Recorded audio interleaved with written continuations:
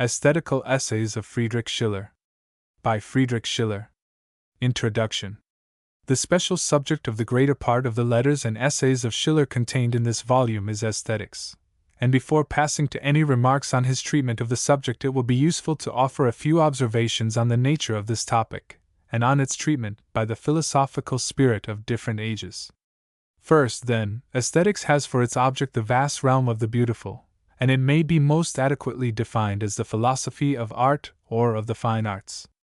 To some the definition may seem arbitrary, as excluding the beautiful in nature, but it will cease to appear so if it is remarked that the beauty which is the work of art is higher than natural beauty, because it is the offspring of the mind.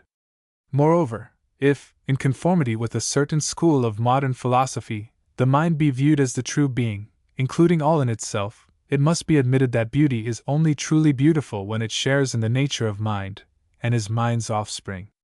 Viewed in this light, the beauty of nature is only a reflection of the beauty of the mind, only an imperfect beauty, which as to its essence is included in that of the mind. Nor has it ever entered into the mind of any thinker to develop the beautiful in natural objects, so as to convert it into a science and a system. The field of natural beauty is too uncertain and too fluctuating for this purpose. Moreover, the relation of beauty in nature and beauty in art forms a part of the science of aesthetics, and finds again its proper place. But it may be urged that art is not worthy of a scientific treatment. Art is no doubt an ornament of our life and a charm to the fancy, but has it a more serious side? When compared with the absorbing necessities of human existence, it might seem a luxury, a superfluity, calculated to enfeeble the heart by the assiduous worship of beauty, and thus to be actually prejudicial to the true interest of practical life. This view seems to be largely countenanced by a dominant party in modern times, and practical men, as they are styled, are only too ready to take this superficial view of the office of art. Many have indeed undertaken to defend art on this score, and to show that, far from being a mere luxury, it has serious and solid advantages. It has been even apparently exaggerated in this respect, and represented as a kind of mediator between reason and sense, between inclination and duty, having as its mission the work of reconciling the conflicting elements in the human heart. A strong trace of this view will be found in Schiller, especially in all that he says about the play instinct in his Aesthetical Letters. Nevertheless, art is worthy of science. Aesthetics is a true science, and the office of art is as high as that assigned to it in the pages of Schiller. We admit that art viewed only as an ornament and a charm is no longer free, but a slave. But this is a perversion of its proper end. Science has to be considered as free in its aim and in its means, and it is only free when liberated from all other considerations. It rises up to truth, which is its only real object, and can alone fully satisfy it. Art in like manner is alone truly art when it is free and independent, when it solves the problem of its high destination, that problem whether it has to be placed beside religion and philosophy as being nothing else than a particular mode or a special form of revealing God to consciousness, and of expressing the deepest interests of human nature and the widest truths of the human mind. For it is in their works of art that the nations have imprinted their favorite thoughts and their richest intuitions, and not unfrequently the fine arts are the only means by which we can penetrate into the secrets of their wisdom and the mysteries of their religion. It is made a reproach to art that it produces its effects by appearance and illusion, but can it be established that appearance is objectionable? The phenomena of nature and the acts of human life are nothing more than appearances, and are yet looked upon as constituting a true reality, for this reality must be sought for beyond the objects perceived immediately by the sense, the substance and speech and principle underlying all things manifesting itself in time and space through these real existences, but preserving its absolute existence in itself. Now, the very special object and aim of art is to represent the action and development of this universal force. In nature, this force or principle appears confounded with particular interests and transitory circumstances, mixed up with what is arbitrary in the passions and in individual wills. Art sets the truth free from the illusory and mendacious forms of this coarse, imperfect world, and clothes it in a nobler, purer form created by the mind itself. Thus the forms of art, far from being mere appearances, perfectly illusory, contain more reality and truth than the phenomenal existences of the real world. The world of art is truer than that of history or nature. Nor is this all. The representations of art are more expressive and transparent than the phenomena of the real world or the events of history. The mind finds it harder to pierce through the hard envelope of nature and common life than to penetrate into works of art. Two more reflections appear completely to meet the objection that art, or aesthetics, is not entitled to the name of science. It will be generally admitted that the mind of man has the power of considering itself, of making itself its own object and all that issues from its activity, for thought constitutes the essence of the mind. Now art and its work, as creations of the mind, are themselves of a spiritual nature. In this respect art is much nearer to the mind than nature. In studying the works of art the mind has to do with itself, with what proceeds from itself, and is itself. Thus art finds its highest confirmation in science. Nor does art refuse a philosophical treatment because it is dependent on caprice, and subject to no law. If its highest aim be to reveal to the human consciousness the highest interest of the mind, it is evident that the substance or contents of the representations are not given up to the control of a wild and irregular imagination. It is strictly determined by the ideas that concern our intelligence and by the laws of their development, whatever may be the inexhaustible variety of forms in which they are produced. Nor are these forms arbitrary, for every form is not fitted to express every idea. The form is determined by the substance which it has to suit. A further consideration of the true nature of beauty, and therefore of the vocation of the artist, will aid us still more in our endeavor to show the high dignity of art and of aesthetics. The history of philosophy presents us with many theories on the nature of the beautiful, but as it would lead us too far to examine them all, we shall only consider the most important among them. The coarsest of these theories defines the beautiful as that which pleases the senses. This theory, issuing from the philosophy of sensation of the school of Locke and Condillac, only explains the idea and the feeling of the beautiful by disfiguring it. It is entirely contradicted by facts, for it converts it into desire, but desire is egotistical and insatiable, while admiration is respectful, and is its own satisfaction without seeking possession. Others have thought the beautiful consists in proportion, and no doubt this is one of the conditions of beauty, but only one. An ill-proportioned object cannot be beautiful, but the exact correspondence of parts, as in geometrical figures, does not constitute beauty. A noted ancient theory makes beauty consist in the perfect suitableness of means to their end. In this case the beautiful is not the useful, it is the suitable, and the latter idea is more akin to that of beauty. But it has not the true character of the beautiful. Again, order is a less mathematical idea than proportion, but it does not explain what is free and flowing in certain beauties. The most plausible theory of beauty is that which makes it consist in two contrary and equally necessary elements, unity and variety. A beautiful flower has all the elements we have named. It has unity, symmetry, and variety of shades of color. There is no beauty without life, and life is movement, diversity. These elements are found in beautiful and also in sublime objects. A beautiful object is complete, finished, limited with symmetrical parts. A sublime object whose forms, though not out of proportion, are less determined, ever awakens in us the feeling of the infinite. In objects of sense all qualities that can produce the feeling of the beautiful come under one class called physical beauty. But above and beyond this in the region of mind we have first intellectual beauty, including the laws that govern intelligence, and the creative genius of the artist, the poet, and the philosopher. Again, the moral world has beauty in its ideas of liberty, of virtue, of devotion, the justice of Aristides, the heroism of Leonidas. We have now ascertained that there is beauty and sublimity in nature, in ideas, in feelings, and in actions. After all this, it might be supposed that a unity could be found amidst these different kinds of beauty. The sight of a statue, as the Apollo of Belvedere, of a man, of Socrates expiring, are adduced as producing impressions of the beautiful. But the form cannot be a form by itself, it must be the form of something. Physical beauty is the sign of an interior beauty, a spiritual and moral beauty which is the basis, the principle, and the unity of the beautiful. Physical beauty is an envelope to intellectual and to moral beauty. Intellectual beauty, the splendor of the true, can only have for principle that of all truth. Moral beauty comprehends two distinct elements, equally beautiful, justice and charity. Thus God is the principle of the three orders of beauty, physical, intellectual, and moral. He also construes the two great powers distributed over the three orders, the beautiful and the sublime. God is beauty par excellence, He is therefore perfectly beautiful, He is equally sublime. He is to us the type and sense of the two great forms of beauty.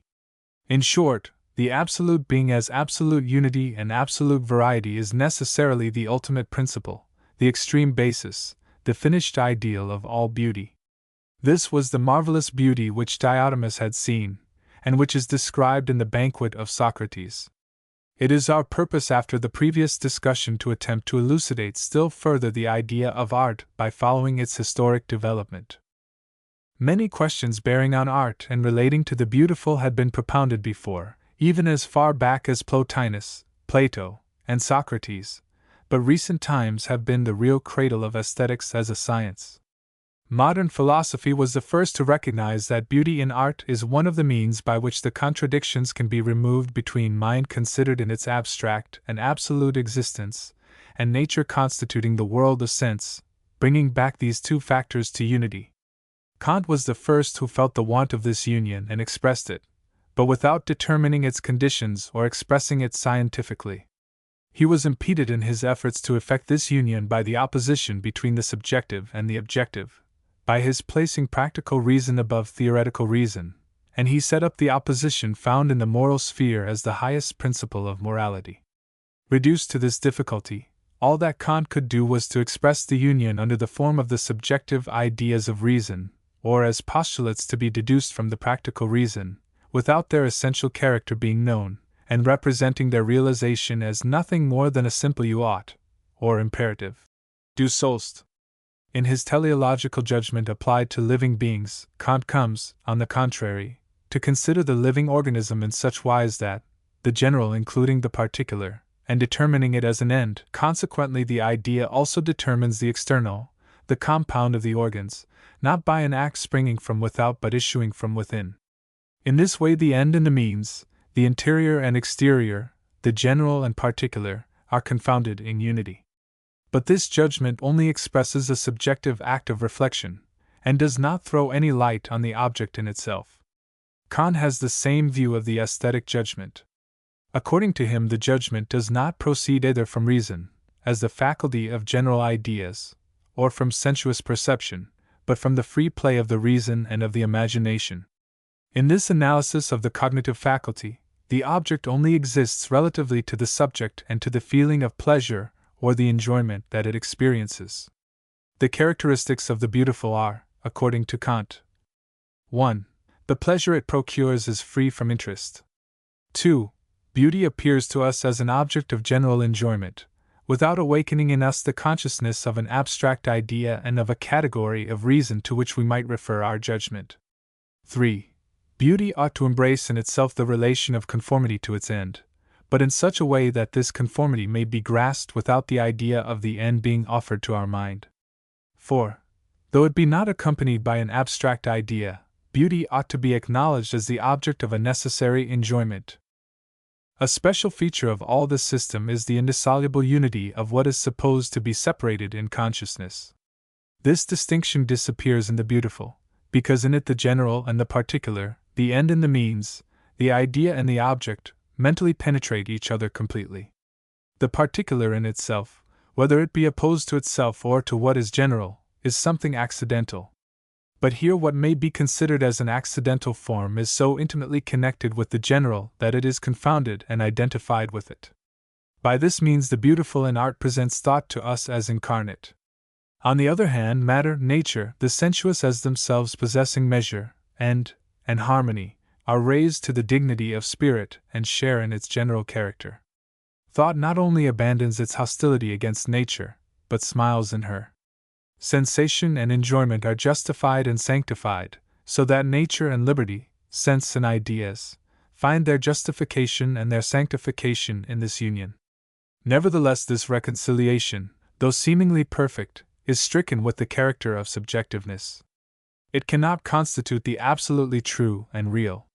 Such is an outline of the principal results of Kant's criticism, and Hegel passes high praise on the profoundly philosophic mind of Schiller, who demanded the union and reconciliation of the two principles, and who tried to give a scientific explanation of it before the problem had been solved by philosophy.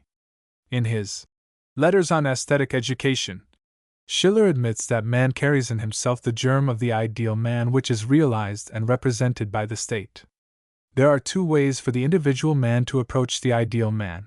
First, when the state, considered as morality, justice, and general reason, absorbs the individualities in its unity. Secondly, when the individual rises to the ideal of his species by the perfecting of himself. Reason demands unity, conformity to the species. Nature, on the other hand, demands plurality and individuality, and man is at once solicited by two contrary laws.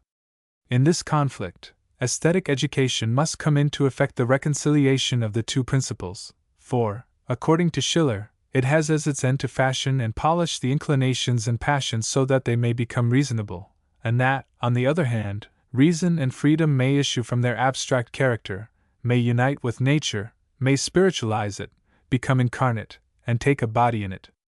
Beauty is thus given as the simultaneous development of the rational and of the sensuous, fused together, and interpenetrated one by the other, an union that constitutes in fact true reality.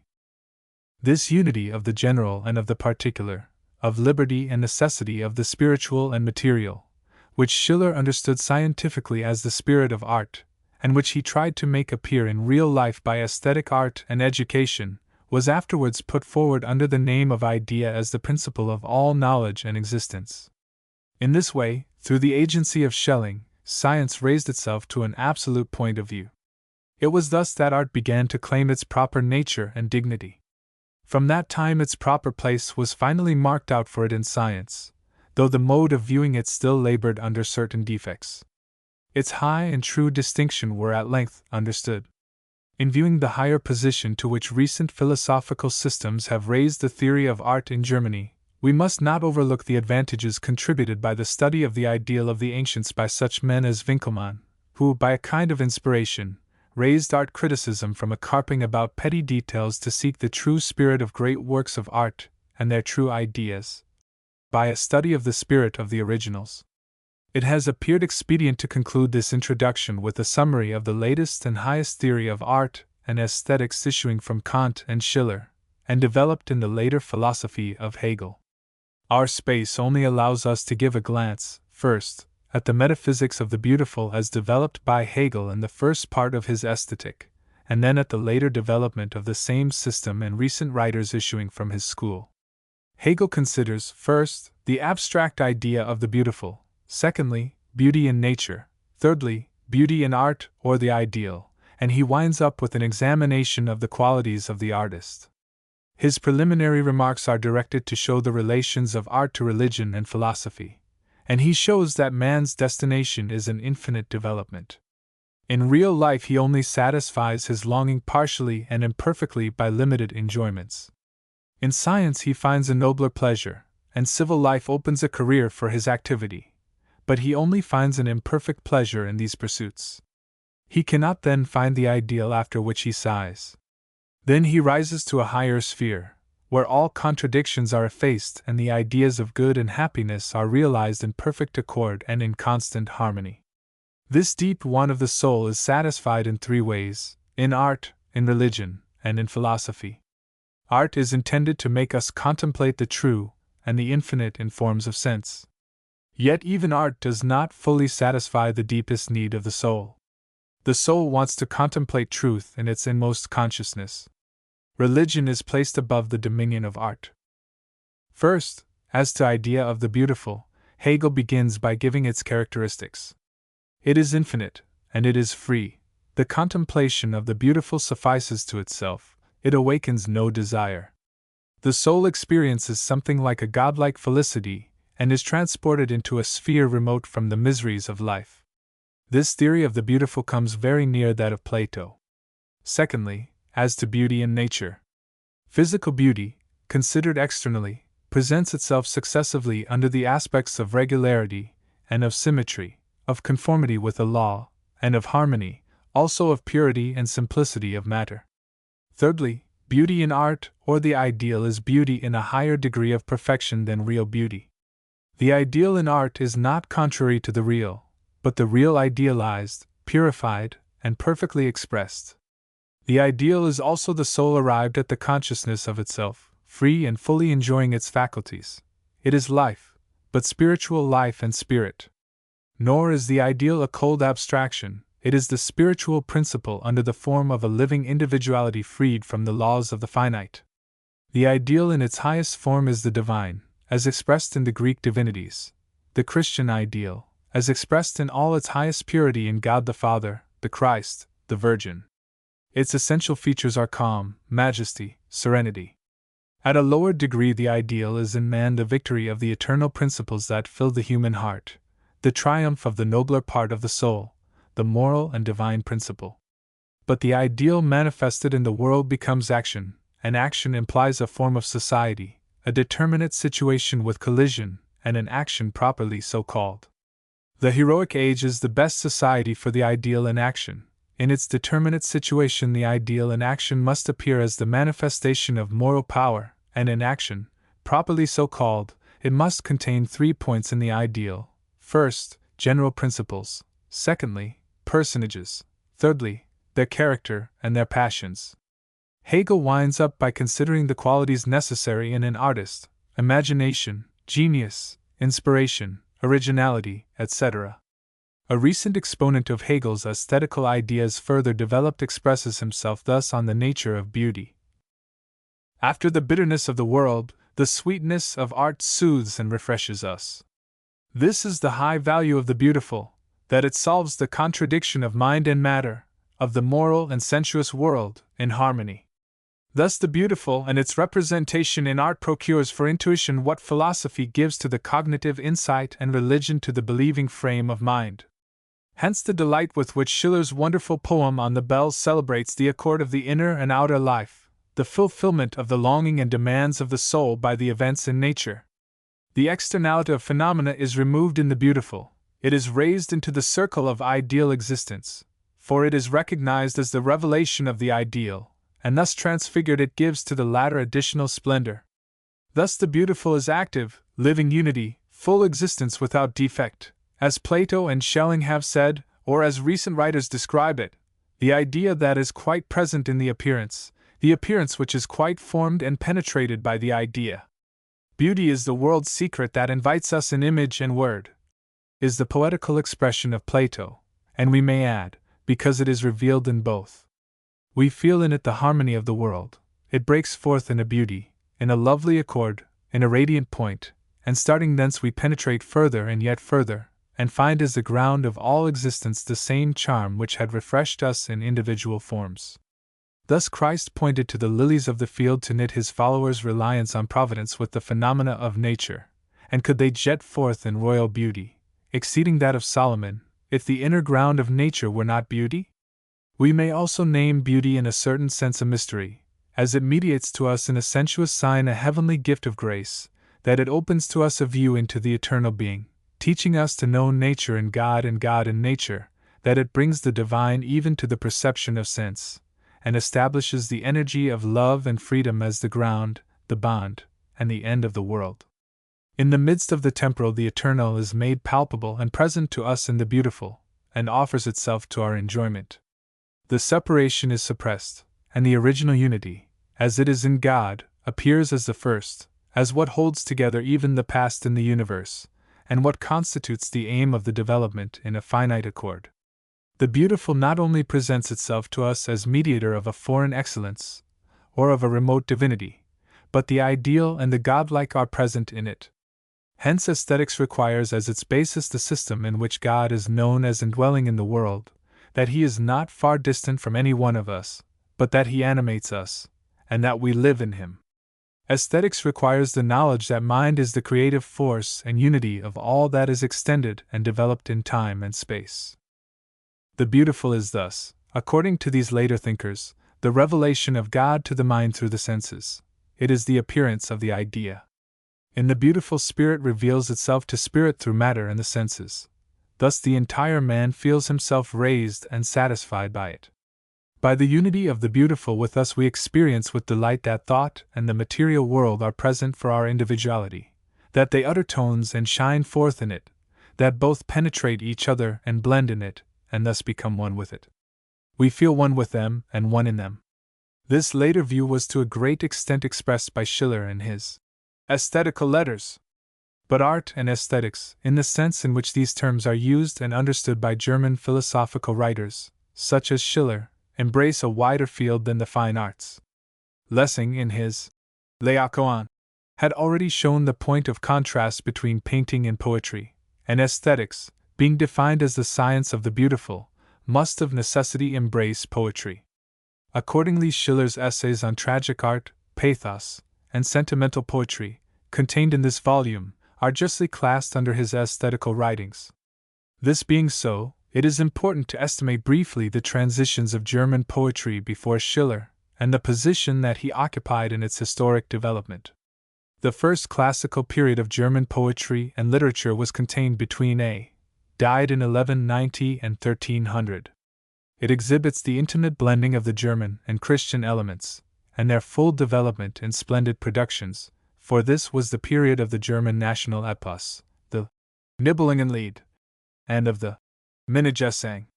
This was a period which has nothing to compare with it in point of art and poetry, save perhaps, and that imperfectly, the heroic and post-Homeric age of early Greece. The poetical efforts of that early age may be grouped under 1. National epos, the Nibelungenlied; 2. Art epos, the Roland Slide Percival, etc. 3. The introduction of antique legends, Veldex, Aeneid, and Conrad's War of Troy. 4. Christian legends, Barlaam, Sylvester, Pilatus, etc. 5. Poetical narratives, Crescentia, Graf Rudolf, etc. 6. Animal legends, Reineke Voss. 7. Didactic poems, Der Renner. 8. The Min poetry and prose. The fourth group, though introduced from a foreign source, gives the special character and much of the charm of the period we consider. This is the sphere of legends derived from ecclesiastical ground. One of the best German writers on the history of German literature remarks, "If the aim and nature of all poetry is to let yourself be filled by a subject and to become penetrated with it, if the simple representation of unartificial, true, and glowing feelings belongs to its most beautiful adornments, if the faithful direction of the heart to the invisible and eternal is the ground on which at all times the most lovely flowers of poetry have sprouted forth, these legendary poems of early Germany, in their lovely hardiness, in their unambitious limitation, and their pious sense, deserve a friendly acknowledgment. What man has considered the pious images in the prayer books of the Middle Ages, the unadorned innocence, the piety and purity, the patience of the martyrs, the calm, heavenly transparency of the figures of the holy angels, without being attracted by the simple innocence and humility of these forms, the creation of pious artists' hands?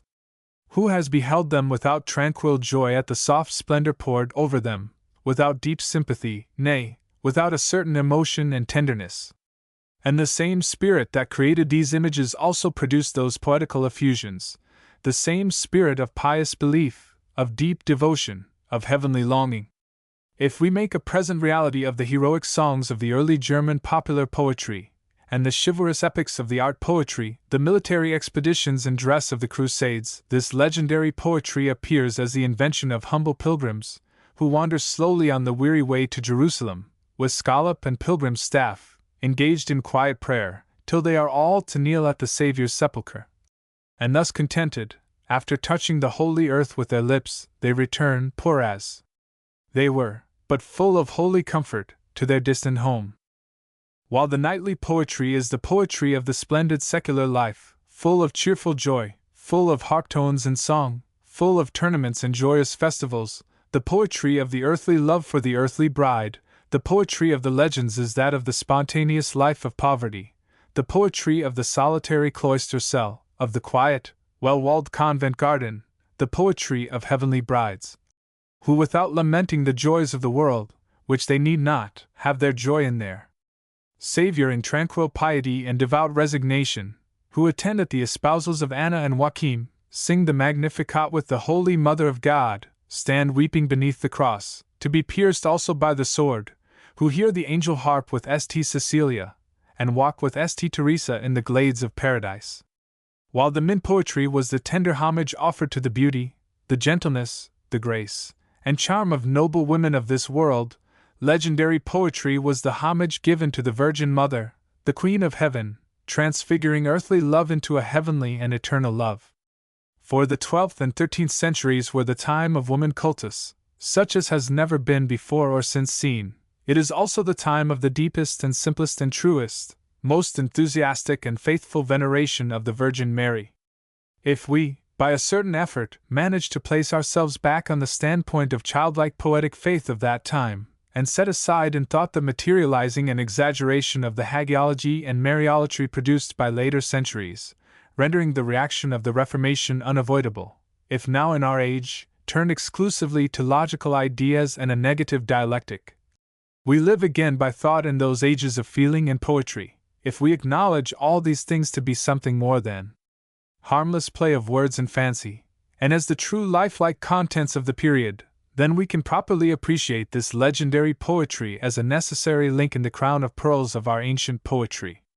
In short, the first classical period of German literature was a time of youthful freshness, of pure harmony, plunged in verse and song, full of the richest tones and the noblest rhythm, so that rhyme and song alone must be looked for as the form of poetic creations.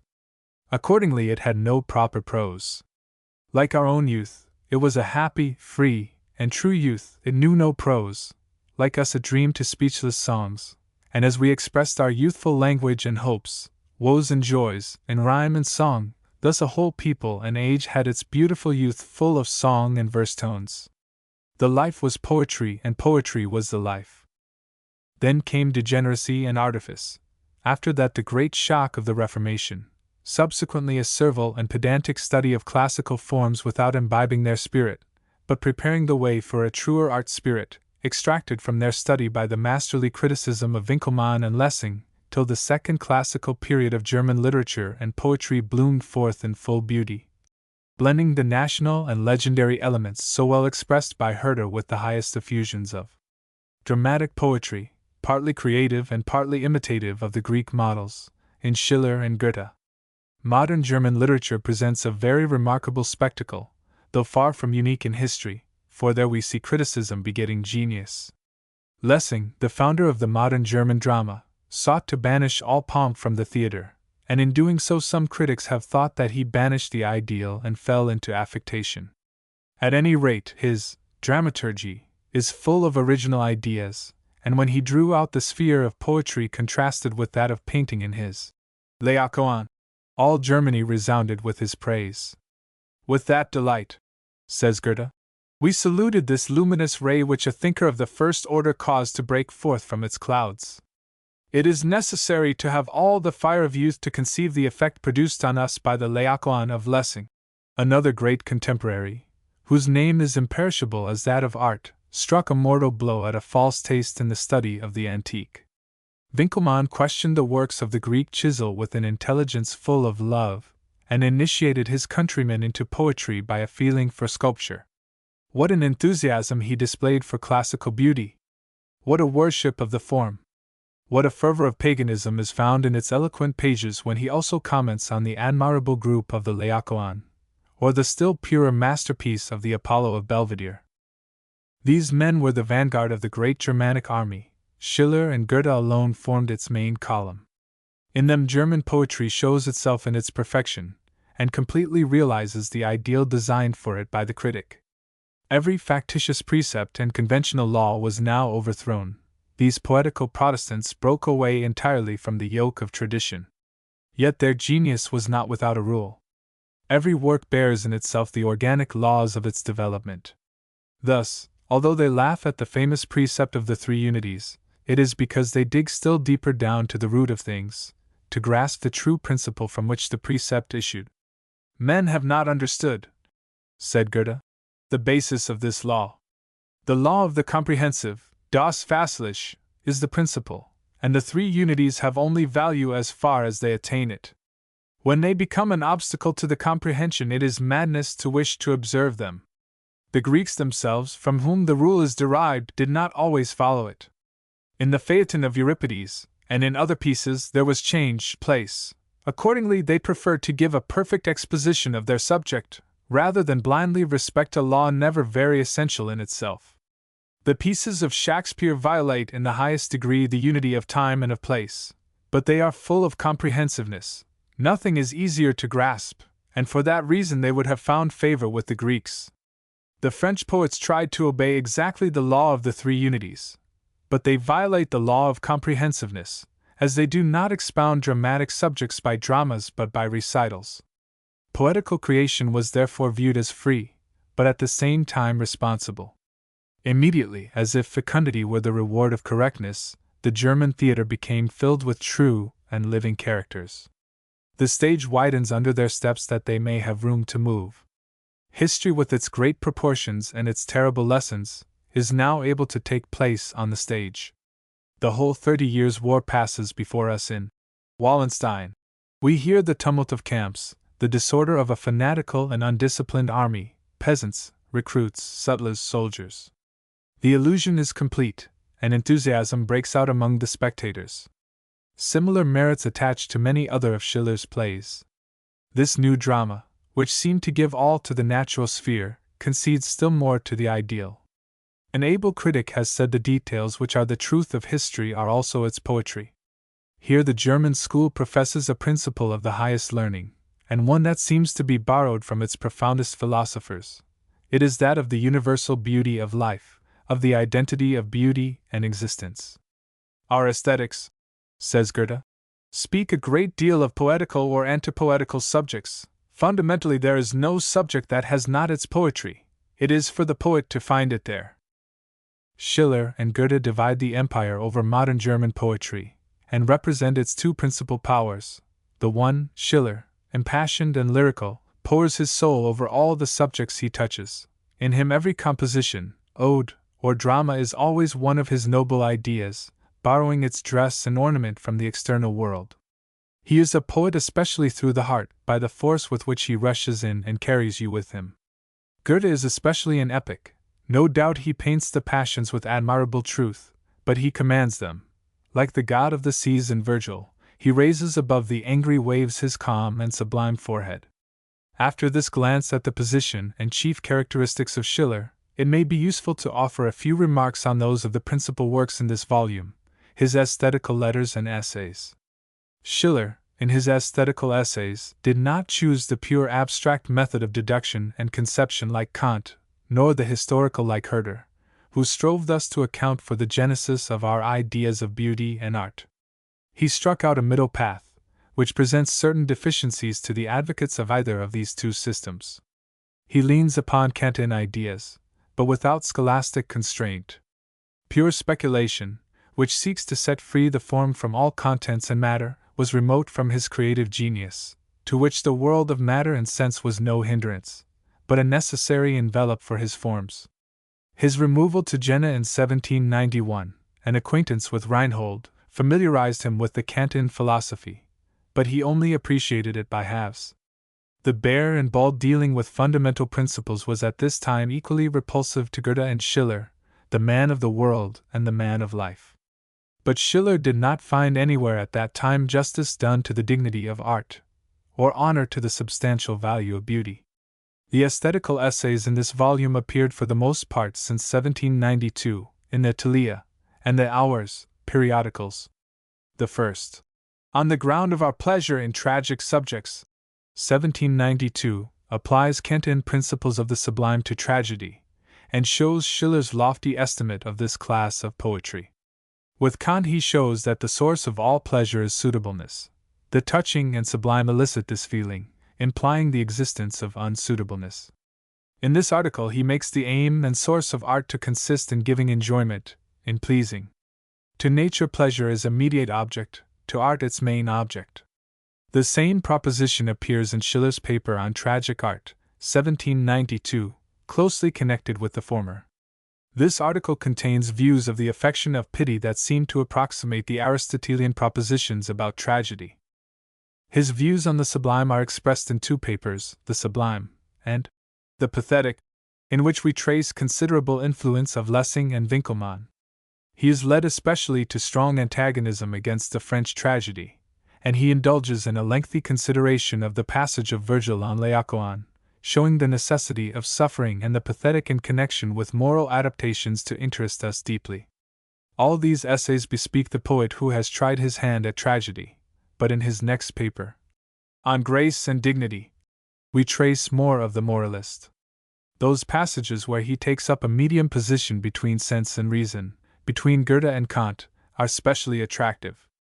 The theme of this paper is the conception of grace, or the expression of a beautiful soul, and dignity, or that of a lofty mind. The idea of grace has been developed more deeply and truly by Schiller than by Wieland or Winckelmann, but the special value of the paper is its constantly pointing to the ideal of a higher humanity. In it he does full justice to the sensuous and to the moral, and commencing with the beautiful nature of the Greeks, to whom sense was never mere sense, nor reason mere reason, he concludes with an image of perfected humanity in which grace and dignity are united, the former by architectonic beauty, structure, the last supported by power. The following year, 1795, appeared his most important contribution to aesthetics, in his Aesthetical Letters. In these letters he remarks that beauty is the work of free contemplation, and we enter with it into the world of ideas, but without leaving the world of sense. Beauty is to us an object, and yet at the same time a state of our subjectivity, because the feeling of the conditional is under that which we have of it. Beauty is a form because we consider it, and life because we feel it. In a word, it is at once our state and our art. And exactly because it is both, it serves us as a triumphant proof that suffering does not exclude activity, nor matter form, nor limitation the infinite, for in the enjoyment of beauty both natures are united, and by this is proved the capacity of the infinite to be developed in the finite, and accordingly the possibility of the sublimest humanity. The free play of the faculty of cognition which had been determined by Kant is also developed by Schiller. His representation of this matter is this: man, as a spirit, is reason and will, self-active, determining, form-giving. This is described by Schiller as the form instinct. Man, as a sensuous being, is determinable, receptive, termed to matter. Schiller describes this as the material instinct. Stofftrieb. In the midst between these two is situated the beautiful, in which reason and the sensuous penetrate each other, and their enjoyable product is designated by Schiller the play instinct. This expression is not happily chosen. Schiller means to describe by it the free play of the forces, activity according to nature, which is at once a joy and a happiness. He reminds us of the life of Olympus, and adds, "Man is only quite a man when he plays." Personality is that which lasts, the state of feeling is the changeable in man. He is the fixed unity remaining eternally himself in the floods of change. Man in contact with the world is to take it up in himself, but to unite with it the highest freedom and independence, and instead of being lost in the world, to subject it to his reason. It is only by his being independent that there is reality out of him, only by being susceptible of feeling that there is reality in him. The object of sensuous instinct is life, that of the purer instinct figure. Living figure or beauty is the object of the play instinct. Only inasmuch as life is formed in the understanding and form in feeling does life win a form and form win life, and only thus does beauty arise. By beauty the sensuous man is led up to reason, the one-sided tension of special force is strung to harmony, and man made a complete whole. Schiller adds that beauty knits together thought and feeling, the fullest unity of spirit and matter. Its freedom is not lack, but harmony of laws. Its conditions are not exclusions, inclusion of all infinity determined in itself. A true work of art generates lofty serenity and freedom of mind. Thus the aesthetic disposition bestows on us the highest of all gifts, that of a disposition to humanity, and we may call beauty our second creator. In these letters Schiller spoke out the mildest and highest sentiments on art, and in his paper on simple and sentimental poetry, 1795, he constructs the ideal of the perfect poet. This is by far the most fruitful of Schiller's essays in its results. It has much that is practically applicable, and contains a very able estimate of German poetry. The writing is also very pointed and telling, because it is based upon actual perceptions, and it is interesting because the contrast drawn out throughout it between the simple and the sentimental has been referred to his own contrast with Goethe. He also wished to vindicate modern poetry, which Goethe seemed to wish to sacrifice to the antique. The sentimental poetry is the fruit of quiet and retirement, simple poetry the child of life. One is a favor of nature, the sentimental depends on itself, the simple on the world of experience. The sentimental is in danger of extending the limits of human nature too far, of being too ideal, too mystical. Neither character exhausts the ideal of humanity, but the intimate union of both. Both are founded in human nature, the contradictions lying at their basis, when cleared in thought from the poetical faculty, are realism and idealism. These also are sides of human nature, which, when unconnected, bring forth disastrous results. Their opposition is as old as the beginning of culture, and till its end can hardly be set aside, save in the individual. The idealist is a nobler but a far less perfect being, the realist appears far less noble, but is more perfect, for the noble lies in the proof of a great capacity, but the perfect in the general attitude of the whole and in the real facts. On the whole, it may be said, taking a survey of these labors, that if Schiller had developed his ideas systematically and the unity of his intuition of the world, which were present in his feelings, and if he had based them scientifically, a new epoch in philosophy might have been anticipated. For he had obtained a view of such a future field of thought with the deep clairvoyance of his genius. A few words may be desirable on Schiller's religious standpoint, especially in connection with his philosophical letters. Schiller came up 10 years later than Goethe, and concluded the cyclus of genius that Goethe had inaugurated. But as he was the last arrival of that productive period of tempestuous agitation, he retained more of its elements in his later life and poetry than any others who had passed through earlier agitations, such as Goethe.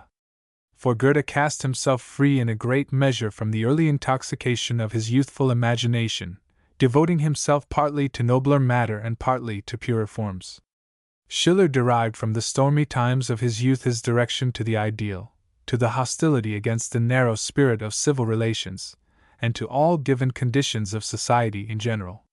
He derived from it his disposition, not to let himself be molded by matter, but to place his own creative and determining impress on matter, not so much to grasp reality poetically and represent it poetically as to cast ideas into reality, a disposition for lively representation and strong oratorical coloring. All this he derived from the genial period, though later on somewhat modified, and carried it over into his whole life and poetry, and for this very reason he is not only together with Goethe, but before Goethe, the favorite poet of the nation, and especially with that part of the nation which sympathizes with him in the choice of poetic material and in his mode of feeling. Gervinus remarks that Schiller had at Weimar long fallen off from Christianity, and occupied his mind tranquilly for a time with the views of Spinoza, realistic pantheism. Like Herder and Goethe, he viewed life in its great entirety and sacrificed the individual to the species. Accordingly, through the gods of Greece, he fell out with strict, orthodox Christians. But Schiller had deeply religious and even Christian elements, as became a German and a Kantian. He receives the Godhead in his will, and he descends from his throne, he dwells in his soul. The poet sees divine revelations, and as a seer announces them to man. He is a moral educator of his people, who utters the tones of life in his poetry from youth upwards. Philosophy was not disclosed to Plato in the highest and purest thought, nor is poetry to Schiller merely an artificial edifice in the harmony of speech. Philosophy and poetry are to both a vibration of love in the soul upwards to God, a liberation from the bounds of sense, a purification of man, a moral art. On this reposes the religious consecration of the Platonic spirit, and of that of Schiller. Issuing from the philosophical school of Kant, and imbued with the antagonism of the age against constituted authorities, it is natural that Schiller should be a rationalist in his religious views. It has been justly said of him that while Goethe's system was an apotheosis of nature, Schiller's was an apotheosis of man. Historically, he was not prepared enough to test and search the question of evidence as applied to divine things handed down by testimony, and his Kantian coloring naturally disposed him to include all religions within the limits of pure reason, and to seek it rather in the subject than in anything objective. In conclusion, we may attempt to classify and give Schiller his place in the progress of the world's literary history. Progress is no doubt a law of the individual, of nations, and of the whole race. To grow in perfection, to exist in some sort at a higher degree, is the task imposed by God on man, the continuation of the very work of God, the complement of creation. But this moral growth, this need of increase, may, like all the forces of nature, yield to a greater force. It is an impulsion rather than a necessity. It solicits, and does not constrain. 1,000 obstacles stay its development in individuals and in societies. Moral liberty may retard or accelerate its effects. Progress is therefore a law which cannot be abrogated, but which is not invariably obeyed. Nevertheless, in proportion to the increase of the mass of individuals, the caprices of chance and of liberty neutralize each other to allow the providential action that presides over our destinies to prevail. Looking at the same total of the life of the world, humanity undoubtedly advances. There are in our time fewer moral miseries, fewer physical miseries, than were known in the past. Consequently, art and literature, which express the different states of society, must share in some degree in this progressive march. But there are two things in literary work: on the one hand the ideas and social manners which it expresses, on the other the intelligence, the feeling, the imagination of the writer who becomes its interpreter. While the former of these elements tends incessantly to a greater perfection, the latter is subject to all the hazards of individual genius. Accordingly, the progressive literature is only in the inspiration, and so to speak in the matter. It may and must therefore not be continuous in form. But more than this, in very advanced societies the very grandeur of ideas, the abundance of models, the satiety of the public render the task of the artist more and more difficult. The artist himself has no longer the enthusiasm of the first ages, the youth of imagination and of the heart. He is an old man whose riches have increased, but who enjoys his wealth less. If all the epochs of literature are considered as a whole, it will be seen that they succeed each other in a constant order. After the period when the idea and the form combined in a harmonious manner comes another where the social idea is superabundant, and destroys the literary form of the preceding epoch. The Middle Ages introduced spiritualism in art. Before this new idea the smiling untruths of Greek poetry fled away frightened. The classical forms, so beautiful, so pure, cannot contain high Catholic thought. A new art is formed. On this side the Alps it does not reach the maturity that produces masterpieces. But at that time all Europe was one fatherland. Italy completes what is lacking in France and elsewhere. The Renaissance introduces new ideas into civilization. It resuscitates the traditions of antique science, and seeks to unite them to the truths of Christianity. The art of the Middle Ages, as a vessel of too limited capacity, is broken by the new flood poured into it. These different ideas are stirred up and in conflict in the 16th century. They became coordinate and attained to an admirable expression in the following age. In the 18th century there is a new invasion of ideas. All is examined and questioned. Religion, government, society, all becomes a matter of discussion for the school called philosophical.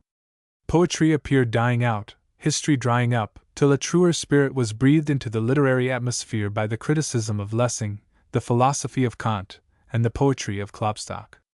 It was at this transition period that Schiller appeared, retaining throughout his literary career much of the revolutionary and convulsive spirit of his early days, and faithfully reflecting much of the dominant German philosophy of his time.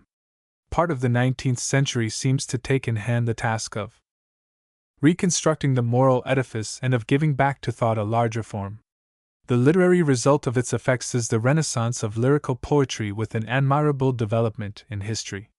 Schiller's most brilliant works were in the former walk. His histories have inferior merit, and his philosophical writings bespeak a deep-thinking nature with great originality of conception, such as naturally results from a combination of high poetic inspiration with much intellectual power. Schiller, like all great men of genius, was a representative man of his country and of his age. A German, a Protestant freethinker, a worshipper of the classical, he was the expression of these aspects of national and general thought. The religious Reformation was the work of the North. The instinct of races came in it to complicate the questions of dogmas. The awakening of individual nationalities was one of the characters of the epoch. The nations compressed in the severe unity of the Middle Ages escaped in the Reformation from the uniform mold that had long enveloped them, and tended to that other unity, still very distant, which must spring from the spontaneous view of the same truth by all men, result from the free and original development of each nation, and, as in a vast concert, unite harmonious dissonances. Europe, without being conscious of its aim, seized greedily at the means. Insurrection, the only thought was to overthrow, without yet thinking of a reconstruction. The 16th century was the vanguard of the 18th. At all times the North had fretted under the antipathetic yoke of the South. Under the Romans, Germany, though frequently conquered, had never been subdued. She had invaded the empire and determined its fall. In the Middle Ages the struggle had continued. Not only instincts, but ideas, were in conflict. Force and spirit, violence and polity, feudalism and the Catholic hierarchy, hereditary and elective forms, represented the opposition of two races. In the 16th century the schism long anticipated took place. The Catholic dogma had hitherto triumphed over all outbreaks, over Arnaldo of Brescia, the Waldenses, and Wycliffe. But Luther appeared, and the work was accomplished. Catholic unity was broken. And this breaking with authority went on fermenting in the nations till its last great outburst at the French Revolution. And Schiller was born at this convulsive period, and bears strong traces of his parentage in his anti-dogmatic spirit. Yet there is another side to Germanism which is prone to the ideal and the mystical, and bears still the trace of those lovely legends of medieval growth to which we have adverted. For Christianity was not a foreign and antagonistic importation in Germany. Rather, the German character obtained its completeness through Christianity. The German found himself again in the Church of Christ, only raised, transfigured, and sanctified. The apostolic representation of the Church as the bride of Christ has found its fullest and truest correspondence in that of Germany. Hence, when the German spirit was thoroughly espoused to the Christian spirit, we find that character of love, tenderness, and depth so characteristic of the early classics of German poetry, and reappearing in glorious afterglow in the second classics, in Klopstock, Herder, and above all, Schiller. It is this special instinct for the ideal and mystical in German nature that has enabled spirits born of negation and revolution, like Schiller, to unite with those elements the most genial and creative inspirations of poetry. Vocabulary of terminology. Absolute, a conception, or, more strictly, in Kantian language, an idea of the pure reason, embracing the fundamental and necessary yet free ground of all things. Antinomy. The conflict of the laws of pure reason, as in the question of free will and necessity. Autonomy, autonomous. Governing itself by the spontaneous action of free will. Aesthetics. The science of beauty, as ethics of duty. Cognition, knowledge, Germanis or Kenntnis, is either an intuition or a conception. The former has an immediate relation to the object, and is singular and individual. The latter has but a mediate relation, by means of a characteristic mark, which may be common to several things. Cognition is an objective perception. Conception. A conception is either empirical or pure. A pure conception, in so far as it has its origin in the understanding alone, and is not the conception of a pure sensuous image, is called notio. Conceptions are distinguished on the one hand from sensation and perception, and on the other hand from the intuitions of pure reason or ideas. They are distinctly the product of thought and of the understanding, except when quite free from empirical elements. Feeling, Gefühl. That part of our nature which relates to passion and instinct. Feelings are connected both with our sensuous nature, our imagination, and the pure reason. Form. See matter. Ideas. The product of the pure reason, Vernunft, or intuitive faculty. Wherever the absolute is introduced in thought we have ideas. Perfection in all its aspects is an idea, virtue and wisdom in their perfect purity and ideas. Kant remarks. Critique of Pure Reason. Micheljohn's translation, page 256. It is from the understanding alone that pure and transcendental conceptions take their origin. The reason does not properly give birth to any conception, but only frees the conception of the understanding from the unavoidable limitation of possible experience. A conception formed from notions which transcend the possibility of experience is an idea or a conception of reason. Intuition, Anschauung, as used by Kant, is external or internal. External, sensuous intuition is identical with perception. Internal intuition gives birth to ideas. Matter and form. These two conceptions are at the foundation of all other reflection, being inseparably connected with every mode of exercising the understanding. By the former is implied that which can be determined in general. The second implies its determination, both in a transcendental sense, abstraction being made of any difference in that which is given, and of the mode in which it is determined. That which in the phenomenon corresponds to the sensation, I term its matter, but that which affects that the content of the phenomenon can be arranged under certain relations, I call its form. Kant. Critique. Objektivität. Objective. What is inherent or relative to an object, or not myself, except in the case when I reflect on myself, in which case my states of mind are objective to my thoughts. In a popular sense, objective means external, as contrasted with the subjective or internal. Perception, if it relates only to the subject as a modification of its state, is a sensation. An objective perception is a cognition, Erkenntnis. Phenomena are Erscheinungen.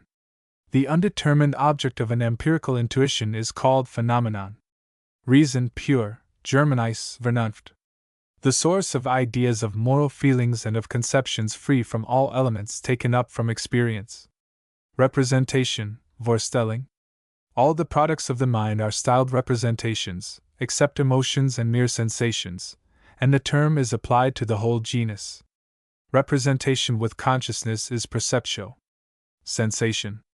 The capacity of receiving representations through the mode in which we are affected by objects is called sensibility. By means of sensibility, objects are given to us, and it alone furnishes with intentions, meaning sensuous intuitions. By the understanding they are thought, and from it arise conceptions. Subjective. What has its source in and relation to the personality, to myself, I, or the ego, opposed to the objective, or what is inherent in and relative to the object.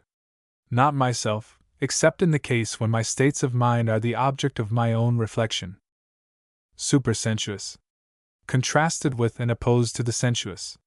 What is exclusively related to sense or imparted through the sensuous ideas is supersensuous. See transcendental. Transcendental. What exceeds the limits of sense and empirical observation. I apply the term transcendental to all knowledge which is not so much occupied with objects as with the mode of our cognition of these objects, so far as this mode of cognition is possible a priori. Kant's Critique. Opposite page 16. Understanding, Verstand. The thought of faculty, the source of conceptions and notions, Begriff, of the laws of logic, the categories, and judgment. Letters on the Aesthetical Education of Man. Letter I. By your permission, I lay before you, in a series of letters, the results of my researches upon beauty and art. I am keenly sensible of the importance as well as of the charm and dignity of this undertaking. I shall treat a subject which is closely connected with the better portion of our happiness, and not far removed from the moral nobility of human nature. I shall plead this cause of the beautiful before a heart by which her whole power is felt and exercised, and which will take upon itself the most difficult part of my task in an investigation where one is compelled to appeal as frequently to feelings as to principles. That which I would beg of you as a favor, you generously impose upon me as a duty, and when I solely consult my inclination, you impute to me as service. The liberty of action you prescribe is rather a necessity for me than a constraint. Little exercised in formal rules, I shall scarcely incur the risk of sinning against good taste by any undue use of them. My ideas, drawn rather from within than from reading or from an intimate experience with the world, will not disown their origin. They would rather incur any reproach than that of a sectarian bias, and would prefer to succumb by their innate feebleness than sustain themselves by borrowed authority and foreign support. In truth, I will not keep back from you that the assertions which follow rest chiefly upon Kantian principles, But if in the course of these researches you should be reminded of any special school of philosophy, ascribe it to my incapacity, not to those principles. No, your liberty of mind shall be sacred to me, and the facts upon which I build will be furnished by your own sentiments. Your own unfettered thought will dictate the laws according to which we have to proceed. With regard to the ideas which predominate in the practical part of Kant's system, philosophers only disagree, whilst mankind, I am confident of proving, have never done so. If stripped of their technical shape, they will appear as the verdict of reason pronounced from time immemorial by common consent, and as facts of the moral instinct which nature, in her wisdom, has given to man in order to serve as guide and teacher until his enlightened intelligence gives him maturity. But this very technical shape which renders truth visible to the understanding conceals it from the feelings, for, unhappily, understanding begins by destroying the object of the inner sense before it can appropriate the object. Like the chemist, the philosopher finds synthesis only by analysis, or the spontaneous work of nature only through the torture of art. Thus, in order to detain the fleeting apparition, he must enchain it in the fetters of rule, dissect its fair proportions into abstract notions, and preserve its living spirit in a fleshless skeleton of words. Is it surprising that natural feeling should not recognize itself in such a copy, and if in the report of the analyst the truth appears as paradox? Permit me therefore to crave your indulgence if the following researches should remove their object from the sphere of sense while endeavoring to draw it towards the understanding. That which I before said of moral experience can be applied with greater truth to the manifestation of the beautiful. It is the mystery which enchants, and its being is extinguished with the extinction of the necessary combination of its elements. Letter 2. But I might perhaps make a better use of the opening you afford me if I were to direct your mind to a loftier theme than that of art.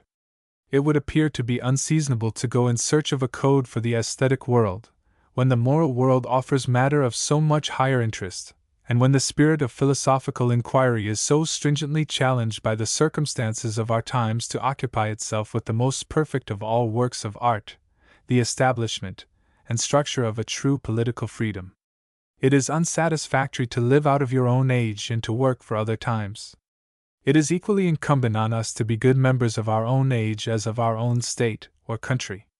If it is conceived to be unseemly, and even unlawful for a man to segregate himself from the customs and manners of the circle in which he lives, it would be inconsistent not to see that it is equally his duty to grant a proper share of influence to the voice of his own epoch, to its taste and its requirements, in the operations in which he engages. But the voice of our age seems by no means favorable to art, at all events to that kind of art to which my inquiry is directed. The course of events has given a direction to the genius of the time that threatens to remove it continually further from the ideal of art. For art has to leave reality, it has to raise itself boldly above necessity and neediness. For art is the daughter of freedom, and it requires its prescriptions and rules to be furnished by the necessity of spirits, and not by that of matter. But in our day it is necessity, neediness, that prevails, and lends a degraded humanity under its iron yoke. Utility is the great idol of the time, to which all powers do homage, and all subjects are subservient. In this great balance on utility, the spiritual service of art has no weight, and deprived of all encouragement, it vanishes from the noisy Vanity Fair of our time. The very spirit of philosophical inquiry itself robs the imagination of one promise after another, and the frontiers of art are narrowed in proportion as the limits of science are enlarged. The eyes of the philosopher as well as of the man of the world are anxiously turned to the theater of political events, where it is presumed the great destiny of man is to be played out. It would almost seem to betray a culpable indifference to the welfare of society if we did not share this general interest. For this great commerce in social and moral principles is of necessity a matter of the greatest concern to every human being, on the ground both of its subject and of its results. It must accordingly be of deepest moment to every man to think for himself. It would seem that now at length a question that formerly was only settled by the law of the stronger is to be determined by the calm judgment of the reason, and every man who is capable of placing himself in a central position, and raising his individuality into that of his species, can look upon himself as in possession of this judicial faculty of reason, being moreover, as man and member of the human family, a party in the case under trial and involved more or less in its decisions. It would thus appear that this great political process is not only engaged with his individual case, it has also to pronounce enactments, which he as a rational spirit is capable of enunciating and entitled to pronounce. It is evident that it would have been most attractive to me to inquire into an object such as this, to decide such a question in conjunction with a thinker of powerful mind, a man of liberal sympathies, and a heart imbued with a noble enthusiasm for the weal of humanity. Though so widely separated by worldly position, it would have been a delightful surprise to have found your unprejudiced mind arriving at the same result as my own in the field of ideas. Nevertheless, I think I can not only excuse, but even justify by solid grounds, my step in resisting this attractive purpose and in preferring beauty to freedom. I hope that I shall succeed in convincing you that this matter of art is less foreign to the needs than to the tastes of our age, nay, that, to arrive at a solution even in the political problem, the road of aesthetics must be pursued, because it is through beauty that we arrive at freedom. But I cannot carry out this proof without my bringing to your remembrance the principles by which the reason is guided in political legislation. Letter 3. Man is not better treated by nature in his first start than her other works are. So long as he is unable to act for himself as an independent intelligence, she acts for him. But the very fact that constitutes him a man is that he does not remain stationary, where nature has placed him, that he can pass with his reason, retracing the steps nature had made him anticipate, that he can convert the work of necessity into one of free solution, and elevate physical necessity into a moral law. When man is raised from his slumber in the senses, he feels that he is a man. He surveys his surroundings and finds that he is in a state. He was introduced into this state by the power of circumstances, before he could freely select his own position. But as a moral being he cannot possibly rest satisfied with a political condition forced upon him by necessity, and only calculated for that condition, and it would be unfortunate if this did satisfy him. In many cases man shakes off this blind law of necessity, by his free spontaneous action, of which among many others we have an instance, in his ennobling by beauty and suppressing by moral influence the powerful impulse implanted in him by nature in the passion of love. Thus, when arrived at maturity, he recovers his childhood by an artificial process, he founds a state of nature in his ideas, not given him by any experience, but established by the necessary laws and conditions of his reason, and he attributes to this ideal condition an object, an aim, of which he was not cognizant in the actual reality of nature. He gives himself a choice of which he was not capable before, and sets to work just as if he were beginning anew, and were exchanging his original state of bondage for one of complete independence, doing this with complete insight and of his free decision. He is justified in regarding this work of political thraldom as non-existing, though a wild and arbitrary caprice may have founded its work very artfully, though it may strive to maintain it with great arrogance, and encompass it with a halo of veneration. For the work of blind powers possesses no authority before which freedom need bow, and all must be made to adapt itself to the highest end which reason has set up in his personality. It is in this wise that a people in a state of manhood is justified in exchanging a condition of thraldom for one of moral freedom. Now the term natural condition can be applied to every political body which owes its establishment originally to forces and not to laws, and such a state contradicts the moral nature of man, because lawfulness can alone have authority over this. At the same time, this natural condition is quite sufficient for the physical man, who only gives himself laws in order to get rid of brute force. Moreover, the physical man is a reality, and the moral man problematical. Therefore, when the reason suppresses the natural condition, as she must if she wishes to substitute her own, she weighs the real physical man against the problematical moral man. She weighs the existence of society against the possible, though morally necessary, ideal of society. She takes from man something which he really possesses, and without which he possesses nothing, and refers him as a substitute to something that he ought to possess and might possess. And if reason had relied too exclusively on him, she might, in order to secure him a state of humanity in which he is wanting and can want without injury to his life, have robbed him even of the means of animal existence, which is the first necessary condition of his being a man. Before he had opportunity to hold firm to the law with his will, reason would have withdrawn from his feet the ladder of nature. The great point is, therefore, to reconcile these two considerations, to prevent physical society from ceasing for a moment in time, while the moral society is being formed in the idea, in other words, to prevent its existence from being placed in jeopardy for the sake of the moral dignity of man. When the mechanic has to mend a watch, he lets the wheels run out, but the living watchworks of the state have to be repaired while they act, and a wheel has to be exchanged for another during its revolutions. Accordingly, props must be sought for to support society, and keep it going while it is made independent of the natural condition from which it is sought to emancipate it. This prop is not found in the natural character of man, who, being selfish and violent, directs his energies rather to the destruction than to the preservation of society. Nor is it found in his moral character, which has to be formed, which can never be worked upon or calculated on by the lawgiver, because it is free and never appears. It would seem, therefore, that another measure must be adopted. It would seem that the physical character of the arbitrary must be separated from moral freedom, that it is incumbent to make the former harmonize with the laws and the latter dependent on impressions. It would be expedient to remove the former still farther from matter and to bring the latter somewhat more near to it, in short, to produce a third character related to both the others, the physical and the moral, paving the way to a transition from the sway of mere force to that of law, without preventing the proper development of the moral character, but serving rather as a pledge in the sensuous sphere of a morality in the unseen. Letter 4. Thus much is certain.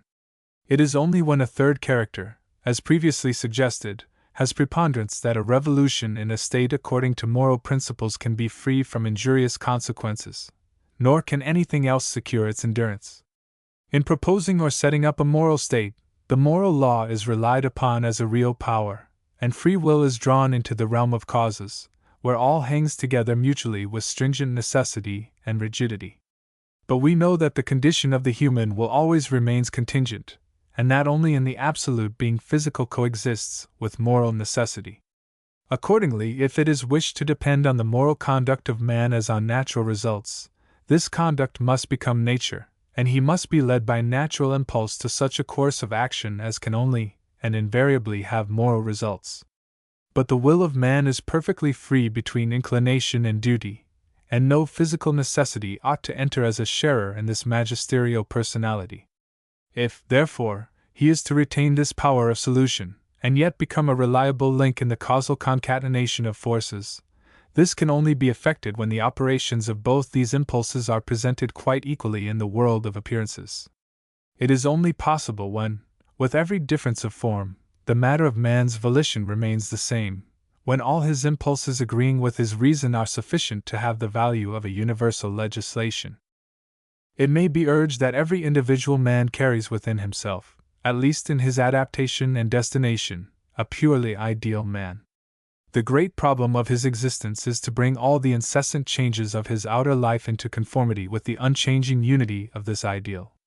This pure ideal man, which makes itself known more or less clearly in every subject, is represented by the state, which is the objective, and, so to speak, canonical form in which the manifold differences of the subjects strive to unite.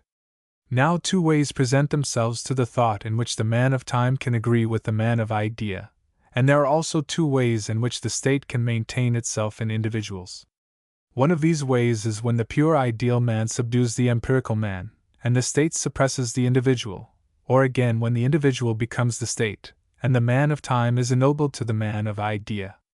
I admit that in a one-sided estimate from the point of view of morality this difference vanishes, for the reason is satisfied if her law prevails unconditionally. But when the survey taken is complete and embraces the whole man, anthropology, where the form is considered together with the substance, and a living feeling has a voice, the difference will become far more evident. No doubt the reason demands unity, and nature variety, and both legislations take man in hand. The law of the former is stamped upon him by an incorruptible consciousness, that of the latter by an ineradicable feeling. Consequently, education will always appear deficient when the moral feeling can only be maintained with the sacrifice of what is natural, and a political administration will always be very imperfect when it is only able to bring about unity by suppressing variety. The state ought not only to respect the objective and generic, but also the subjective and specific in individuals, and while diffusing the unseen world of morals, it must not depopulate the kingdom of appearance, the external world of matter. When the mechanical artist places his hand on the formless block, to give it a form according to his intention, he has not any scruples in doing violence to it. For the nature on which he works does not deserve any respect in itself, and he does not value the whole for its parts, but the parts on account of the whole. When the child of the fine arts sets his hand to the same block, he has no scruples either in doing violence to it, he only avoids showing this violence.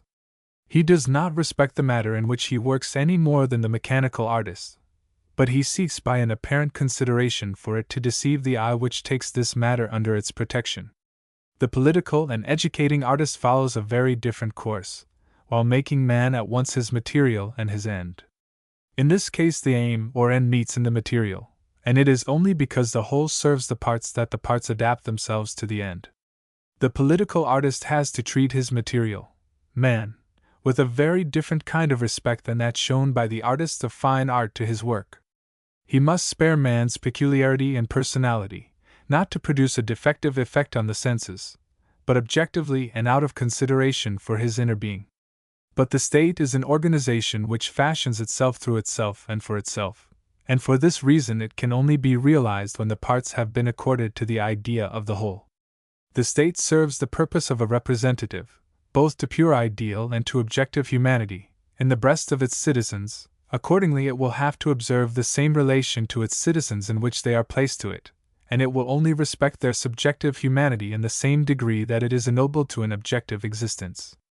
If the internal man is one with himself, he will be able to rescue his peculiarity, even in the greatest generalization of his conduct, and the state will only become the exponent of his fine instinct, the clearer formula of his internal legislation. But if the subjective man is in conflict with the objective, and contradicts him in the character of a people, so that only the oppression of the former can give victory to the latter, then the state will take up the severe aspect of the law against the citizen, and in order not to fall a sacrifice, it will have to crush underfoot such a hostile individuality without any compromise. Now man can be opposed to himself in a twofold manner, either as a savage, when his feelings rule over his principles, or as a barbarian, when his principles destroy his feelings. The savage despises art, and acknowledges nature as his despotic ruler. The barbarian laughs at nature, and dishonors it, but he often proceeds in a more contemptible way than the savage to be the slave of his senses. The cultivated man makes of nature his friend, and honors its friendship, while only bridling its caprice. Consequently, when reason brings her moral unity into physical society, she must not injure the manifold in nature. When nature strives to maintain her manifold character in the moral structure of society, this must not create any breach in moral unity. The victorious form is equally remote from uniformity and confusion. Therefore, totality of character must be found in the people which is capable and worthy to exchange the state of necessity for that of freedom. Letter V. Does the present age, do passing events, present this character? I direct my attention at once to the most prominent object in this vast structure. It is true that the consideration of opinion is fallen, caprice is unnerved, and, although still armed with power, receives no longer any respect. Man has awakened from his long lethargy and self-deception, and he demands with impressive unanimity to be restored to his imperishable rights. But he does not only demand them, he rises on all sides to seize by force what, in his opinion, has been unjustly wrested from him. The edifice of the natural state is tottering, its foundations shake, and a physical possibility seems at length granted to place law on the throne, to honor man at length as an end, and to make true freedom the basis of political union. Vain hope! The moral possibility is wanting, and the generous occasion finds an unsusceptible rule. Man paints himself in his actions, and what is the form depicted in the drama of the present time? On the one hand, he is seen running wild, on the other, in a state of lethargy, the two extremest stages of human degeneracy, and both seen in one and the same period. In the lower larger masses, coarse, lawless impulses come to view, breaking loose when the bounds of civil order are burst asunder, and hastening with unbridled fury to satisfy their savage instinct. Objective humanity may have had cause to complain of the state, yet subjective man must honor its institutions. Ought he to be blamed because he lost sight of the dignity of human nature, so long as he was concerned in preserving his existence? Can we blame him that he proceeded to separate by the force of gravity, to fasten by the force of cohesion, at a time when there could be no thought of building or raising up? The extinction of the state contains its justification. Society set free, instead of hastening upward into organic life, collapses into its elements.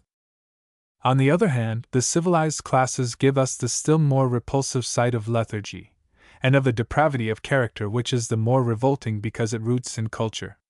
I forget who of the older or more recent philosophers makes the remark that what is more noble is the more revolting in its destruction. The remark applies with truth to the world of morals. The child of nature, when he breaks loose, becomes a man, but the art scholar, when he breaks loose, becomes a debased character. The enlightenment of the understanding, on which the more refined classes pride themselves with some ground, shows on the whole so little of an ennobling influence on the mind that it seems rather to confirm corruption by its maxims. We deny nature on her legitimate field and feel her tyranny in the moral sphere, and while resisting her impressions, we receive our principles from her. While the affected decency of our manners does not even grant to nature a pardonable influence in the initial stage, our materialistic system of morals allows her the casting vote in the last and essential stage.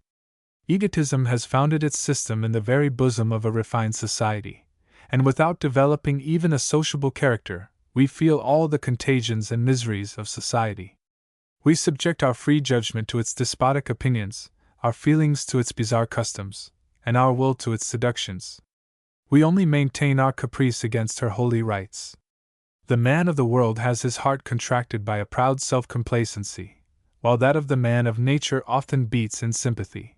And every man seeks for nothing more than to save his wretched property from the general destruction, as it were from some great conflagration.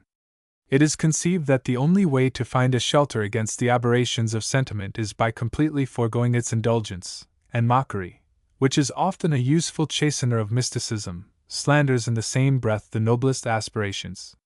Culture, far from giving us freedom, only develops, as it advances, new necessities. The fetters of the physical close more tightly around us, so that the fear of loss quenches even the ardent impulse toward improvement, and the maxims of passive obedience are held to be the highest wisdom of life.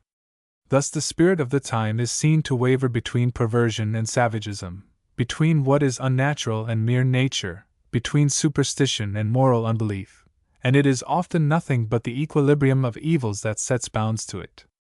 Letter 6. Have I gone too far in this portraiture of our times? I do not anticipate this stricture, but rather another, that I have proved too much by it. You will tell me that the picture I have presented resembles the humanity of our day, but it also bodies forth all nations engaged in the same degree of culture, because all, without exception, have fallen off from nature by the abuse of reason, before they can return to it through reason. But if we bestow some serious attention to the character of our times, we shall be astonished at the contrast between the present and the previous form of humanity, especially that of Greece. We are justified in claiming the reputation of culture and refinement, when contrasted with a purely natural state of society, but not so comparing ourselves with the Grecian nature. For the latter was combined with all the charms of art, and with all the dignity of wisdom, without, however, as with us, becoming a victim to these influences. The Greeks have put us to shame not only by their simplicity, which is foreign to our age, they are at the same time our rivals, nay, frequently our models, in those very points of superiority from which we seek comfort when regretting the unnatural character of our manners. We see that remarkable people uniting at once fullness of form and fullness of substance, both philosophizing and creating, both tender and energetic, uniting a youthful fancy to the virility of reason in a glorious humanity. At the period of Greek culture, which was an awakening of the powers of the mind, the senses and the spirit had no distinctly separated property. No division had yet torn them asunder, leading them to partition in a hostile attitude, and to mark off their limits with precision. Poetry had not as yet become the adversary of wit, nor had speculation abused itself by passing into quibbling. In cases of necessity, both poetry and wit could exchange parts, because they both honored truth only in their special way. However high might be the flight of reason, it drew matter in a loving spirit after it, and while sharply and stiffly defining it, never mutilated what it touched. It is true the Greek mind displaced humanity, and recast it on a magnified scale in the glorious circle of its gods, but it did this not by dissecting human nature, but by giving it fresh combinations, for the whole of human nature was represented in each of the gods. How different is the course followed by us moderns! We also displace and magnify individuals to form the image of the species, but we do this in a fragmentary way, not by altered combinations, so that it is necessary to gather up from different individuals the elements that form the species in its totality. It would almost appear as if the powers of mind expressed themselves with us in real life or empirically as separately as the psychologist distinguishes them in the representation. For we see not only individual subjects, but whole classes of men, uphold their capacities only in part, while the rest of their faculties scarcely show a germ of activity, as in the case of the stunted growth of plants. I do not overlook the advantages to which the present race, regarded as a unity and in the balance of the understanding, may lay claim over what is best in the ancient world, but it is obliged to engage in the contest as a compact mass, and measure itself as a whole against a whole. Who among the moderns could step forth, man against man, and strive with an Athenian for the prize of higher humanity? Whence comes this disadvantageous relation of individuals coupled with great advantages of the race? Why could the individual Greek be qualified as the type of his time, and why can no modern dare to offer himself as such? Because all uniting nature imparted its forms to the Greek, and an all-dividing understanding gives our forms to us. It was culture itself that gave these wounds to modern humanity. The inner union of human nature was broken, and a destructive contest divided its harmonious forces directly. On the one hand, an enlarged experience and a more distinct thinking necessitated a sharper separation of the sciences, while, on the other hand, the more complicated machinery of states necessitated a stricter sundering of ranks and occupations. Intuitive and speculative understanding took up a hostile attitude in opposite fields, whose borders were guarded with jealousy and distrust, and by limiting its operation to a narrow sphere, men have made unto themselves a master who is wont not unfrequently to end by subduing and oppressing all the other faculties. Whilst on the one hand a luxuriant imagination creates ravages in the plantations that have cost the intelligence so much labor, on the other hand, a spirit of abstraction suffocates the fire that might have warmed the heart and inflamed the imagination. This subversion, commenced by art and learning in the inner man, was carried out to fullness and finished by the spirit of innovation in government.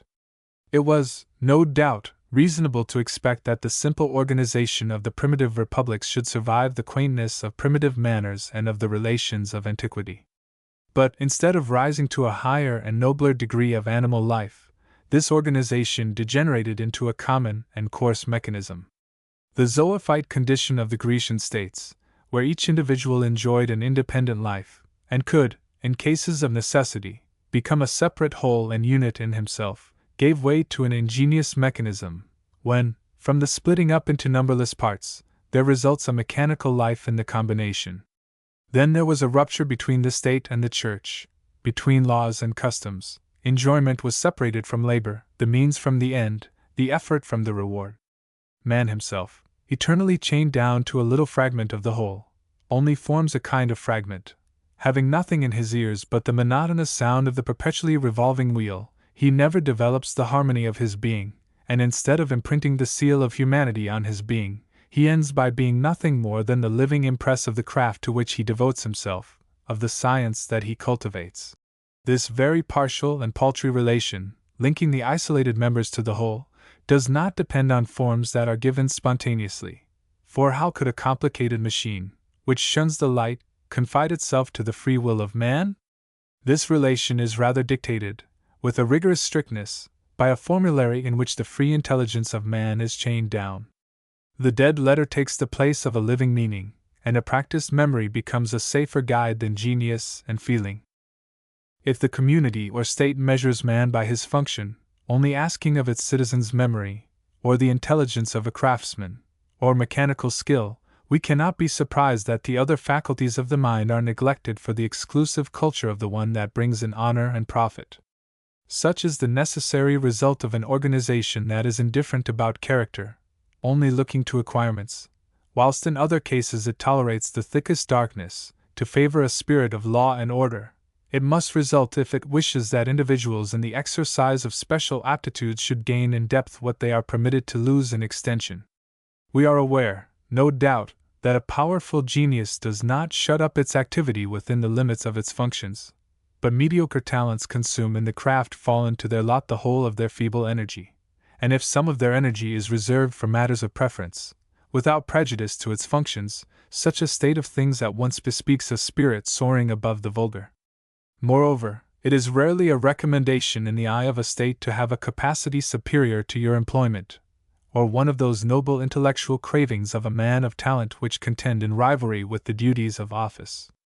The state is so jealous of the exclusive possession of its servants that it would prefer, nor can it be blamed in this, for functionaries to show their powers with the Venus of Cytherea rather than the Uranian Venus. It is thus that concrete individual life is extinguished, in order that the abstract whole may continue its miserable life, and the state remains forever a stranger to its citizens, because feeling does not discover it anywhere. The governing authorities find themselves compelled to classify, and thereby simplify the multiplicity of citizens, and only to know humanity in a representative form and at second hand. Accordingly, they end by entirely losing sight of humanity, and by confounding it with the simple artificial creation of the understanding, whilst on their part the subject classes cannot help receiving coldly laws that address themselves so little to their personality. At length, society, weary of having a burden that the state takes so little trouble to lighten, falls to pieces and is broken up, a destiny that has long since attended most European states. They are dissolved in what may be called a state of moral nature, in which public authority is only one function more, hated and deceived by those who think it necessary, respected only by those who can do without it. Thus compressed between two forces, within and without, could humanity follow any other course than that which it has taken? The speculative mind, pursuing imprescriptible goods and rights in the sphere of ideas, must needs have become a stranger to the world of sense, and lose sight of matter for the sake of form. On its part, the world of public affairs, shut up in a monotonous circle of objects, and even there restricted by formulas, was led to lose sight of the life and liberty of the whole, while becoming impoverished at the same time in its own sphere. Just as the speculative mind was tempted to model the real after the intelligible, and to raise the subjective laws of its imagination into laws constituting the existence of things, so the state spirit rushed into the opposite extreme, wished to make a particular and fragmentary experience the measure of all observation, and to apply without exception to all affairs the rules of its own particular craft. The speculative mind had necessarily to become the prey of a vain subtlety, the state spirit of a narrow pedantry, for the former was placed too high to see the individual, and the latter too low to survey the whole.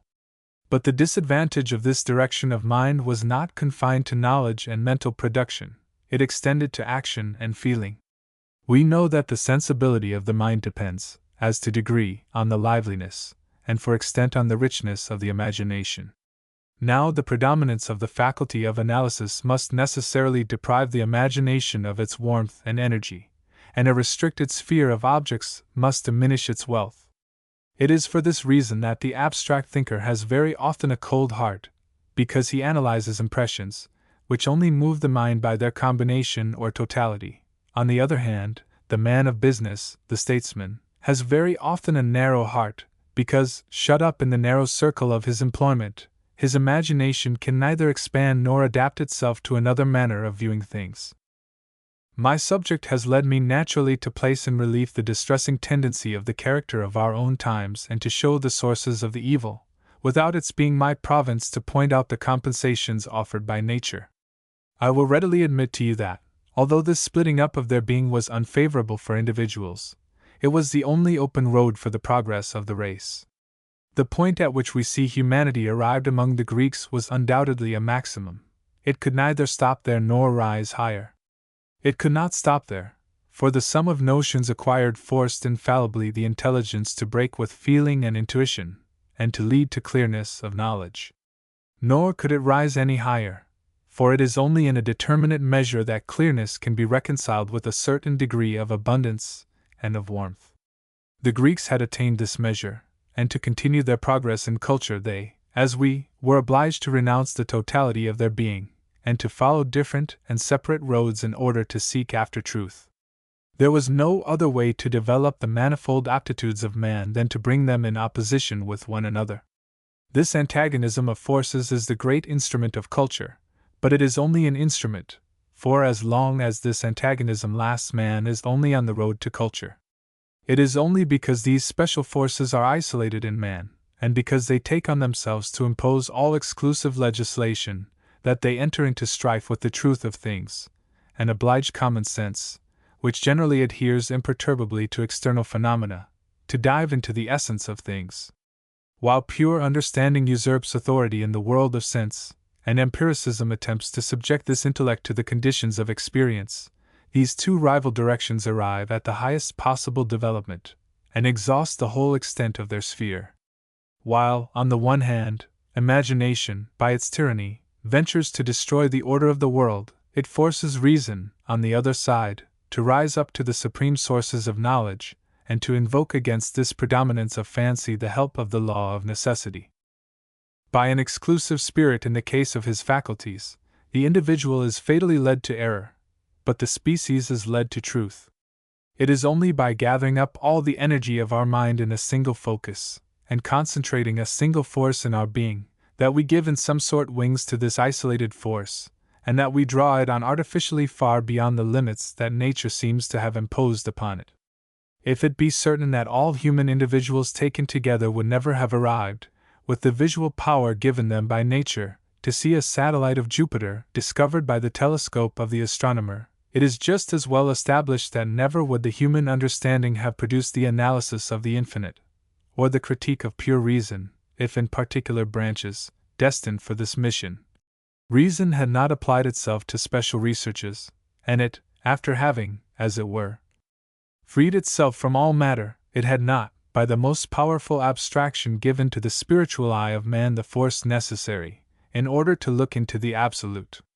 But the question is, if a spirit thus absorbed in pure reason and intuition will be able to emancipate itself from the rigorous fetters of logic, to take the free action of poetry, and seize the individuality of things with a faithful and chaste sense? Here nature imposes even on the most universal genius a limit it cannot pass, and truth will make martyrs as long as philosophy will be reduced to make its principal occupation the search for arms against errors. But whatever may be the final profit for the totality of the world, of this distinct and special perfecting of the human faculties, it cannot be denied that this final aim of the universe, which devotes them to this kind of culture, is a cause of suffering, and a kind of malediction for individuals. I admit that the exercises of the gymnasium form athletic bodies, but beauty is only developed by the free and equal play of the limbs. In the same way, the tension of the isolated spiritual forces may make extraordinary men, but it is only the well-tempered equilibrium of these forces that can produce happy and accomplished men. And in what relation should we be placed with past and future ages if the perfecting of human nature made such a sacrifice indispensable? In that case we should have been the slaves of humanity, we should have consumed our forces in servile work for it during some thousands of years, and we should have stamped on our humiliated, mutilated nature the shameful brand of this slavery, all this in order that future generations, in a happy leisure, might consecrate themselves to the cure of their moral health, and develop the whole of human nature by their free culture. But can it be true that man has to neglect himself for any end whatever? Can nature snatch from us, for any end whatever, the perfection which is prescribed to us by the aim of reason? It must be false that the perfecting of particular faculties renders the sacrifice of their totality necessary, and even if the law of nature had imperiously this tendency, we must have the power to reform by a superior art this totality of our being, which art has destroyed. Letter 7. Can this effect of harmony be attained by the state? That is not possible, for the state, as at present constituted, has given occasion to evil, and the state as conceived in the idea, instead of being able to establish this more perfect humanity, ought to be based upon it. Thus the researches in which I have indulged would have brought me back to the same point from which they had called me off for a time. The present age, far from offering us this form of humanity, which we have acknowledged as a necessary condition of an improvement of the state, shows us rather the diametrically opposite form. If, therefore, the principles I have laid down are correct, and if experience confirms the picture I have traced of the present time, it would be necessary to qualify as unseasonable every attempt to effect a similar change in the state, and all hope as chimerical that would be based on such an attempt, until the division of the inner man ceases, and nature has been sufficiently developed to become herself the instrument of this great change, and secure the reality of the political creation of reason. In the physical creation, nature shows us the road that we have to follow in the moral creation. Only when the struggle of elementary forces has ceased in inferior organizations, nature rises to the noble form of the physical man. In like manner, the conflict of the elements of the moral man and that of blind instincts must have ceased, and a coarse antagonism in himself, before the attempt can be hazarded. On the other hand, the independence of man's character must be secured, and his submission to despotic forms must have given place to a suitable liberty, before the variety in his constitution can be made subordinate to the unity of the ideal. When the man of nature still makes such an anarchical abuse of his will, his liberty ought hardly to be disclosed to him. And when the man fashioned by culture makes so little use of his freedom, his free will ought not to be taken from him. The concession of liberal principles becomes a treason to social order when it is associated with a force still in fermentation, and increases the already exuberant energy of its nature. Again, the law of conformity under one level becomes tyranny to the individual when it is allied to a weakness already holding sway and to natural obstacles, and when it comes to extinguish the last spark of spontaneity and of originality. The tone of the age must therefore rise from its profound moral degradation. On the one hand, it must emancipate itself from the blind service of nature, and on the other, it must revert to its simplicity, its truth, and its fruitful sap, a sufficient task for more than a century. However, I admit readily, more than one special effort may meet with success, but no improvement of the whole will result from it, and contradictions in action will be a continual protest against the unity of maxims. It will be quite possible, then, that in remote corners of the world humanity may be honored in the person of the Negro, while in Europe it may be degraded in the person of the thinker. The old principles will remain, but they will adopt the dress of the age, and philosophy will lend its name to an oppression that was formerly authorized by the Church. In one place, alarmed at the liberty which in its opening efforts always shows itself an enemy, it will cast itself into the arms of a convenient servitude.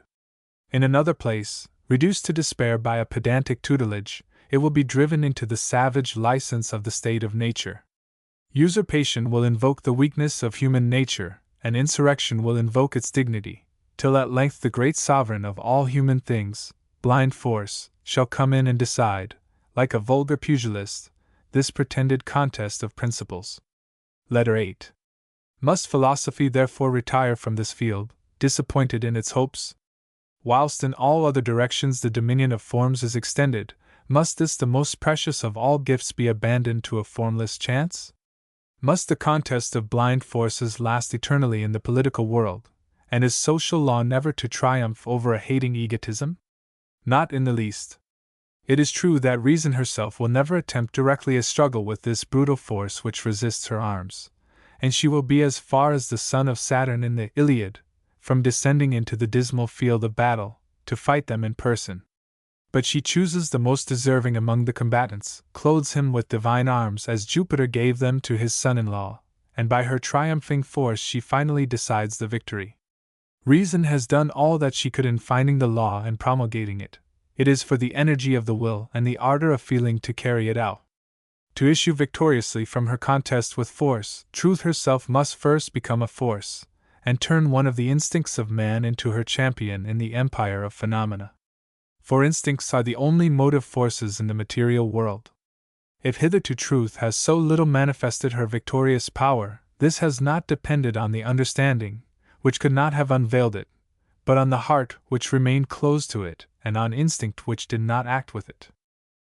Whence, in fact, proceeds this general sway of prejudices, this might of the understanding in the midst of the light disseminated by philosophy and experience? The age is enlightened, that is to say, that knowledge, obtained and vulgarized, suffices to set right at least on practical principles. The spirit of free inquiry has dissipated the erroneous opinions which long barred the access to truth, and has undermined the ground on which fanaticism and deception had erected their throne.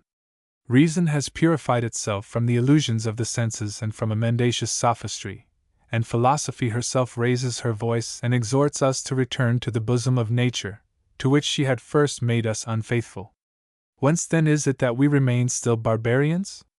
There must be something in the spirit of man, as it is not in the objects themselves, which prevents us from receiving the truth, notwithstanding the brilliant light she diffuses, and from accepting her, whatever may be her strength for producing conviction. This something was perceived and expressed by an ancient sage in this very significant maxim: Sapere aude, dare to be wise. Dare to be wise.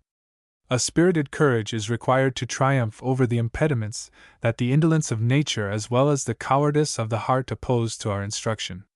It was not without reason that the ancient mythos made Minerva issue fully armed from the head of Jupiter, for it is with warfare that this instruction commences. From its very outset it has to sustain a hard fight against the senses, which do not like to be roused from their easy slumber. The greater part of men are much too exhausted and enervated by their struggle with want to be able to engage in a new and severe contest with error. Satisfied if they themselves can escape from the hard labor of thought, they willingly abandon to others the guardianship of their thoughts. And if it happens that nobler necessities agitate their soul, they cling with a greedy faith to the formula that the state and the church hold in reserve for such cases. If these unhappy men deserve our compassion, those others deserve our just contempt, who, though set free from those necessities by more fortunate circumstances, yet willingly bend to their yoke. These latter persons prefer this twilight of obscure ideas, where the feelings have more intensity, and the imagination can at will create convenient chimeras, to the rays of truth which put to flight the pleasant illusions of their dreams. They have founded the whole structure of their happiness on these very illusions, which ought to be combated and dissipated by the light of knowledge, and they would think they were paying too dearly for a truth which begins by robbing them of all that has value in their sight. It would be necessary that they should be already sages to love wisdom, a truth that was felt at once by him to whom philosophy owes its name. The Greek word means, as is known, love of wisdom. It is therefore not going far enough to say that the light of the understanding only deserves respect when it reacts on the character. To a certain extent it is from the character that this light proceeds, for the road that terminates in the head must pass through the heart. Accordingly, the most pressing need of the present time is to educate the sensibility, because it is the means, not only to render efficacious in practice the improvement of ideas, but to call this improvement into existence. Letter 9. But perhaps there is a vicious circle in our previous reasoning. Theoretical culture must, it seems, bring along with it practical culture, and yet the latter must be the condition of the former. All improvement in the political sphere must proceed from the ennobling of the character. But subject to the influence of a social constitution still barbarous, how can character become ennobled? It would then be necessary to seek for this end an instrument that the state does not furnish, and to open sources that would have preserved themselves pure in the midst of political corruption. I have now reached the point to which all the considerations tended that have engaged me up to the present time. This instrument is the art of the beautiful. These sources are open to us in its immortal models. Art, like science, is emancipated from all that is positive, and all that is humanly conventional. Both are completely independent of the arbitrary will of man. The political legislator may place their empire under an interdict, but he cannot reign there. He can proscribe the friend of truth, but truth subsists. He can degrade the artist, but he cannot change art. No doubt, nothing is more common than to see science and art bend before the spirit of the age, and creative taste receive its law from critical taste. When the character becomes stiff and hardens itself, we see science severely keeping her limits, and art subject to the harsh restraint of rules. When the character is relaxed and softened, science endeavors to please and art to rejoice. For whole ages philosophers as well as artists show themselves occupied in letting down truth and beauty to the depths of vulgar humanity. They themselves are swallowed up in it, but thanks to their essential vigor and indestructible life, the true and the beautiful make a victorious fight, and issue triumphant from the abyss. No doubt the artist is the child of his time, but unhappy for him if he is its disciple or even its favorite. Let a beneficent deity carry off in good time the suckling from the breast of its mother, let it nourish him on the milk of a better age, and suffer him to grow up and arrive at virility under the distant sky of Greece. When he has attained manhood, let him come back, presenting a face strange to his own age. Let him come, not to delight it with his apparition, but rather to purify it, terrible as the son of Agamemnon. He will, indeed, receive his matter from the present time, but he will borrow the form from a nobler time and even beyond all time, from the essential, absolute, immutable unity.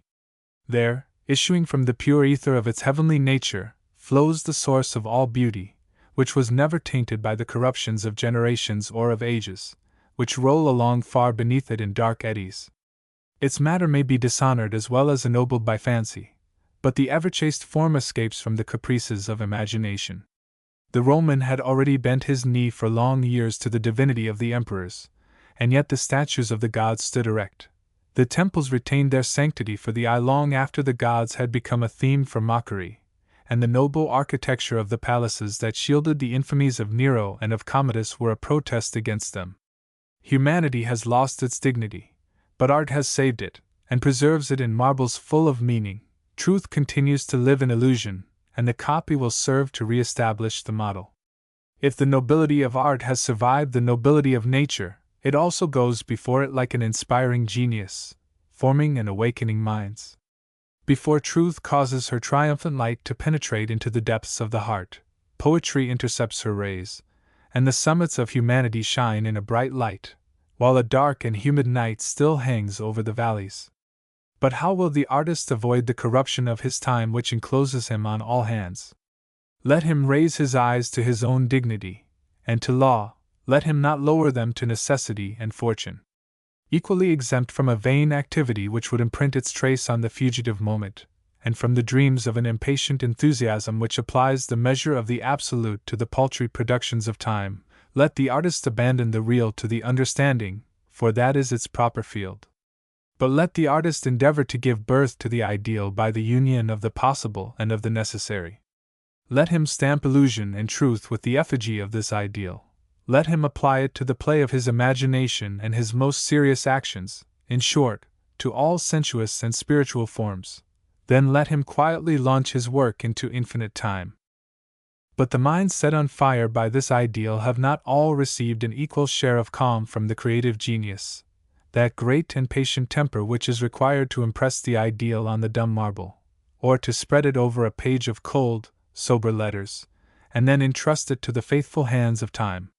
This divine instinct, and creative force, much too ardent to follow this peaceful walk, often throws itself immediately on the present, on active life, and strives to transform the shapeless matter of the moral world. The misfortune of his brothers, of the whole species, appeals loudly to the heart of the man of feeling.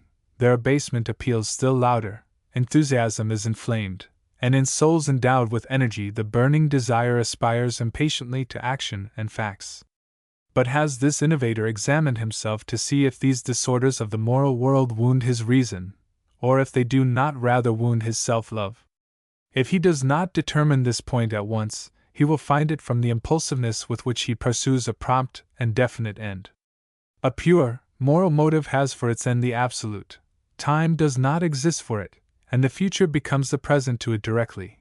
By a necessary development, it has to issue from the present.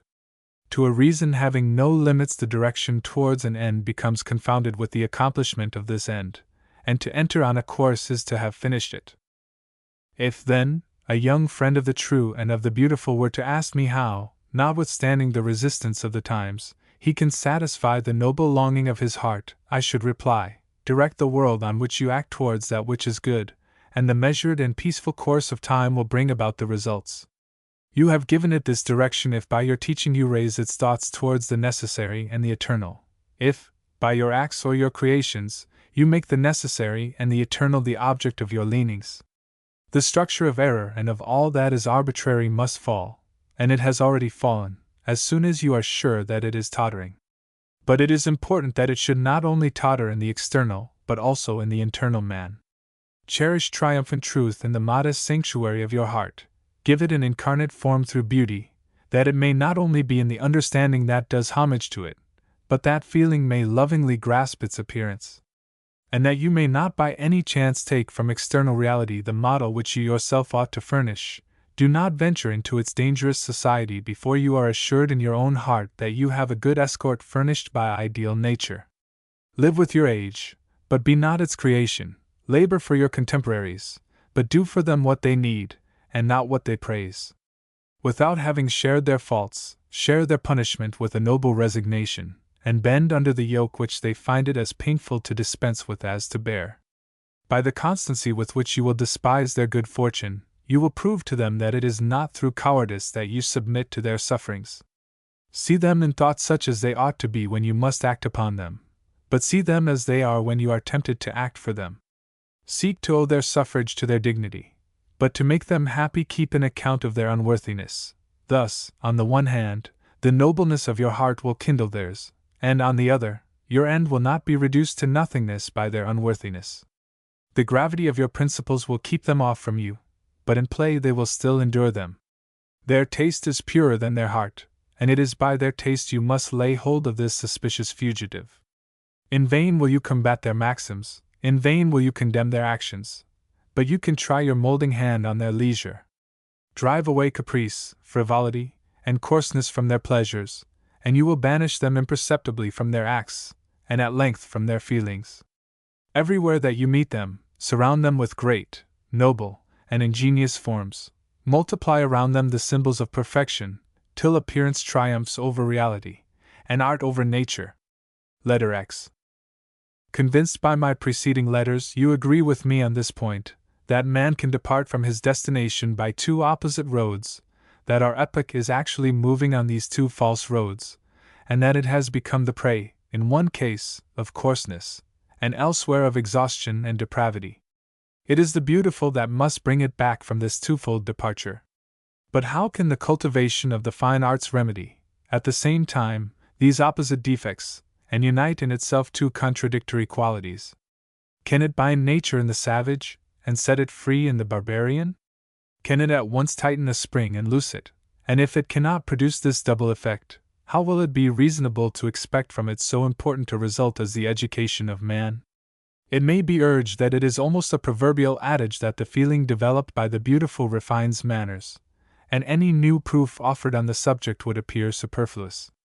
Men base this maxim on daily experience, which shows us almost always clearness of intellect, delicacy of feeling, liberality, and even dignity of conduct, associated with a cultivated taste, while an uncultivated taste is almost always accompanied by the opposite qualities.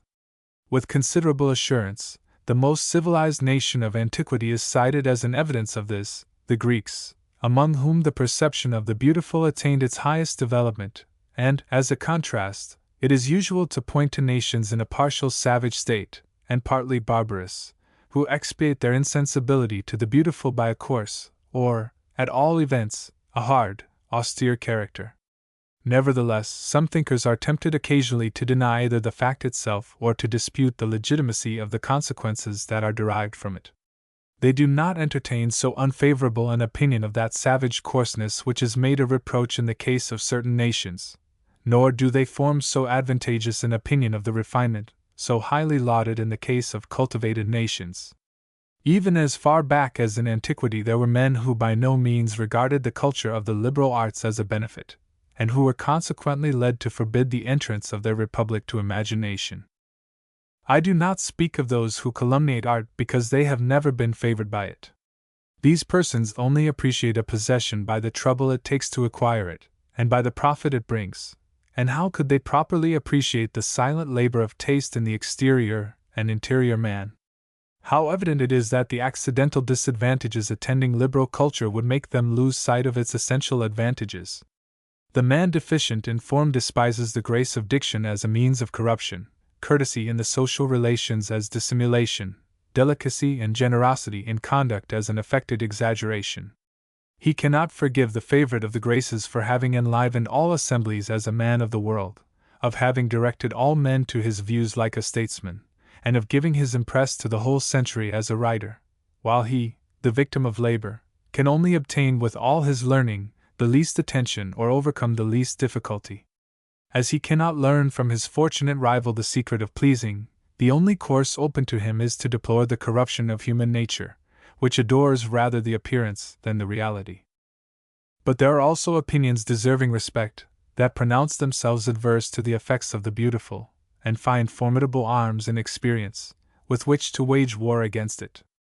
We are free to admit, such is their language, that the charms of the beautiful can further honorable ends in pure hands, but it is not repugnant to its nature to produce, in impure hands, a directly contrary effect, and to employ in the service of injustice and error the power that throws the soul of man into chains. It is exactly because taste only attends to the form and never to the substance. It ends by placing the soul on the dangerous incline, leading it to neglect all reality and to sacrifice truth and morality to an attractive envelope. All the real difference of things vanishes, and it is only the appearance that determines the value. How many men of talent, thus these arguers proceed, have been turned aside from all effort by the seductive power of the beautiful, or have been led away from all serious exercise of their activity, or have been induced to use it very feebly? How many weak minds have been impelled to quarrel with the organizations of society, simply because it has pleased the imagination of poets to present the image of a world constituted differently, where no propriety chains down opinion and no artifice holds nature in thraldom? What a dangerous logic of the passions they have learned since the poets have painted them in their pictures in the most brilliant colors, and since, in the contest with law and duty, they have commonly remained masters of the battlefield. What has society gained by the relations of society, formerly under the sway of truth, being now subject to the laws of the beautiful, or by the external impression deciding the estimation in which merit is to be held? We admit that all virtues whose appearance produces an agreeable effect are now seen to flourish, and those which, in society, give a value to the man who possesses them. But, as a compensation, all kinds of excesses are seen to prevail, and all vices are in vogue that can be reconciled with a graceful exterior. It is certainly a matter entitled to reflection that, at almost all the periods of history when art flourished and taste held sway, humanity is found in a state of decline. Nor can a single instance be cited of the union of a large diffusion of aesthetic culture with political liberty and social virtue, of fine manners associated with good morals, and of politeness fraternizing with truth and loyalty of character and life. As long as Athens and Sparta preserved their independence, and as long as their institutions were based on respect for the laws, taste did not reach its maturity, art remained in its infancy, and beauty was far from exercising her empire over minds. No doubt, poetry had already taken a sublime flight, but it was on the wings of genius, and we know that genius borders very closely on savage coarseness, that it is a light which shines readily in the midst of darkness, and which therefore often argues against rather than in favor of the taste of time. When the golden age of art appears under Pericles and Alexander, and the sway of taste becomes more general, strength and liberty have abandoned Greece, eloquence corrupts the truth, wisdom offends it on the lips of Socrates, and virtue in the life of Phocion. It is well known that the Romans had to exhaust their energies in civil wars, and corrupted by oriental luxury, to bow their heads under the yoke of a fortunate despot, before Grecian art triumphed over the stiffness of their character. The same was the case with the Arabs. Civilization only dawned upon them when the vigor of their military spirit became softened under the scepter of the Abbasides. Art did not appear in modern Italy till the glorious Lombard League was dissolved, Florence submitting to the Medici, and all those brave cities gave up the spirit of independence for an inglorious resignation. It is almost superfluous to call to mind the example of modern nations, with whom refinement has increased in direct proportion to the decline of their liberties. Wherever we direct our eyes and pastimes, we see taste and freedom mutually avoiding each other. Everywhere we see that the beautiful only founds its sway on the ruins of heroic virtues. And yet this strength of character, which is commonly sacrificed to establish aesthetic culture, is the most powerful spring of all that is great and excellent in man, and no other advantage, however great, can make up for it. Accordingly, if we only keep to the experiments hitherto made, as to the influence of the beautiful, we cannot certainly be much encouraged in developing feelings so dangerous to the real culture of man. At the risk of being hard and coarse, it will seem preferable to dispense with this dissolving force of the beautiful rather than see human nature a prey to its enervating influence, notwithstanding all its refining advantages. However, experience is perhaps not the proper tribunal at which to decide such a question. Before giving so much weight to its testimony, it would be well to inquire if the beauty we have been discussing is the power that is condemned by the previous examples. And the beauty we are discussing seems to assume an idea of the beautiful derived from a source different from experience, for it is this higher notion of the beautiful which has to decide if what is called beauty by experience is entitled to the name. This pure and rational idea of the beautiful, supposing it can be placed in evidence, cannot be taken from any real and special case, and must, on the contrary, direct and give sanction to our judgment in each special case. It must therefore be sought for by a process of abstraction, and it ought to be deduced from the simple possibility of a nature both sensuous and rational. In short, beauty ought to present itself as a necessary condition of humanity. It is therefore essential that we should rise to the pure idea of humanity, and as experience shows us nothing but individuals, in particular cases, and never humanity at large, we must endeavor to find in their individual and variable mode of being the absolute and the permanent, and to grasp the necessary conditions of their existence, suppressing all accidental limits. No doubt this transcendental procedure will remove us for some time from the familiar circle of phenomena, and the living presence of objects, to keep us on the unproductive ground of abstract idea. But we are engaged in the search after a principle of knowledge solid enough not to be shaken by anything, and the man who does not dare to rise above reality will never conquer this truth. Letter 11. If abstraction rises to as great an elevation as possible, it arrives at two primary ideas, before which it is obliged to stop and to recognize its limits. It distinguishes in man something that continues, and something that changes incessantly. That which continues it names his person, that which changes his position, his condition. The person and the condition, I and my determinations, which we represent as one and the same thing in the necessary being, are eternally distinct in the finite being. Notwithstanding all continuance in the person, the condition changes. In spite of all change of condition, the person remains.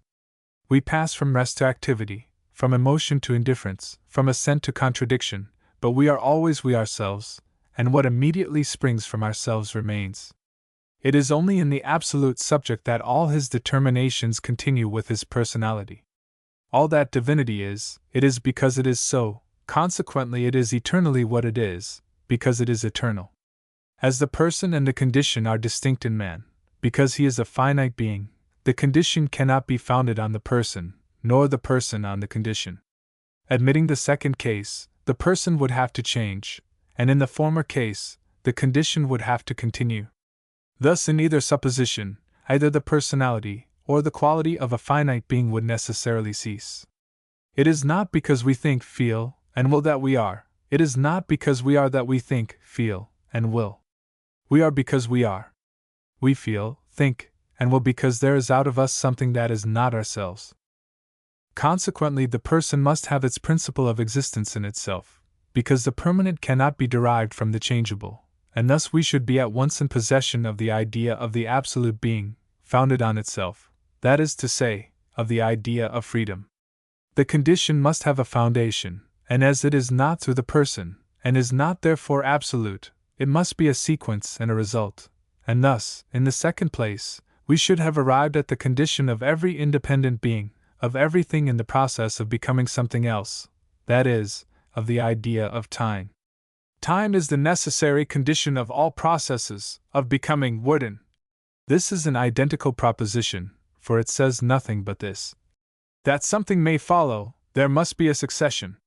The person which manifested itself in the eternally continuing ego, or I myself, and only in him, cannot become something or begin in time, because it is much rather time that must begin with him, because the permanent must serve as basis to the changeable. That change may take place, something must change. This something cannot therefore be the change itself. When we say the flower opens and fades, we make of this flower a permanent being in the midst of this transformation. We lend it, in some sort, a personality, in which these two conditions are manifested. It cannot be objected that man is born, and becomes something, for man is not only a person simply, but he is a person finding himself in a determinate condition. Now our determinate state of condition springs up in time, and it is thus that man, as a phenomenon or appearance, must have a beginning, though in him pure intelligence is eternal. Without time, that is, without a becoming, he would not be a determinate being. His personality would exist virtually no doubt, but not in action. It is not by the succession of its perceptions that the immutable ego or person manifests himself to himself. Thus, therefore, the matter of activity, or reality, that the supreme intelligence draws from its own being, must be received by man, and he does, in fact, receive it, through the medium of perception, as something which is outside him in space, and which changes in him in time. This matter which changes in him is always accompanied by the ego, the personality, that never changes, and the rule prescribed for man by his rational nature is to remain immutably himself in the midst of change, to refer all perceptions to experience, that is, to the unity of knowledge, and to make of each of its manifestations of its modes in time the law of all time. The matter only exists in as far as it changes. He, his personality, only exists in as far as he does not change. Consequently, represented in his perfection, man would be the permanent unity, which remains always the same, among the waves of change. Now, although an infinite being, a divinity could not become, or be subject to time, still a tendency ought to be named divine which has for its infinite and the most characteristic attribute of the divinity, the absolute manifestation of power, the reality of all the possible, and the absolute unity of the manifestation, the necessity of all reality. It cannot be disputed that man bears within himself, in his personality, a predisposition for divinity. The way to divinity, if the word, way, can be applied to what never leads to its end, is open to him in every direction. Considered in itself, and independently of all sensuous matter, his personality is nothing but the pure virtuality of a possible infinite manifestation, and so long as there is neither intuition nor feeling, it is nothing more than a form, an empty power. Considered in itself, and independently of all spontaneous activity of the mind, sensuousness can only make a material man. Without it, it is a pure form, but it cannot in any way establish a union between matter and it. So long as he only feels, wishes, and acts under the influence of desire, he is nothing more than the world, if by this word we point out only the formless contents of time. Without doubt, it is only his sensuousness that makes his strength pass into efficacious acts, but it is his personality alone that makes this activity his own. Thus, that he may not only be a world, he must give form to matter, and in order not to be a mere form, he must give reality to the virtuality that he bears in him. He gives matter to form by creating time, and by opposing the immutable to change, the diversity of the world to the eternal unity of the ego. He gives a form to matter by again suppressing time, by maintaining permanence in change, and by placing the diversity of the world under the unity of the ego. Now from this source issue for man two opposite exigencies, the two fundamental laws of sensuous rational nature. The first has for its object absolute reality. It must make a world of what is only form, manifest all that in it is only a force. The second law has for its object absolute formality. It must destroy in him all that is only world, and carry out harmony in all changes. In other terms, he must manifest all that is internal, and give form to all that is external. Considered in its most lofty accomplishment, this twofold labor brings back to the idea of humanity, which was my starting point. Letter 12.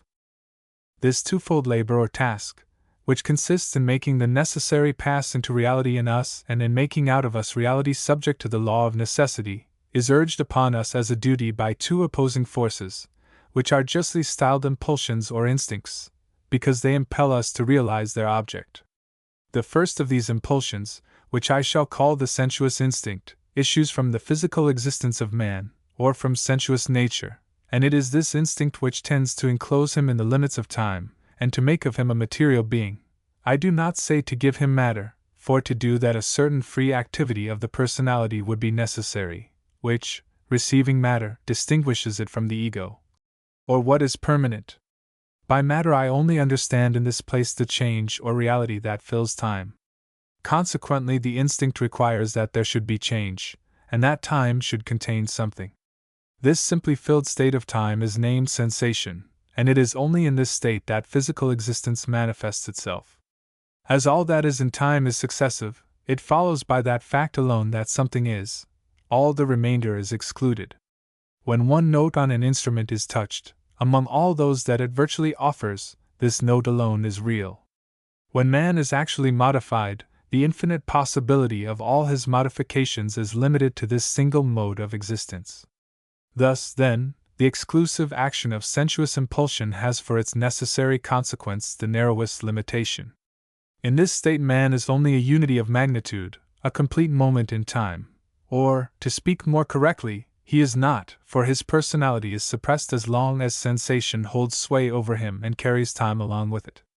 This instinct extends its domains over the entire sphere of the finite in man, and as form is only revealed in matter, and the absolute by means of its limits, the total manifestation of human nature is connected on a close analysis with the sensuous instinct. But though it is only this instinct that awakens and develops what exists virtually in man, it is nevertheless this very instinct which renders his perfection impossible. It binds down to the world of sense by indestructible ties the spirit that tends higher, and it calls back to the limits of the present, abstraction which had its free development in the sphere of the infinite. No doubt, thought can escape it for a moment, and affirm will victoriously resist its exigencies.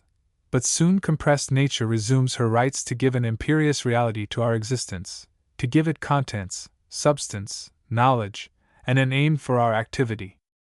The second impulsion, which may be named the formal instinct, issues from the absolute existence of man, or from his rational nature, and tends to set free, and bring harmony into the diversity of its manifestations, and to maintain personality notwithstanding all the changes of state. As this personality, being an absolute and indivisible unity, can never be in contradiction with itself, as we are ourselves forever, this impulsion, which tends to maintain personality, can never exact in one time anything but what it exacts and requires forever. It therefore decides for always what it decides now, and orders now what it orders forever. Hence it embraces the whole series of times, or what comes to the same thing, it suppresses time and change.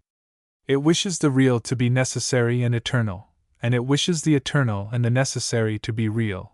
In other terms, it tends to truth and justice. If the sensuous instinct only produces accidents, the formal instinct gives laws for every judgment when it is a question of knowledge, laws for every will when it is a question of action. Whether, therefore, we recognize an object or conceive an objective value to a state of the subject, whether we act in virtue of knowledge or make of the objective the determining principle of our state, in both cases we withdraw this state from the jurisdiction of time, and we attribute to it reality for all men and for all time, that is, universality and necessity. Feeling can only say, "That is true for this subject and at this moment," and there may come another moment, another subject, which withdraws the affirmation from the actual feeling.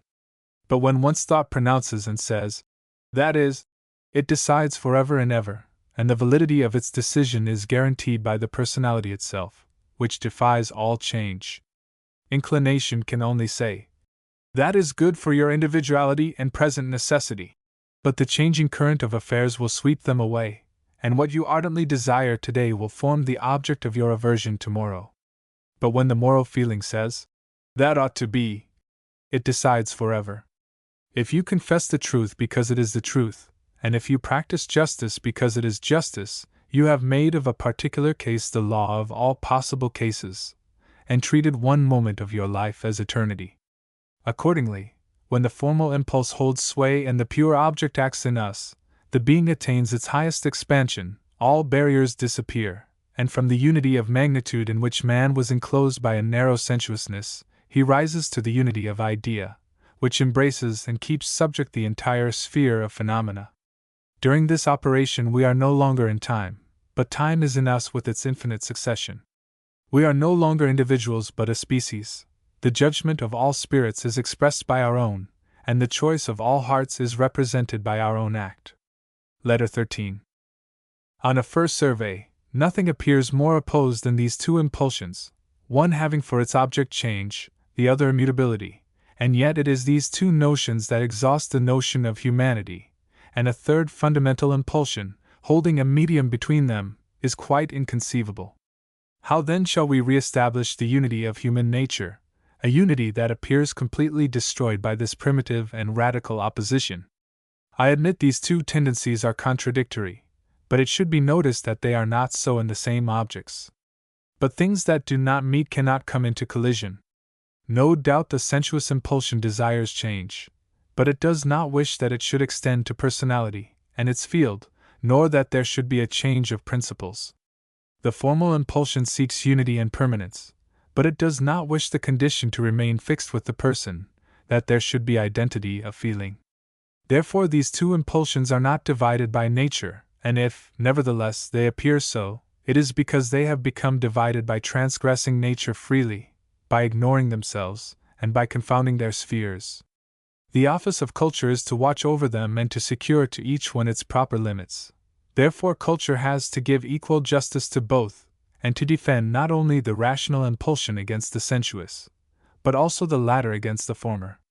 Hence she has to act a twofold part: first, to protect sense against the attacks of freedom; secondly, to secure personality against the power of sensations.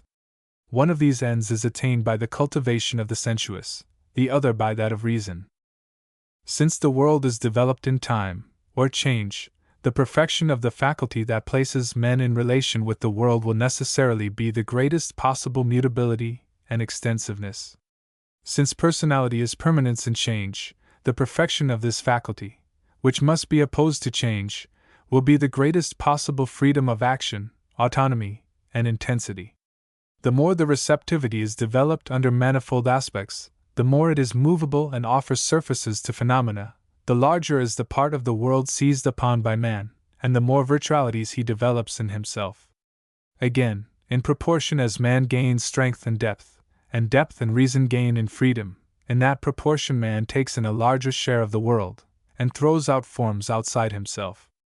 Therefore his culture will consist, first, in placing his receptivity in contact with the world in the greatest number of points possible, and in raising passivity to the highest exponent on the side of feeling; secondly, in procuring for the determining faculty the greatest possible amount of independence in relation to the receptive power, and in raising activity to the highest degree on the side of reason. By the union of these two qualities man will associate the highest degree of self-spontaneity, autonomy, and of freedom with the fullest plenitude of existence, and instead of abandoning himself to the world so as to get lost in it, he will rather absorb it in himself, with all the infinitude of its phenomena, and subject it to the unity of his reason. But man can invert this relation, and thus fail in attaining his destination in two ways. He can hand over to the passive force the intensity demanded by the active force. He can encroach by material impulsion on the formal impulsion, and convert the receptive into the determining power. He can attribute to the active force the extensiveness belonging to the passive force. He can encroach by the formal impulsion on the material impulsion, and substitute the determining for the receptive power. In the former case, he will never be an ego, a personality. In the second case, he will never be a non-ego, and hence in both cases he will be either the one nor the other, consequently he will be nothing. In fact, if the sensuous impulsion becomes determining, if the senses become lawgivers, and if the world stifles personality, he loses as object what he gains in force. It may be said of man that when he is only the contents of time, he is not, and consequently he has no other contents. His condition is destroyed at the same time as his personality, because these are two correlative ideas, because change presupposes permanence, and a limited reality implies an infinite reality.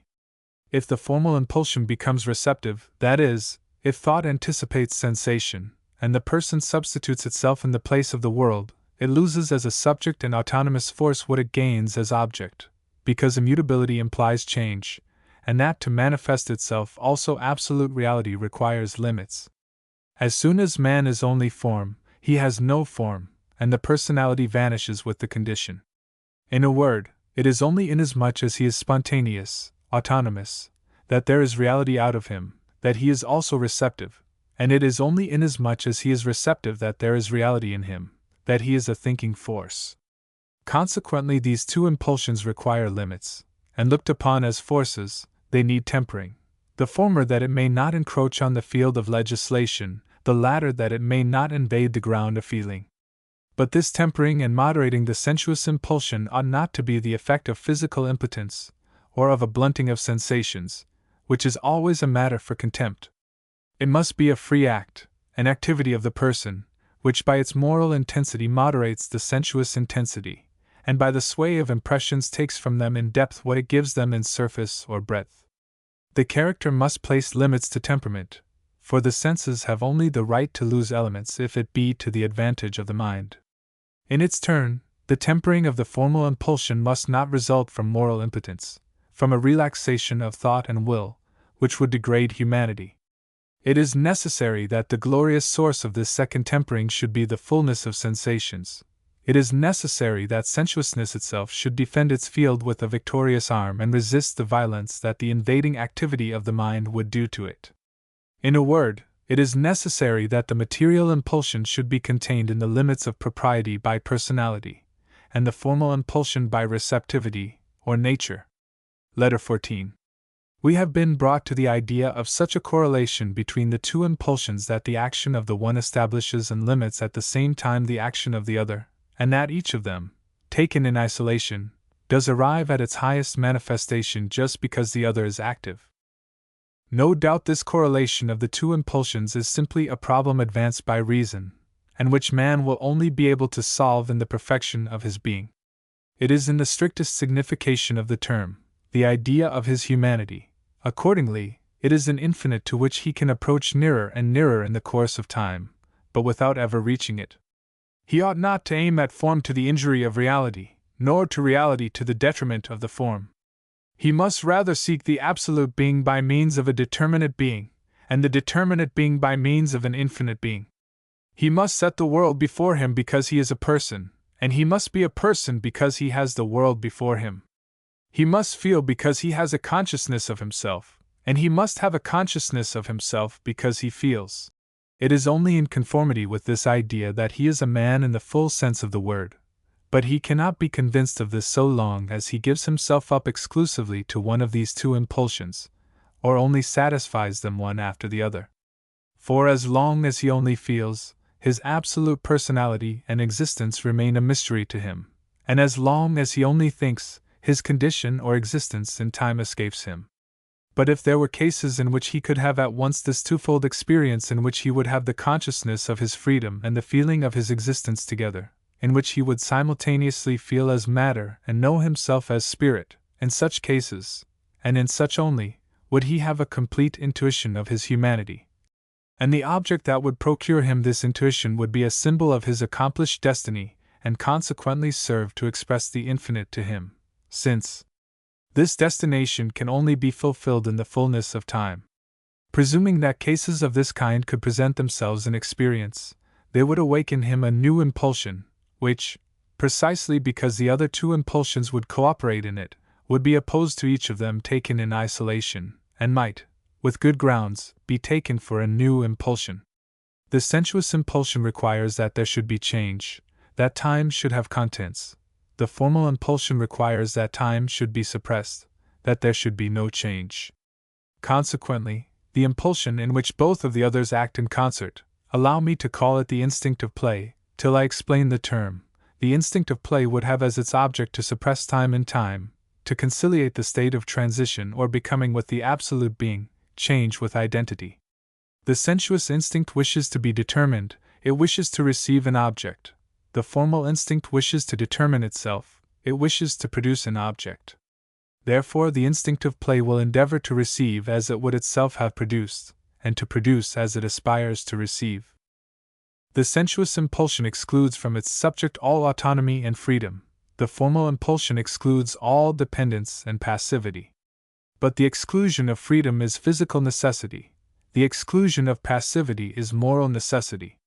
Thus the two impulsions subdue the mind, the former to the laws of nature, the latter to the laws of reason. It results from this that the instinct of play, which unites the double action of the two other instincts, will content the mind at once morally and physically.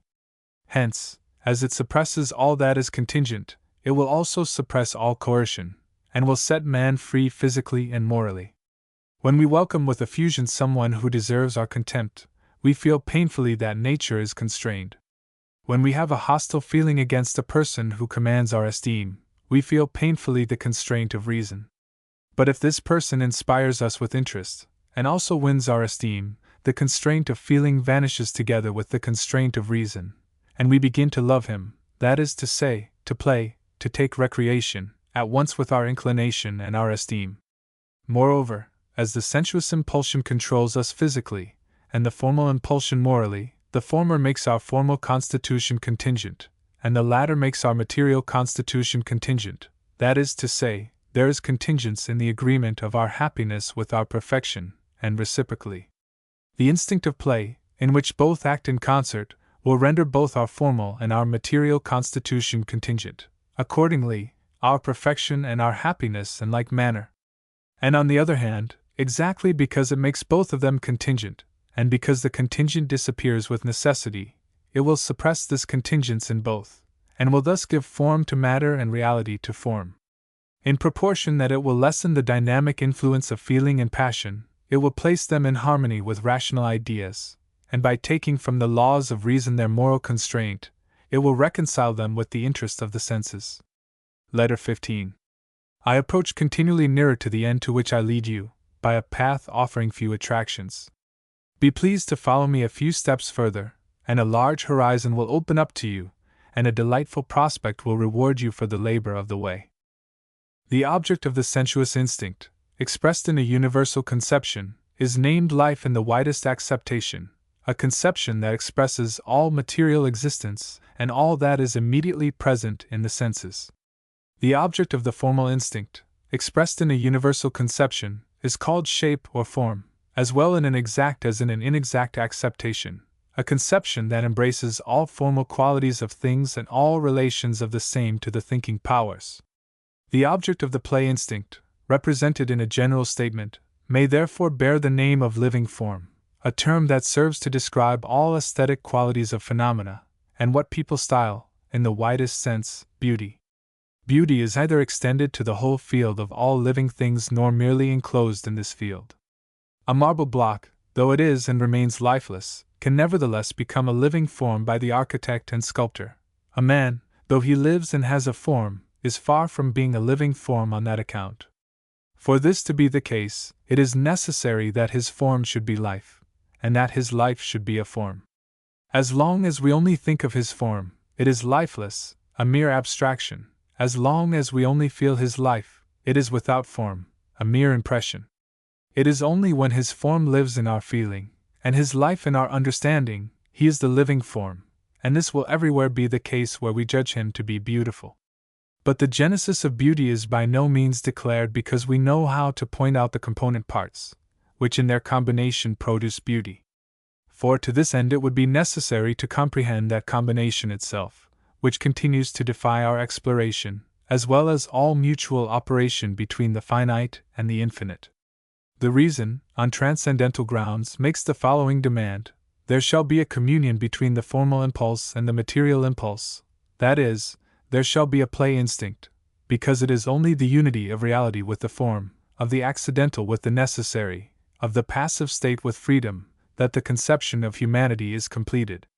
Reason is obliged to make this demand, because her nature impels her to completeness and to the removal of all bounds, while every exclusive activity of one or the other impulse leaves human nature incomplete and places a limit in it. Accordingly, as soon as reason issues the mandate, "A humanity shall exist," it proclaims at the same time the law, "There shall be a beauty." Experience can answer us if there is a beauty, and we shall know it as soon as she has taught us if a humanity can exist. But neither reason nor experience can tell us how beauty can be and how a humanity is possible. We know that man is neither exclusively matter nor exclusively spirit. Accordingly, beauty as the consummation of humanity can neither be exclusively mere life, as has been asserted by sharp-sighted observers who kept too close to the testimony of experience, and to which the taste of the time would gladly degrade it, nor can beauty be merely form, as has been judged by speculative sophists, who departed too far from experience, and by philosophic artists, who were led too much by the necessity of art in explaining beauty. It is rather the common object of both impulses, that is, of the play instinct. The use of language completely justifies this name, as it is wont to qualify with the word play what is neither subjectively nor objectively accidental, and yet does not impose necessity either externally or internally. As the mind in the intuition of the beautiful finds itself in a happy medium between law and necessity, it is, because it divides itself between both, emancipated from the pressure of both. The formal impulse and the material impulse are equally earnest in their demands, because one relates in its cognition to things in their reality and the other to their necessity. Because in action the first is directed to the preservation of life, the second to the preservation of dignity, and therefore both to truth and perfection. But life becomes more indifferent when dignity is mixed up with it, and duty no longer coerces when inclination attracts. In like manner the mind takes in the reality of things, material truth, more freely and tranquilly as soon as it encounters formal truth, the law of necessity, nor does the mind find itself strung by abstraction as soon as immediate intuition can accompany it. In one word, when the mind comes into communion with ideas, all reality loses its serious value because it becomes small, and as it comes in contact with feeling, necessity parts also with its serious value because it is easy.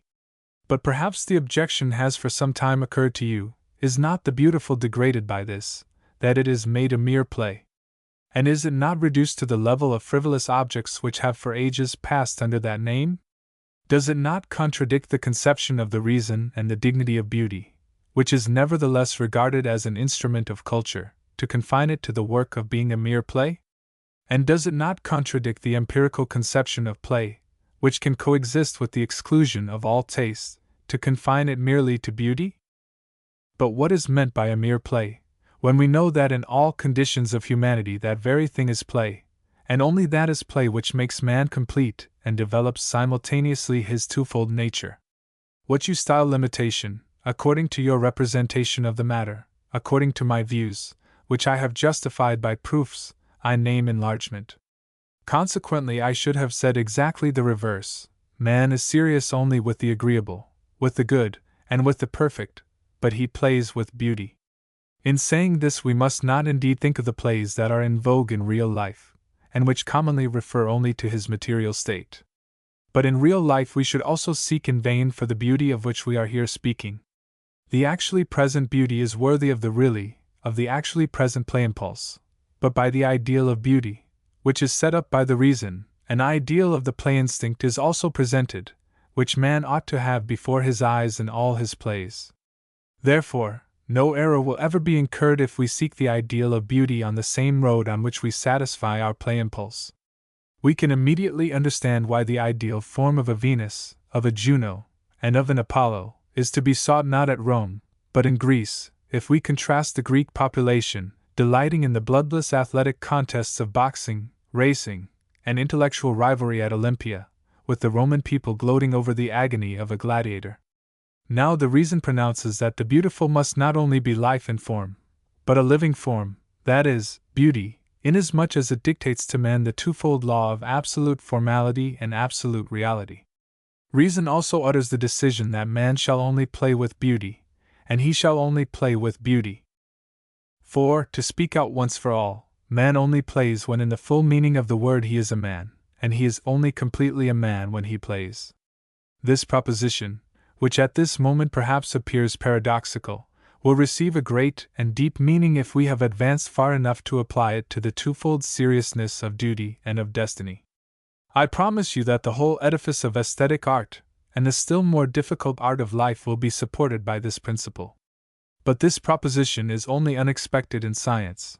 Long ago it lived and worked in art and in the feeling of the Greeks, her most accomplished masters. Only they removed to Olympus what ought to have been preserved on earth. Influenced by the truth of this principle, they effaced from the brow of their gods the earnestness and labor which furrow the cheeks of mortals, and also the hollow lust that smooths the empty face. They set free the ever serene from the chains of every purpose, of every duty, of every care, and they made indolence and indifference the envied condition of the godlike race, merely human appellations for the freest and highest mind. As well the material pressure of natural laws as the spiritual pressure of moral laws lost itself in its higher idea of necessity, which embraced at the same time both worlds, and out of the union of these two necessities issued true freedom. Inspired by this spirit, the Greeks also effaced from the features of their ideal, together with desire or inclination, all traces of volition, or, better still, they made both unrecognizable, because they knew how to wed them both in the closest alliance. It is neither charm, nor is it dignity, which speaks from the glorious face of Juno Ludovici. It is neither of these, for it is both at once. While the female god challenges our veneration, the godlike woman at the same time kindles our love. But while in ecstasy we give ourselves up to the heavenly beauty, the heavenly self-repose awes us back. The whole form rests and dwells in itself, a fully complete creation in itself, and as if she were out of space, without advance or resistance, it shows no force contending with force, no opening through which time could break in. Irresistibly carried away and attracted by her womanly charm, kept off at a distance by her godly dignity, we also find ourselves at length in the state of the greatest repose, and the result is a wonderful impression for which the understanding has no idea and language no name. Letter 16. From the antagonism of the two impulsions, and from the association of two opposite principles, we have seen beauty to result, of which the highest ideal must therefore be sought in the most perfect union and equilibrium possible of the reality and of the form. But this equilibrium remains always an idea that reality can never completely reach. In reality, there will always remain a preponderance of one of these elements over the other, and the highest point to which experience can reach will consist in an oscillation between two principles, when sometimes reality and at others form will have the advantage. Ideal beauty is therefore eternally one and indivisible, because there can only be one single equilibrium. On the contrary, experimental beauty will be eternally double, because in the oscillation the equilibrium may be destroyed in two ways, this side and that. I have called attention in the foregoing letters to a fact that can also be rigorously deduced from the considerations that have engaged our attention to the present point. This fact is that an exciting and also a moderating action may be expected from the beautiful. The tempering action is directed to keep within proper limits the sensuous and the formal impulsions, the exciting, to maintain both of them in their full force. But these two modes of action of beauty ought to be completely identified in the idea. The beautiful ought to temper while uniformly exciting the two natures, and it ought also to excite while uniformly moderating them. This result flows at once from the idea of a correlation, in virtue of which the two terms mutually imply each other, and are the reciprocal condition one of the other, a correlation of which the purest product is beauty. But experience does not offer an example of so perfect a correlation. In the field of experience it will always happen more or less that excess on the one side will give rise to deficiency on the other, and deficiency will give birth to excess.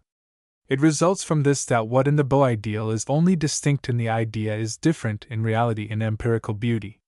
The beau ideal, though simple and indivisible, discloses, when viewed in two different aspects, on the one hand, a property of gentleness and grace, and on the other, an energetic property.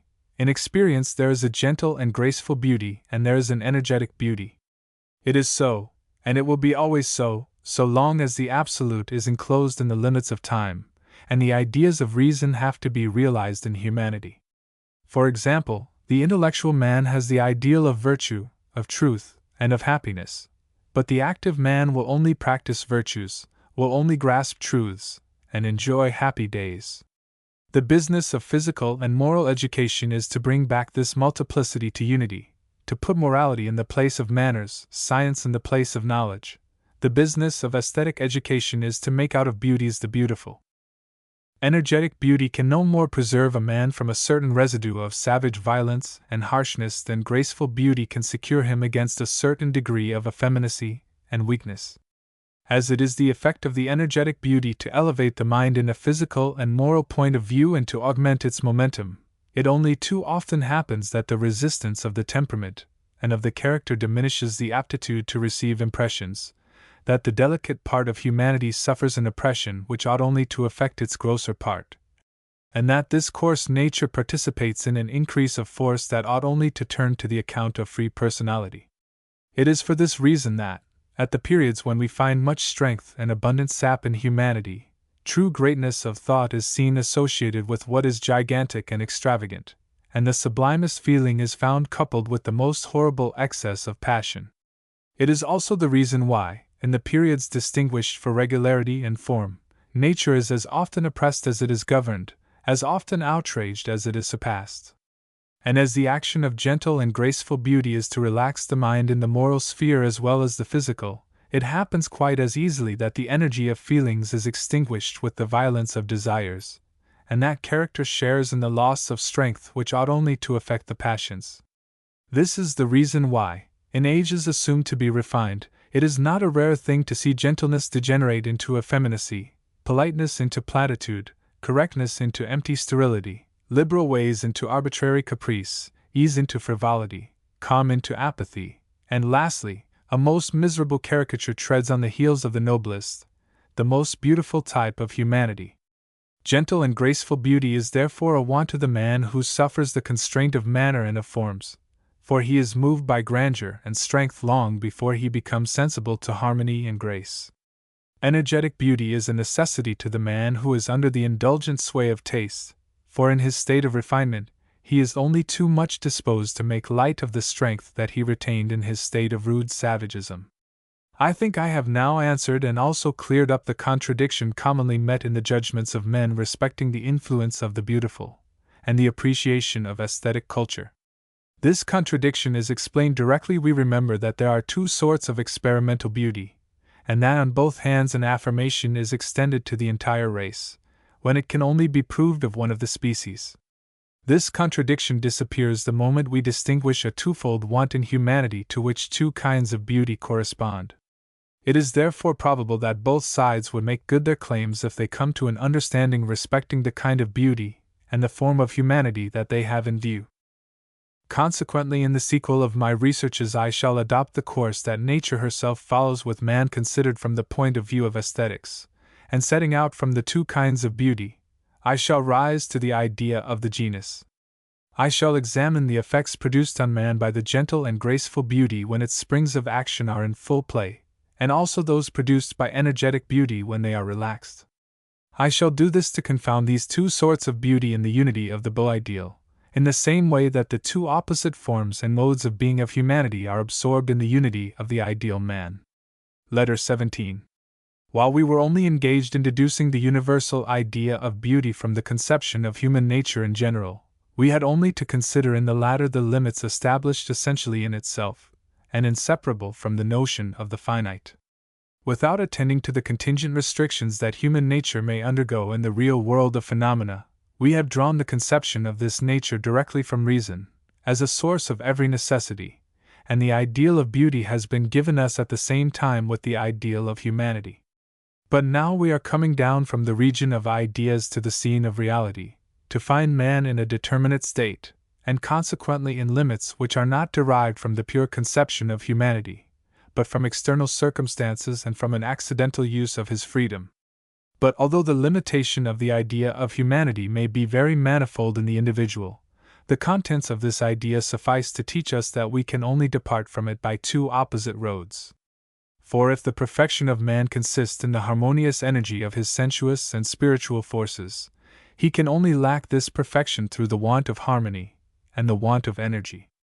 Thus, then, before having received on this point the testimony of experience, reason suffices to assure us that we shall find the real and consequently limited man in a state of tension or relaxation, according as the exclusive activity of isolated forces troubles the harmony of his being, or as the unity of his nature is based on the uniform relaxation of his physical and spiritual forces. These opposite limits are, as we have now to prove, suppressed by the beautiful, which re-establishes harmony in man when excited, and energy in man when relaxed, and which, in this way, in conformity with the nature of the beautiful, restores the state of limitation to an absolute state, and makes of man a whole, complete in himself. Thus the beautiful by no means belies in reality the idea which we have made of it in speculation, only its action is much less free in it than in the field of theory, where we were able to apply it to the pure conception of humanity. In man, as experience shows him to us, the beautiful finds a matter, already damaged and resisting, which robs him in ideal perfection of what it communicates to him of its individual mode of being. Accordingly, in reality, the beautiful will always appear a peculiar and limited species, and not as the pure genus. In excited minds in a state of tension, it will lose its freedom and variety. In relaxed minds, it will lose its vivifying force. But we, who have become familiar with the true character of this contradictory phenomenon, cannot be led astray by it. We shall not follow the great crowd of critics, in determining their conception by separate experiences, and to make them answerable for the deficiencies which man shows under their influence. We know rather that it is man who transfers the imperfections of his individuality over to them, who stands perpetually in the way of their perfection by his subjective limitation, and lowers their absolute ideal to two limited forms of phenomena. It was advanced that soft beauty is for an unstrung mind, and the energetic beauty for the tightly strung mind. But I apply the term unstrung to a man when he is rather under the pressure of feelings than under the pressure of conceptions. Every exclusive sway of one of his two fundamental impulses is for man a state of compulsion and violence, and freedom only exists in the cooperation of his two natures. Accordingly, the man governed preponderantly by feelings, or sensuously unstrung, is emancipated and set free by matter. The soft and graceful beauty, to satisfy this twofold problem, must therefore show herself under two aspects, in two distinct forms. First, as a form in repose, she will tone down savage life, and pave the way from feeling to thought. She will, secondly, as a living image, equip the abstract form with sensuous power, and lead back the conception to intuition and law to feeling. The former service she does to the man of nature, the second to the man of art. But because she does not in both cases hold complete sway over her matter, but depends on that which is furnished either by formless nature or unnatural art, she will in both cases bear traces of her origin, and lose herself in one place in material life and in another in mere abstract form. To be able to arrive at a conception how beauty can become a means to remove this twofold relaxation, we must explore its source in the human mind. Accordingly, make up your mind to dwell a little longer in the region of speculation, in order then to leave it forever, and to advance with secure footing on the ground of experience. Letter 18. By beauty the sensuous man is led to form and to thought. By beauty the spiritual man is brought back to matter and restored to the world of sense. From this statement it would appear to follow that between matter and form, between passivity and activity, there must be a middle state, and that beauty plants us in this state. It actually happens that the greater part of mankind really form this conception of beauty as soon as they begin to reflect on its operations, and all experience seems to point to this conclusion. But, on the other hand, nothing is more unwarrantable and contradictory than such a conception, because the aversion of matter and form, the passive and the active, feeling and thought, is eternal, and cannot be mediated in any way. How can we remove this contradiction? Beauty weds the two opposed conditions of feeling and thinking, and yet there is absolutely no medium between them. The former is immediately certain through experience, the other through the reason. This is the point to which the whole question of beauty leads, and if we succeed in settling this point in a satisfactory way, we have at length found the clue that will conduct us through the whole labyrinth of aesthetics. But this requires two very different operations, which must necessarily support each other in this inquiry. Beauty, it is said, weds two conditions with one another which are opposite to each other, and can never be one. We must start from this opposition. We must grasp and recognize them in their entire purity and strictness, so that both conditions are separated in the most definite manner. Otherwise we mix, but we do not unite them. Secondly, it is usual to say, beauty unites those two opposed conditions, and therefore removes the opposition. But because both conditions remain eternally opposed to one another, they cannot be united in any other way than by being suppressed. Our second business is therefore to make this connection perfect, to carry them out with such purity and perfection that both conditions disappear entirely in a third one, and no trace of separation remains in the whole. Otherwise we segregate, but do not unite. All the disputes that have ever prevailed and still prevail in the philosophical world respecting the conception of beauty have no other origin than their commencing without a sufficiently strict distinction, or that it is not carried out fully to a pure union. Those philosophers who blindly follow their feeling in reflecting on this topic can obtain no other conception of beauty, because they distinguish nothing separate in the totality of the sensuous impression.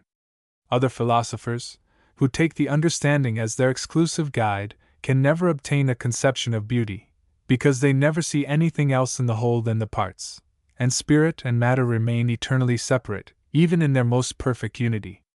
The first fear to suppress beauty dynamically, that is, as a working power, if they must separate what is united in the feeling.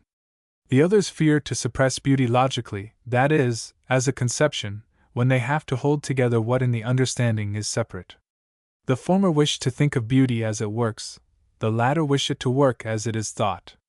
Both therefore must miss the truth, the former, because they try to follow infinite nature with their limited thinking power, the others, because they wish to limit unlimited nature according to their laws of thought. The first fear to rob beauty of its freedom by a too strict dissection, the others fear to destroy the distinctness of the conception by a too violent union.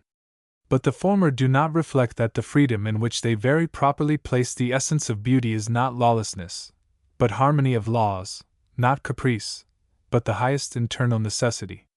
The others do not remember that distinctness, which they with equal right demand from beauty, does not consist in the exclusion of certain realities, but the absolute including of all. That is not therefore limitation but infinitude. We shall avoid the quicksands on which both have made shipwreck if we begin from the two elements in which beauty divides itself before the understanding, but then afterwards rise to a pure aesthetic unity by which it works on feeling, and in which both those conditions completely disappear. Letter 19. Two principal and different states of passive and active capacity of being determined, bestimbarkeit, can be distinguished in man. In like manner, two states of passive and active determination, bestimming. The explanation of this proposition leads us most readily to our end. The condition of the state of man before destination or direction is given him by the impression of the senses is an unlimited capacity of being determined. The infinite of time and space is given to his imagination for its free use, and because nothing is settled in this kingdom of the possible, and therefore nothing is excluded from it, this state of absence of determination can be named an empty infiniteness, which must not by any means be confounded with an infinite void. Now it is necessary that his sensuous nature should be modified, and that in the indefinite series of possible determinations one alone should become real. One perception must spring up in it. That which, in the previous state of determinableness, was only an empty potency becomes now an active force, and receives contents. But, at the same time, as an active force it receives a limit, after having been, as a simple power, unlimited. Reality exists now, but the infinite has disappeared. To describe a figure in space, we are obliged to limit infinite space. To represent to ourselves a change in time, we are obliged to divide the totality of time. Thus we only arrive at reality by limitation, at the positive, at a real position, by negation or exclusion, to determination, by the suppression of our free determinableness. But mere exclusion would never beget a reality, nor would a mere sensuous impression ever give birth to a perception, if there were not something from which it was excluded, if by an absolute act of the mind the negation were not referred to something positive, and if opposition did not issue out of non-position. This act of the mind is styled judging or thinking, and the result is named thought. Before we determine a place in space, there is no space for us, but without absolute space we could never determine a place. The same is the case with time. Before we have an instant, there is no time to us, but without infinite time, eternity, we should never have a representation of the instant. Thus, therefore, we can only arrive at the whole by the part, to the unlimited through limitation. But reciprocally we only arrive at the part through the whole, at limitation through the unlimited. It follows from this, that when it is affirmed of beauty that it mediates for man the transition from feeling to thought, This must not be understood to mean that beauty can fill up the gap that separates feeling from thought, the passive from the active. This gap is infinite, and without the interposition of a new and independent faculty, it is impossible for the general to issue from the individual, the necessary from the contingent. Thought is the immediate act of this absolute power, which, I admit, can only be manifested in connection with sensuous impressions, but which in this manifestation depends so little on the sensuous that it reveals itself specially in opposition to it. The spontaneity or autonomy with which it acts excludes every foreign influence, and it is not in as far as it helps thought, which comprehends a manifest contradiction, but only in as far as it procures for the intellectual faculties the freedom to manifest themselves in conformity with their proper laws. It does it only because the beautiful can become a means of leading man from matter to form, from feeling to laws, from a limited existence to an absolute existence. But this assumes that the freedom of the intellectual faculties can be balked, which appears contradictory to the conception of an autonomous power. For a power which only receives the matter of its activity from without can only be hindered in its action by the privation of this matter, and consequently by way of negation. It is therefore a misconception of the nature of the mind to attribute to the sensuous passions the power of oppressing positively the freedom of the mind. Experience does indeed present numerous examples where the rational forces appear compressed in proportion to the violence of the sensuous forces. But instead of deducing this spiritual weakness from the energy of passion, this passionate energy must rather be explained by the weakness of the human mind. For the sense can only have a sway such as this over man when the mind has spontaneously neglected to assert its power. Yet, in trying by these explanations to move one objection, I appear to have exposed myself to another, and I have only saved the autonomy of the mind at the cost of its unity. For how can the mind derive at the same time from itself the principles of inactivity and of activity, if it is not itself divided, and if it is not in opposition with itself? Here we must remember that we have before us, not the infinite mind, but the finite. The finite mind is that which only becomes active through the passive, only arrives at the absolute through limitation, and only acts and fashions in as far as it receives matter. Accordingly, a mind of this nature must associate with the impulse towards form or the absolute, an impulse towards matter or limitation, conditions without which it could not have the former impulse nor satisfy it. How can two such opposite tendencies exist together in the same being? This is a problem that can no doubt embarrass the metaphysician, but not the transcendental philosopher. The latter does not presume to explain the possibility of things, but he is satisfied with giving a solid basis to the knowledge that makes us understand the possibility of experience. And as experience would be equally impossible without this autonomy in the mind, and without the absolute unity of the mind, it lays down these two conceptions as two conditions of experience equally necessary without troubling itself any more to reconcile them. Moreover, this immanence of two fundamental impulses does not in any degree contradict the absolute unity of the mind, as soon as the mind itself, its selfhood, is distinguished from those two motors. No doubt, these two impulses exist and act in it, but itself is neither matter nor form, nor the sensuous nor reason, and this is a point that does not seem always to have occurred to those who only look upon the mind as itself acting when its acts are in harmony with reason, and who declare it passive when its acts contradict reason. Arrived at its development, each of these two fundamental impulsions tends of necessity and by its nature to satisfy itself, but precisely because each of them has a necessary tendency, and both nevertheless have an opposite tendency, this twofold constraint mutually destroys itself, and the will preserves an entire freedom between them both. It is therefore the will that conducts itself like a power, as the basis of reality, with respect to both these impulses, but neither of them can by itself act as a power with respect to the other. A violent man, by his positive tendency to justice, which never fails in him, is turned away from injustice, nor can a temptation of pleasure, however strong, make a strong character violate its principles. There is in man no other power than his will, and death alone, which destroys man, or some privation of self-consciousness, is the only thing that can rob man of his internal freedom. An external necessity determines our condition, our existence in time, by means of the sensuous. The latter is quite involuntary, and directly it is produced in us we are necessarily passive. In the same manner, an internal necessity awakens our personality in connection with sensations, and by its antagonism with them, for consciousness cannot depend on the will, which presupposes it. This primitive manifestation of personality is no more a merit to us than its privation is a defect in us. Reason can only be required in a being who is self-conscious, for reason is an absolute consecutiveness and universality of consciousness. Before this is the case, he is not a man, nor can any act of humanity be expected from him. The metaphysician can no more explain the limitation imposed by sensation on a free and autonomous mind than the natural philosopher can understand the infinite, which is revealed in consciousness in connection with these limits.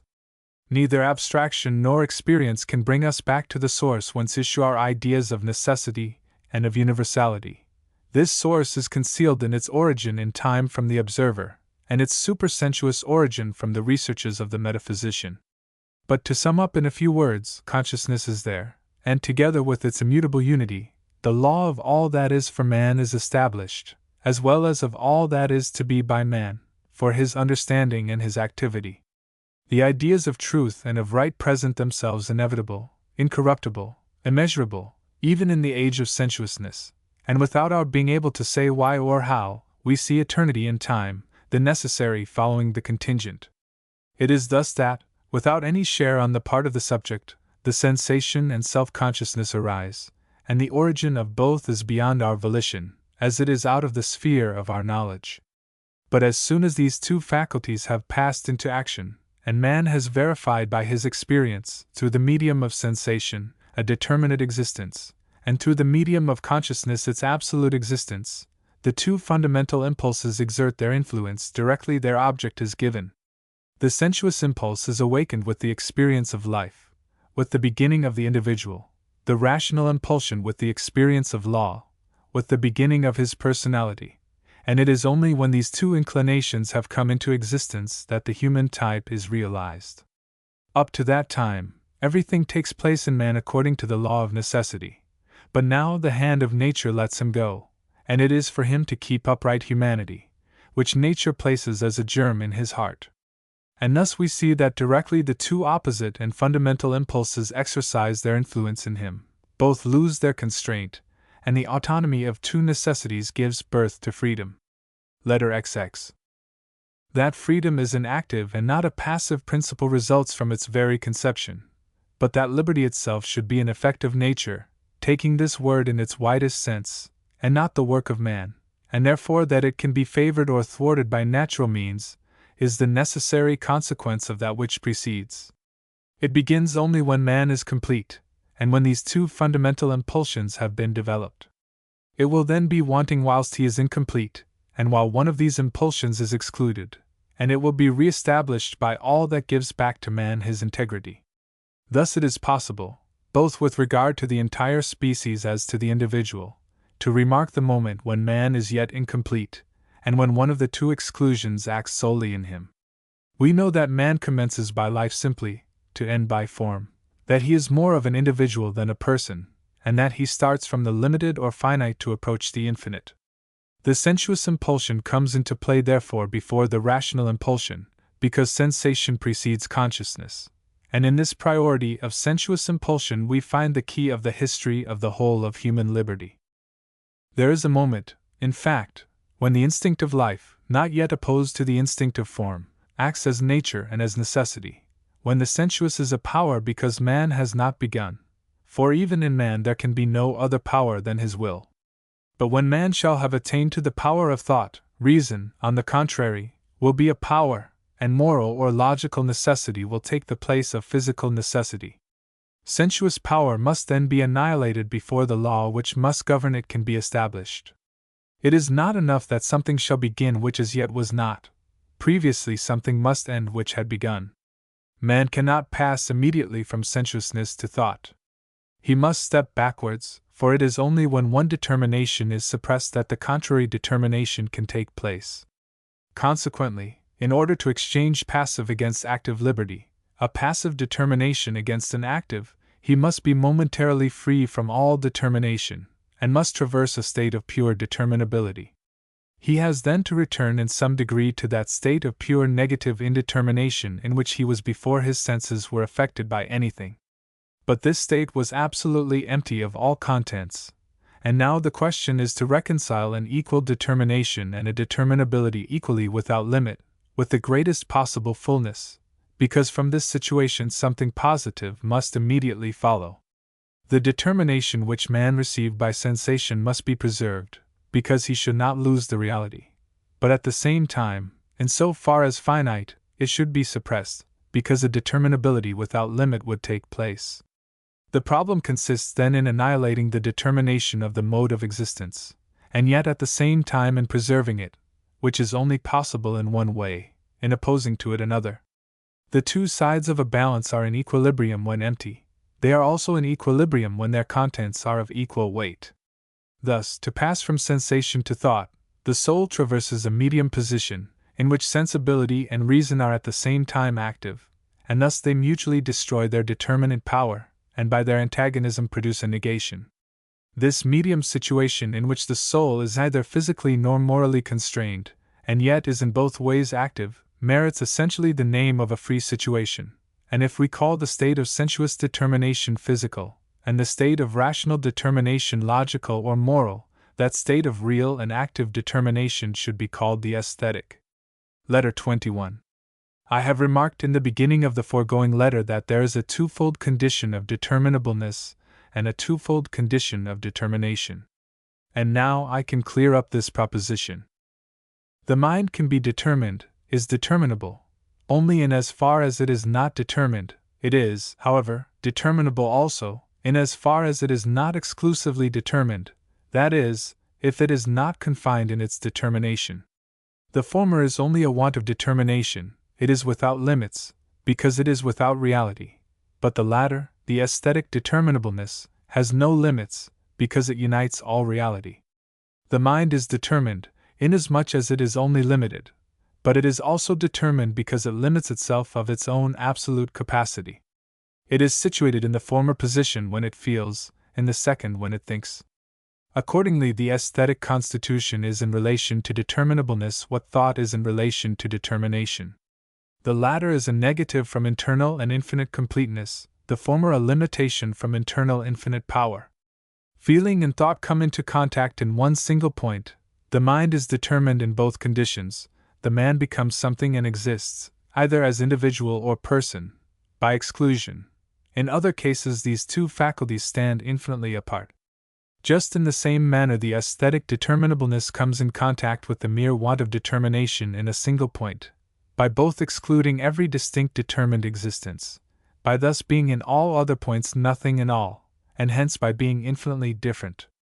Therefore, if the latter, in the absence of determination from deficiency, is represented as an empty infiniteness, the aesthetic freedom of determination, which forms the proper counterpart to the former, can be considered as a completed infiniteness, a representation which exactly agrees with the teachings of the previous investigations. Man is therefore nothing in the aesthetic state, if attention is given to the single result, and not to the whole faculty, and if we regard only the absence or want of every special determination. We must therefore do justice to those who pronounce the beautiful, and the disposition in which it places the mind, as entirely indifferent and unprofitable, in relation to knowledge and feeling.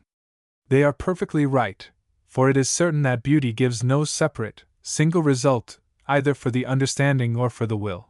It does not carry out a single intellectual or moral object, it discovers no truth, does not help us to fulfill a single duty, and in one word, is equally unfit to found the character or to clear the head.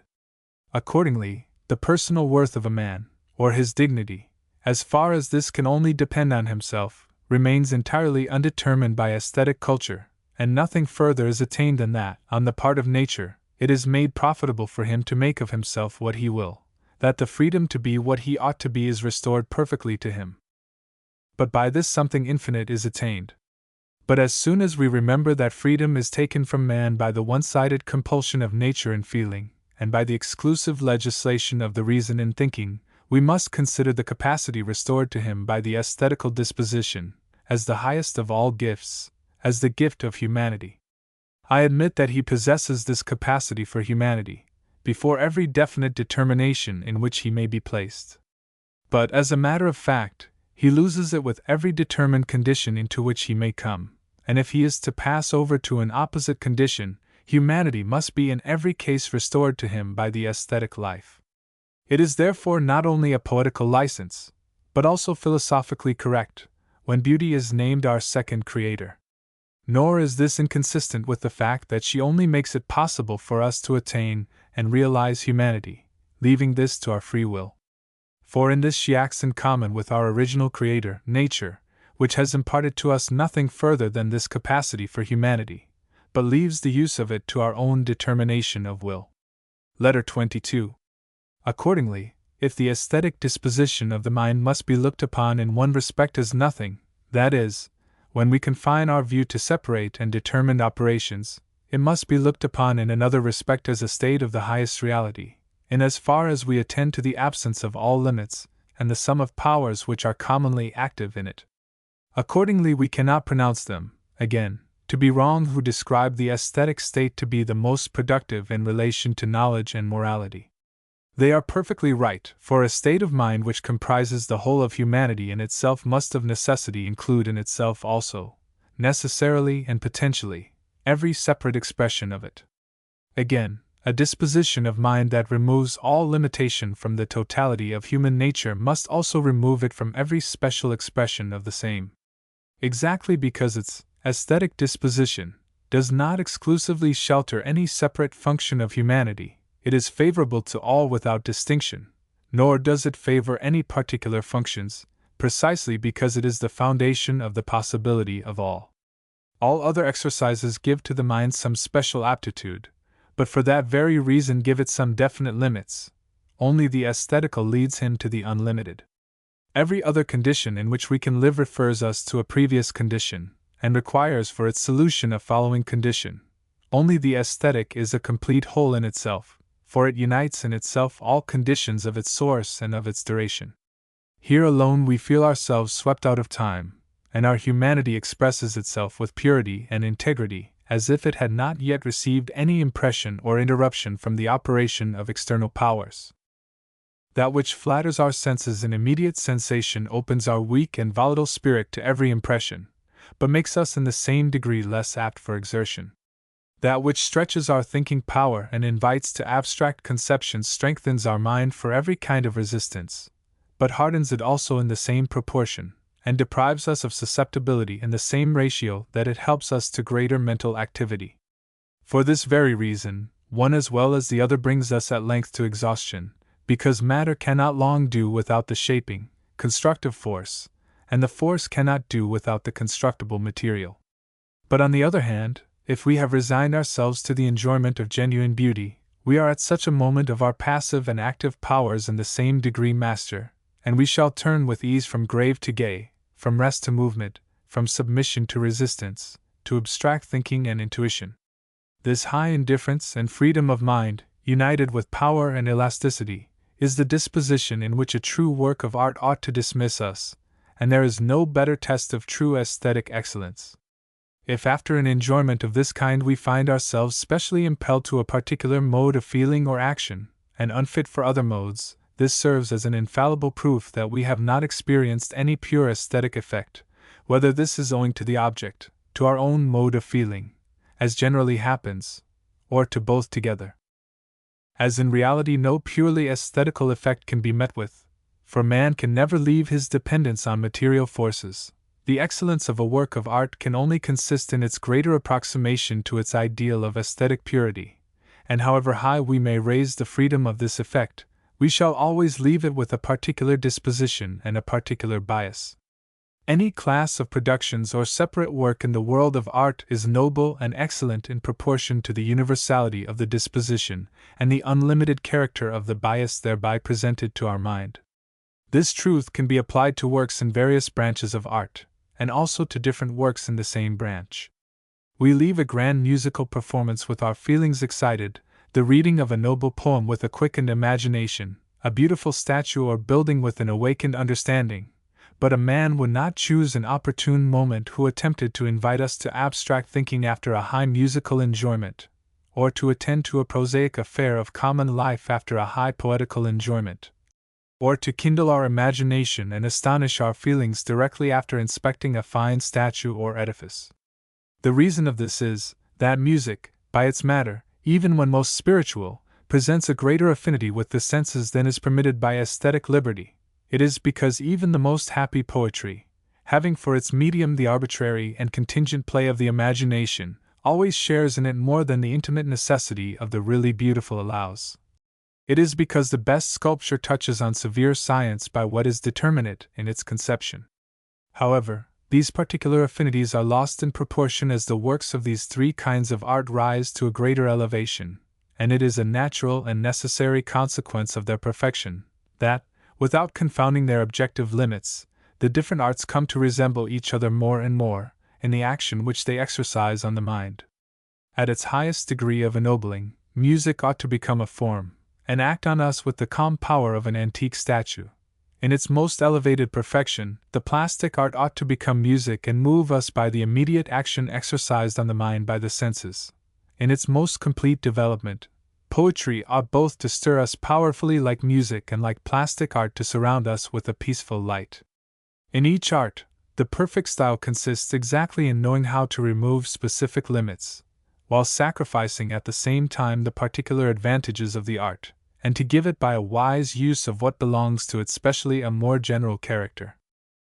Nor is it only the limits inherent in the specific character of each kind of art that the artist ought to overstep in putting his hand to the work.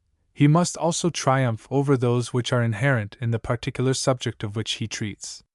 In a really beautiful work of art, the substance ought to be inoperative, the form should do everything, for by the form the whole man is acted on. The substance acts on nothing but isolated forces. Thus, however vast and sublime it may be, the substance always exercises a restrictive action on the mind, and true aesthetic liberty can only be expected from the form. Consequently, the true search of the matter consists in destroying matter by the form, and the triumph of art is great in proportion as it overcomes matter and maintains its sway over those who enjoy its work. It is great particularly in destroying matter when most imposing, ambitious, and attractive, when therefore matter has most power to produce the effect proper to it, or, again, when it leads those who consider it more closely to enter directly into relation with it. The mind of the spectator and of the hearer must remain perfectly free and intact. It must issue pure and entire from the magic circle of the artist, as from the hands of the creator. The most frivolous subject ought to be treated in such a way that we preserve the faculty to exchange it immediately for the most serious work. The arts which have passion for their object, as a tragedy for example, do not present a difficulty here, for, in the first place, these arts are not entirely free, because they are in the service of a particular end, the pathetic, and then no connoisseur will deny that even in this class a work is perfect in proportion as amidst the most violent storms of passion it respects the liberty of the soul. There is a fine art of passion, but an impassioned fine art is a contradiction in terms, for the infallible effect of the beautiful is emancipation from the passions. The idea of an instructive fine art, didactic art, or improving, moral, art is no less contradictory, for nothing agrees less with the idea of the beautiful than to give a determinate tendency to the mind. However, from the fact that a work produces effects only by its substance, it must not always be inferred that there is a want of form in this work. This conclusion may quite as well testify to a want of form in the observer. If his mind is too stretched or too relaxed, if it is only accustomed to receive things either by the senses or the intelligence, even in the most perfect combination, it will only stop to look at the parts, and it will only see matter in the most beautiful form. Only sensible of the coarse elements, he must first destroy the aesthetic organization of a work to find enjoyment in it, and carefully disinter the details which genius has caused to vanish, with infinite art, in the harmony of the whole. The interest he takes in the work is either solely moral or exclusively physical. The only thing wanting to it is to be exactly what it ought to be, aesthetical. The readers of this class enjoy a serious and pathetic poem as they do a sermon, a simple and playful work, as an inebriating draught, and if on the one hand they have so little taste as to demand edification from a tragedy or from an epos, even such as the Meshes On the other hand, they will be infallibly scandalized by a piece after the fashion of Anacreon and Catullus. Letter 23. I take up the thread of my researches, which I broke off only to apply the principles I laid down to practical art and the appreciation of its works. The transition from the passivity of sensuousness to the activity of thought and of will can be effected only by the intermediary state of aesthetic liberty, and though in itself this state decides nothing respecting our opinions and our sentiments, and therefore it leaves our intellectual and moral value entirely problematical, it is, however, the necessary condition without which we should never attain to an opinion or a sentiment. In a word, there is no other way to make a reasonable being out of a sensuous man than by making him first aesthetic. But you might object, is this mediation absolutely indispensable? Could not truth and duty, one or the other, in themselves and by themselves, find access to the sensuous man? To this I reply, not only is it possible, but it is absolutely necessary that they owe solely to themselves their determining force, and nothing would be more contradictory to our preceding affirmations than to appear to defend the contrary opinion. It has been expressly proved that the beautiful furnishes no result, either for the comprehension or for the will, that it mingles with no operations, either of thought or of resolution, and that it confers this double power without determining anything with regard to the real exercise of this power. Here all foreign help disappears, and the pure logical form, the idea, would speak immediately to the intelligence, as the pure moral form, the law, immediately to the will. But that the pure form should be capable of it, and that there is in general a pure form for sensuous man, is that, I maintain, which should be rendered possible by the aesthetic disposition of the soul. Truth is not a thing which can be received from without like reality, or the visible existence of objects. It is the thinking force, in his own liberty and activity, which produces it, and it is just this liberty proper to it, this liberty which we seek in vain in sensuous man. The sensuous man is already determined physically, and thenceforth he has no longer his free determinability. He must necessarily first enter into possession of this lost determinability before he can exchange the passive against an active determination. Therefore, in order to recover it, he must either lose the passive determination that he had, or he should enclose already in himself the active determination to which he should pass. If he confined himself to lose passive determination, he would at the same time lose with it the possibility of an active determination, because thought needs a body, and form can only be realized through matter. He must therefore contain already in himself the active determination, that he may be at once both actively and passively determined, that is to say, he becomes necessarily aesthetic.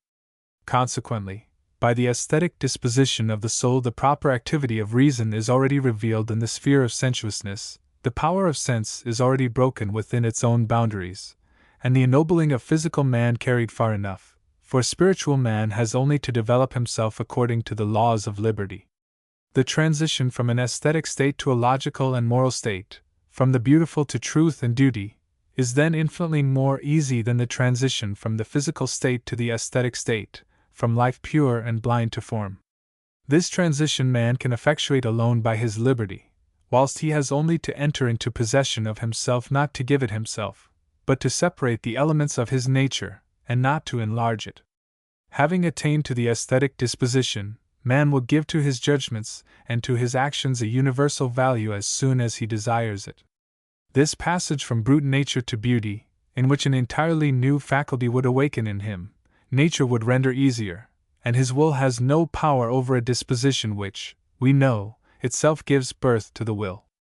To bring the aesthetic man to profound views, to elevated sentiments, he requires nothing more than important occasions. To obtain the same thing from the sensuous man, his nature must at first be changed. To make of the former a hero, a sage, it is often only necessary to meet with a sublime situation, which exercises upon the faculty of the will the more immediate action. For the second, it must first be transplanted under another sky. One of the most important tasks of culture, then, is to submit man to form, even in a purely physical life, and to render it aesthetic as far as the domain of the beautiful can be extended, for it is alone in the aesthetic state, and not in the physical state, that the moral state can be developed. If in each particular case man ought to possess the power to make his judgment, and his will the judgment of the entire species. If he ought to find in each limited existence the transition to an infinite existence, if, lastly, he ought from every dependent situation to take his flight to rise to autonomy and to liberty, it must be observed that at no moment he is only individual and solely obeys the laws of nature. To be apt and ready to raise himself from the narrow circle of the ends of nature to rational ends, in the sphere of the former he must already have exercised himself in the second. He must already have realized his physical destiny with a certain liberty that belongs only to spiritual nature, that is to say according to the laws of the beautiful, and that he can effect without thwarting in the least degree his physical aim. The exigencies of nature with regard to him turn only upon what he does, upon the substance of his acts, but the ends of nature in no degree determine the way in which he acts, the form of his actions. On the contrary, the exigencies of reason have rigorously the form of his activity for its object. Thus, so much as it is necessary for the moral destination of man that he be purely moral, that he shows an absolute personal activity, so much is he indifferent that his physical destination be entirely physical, that he acts in a manner entirely passive. Henceforth, with regard to this last destination, it entirely depends on him to fulfill it solely as a sensuous being and natural force, as a force which acts only as it diminishes, or, at the same time, as absolute force, as a rational being. To which of these does his dignity best respond? Of this there can be no question. It is as disgraceful and contemptible for him to do under sensuous impulsion that which he ought to have determined merely by the motive of duty, as it is noble and honorable for him to incline towards conformity with laws, harmony, independence, there even where the vulgar man only satisfies a legitimate want. In a word, in the domain of truth and morality, sensuousness must have nothing to determine, but in the sphere of happiness, form may find a place, and the instinct of play prevail. Thus then, in the indifferent sphere of physical life, man ought to already commence his moral life, his own proper activity ought already to make way in passivity, and his rational liberty beyond the limits of sense. He ought already to impose the law of his will upon his inclinations. He ought, if you will permit me the expression, to carry into the domain of matter the war against matter, in order to be dispensed from combating this redoubtable enemy upon the sacred field of liberty. He ought to learn to have nobler desires, not to be forced to have sublime volitions. This is the fruit of aesthetic culture, which submits to the laws of the beautiful, in which neither the laws of nature nor those of reason suffer, which does not force the will of man, and which by the form it gives to exterior life already opens internal life. Letter 24. Accordingly, 3 different moments or stages of development can be distinguished, which the individual man, as well as the whole race, must of necessity traverse in a determinate order if they are to fulfill the circle of their determination. No doubt, the separate periods can be lengthened or shortened, through accidental causes which are inherent either in the influence of external things or under the free caprice of men, but neither of them can be overstepped, and the order of their sequence cannot be inverted either by nature or by the will. Man, in his physical condition, suffers only the power of nature. He gets rid of this power in the aesthetical condition, and he rules them in the moral state. What is man before beauty liberates him from free pleasure, and the serenity of form tames down the savageness of life? Eternally uniform in his aims, eternally changing in his judgments, self-seeking without being himself, unfettered without being free, a slave without serving any rule. At this period, the world is to him only destiny, not yet an object. All has existence for him only in as far as it procures existence to him. A thing that neither seeks from nor gives to him is non-existent. Every phenomenon stands out before him separate and cut off, as he finds himself in the series of beings. All that is to him through the bias of the moment. Every change is to him an entirely fresh creation, because with the necessary in him, the necessary out of him is wanting, which binds together all the changing forms in the universe, and which holds fast the law on the theater of his action, while the individual departs. It is in vain that nature lets the rich variety of her forms pass before him. He sees in her glorious fullness nothing but his prey, in her power and greatness nothing but his enemy. Either he encounters objects, and wishes to draw them to himself in desire, or the objects press in a destructive manner upon him, and he thrusts them away in dismay and terror. In both cases, his relation to the world of sense is immediate contact, and perpetually anxious through its pressure, restless and plagued by imperious wants, he nowhere finds rest except in enervation, and nowhere limits save in exhausted desire. Ignorant of his own human dignity, he is far removed from honoring it in others, and conscious of his own savage greed, he fears it in every creature that he sees like himself. He never sees others in himself, only himself in others, and human society, instead of enlarging him to the race, only shuts him up continually closer in his individuality. Thus limited, he wanders through his sunless life, till favoring nature rolls away the load of matter from his darkened senses, reflection separates him from things, and objects show themselves at length in the afterglow of the consciousness. It is true we cannot point out this state of rude nature as we have here portrayed it in any definite people and age. It is only an idea, but an idea with which experience agrees most closely in special features. It may be said that man was never in this animal condition, but he has not, on the other hand, ever entirely escaped from it. Even in the rudest subjects, unmistakable traces of rational freedom can be found, and even in the most cultivated, features are not wanting that remind us of that dismal natural condition. It is possible for man, at one and the same time, to unite the highest and the lowest in his nature, and if his dignity depends on a strict separation of one from the other, his happiness depends on a skillful removal of this separation. The culture which is to bring his dignity into agreement with his happiness will therefore have to provide for the greatest purity of these two principles in their most intimate combination. Consequently, the first appearance of reason in man is not the beginning of humanity. This is first decided by his freedom, and reason begins first by making his sensuous dependence boundless, a phenomenon that does not appear to me to have been sufficiently elucidated, considering its importance and universality. We know that the reason makes itself known to man by the demand for the absolute, the self-dependent and necessary. But as this want of the reason cannot be satisfied in any separate or single state of his physical life, he is obliged to leave the physical entirely and to rise from a limited reality to ideas. But although the true meaning of that demand of the reason is to withdraw him from the limits of time and to lead him from the world of sense to an ideal world, yet this same demand of reason, by misapplication, scarcely to be avoided in this life, prone to sensuousness, can direct him to physical life, and instead of making man free, plunge him in the most terrible slavery. Facts verify this supposition. Man raised on the wings of imagination leaves the narrow limits of the present, in which mere animality is enclosed, in order to strive on to an unlimited future. But while the limitless is unfolded to his dazed imagination, his heart has not ceased to live in the separate, and to serve the moment. The impulse towards the absolute seizes him suddenly in the midst of his animality, and as in this cloddish condition all his efforts aim only at the material and temporal, and are limited by his individuality, he is only led by that demand of the reason to extend his individuality into the infinite, instead of to abstract from it. He will be led to seek instead of form an inexhaustible matter, instead of the unchangeable and everlasting change and an absolute securing of his temporal existence.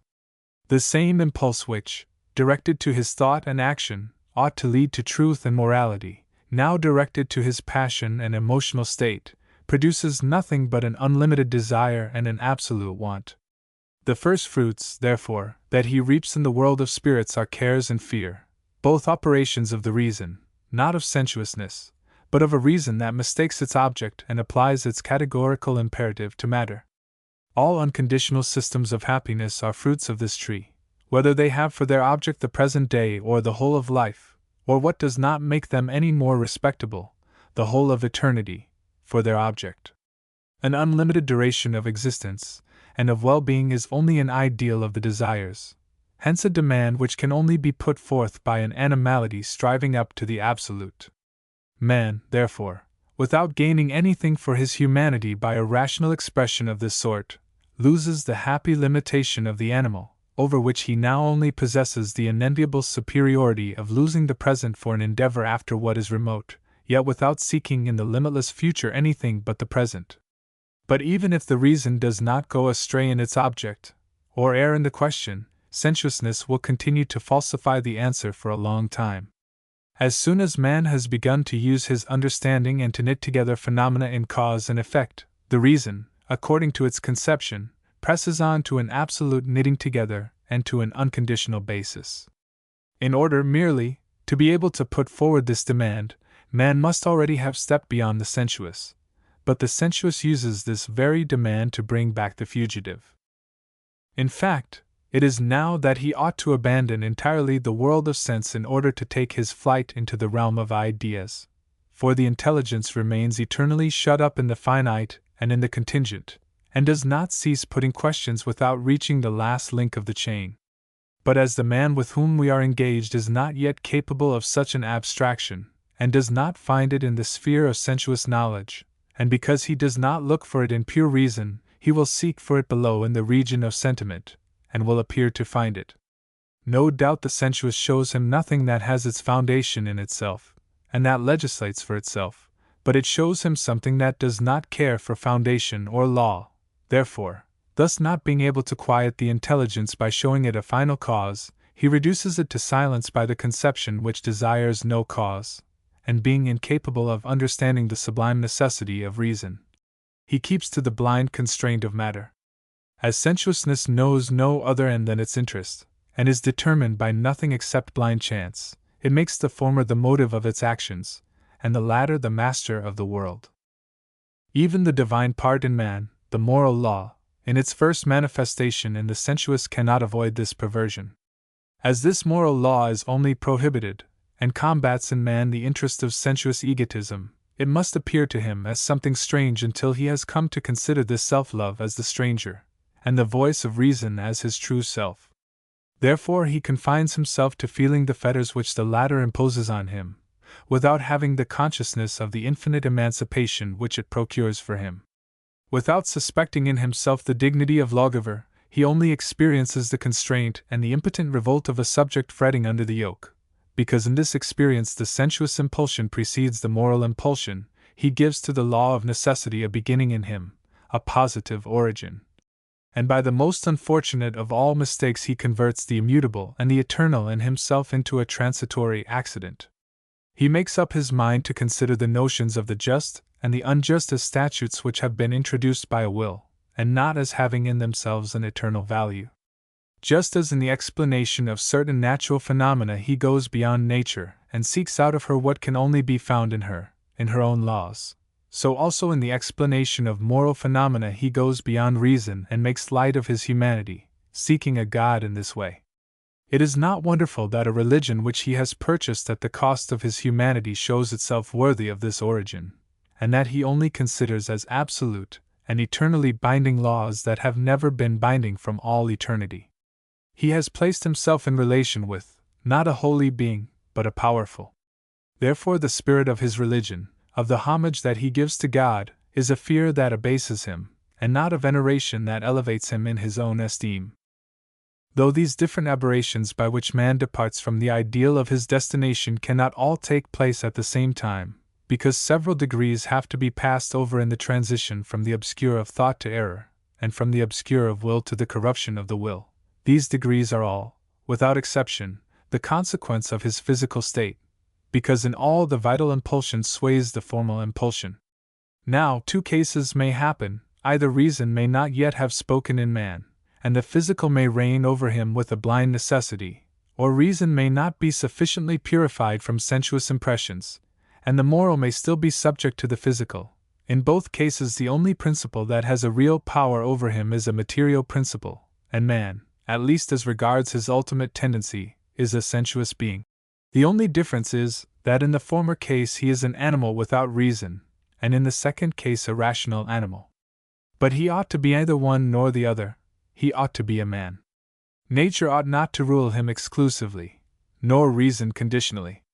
The two legislations ought to be completely independent, and yet mutually complementary.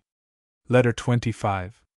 Whilst man, in his first physical condition, is only passively affected by the world of sense, he is still entirely identified with it, and for this reason the external world, as yet, has no objective existence for him. When he begins in his aesthetic state of mind to regard the world objectively, then only is his personality severed from it, and the world appears to him an objective reality, for the simple reason that he has ceased to form an identical portion of it. That which first connects man with the surrounding universe is the power of reflective contemplation. Whereas desire seizes at once its object, reflection removes it to a distance, and renders it inalienably her own by saving it from the greed of passion. The necessity of sense which he obeyed during the period of mere sensations lessens during the period of reflection. The senses are for the time in abeyance. Even ever-fleeting time stands still whilst the scattered rays of consciousness are gathering and shape themselves. An image of the infinite is reflected upon the perishable ground. As soon as light dawns in man, there is no longer night outside of him. As soon as there is peace within him, the storm lulls throughout the universe, and the contending forces of nature find rest within prescribed limits. Hence we cannot wonder if ancient traditions allude to these great changes in the inner man as to a revolution in surrounding nature, and symbolize thought triumphing over the laws of time, by the figure of Zeus, which terminates the reign of Saturn. As long as man derives sensations from a contact with nature, he is her slave, but as soon as he begins to reflect upon her objects and laws, he becomes her lawgiver. Nature, which previously ruled him as a power, now expands before him as an object. What is objective to him can have no power over him, for in order to become objective it has to experience his own power. As far and as long as he impresses a form upon matter, he cannot be injured by its effect, for a spirit can only be injured by that which deprives it of its freedom. Whereas he proves his own freedom by giving a form to the formless, where the mass rules heavily and without shape, and its undefined outlines are forever fluctuating between uncertain boundaries, fear takes up its abode. But man rises above any natural terror as soon as he knows how to mold it, and transform it into an object of his art. As soon as he upholds his independence towards phenomenal natures, he maintains his dignity toward her as a thing of power, and with a noble freedom he rises against his gods. They throw aside the mask with which they had kept him in awe during his infancy, and to his surprise his mind perceives the reflection of his own image. The divine monster of the Oriental, which roams about changing the world with the blind force of a beast of prey, dwindles to the charming outline of humanity in Greek fable. The empire of the Titans is crushed, and boundless force is tamed by infinite form. But whilst I have been merely searching for an issue from the material world, and a passage into the world of mind, the bold flight of my imagination has already taken me into the very midst of the latter world. The beauty of which we are in search we have left behind by passing from the life of mere sensations to the pure form and to the pure object. Such a leap exceeds the condition of human nature. In order to keep pace with the latter we must return to the world of sense. Beauty is indeed the sphere of unfettered contemplation and reflection. Beauty conducts us into the world of ideas, without however taking us from the world of sense, as occurs when a truth is perceived and acknowledged. This is the pure product of a process of abstraction from everything material and accidental, a pure object free from every subjective barrier, a pure state of self-activity without any admixture of passive sensations. There is indeed a way back to sensation from the highest abstraction, for thought teaches the inner sensation, and the idea of logical or moral unity passes into a sensation of sensual accord. But if we delight in knowledge, we separate very accurately our own conceptions from our sensations.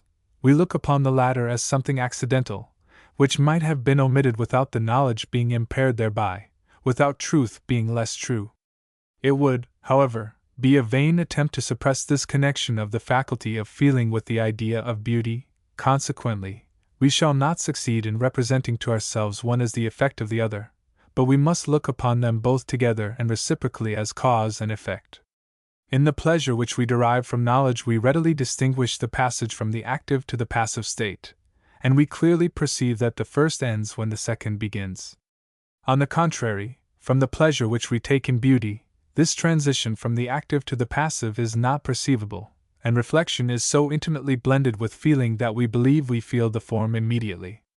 Beauty is then an object to us, it is true, because reflection is the condition of the feeling which we have of it, but it is also a state of our personality, our ego, because the feeling is the condition of the idea we conceive of it. Beauty is therefore doubtless form, because we contemplate it, but it is equally life because we feel it. In a word, It is at once our state and our act. And precisely because it is at the same time both a state and an act, it triumphantly proves to us that the passive does not exclude the active, either matter nor form, either the finite nor the infinite, and that consequently the physical dependence to which man is necessarily devoted does not in any way destroy his moral liberty. This is the proof of beauty, and I ought to add that this alone can prove it. In fact, as in the possession of truth or of logical unity, feeling is not necessarily one with the thought, but follows it accidentally.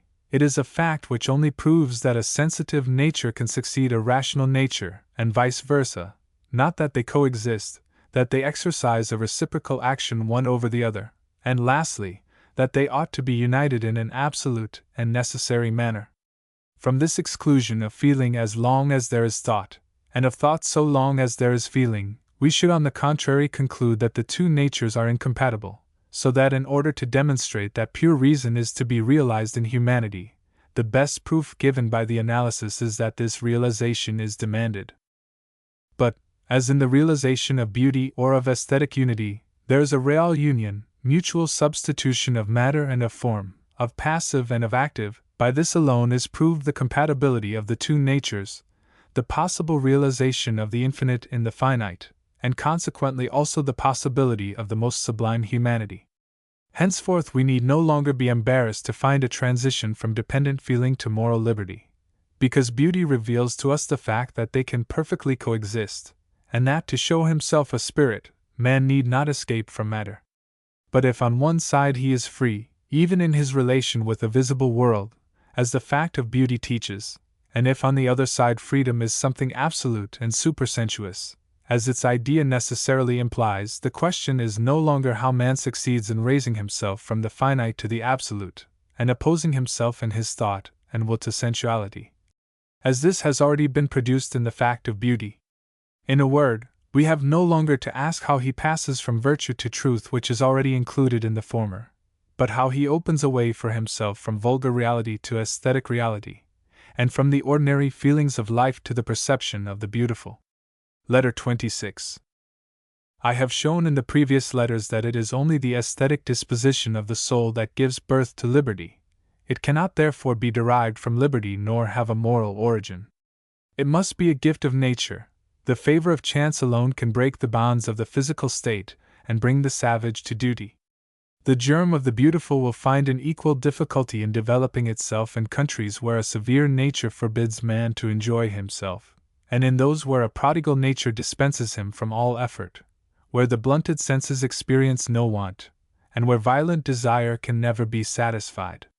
The delightful flower of the beautiful will never unfold itself in the case of the troglodyte hid in his cavern always alone, and never finding humanity outside himself, nor among nomads, who, traveling in great troops, only consist of a multitude, and have no individual humanity. It will only flourish in places where man converses peacefully with himself in his cottage, and with the whole race when he issues from it.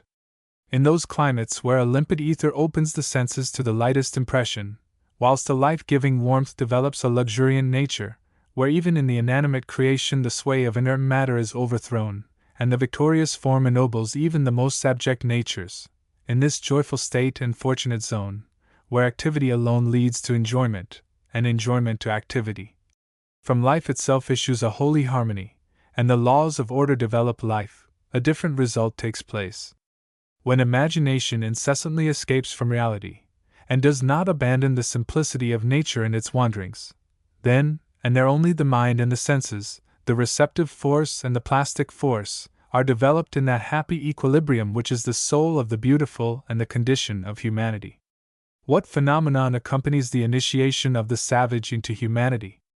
However far we look back into history, the phenomenon is identical among all people who have shaken off the slavery of the animal state, the love of appearance, the inclination for dress and for games. Extreme stupidity and extreme intelligence have a certain affinity in only seeking the real and being completely insensible to mere appearance. The former is only drawn forth by the immediate presence of an object in the senses, and the second is reduced to a quiescent state only by referring conceptions to the facts of experience. In short, stupidity cannot rise above reality, nor the intelligence descend below truth. Thus, in as far as the want of reality and attachment to the real are only the consequence of a want and a defect, indifference to the real and an interest taken in appearances are a real enlargement of humanity and a decisive step towards culture. In the first place, it is the proof of an exterior liberty, for as long as necessity commands and want solicits, the fancy is strictly chained down to the real. It is only when want is satisfied that it develops without hindrance.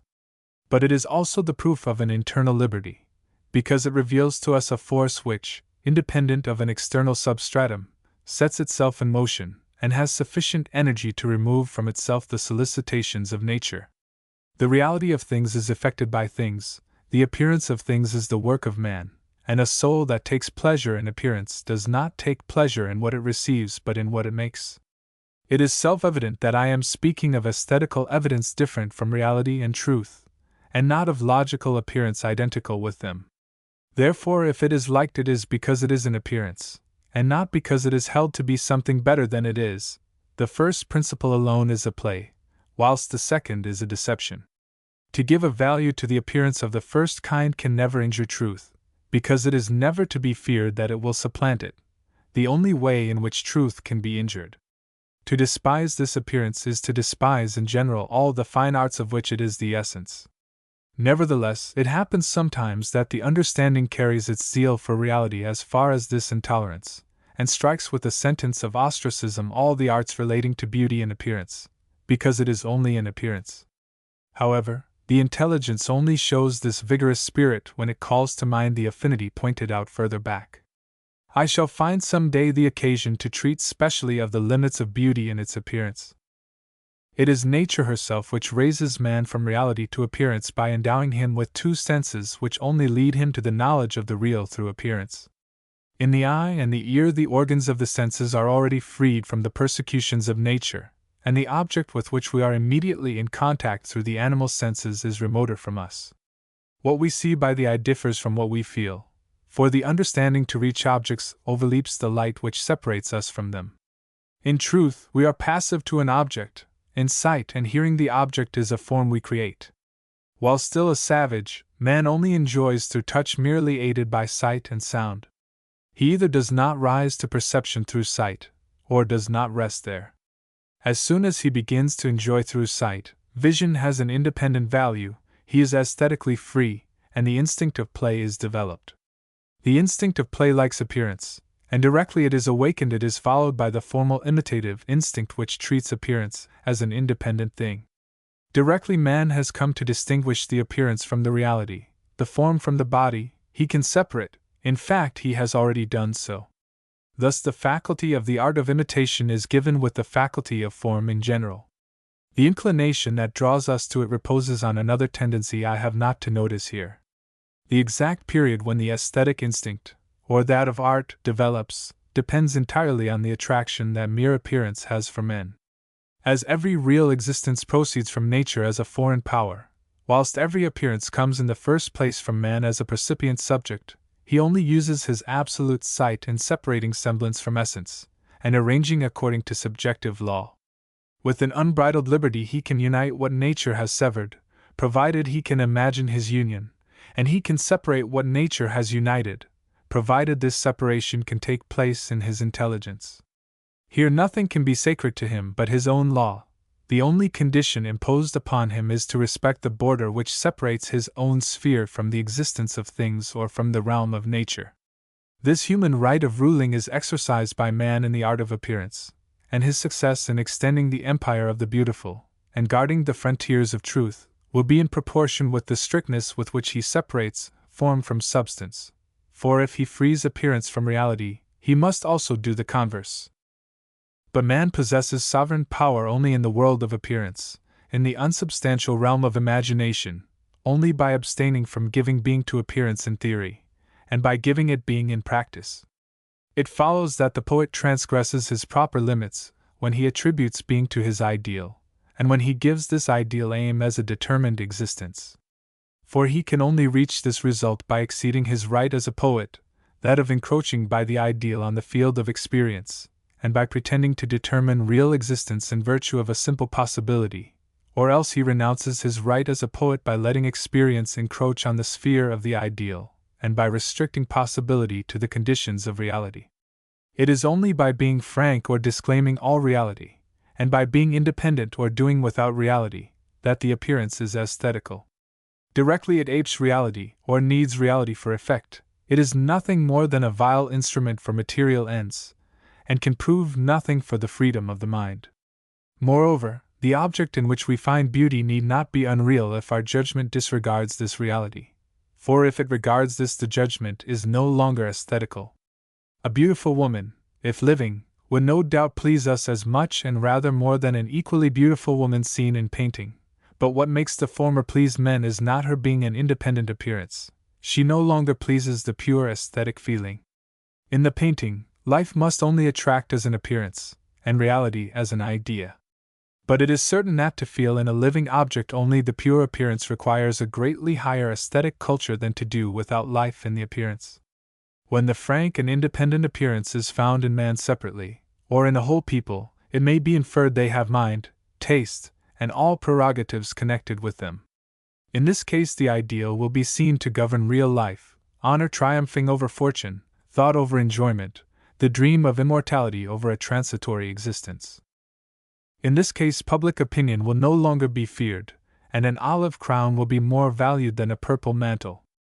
Impotence and perversity alone have recourse to false and paltry semblance, and individuals as well as nations who lend to reality the support of appearance, or to the aesthetic appearance the support of reality, show their moral unworthiness and their aesthetical impotence.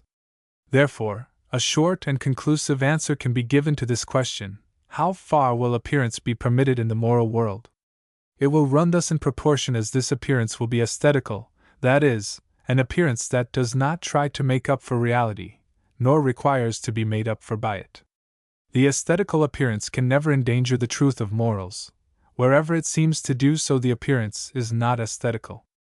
Only a stranger to the fashionable world can take the polite assurances, which are only a form, for proofs of affection, and say he has been deceived. But only a clumsy fellow in good society calls in the aid of duplicity and flatters to become amiable. The former lacks the pure sense for independent appearance, therefore he can only give a value to appearance by truth. The second lacks reality, and wishes to replace it by appearance. Nothing is more common than to hear depreciators of the times utter these paltry complaints, that all solidity has disappeared from the world, and that essence is neglected for semblance. Though I feel by no means called upon to defend this age against these reproaches, I must say that the wide application of these criticisms shows that they attach blame to the age, not only on the score of the false, but also of the frank appearance. And even the exceptions they admit in favor of the beautiful have for their object less the independent appearance than the needy appearance. Not only do they attack the artificial coloring that hides truth and replaces reality, but also the beneficent appearance that fills a vacuum and clothes poverty, and they even attack the ideal appearance that ennobles a vulgar reality. Their strict sense of truth is rightly offended by the falsity of manners. Unfortunately, they class politeness in this category. It displeases them that the noisy and showy so often eclipse true merit, but they are no less shocked that appearance is also demanded from merit, and that a real substance does not dispense with an agreeable form. They regret the cordiality, the energy, and solidity of ancient times. They would restore with them ancient coarseness, heaviness, and the old Gothic profusion. By judgments of this kind they show an esteem for the matter itself unworthy of humanity, which ought only to value the matter inasmuch as it can receive a form and enlarge the empire of ideas. Accordingly, the taste of the age need not much fear these criticisms if it can clear itself before better judges. Our defect is not to grant a value to aesthetic appearance. We do not do this enough. A severe judge of the beautiful might rather reproach us with not having arrived at pure appearance, with not having separated clearly enough existence from the phenomenon, and thus established their limits. We shall deserve this reproach so long as we cannot enjoy the beautiful in living nature without desiring it, as long as we cannot admire the beautiful in the imitative arts without having an end in view, as long as we do not grant to imagination an absolute legislation of its own, and as long as we do not inspire it with care for its dignity by the esteem we testify for its works. Letter 27. Do not fear for reality and truth. Even if the elevated idea of aesthetic appearance become general, it would not become so, as long as man remains so little cultivated as to abuse it, and if it became general, this would result from a culture that would prevent all abuse of it. The pursuit of independent appearance requires more power of abstraction, freedom of heart, and energy of will than man requires to shut himself up in reality, and he must have left the latter behind him if he wishes to attain to aesthetic appearance. Therefore, a man would calculate very badly who took the road of the ideal to save himself that of reality. Thus, reality would not have much to fear from appearance, as we understand it, but on the other hand, appearance would have more to fear from reality. Chained to matter, man uses appearance for his purposes before he allows it a proper personality in the art of the ideal. To come to that point, a complete revolution must take place in his mode of feeling, otherwise, he would not be even on the way to the ideal. Consequently, when we find in man the signs of a pure and disinterested esteem, we can infer that this revolution has taken place in his nature, and that humanity has really begun in him. Signs of this kind are found even in the first and rude attempts that he makes to embellish his existence, even at the risk of making it worse in its material conditions. As soon as he begins to prefer form to substance and to risk reality for appearance, known by him to be such, the barriers of animal life fall, and he finds himself on a track that has no end. Not satisfied with the needs of nature, he demands the superfluous. First, only the superfluous of matter, to secure his enjoyment beyond the present necessity, but afterward, he wishes a superabundance in matter, an aesthetical supplement to satisfy the impulse for the formal, to extend enjoyment beyond necessity. By piling up provisions simply for a future use, and anticipating their enjoyment in the imagination, he outsteps the limits of the present moment, but not those of time in general. He enjoys more. He does not enjoy differently. But as soon as he makes form enter into his enjoyment, and he keeps in view the forms of the objects which satisfy his desires, he has not only increased his pleasure in extent and intensity, but he has also ennobled it in mode and species. No doubt nature has given more than is necessary to unreasoning beings. She has caused a gleam of freedom to shine even in the darkness of animal life. When the lion is not tormented by hunger, and when no wild beast challenges him to fight, his unemployed energy creates an object for himself. Full of ardor, he fills the re-echoing desert with his terrible roars, and his exuberant force rejoices in itself, showing itself without an object. The insect flits about rejoicing in life in the sunlight, and it is certainly not the cry of want that makes itself heard in the melodious song of the bird. There is undeniably freedom in these movements, though it is not emancipation from want in general, but from a determinate external necessity. The animal works when a privation is the motor of its activity, and it plays when the plenitude of force is this motor, when an exuberant life is excited to action. Even in inanimate nature a luxury of strength and a latitude of determination are shown, which in this material sense might be styled play. The tree produces numberless germs that are abortive without developing, and it sends forth more roots, branches, and leaves, organs of nutrition, than are used for the preservation of the species. Whatever this tree restores to the elements of its exuberant life, without using it or enjoying it, may be expended by life in free and joyful movements. It is thus that nature offers in her material sphere a sort of prelude to the limitless, and that even there she suppresses partially the chains from which she will be completely emancipated in the realm of form. The constraint of superabundance or physical play answers as a transition from the constraint of necessity, or of physical seriousness, to aesthetical play, and before shaking off, in the supreme freedom of the beautiful, the yoke of any special aim, nature already approaches, at least remotely, this independence, by the free movement which is itself its own end and means. The imagination, like the bodily organs, has in man its free movement and its material play, a play in which, without any reference to form, it simply takes pleasure in its arbitrary power and in the absence of all hindrance. These plays of fancy, inasmuch as form is not mixed up with them, and because a free succession of images makes all their charm, though confined to man, belong exclusively to animal life, and only prove one thing, that he is delivered from all external sensuous constraint without our being entitled to infer that there is in it an independent plastic force. From this play of free association of ideas, which is still quite material in nature and is explained by simple natural laws, the imagination, by making the attempt of creating a free form, passes at length at a jump to the aesthetic play. I say at one leap, for quite a new force enters into action here. For here, for the first time, the legislative mind is mixed with the acts of a blind instinct, subjects the arbitrary march of the imagination to its eternal and immutable unity, causes its independent permanence to enter in that which is transitory, and its infinity in the sensuous. Nevertheless, as long as rude nature, which knows of no other law than running incessantly from change to change, will yet retain too much strength, it will oppose itself by its different caprices to this necessity, by its agitation to this permanence, by its manifold needs to this independence, and by its insatiability to this sublime simplicity. It will be also troublesome to recognize the instinct of play in its first trials, seeing that the sensuous impulsion, with its capricious humor, and its violent appetites, constantly crosses. It is on that account that we see the taste, still coarse, seize that which is new and startling, the disordered, the adventurous and the strange, the violent and the savage, and fly from nothing so much as from calm and simplicity. It invents grotesque figures, it likes rapid transitions, luxurious forms, sharply marked changes, acute tones, a pathetic song.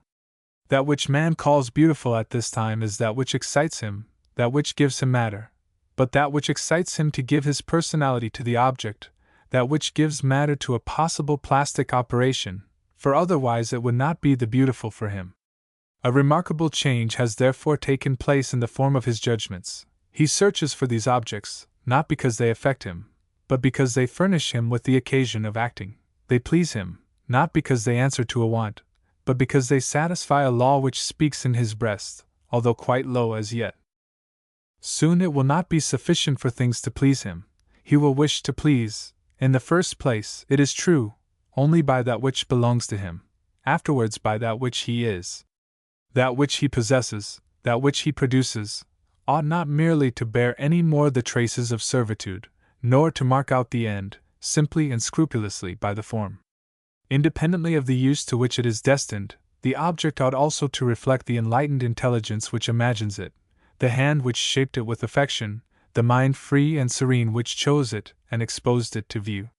Now, the ancient German searches for more magnificent furs, for more splendid antlers of the stag, for more elegant drinking horns, and the Caledonian chooses the prettiest shells for his festivals. The arms themselves ought to be no longer only objects of terror, but also of pleasure, and the skillfully worked scabbard will not attract less attention than the homicidal edge of the sword. The instinct of play, not satisfied with bringing into the sphere of the necessary and aesthetic superabundance for the future more free, is at last completely emancipated from the bonds of duty, and the beautiful becomes of itself an object of man's exertions. He adorns himself. The free pleasure comes to take a place among his wants, and the useless soon becomes the best part of his joys. Form, which from the outside gradually approaches him, in his dwelling, his furniture, his clothing, begins at last to take possession of the man himself, to transform him, at first exteriorly, and afterwards in the interior. The disordered leaps of joy become the dance, the formless gesture is changed into an amiable and harmonious pantomime, the confused accents of feeling are developed, and begin to obey measures and adapt themselves to song. When, like the flight of cranes, the Trojan army rushes on to the field of battle with thrilling cries, the Greek army approaches in silence, and with a noble and measured step. On the one side we see but the exuberance of a blind force, on the other the triumph of form, and the simple majesty of law. Now, a nobler necessity binds the two sexes mutually, and the interests of the heart contribute in rendering durable an alliance which was at first capricious and changing like the desire that knits it. Delivered from the heavy fetters of desire, the eye, now calmer, attends to the form, the soul contemplates the soul, and the interested exchange of pleasure becomes a generous exchange of mutual inclination. Desire enlarges and rises to love, in proportion as it sees humanity dawn in its object, and despising the vile triumphs gained by the senses, man tries to win a nobler victory over the will. The necessity of pleasing subjects the powerful nature to the gentle laws of taste. Pleasure may be stolen, but love must be a gift. To obtain this higher recompense, it is only through the form and not through matter that it can carry on the contest. It must cease to act on feeling as a force, to appear in the intelligence as a simple phenomenon. It must respect liberty, as it is liberty it wishes to please. The beautiful reconciles the contrast of different natures in its simplest and purest expression.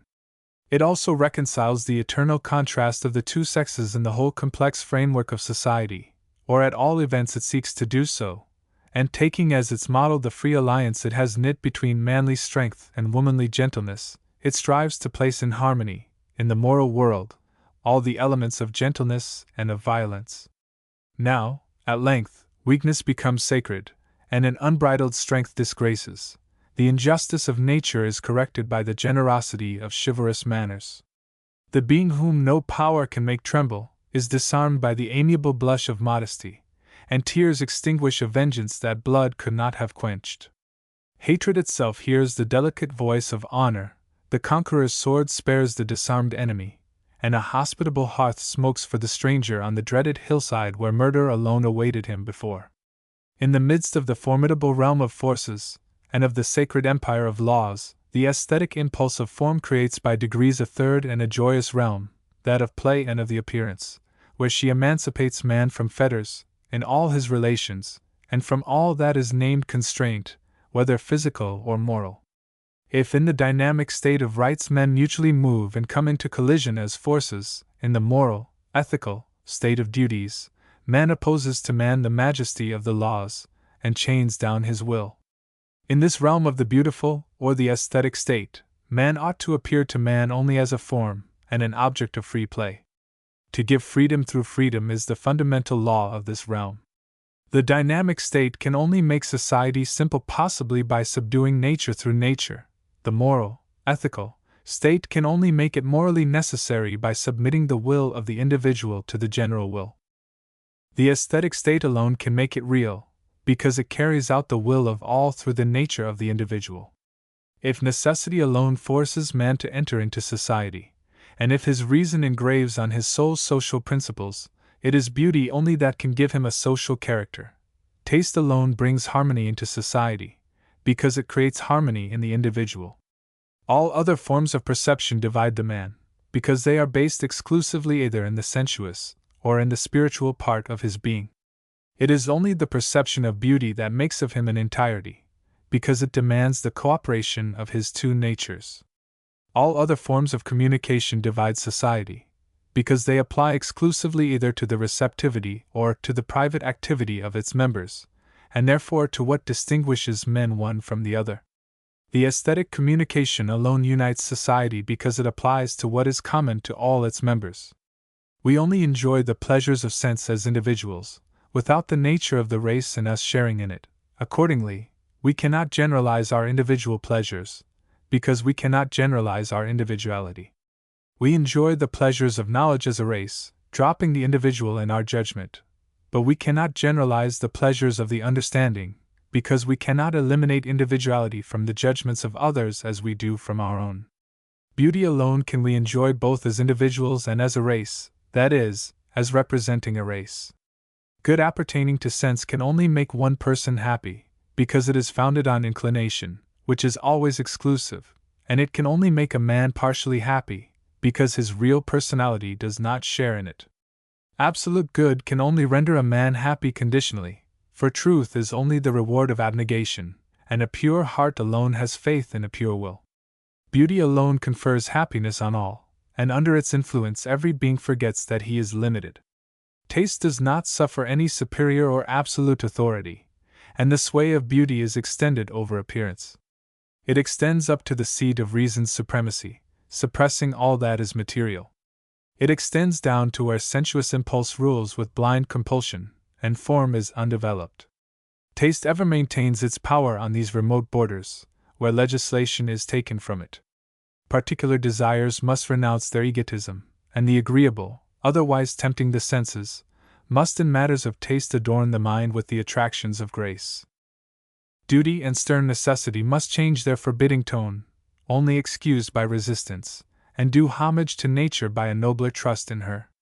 Taste leads our knowledge from the mysteries of science into the open expanse of common sense, and changes a narrow scholasticism into the common property of the human race. Here the highest genius must leave its particular elevation, and make itself familiar to the comprehension even of a child. Strength must let the graces bind it, and the arbitrary lion must yield to the reins of love. For this purpose taste throws a veil over physical necessity, offending a free mind by its coarse nudity, and dissimulating our degrading parentage with matter by a delightful illusion of freedom. Mercenary art itself rises from the dust, and the bondage of the bodily, at its magic touch, falls off from the inanimate and animate. In the aesthetic state the most slavish tool is a free citizen, having the same rights as the noblest, and the intellect which shapes the mass to its intent must consult it concerning its destination.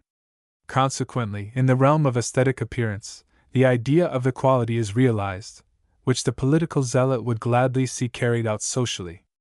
It has often been said that perfect politeness is only found near a throne. If thus restricted in the material, man has, as elsewhere appears, to find compensation in the ideal world. Does such a state of beauty in appearance exist, and where?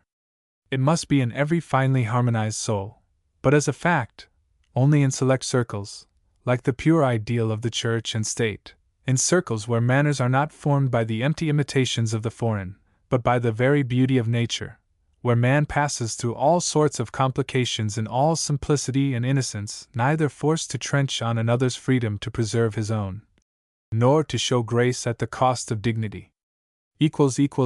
Aesthetical Essays. The Moral Utility of Aesthetic Manners. The author of the article which appeared in the 11th number of The Hours of 1795 upon the danger of aesthetic manners was right to hold as doubtful a morality founded only on a feeling for the beautiful, and which has no other warrant than taste. But it is evident that a strong and pure feeling for the beautiful ought to exercise a salutary influence upon the moral life, and this is the question of which I am about to treat. When I attribute to taste the merit of contributing to moral progress, it is not in the least my intention to pretend that the interest that good taste takes in an action suffices to make an action moral. Morality could never have any other foundation than her own. Taste can be favorable to morality in the conduct, as I hope to point out in the present essay, but alone, and by its unaided influence, it could never produce anything moral. It is absolutely the same with respect to internal liberty as with external physical liberty. I act freely in a physical sense only when, independently of all external influence, I simply obey my will. But for the possibility of thus obeying without hindrance my own will, it is probable, ultimately, that I am indebted to a principle beyond or distinct from myself. Immediately it is admitted that this principle would hamper my will. The same also with regard to the possibility of accomplishing such action in conformity with duty. It may be that I owe it, ultimately, to a principle distinct from my reason. That is possible, the moment the idea of this principle is recognized as a force which could have constrained my independence. Thus the same as we can say of a man, that he holds his liberty from another man, although liberty in its proper sense consists in not being forced to be regulated by another. In like manner we can also say that taste here obeys virtue, although virtue herself expressly carries this idea, that in the practice of virtue she makes use of no other foreign help. An action does not in any degree cease to be free, because he who could hamper its accomplishment should fortunately abstain from putting any obstacle in the way. It suffices to know that this agent has been moved by his own will without any consideration of another will. In the same way, an action of the moral order does not lose its right to be qualified as a moral action, because the temptations which might have turned it in another direction did not present themselves. It suffices to admit that the agent obeyed solely the decree of his reason to the exclusion of all foreign springs of action. The liberty of an external act is established as soon as it directly proceeds from the will of a person. The morality of an interior action is established from the moment that the will of the agent is at once determined to it by the laws of reason. It may be rendered easier or more difficult to act as free men according as we meet or not in our path forces adverse to our will that must be overcome. In this sense liberty is more or less susceptible. It is greater, or at least more visible, when we enable it to prevail over the opposing forces, however energetic their opposition. But it is not suspended because our will should have met with no resistance, or that a foreign succor coming to our aid should have destroyed this resistance, without any help from ourselves. The same with respect to morality. We might have more or less resistance to offer an order on the instant to obey our reason, according as it awakens or not in us those instincts which struggle against its precepts, and which must be put aside. In this sense, morality is susceptible of more or of less. Our morality is greater, or at least more in relief, when we immediately obey reason, however powerful the instincts are which push us in a contrary direction. But it is not suspended because we have had no temptation to disobey, or that this force had been paralyzed by some other force other than our will. We are incited to an action solely because it is moral, without previously asking ourselves if it is the most agreeable. It is enough that such an action is morally good, and it would preserve this character even if there were cause to believe that we should have acted differently if the action had cost us any trouble, or had deprived us of a pleasure. It can be admitted, for the honor of humanity, that no man could fall so low as to prefer evil solely because it is evil, but rather that every man, without exception, would prefer the good because it is the good, if by some accidental circumstance the good did not exclude the agreeable, or did not entail trouble. Thus, in reality, all moral action seems to have no other principle than a conflict between the good and the agreeable, or, that which comes to the same thing, between desire and reason, the force of our sensuous instincts on one side, and on the other side, the feebleness of will, the moral faculty. Such apparently is the source of all our faults.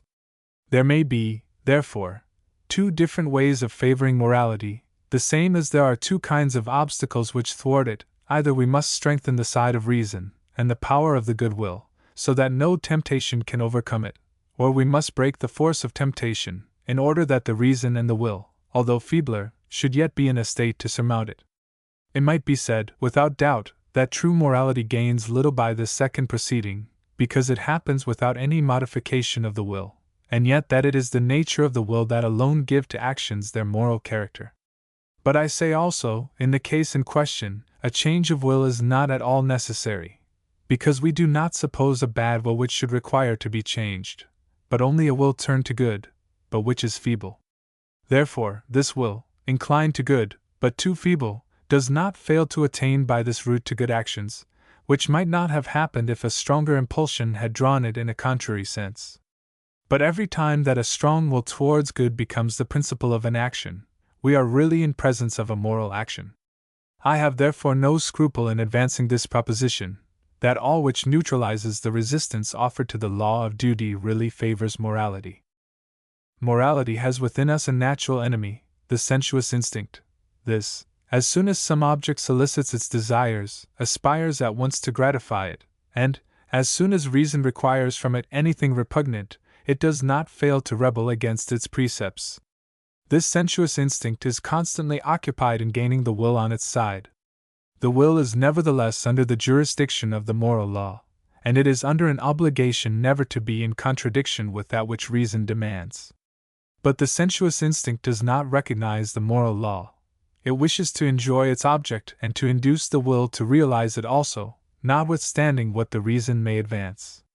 This tendency of the faculty of our appetites, of immediately directing the will without troubling itself about superior laws, is perpetually in conflict with our moral destination, and it is the most powerful adversary that man has to combat in his moral conduct. The coarse soul, without either moral or aesthetic education, receives directly the law of appetite, and acts only according to the good pleasure of the senses. The moral soul, but which wants aesthetic culture, receives in a direct manner the law of reason, and it is only out of respect for duty that it triumphs over temptation.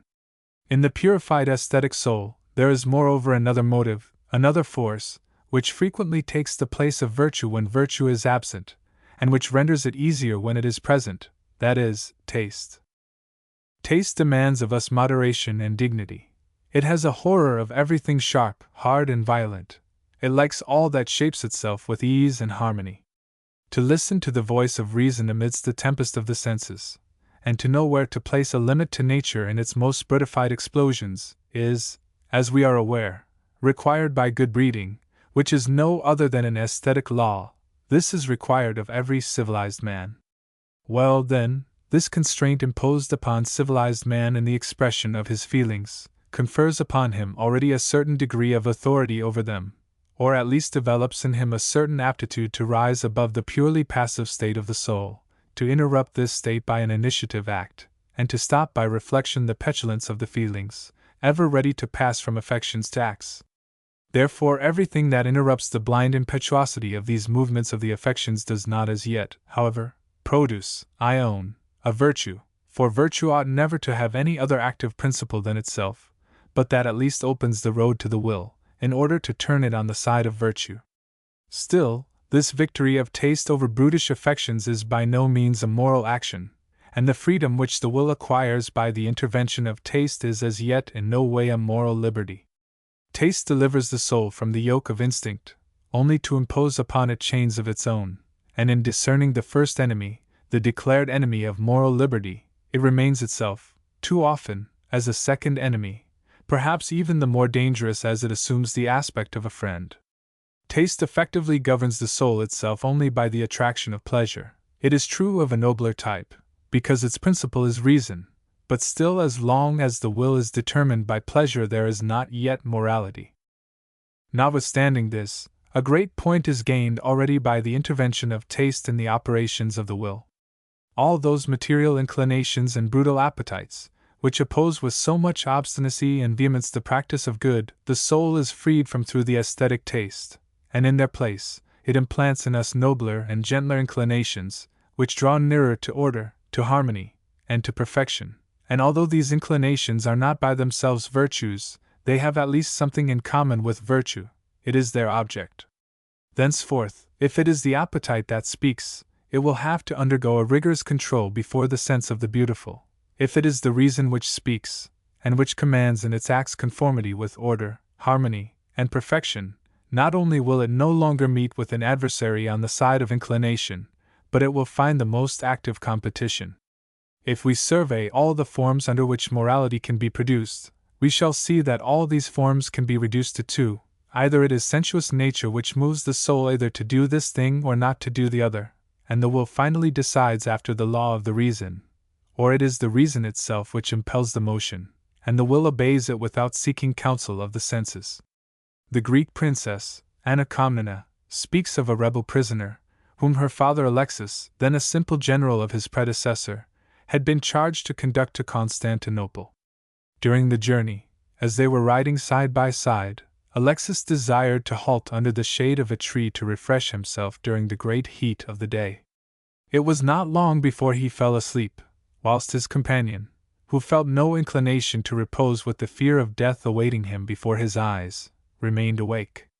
Alexis slumbered profoundly, with his sword hanging upon a branch above his head.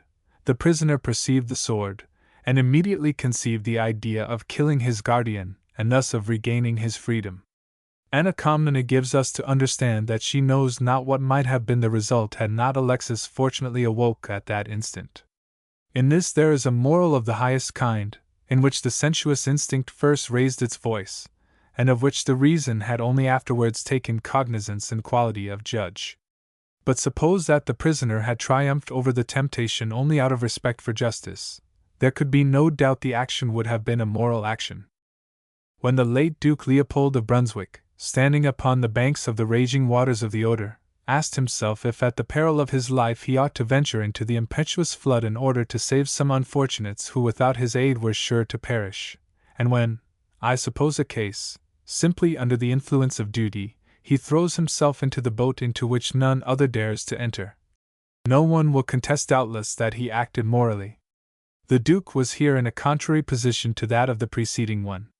The idea of duty, in this circumstance, was the first which presented itself, and afterwards only the instinct of self-preservation was roused to oppose itself to that prescribed by reason, but in both cases the will acted in the same way.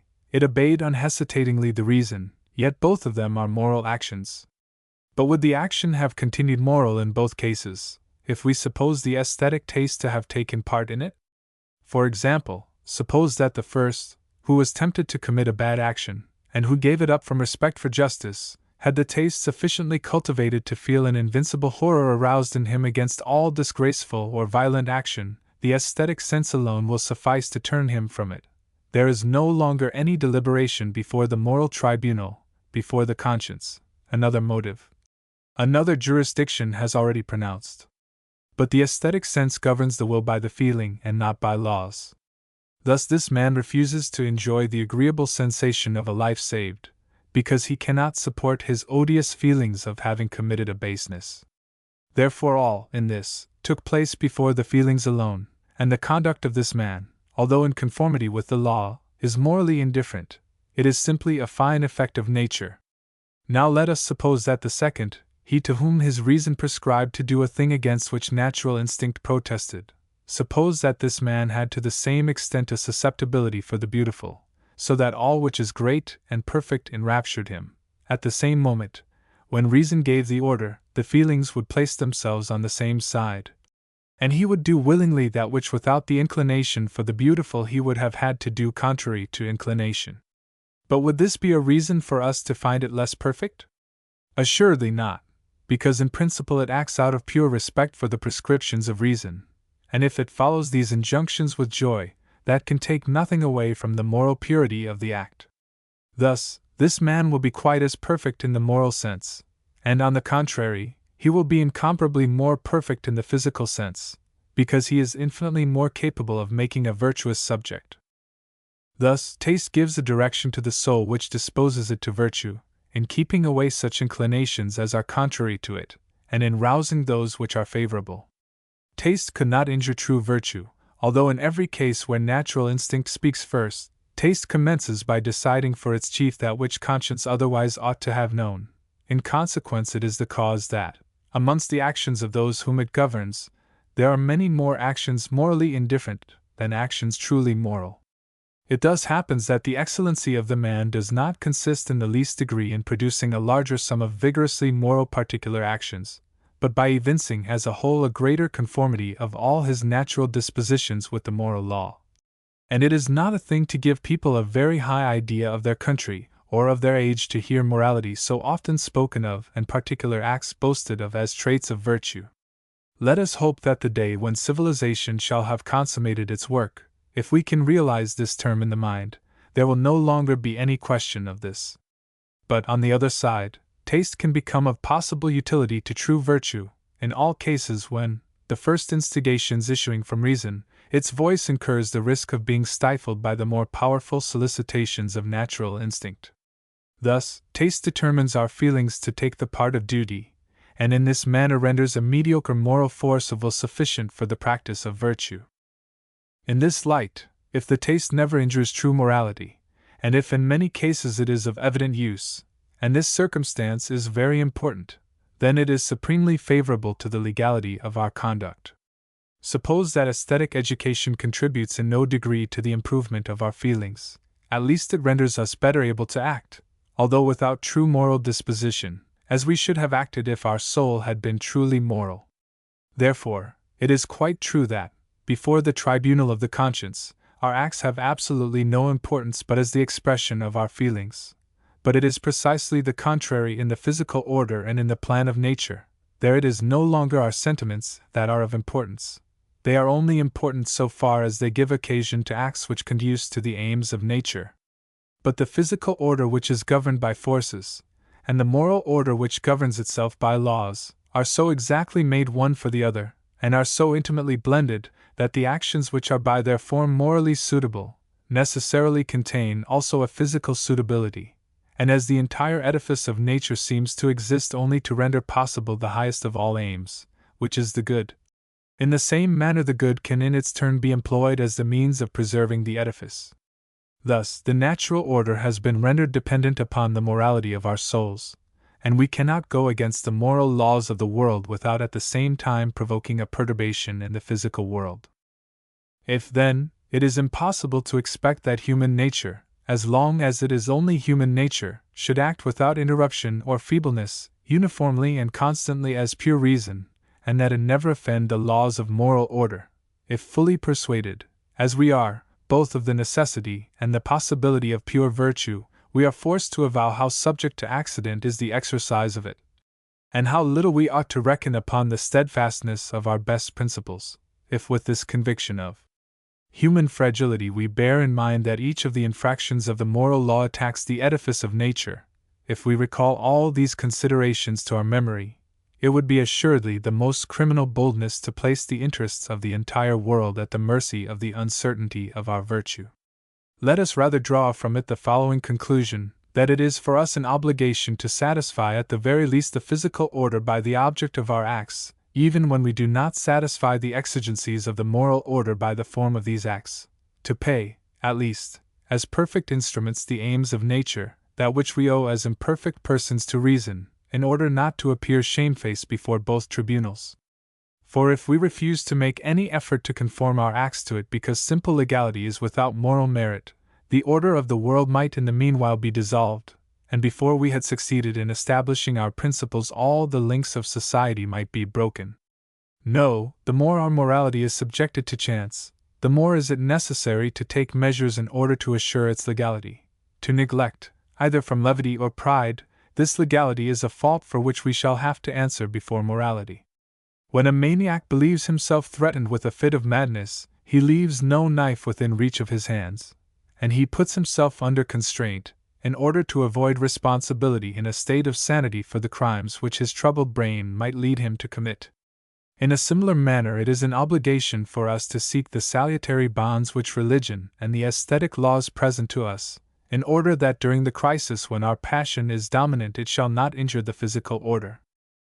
It is not unintentionally that I have placed religion and taste in one and the same class. The reason is that both one and the other have the merit, similar in effect, although dissimilar in principle and in value, to take the place of virtue properly so called, and to assure legality where there is no possibility to hope for morality. Doubtless that would hold an incontestably higher rank in the order of pure spirits, as they would need neither the attraction of the beautiful nor the perspective of eternal life, to conform on every occasion to the demands of reason. But we know man is short-sighted, and his feebleness forces the most rigid moralist to temper in some degree the rigidity of his system in practice, although he will yield nothing in theory. It obliges him, in order to ensure the welfare of the human race, which would be protected by a virtue subjected to chance, to have further recourse to two strong anchors, those of religion and taste. On the sublime, man is never obliged to say, I must, says the Jew Nathan, Lessing's play. Nathan the Wise, Act I, Scene 3, to the dervish, and this expression is true in a wider sense than man might be tempted to suppose. The will is the specific character of man, and reason itself is only the eternal rule of his will. All nature acts reasonably, all our prerogative is to act reasonably, with consciousness and with will. All other objects obey necessity. Man is the being who wills. It is exactly for this reason that there is nothing more inconsistent with the dignity of man than to suffer violence, for violence effaces him. He who does violence to us disputes nothing less than our humanity. He who submits in a cowardly spirit to the violence abdicates his quality of man. But this pretension to remain absolutely free from all that is violence seems to imply a being in possession of a force sufficiently great to keep off all other forces. But if this pretension is found in a being who, in the order of forces, cannot claim the first rank, the result is an unfortunate contradiction between his instinct and his power. Man is precisely in this case. Surrounded by numberless forces, which are all superior to him, and hold sway over him, he aspires by his nature not to have to suffer any injury at their hands. It is true that by his intelligence he adds artificially to his natural forces, and that up to a certain point he actually succeeds in reigning physically over everything that is physical. The proverb says, "There is a remedy for everything except death." But this exception, if it is one in the strictest acceptation of the term, would suffice to entirely ruin the very idea of our nature. Never will man be the cause that wills, if there is a single case, in which, with or without his consent, he is forced to what he does not wish. This single terrible exception, to be or to do what is necessary and not what he wishes, this idea will pursue him as a phantom, and as we see in fact among the greater part of men, it will give him up a prey to the blind terrors of imagination. His boasted liberty is nothing, if there is a single point where he is under constraint and bound. It is education that must give back liberty to man, and help him to complete the whole idea of his nature. It ought, therefore, to make him capable of making his will prevail, for, I repeat it, man is the being who wills. It is possible to reach this end in two ways, either really, by opposing force to force, by commanding nature, as nature yourself, or by the idea, issuing from nature, and by thus destroying in relation to self the very idea of violence. All that helps man really to hold sway over nature is what is styled physical education. Man cultivates his understanding and develops his physical force, either to convert the forces of nature, according to their proper laws, into the instruments of his will, or to secure himself against their effects when he cannot direct them. But the forces of nature can only be directed or turned aside up to a certain point. Beyond that point they withdraw from the influence of man and place him under theirs. Thus beyond the point in question his freedom would be lost, were he only susceptible of physical education. But he must be man in the full sense of the term, and consequently he must have nothing to endure, in any case, contrary to his will. Accordingly, when he can no longer oppose to the physical forces any proportional physical force, only one resource remains to him to avoid suffering any violence, that is, to cause to cease entirely that relation which is so fatal to him. It is, in short, to annihilate as an idea the violence he is obliged to suffer in fact. The education that fits man for this is called moral education. The man fashioned by moral education, and he only, is entirely free. He is either superior to nature as a power, or he is in harmony with her. None of the actions that she brings to bear upon him is violence, for before reaching him it has become an act of his own will, and dynamic nature could never touch him, because he spontaneously keeps away from all to which she can reach. But to attain to this state of mind, which morality designates as resignation to necessary things, and religion styles absolute submission to the counsels of Providence, to reach this by an effort of his free will, and with reflection, a certain clearness is required in thought, and a certain energy in the will, superior to what man commonly possesses in active life. Happily for him, man finds here not only in his rational nature a moral aptitude that can be developed by the understanding, but also in his reasonable and sensible nature, that is, in his human nature, an aesthetic tendency which seems to have been placed there expressly. A faculty awakens of itself in the presence of certain sensuous objects, and which, after our feelings are purified, can be cultivated to such a point as to become a powerful ideal development. This aptitude, I grant, is idealistic in its principle and in its essence, but one which even the realist allows to be seen clearly enough in his conduct, though he does not acknowledge this in theory. I am now about to discuss this faculty.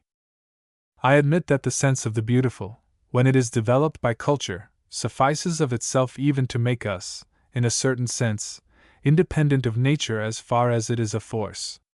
A mind that has ennobled itself sufficiently to be more sensible of the form than of the matter of things, contains in itself a plenitude of existence that nothing could make it lose, especially as it does not trouble itself about the possession of the things in question, and finds a very liberal pleasure in the mere contemplation of the phenomenon.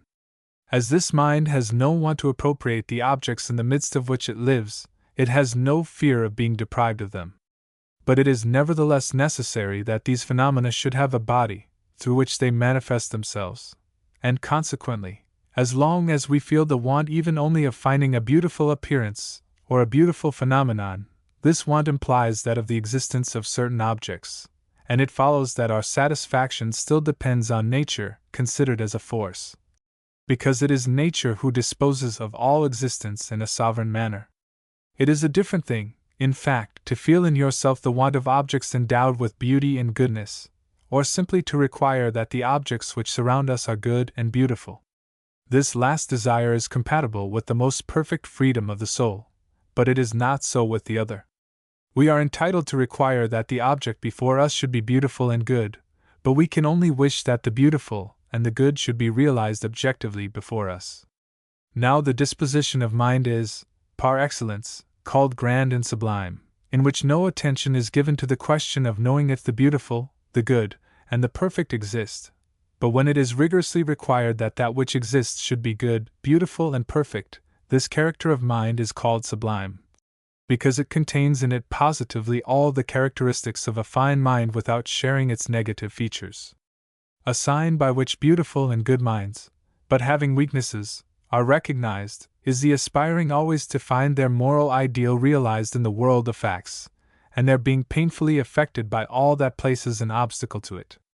A mind thus constituted is reduced to a sad state of dependence in relation to chance, and it may always be predicted of it, without fear of deception, that it will give too large a share to the matter in moral and aesthetical things, and that it will not sustain the more critical trials of character and taste. Moral imperfections ought not to be to us a cause of suffering and of pain. Suffering and pain bespeak rather an ungratified wish than an unsatisfied moral want. An unsatisfied moral want ought to be accompanied by a more manly feeling, and fortify our mind and confirm it in its energy rather than make us unhappy and pusillanimous. Nature has given to us two genii as companions in our life in this lower world. The one, amiable and of good companionship, shortens the troubles of the journey by the gaiety of its plays. It makes the chains of necessity light to us, and leads us amidst joy and laughter, to the most perilous spots, where we must act as pure spirits, and strip ourselves of all that is body, on the knowledge of the true and the practice of duty. Once when we are there, it abandons us, for its realm is limited to the world of sense, its earthly wings could not carry it beyond. But at this moment the other companion steps upon the stage, silent and grave, and with his powerful arm carries us beyond the precipice that made us giddy. In the former of these genii we recognize the feeling of the beautiful, in the other the feeling of the sublime. No doubt the beautiful itself is already an expression of liberty. This liberty is not the kind that raises us above the power of nature, and that sets us free from all bodily influence, but it is only the liberty which we enjoy as men, without issuing from the limits of nature. In the presence of beauty we feel ourselves free, because the sensuous instincts are in harmony with the laws of reason. In presence of the sublime we feel ourselves sublime, because the sensuous instincts have no influence over the jurisdiction of reason, because it is then the pure spirit that acts in us as if it were not absolutely subject to any other laws than its own. The feeling of the sublime is a mixed feeling. It is at once a painful state, which in its paroxysm is manifested by a kind of shudder, and a joyous state, that may rise to rapture, and which, without being properly a pleasure, is greatly preferred to every kind of pleasure by delicate souls.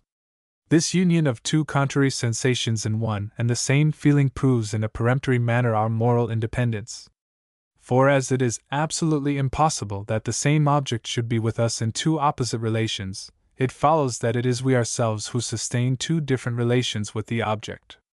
It follows that these two opposed natures should be united in us, which, on the idea of this object, are brought into play in two perfectly opposite ways.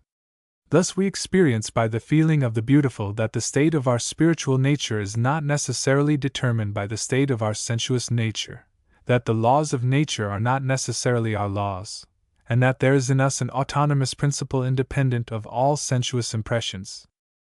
The sublime object may be considered in two lights.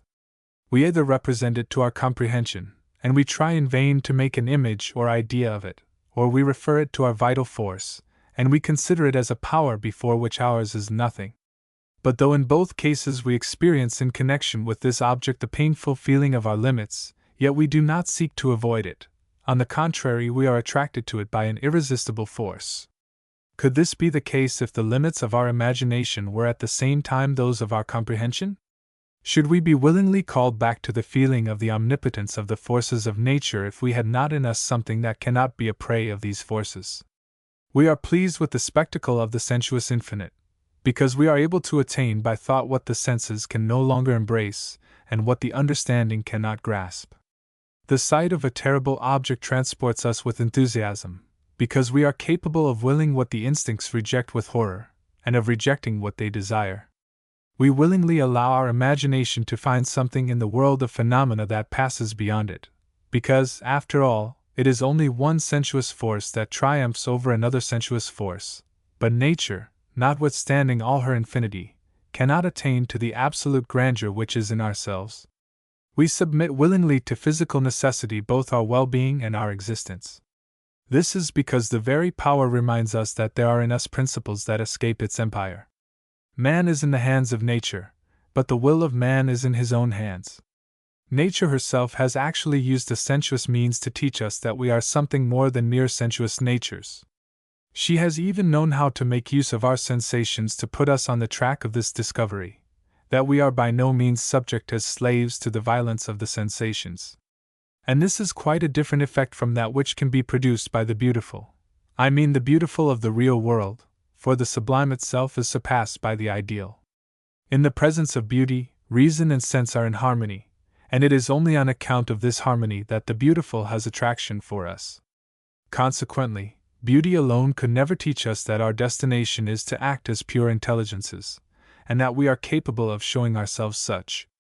In the presence of the sublime, on the contrary, reason and the sensuous are not in harmony, and it is precisely this contradiction between the two which makes the charm of the sublime, its irresistible action on our minds.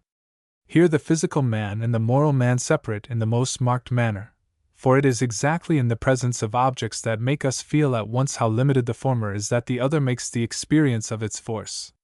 The very thing that lowers one to the earth is precisely that which raises the other to the infinite.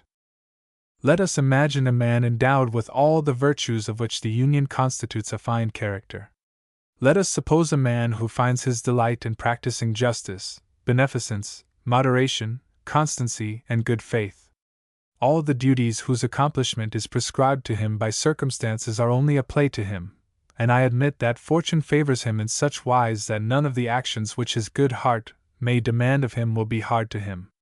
Who would not be charmed with such a delightful harmony between the instincts of nature and the prescriptions of reason? And who could help admiring such a man?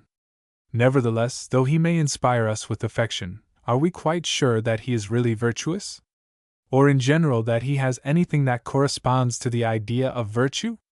If this man had only in view to obtain agreeable sensations, unless he were mad he could not act in any other possible way, and he would have to be his own enemy to wish to be vicious. Perhaps the principle of his actions is pure, but this is a question to be discussed between himself and his conscience.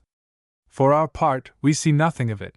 We do not see him do anything more than a simply clever man would do who had no other god than pleasure.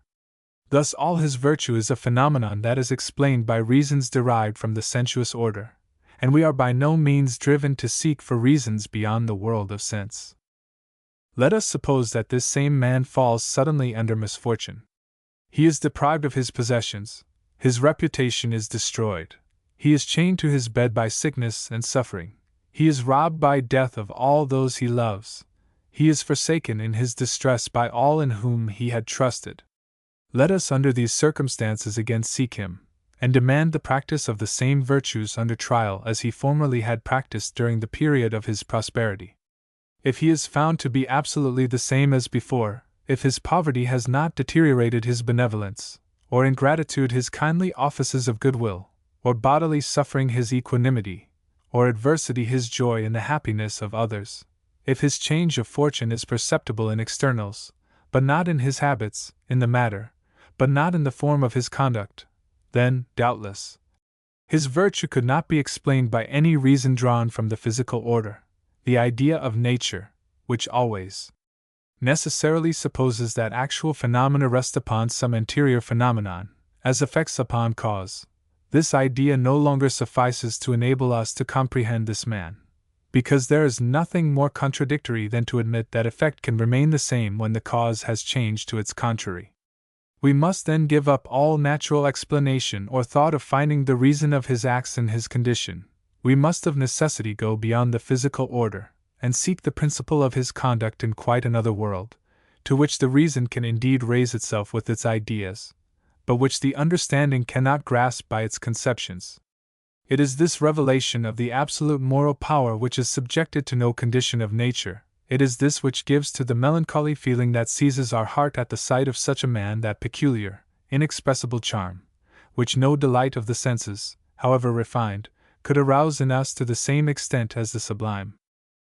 Thus the sublime opens to us a road to overstep the limits of the world of sense, in which the feeling of the beautiful would forever imprison us.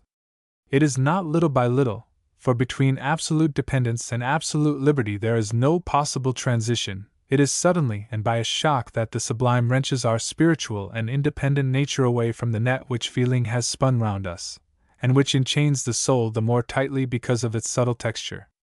Whatever may be the extent to which feeling has gained a mastery over man by the latent influence of a softening taste, when even it should have succeeded in penetrating into the most secret recesses of moral jurisdiction under the deceptive envelope of spiritual beauty, and there poisoning the holiness of principle at its source, one single sublime emotion often suffices to break all this tissue of imposture. At one blow to give freedom to the fettered elasticity of spiritual nature, to reveal its true destination, and to oblige it to conceive, for one instant at least, the feeling of its liberty. Beauty, under the shape of the divine Calypso, bewitched the virtuous son of Ulysses, and the power of her charms held him long a prisoner in her island. For long he believed he was obeying an immortal divinity, whilst he was only the slave of sense. But suddenly an impression of the sublime in the form of Mentor seizes him. He remembers that he is called to a higher destiny. He throws himself into the waves, and is free. The sublime, like the beautiful, is spread profusely throughout nature, and the faculty to feel both one and the other has been given to all men. But the germ does not develop equally. It is necessary that art should lend its aid. The aim of nature supposes already that we ought spontaneously to advance towards the beautiful, although we still avoid the sublime, for the beautiful is like the nurse of our childhood, and it is for her to refine our soul in withdrawing it from the rude state of nature. But though she is our first affection, and our faculty of feeling is first developed for her, nature has so provided, nevertheless, that this faculty ripens slowly and awaits its full development until the understanding and the heart are formed. If taste attains its full maturity before truth and morality have been established in our heart by a better road than that which taste would take, the sensuous world would remain the limit of our aspirations. We should not know, either in our ideas or in our feelings, how to pass beyond the world of sense, and all that imagination failed to represent would be without reality to us. But happily it enters into the plan of nature that taste, although it first comes into bloom, is the last to ripen of all the faculties of the mind. During this interval, man has time to store up in his mind a provision of ideas, a treasure of principles in his heart, and then to develop especially, in drawing from reason, his feeling for the great and the sublime. As long as man was only the slave of physical necessity, while he had found no issue to escape from the narrow circle of his appetites, and while he as yet felt none of that superior liberty which connects him with the angels, nature, so far as she is incomprehensible, could not fail to impress him with the insufficiency of his imagination, and again, as far as she is a destructive force, to recall his physical powerlessness. He is forced then to pass timidly towards one, and to turn away with affright from the other. But scarcely has free contemplation assured him against the blind oppression of the forces of nature, scarcely has he recognized amidst the tide of phenomena something permanent in his own being, then at once the coarse agglomeration of nature that surrounds him begins to speak in another language to his heart, and the relative grandeur which is without becomes for him a mirror in which he contemplates the absolute greatness which is within himself. He approaches without fear, and with a thrill of pleasure, those pictures which terrified his imagination, and intentionally makes an appeal to the whole strength of that faculty by which we represent the infinite perceived by the senses, in order, if she fails in this attempt, to feel all the more vividly how much these ideas are superior to all that the highest sensuous faculty can give. The sight of a distant infinity, of heights beyond vision, this vast ocean which is at his feet, that other ocean still more vast which stretches above his head, transport and ravish his mind beyond the narrow circle of the real, beyond this narrow and oppressive prison of physical life. The simple majesty of nature offers him a less circumscribed measure for estimating its grandeur, and surrounded by the grand outlines which it presents to him, he can no longer bear anything mean in his way of thinking. Who can tell how many luminous ideas, how many heroic resolutions, which would never have been conceived in the dark study of the imprisoned man of science, nor in the saloons where the people of society elbow each other, have been inspired on a sudden during a walk, only by the contact and the generous struggle of the soul with the great spirit of nature? Who knows if it is not owing to a less frequent intercourse with this sublime spirit that we must partially attribute the narrowness of mind so common to the dwellers in towns, always bent under the minutiae which dwarf and wither their soul, whilst the soul of the nomad remains open and free as the firmament beneath which he pitches his tent. But it is not only the unimaginable or the sublime in quantity, it is also the incomprehensible, that which escapes the understanding and that which troubles it, which can serve to give us an idea of the supersensuous infinity. As soon as this element attains the grandiose and announces itself to us as the work of nature, for otherwise it is only despicable, it then aids the soul to represent to itself the ideal, and imprints upon it a noble development. Who does not love the eloquent disorder of natural scenery to the insipid regularity of a French garden? Who does not admire in the plains of Sicily the marvelous combat of nature with herself, of her creative force and her destructive power? Who does not prefer to feast his eyes upon the wild streams and waterfalls of Scotland, upon its misty mountains, upon that romantic nature from which Ossian drew his inspiration, rather than to grow enthusiastic in this stiff Holland, before the laborious triumph of patience over the most stubborn of elements? No one will deny that in the rich grazing grounds of Holland, things are not better ordered for the wants of physical man than upon the perfect crater of Vesuvius, and that the understanding which likes to comprehend and arrange all things, does not find its requirements rather in the regularly planted farm garden than in the uncultivated beauty of natural scenery. But man has requirements which go beyond those of natural life and comfort or well-being. He has another destiny than merely to comprehend the phenomena which surround him. In the same manner as for the observant traveler, the strange wildness of nature is so attractive in physical nature, thus, and for the same reason, every soul capable of enthusiasm finds even in the regrettable anarchy found in the moral world a source of singular pleasure. Without doubt, he who sees the grand economy of nature only from the impoverished light of the understanding, he who has never any other thought than to reform its defiant disorder and to substitute harmony, such a one could not find pleasure in a world which seems given up to the caprice of chance rather than governed according to a wise ordination, and where merit and fortune are for the most part in opposition. He desires that the whole world throughout its vast space should be ruled like a house well regulated, and when this much desired regularity is not found, he has no other resource than to defer to a future life, and to another and better nature, the satisfaction which is his due, but which neither the present nor the past afford him. On the contrary, he renounces willingly the pretension of restoring this chaos of phenomena to one single notion. He regains on another side, and with interest, what he loses on this side. Just this want of connection, this anarchy, in the phenomena, making them useless to the understanding, is what makes them valuable to reason. The more they are disorderly, the more they represent the freedom of nature. In a sense, if you suppress all connection, you have independence.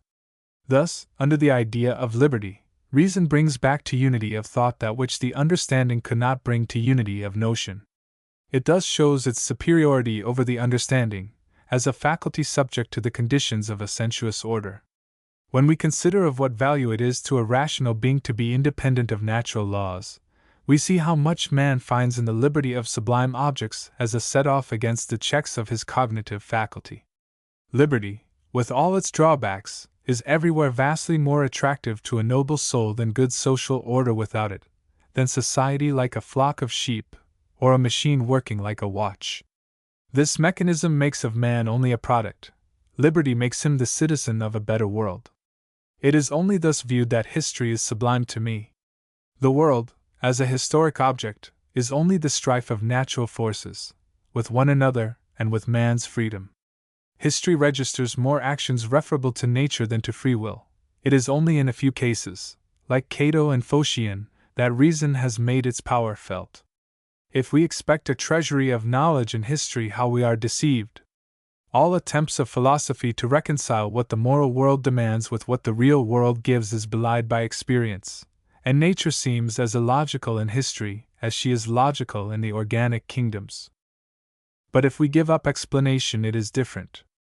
Nature, in being capricious and defying logic, in pulling down great and little, in crushing the noblest works of man, taking centuries to form, nature, by deviating from intellectual laws, proves that you cannot explain nature by nature's laws themselves, and this sight drives the mind to the world of ideas, to the absolute. But though nature as a sensuous activity drives us to the ideal, it throws us still more into the world of ideas by the terrible. Our highest aspiration is to be in good relations with physical nature, without violating morality. But it is not always convenient to serve two masters, and though duty and the appetites should never be at strife, physical necessity is peremptory, and nothing can save men from evil destiny. Happy is he who learns to bear what he cannot change. There are cases where fate overpowers all ramparts, and where the only resistance is, like a pure spirit, to throw freely off all interest of sense, and strip yourself of your body. Now this force comes from sublime emotions, and a frequent commerce with destructive nature. Pathos is a sort of artificial misfortune, and brings us to the spiritual law that commands our soul. Real misfortune does not always choose its time opportunely, while pathos finds us armed at all points. By frequently renewing this exercise of its own activity, the mind controls the sensuous, so that when real misfortune comes, it can treat it as an artificial suffering, and make it a sublime emotion. Thus pathos takes away some of the malignity of destiny, and wards off its blows. Away then with that false theory which supposes falsely a harmony binding well-being and well-doing. Let evil destiny show its face. Our safety is not in blindness, but in facing our dangers.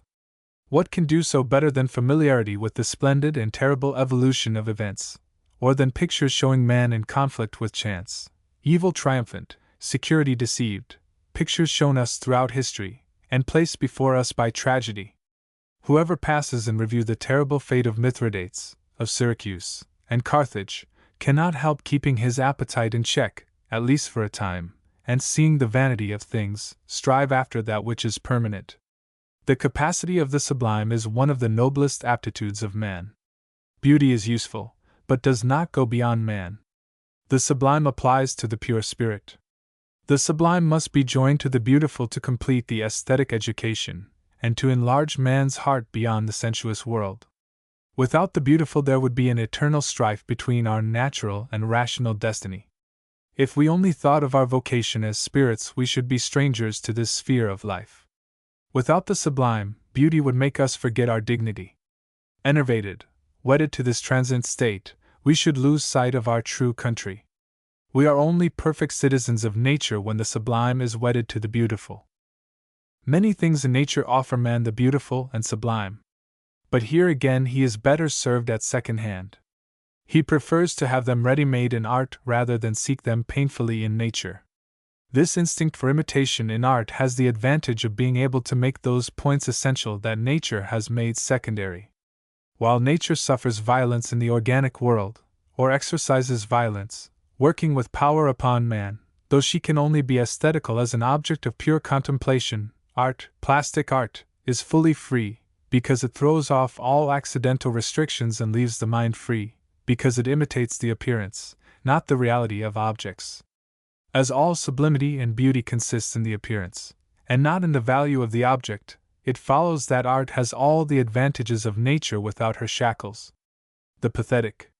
The depicting of suffering, in the shape of simple suffering, is never the end of art, but it is of the greatest importance, as a means of attaining its end. The highest aim of art is to represent the supersensuous, and this is effected in particular by tragic art, because it represents by sensible marks the moral man, maintaining himself in a state of passion, independently of the laws of nature. The principle of freedom in man becomes conscious of itself only by the resistance it offers to the violence of the feelings. Now the resistance can only be measured by the strength of the attack. In order, therefore, that the intelligence may reveal itself in man as a force independent of nature, it is necessary that nature should have first displayed all her power before our eyes.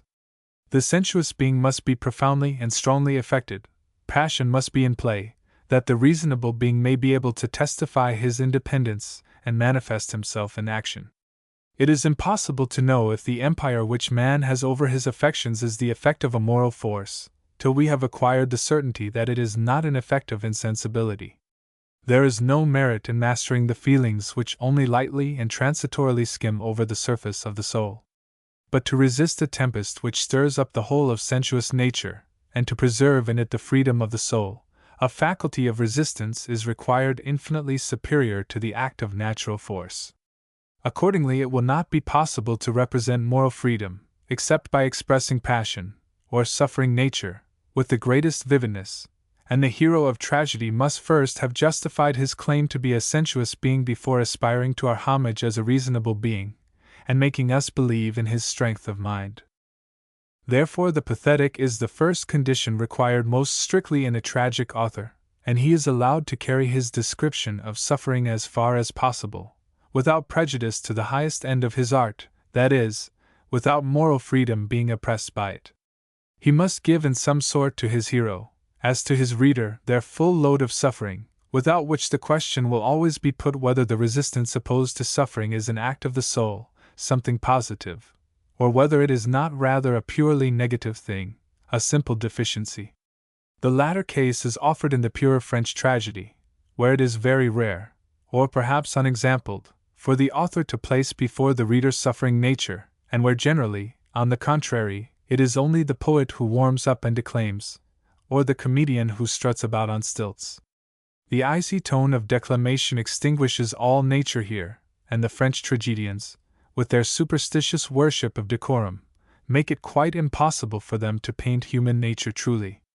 Decorum, wherever it is, even in its proper place, always falsifies the expression of nature, and yet this expression is rigorously required by art. In a French tragedy, it is difficult for us to believe that the hero ever suffers, for he explains the state of his soul, as the coolest man would do, and always thinking of the effect he is making on others, he never lets nature pour forth freely. The kings, the princesses, and the heroes of Corneille or Voltaire never forget their rank even in the most violent excess of passion, and they part with their humanity much sooner than with their dignity. They are like those kings and emperors of our old picture books, who go to bed with their crowns on. What a difference from the Greeks and those of the moderns who have been inspired with their spirit in poetry!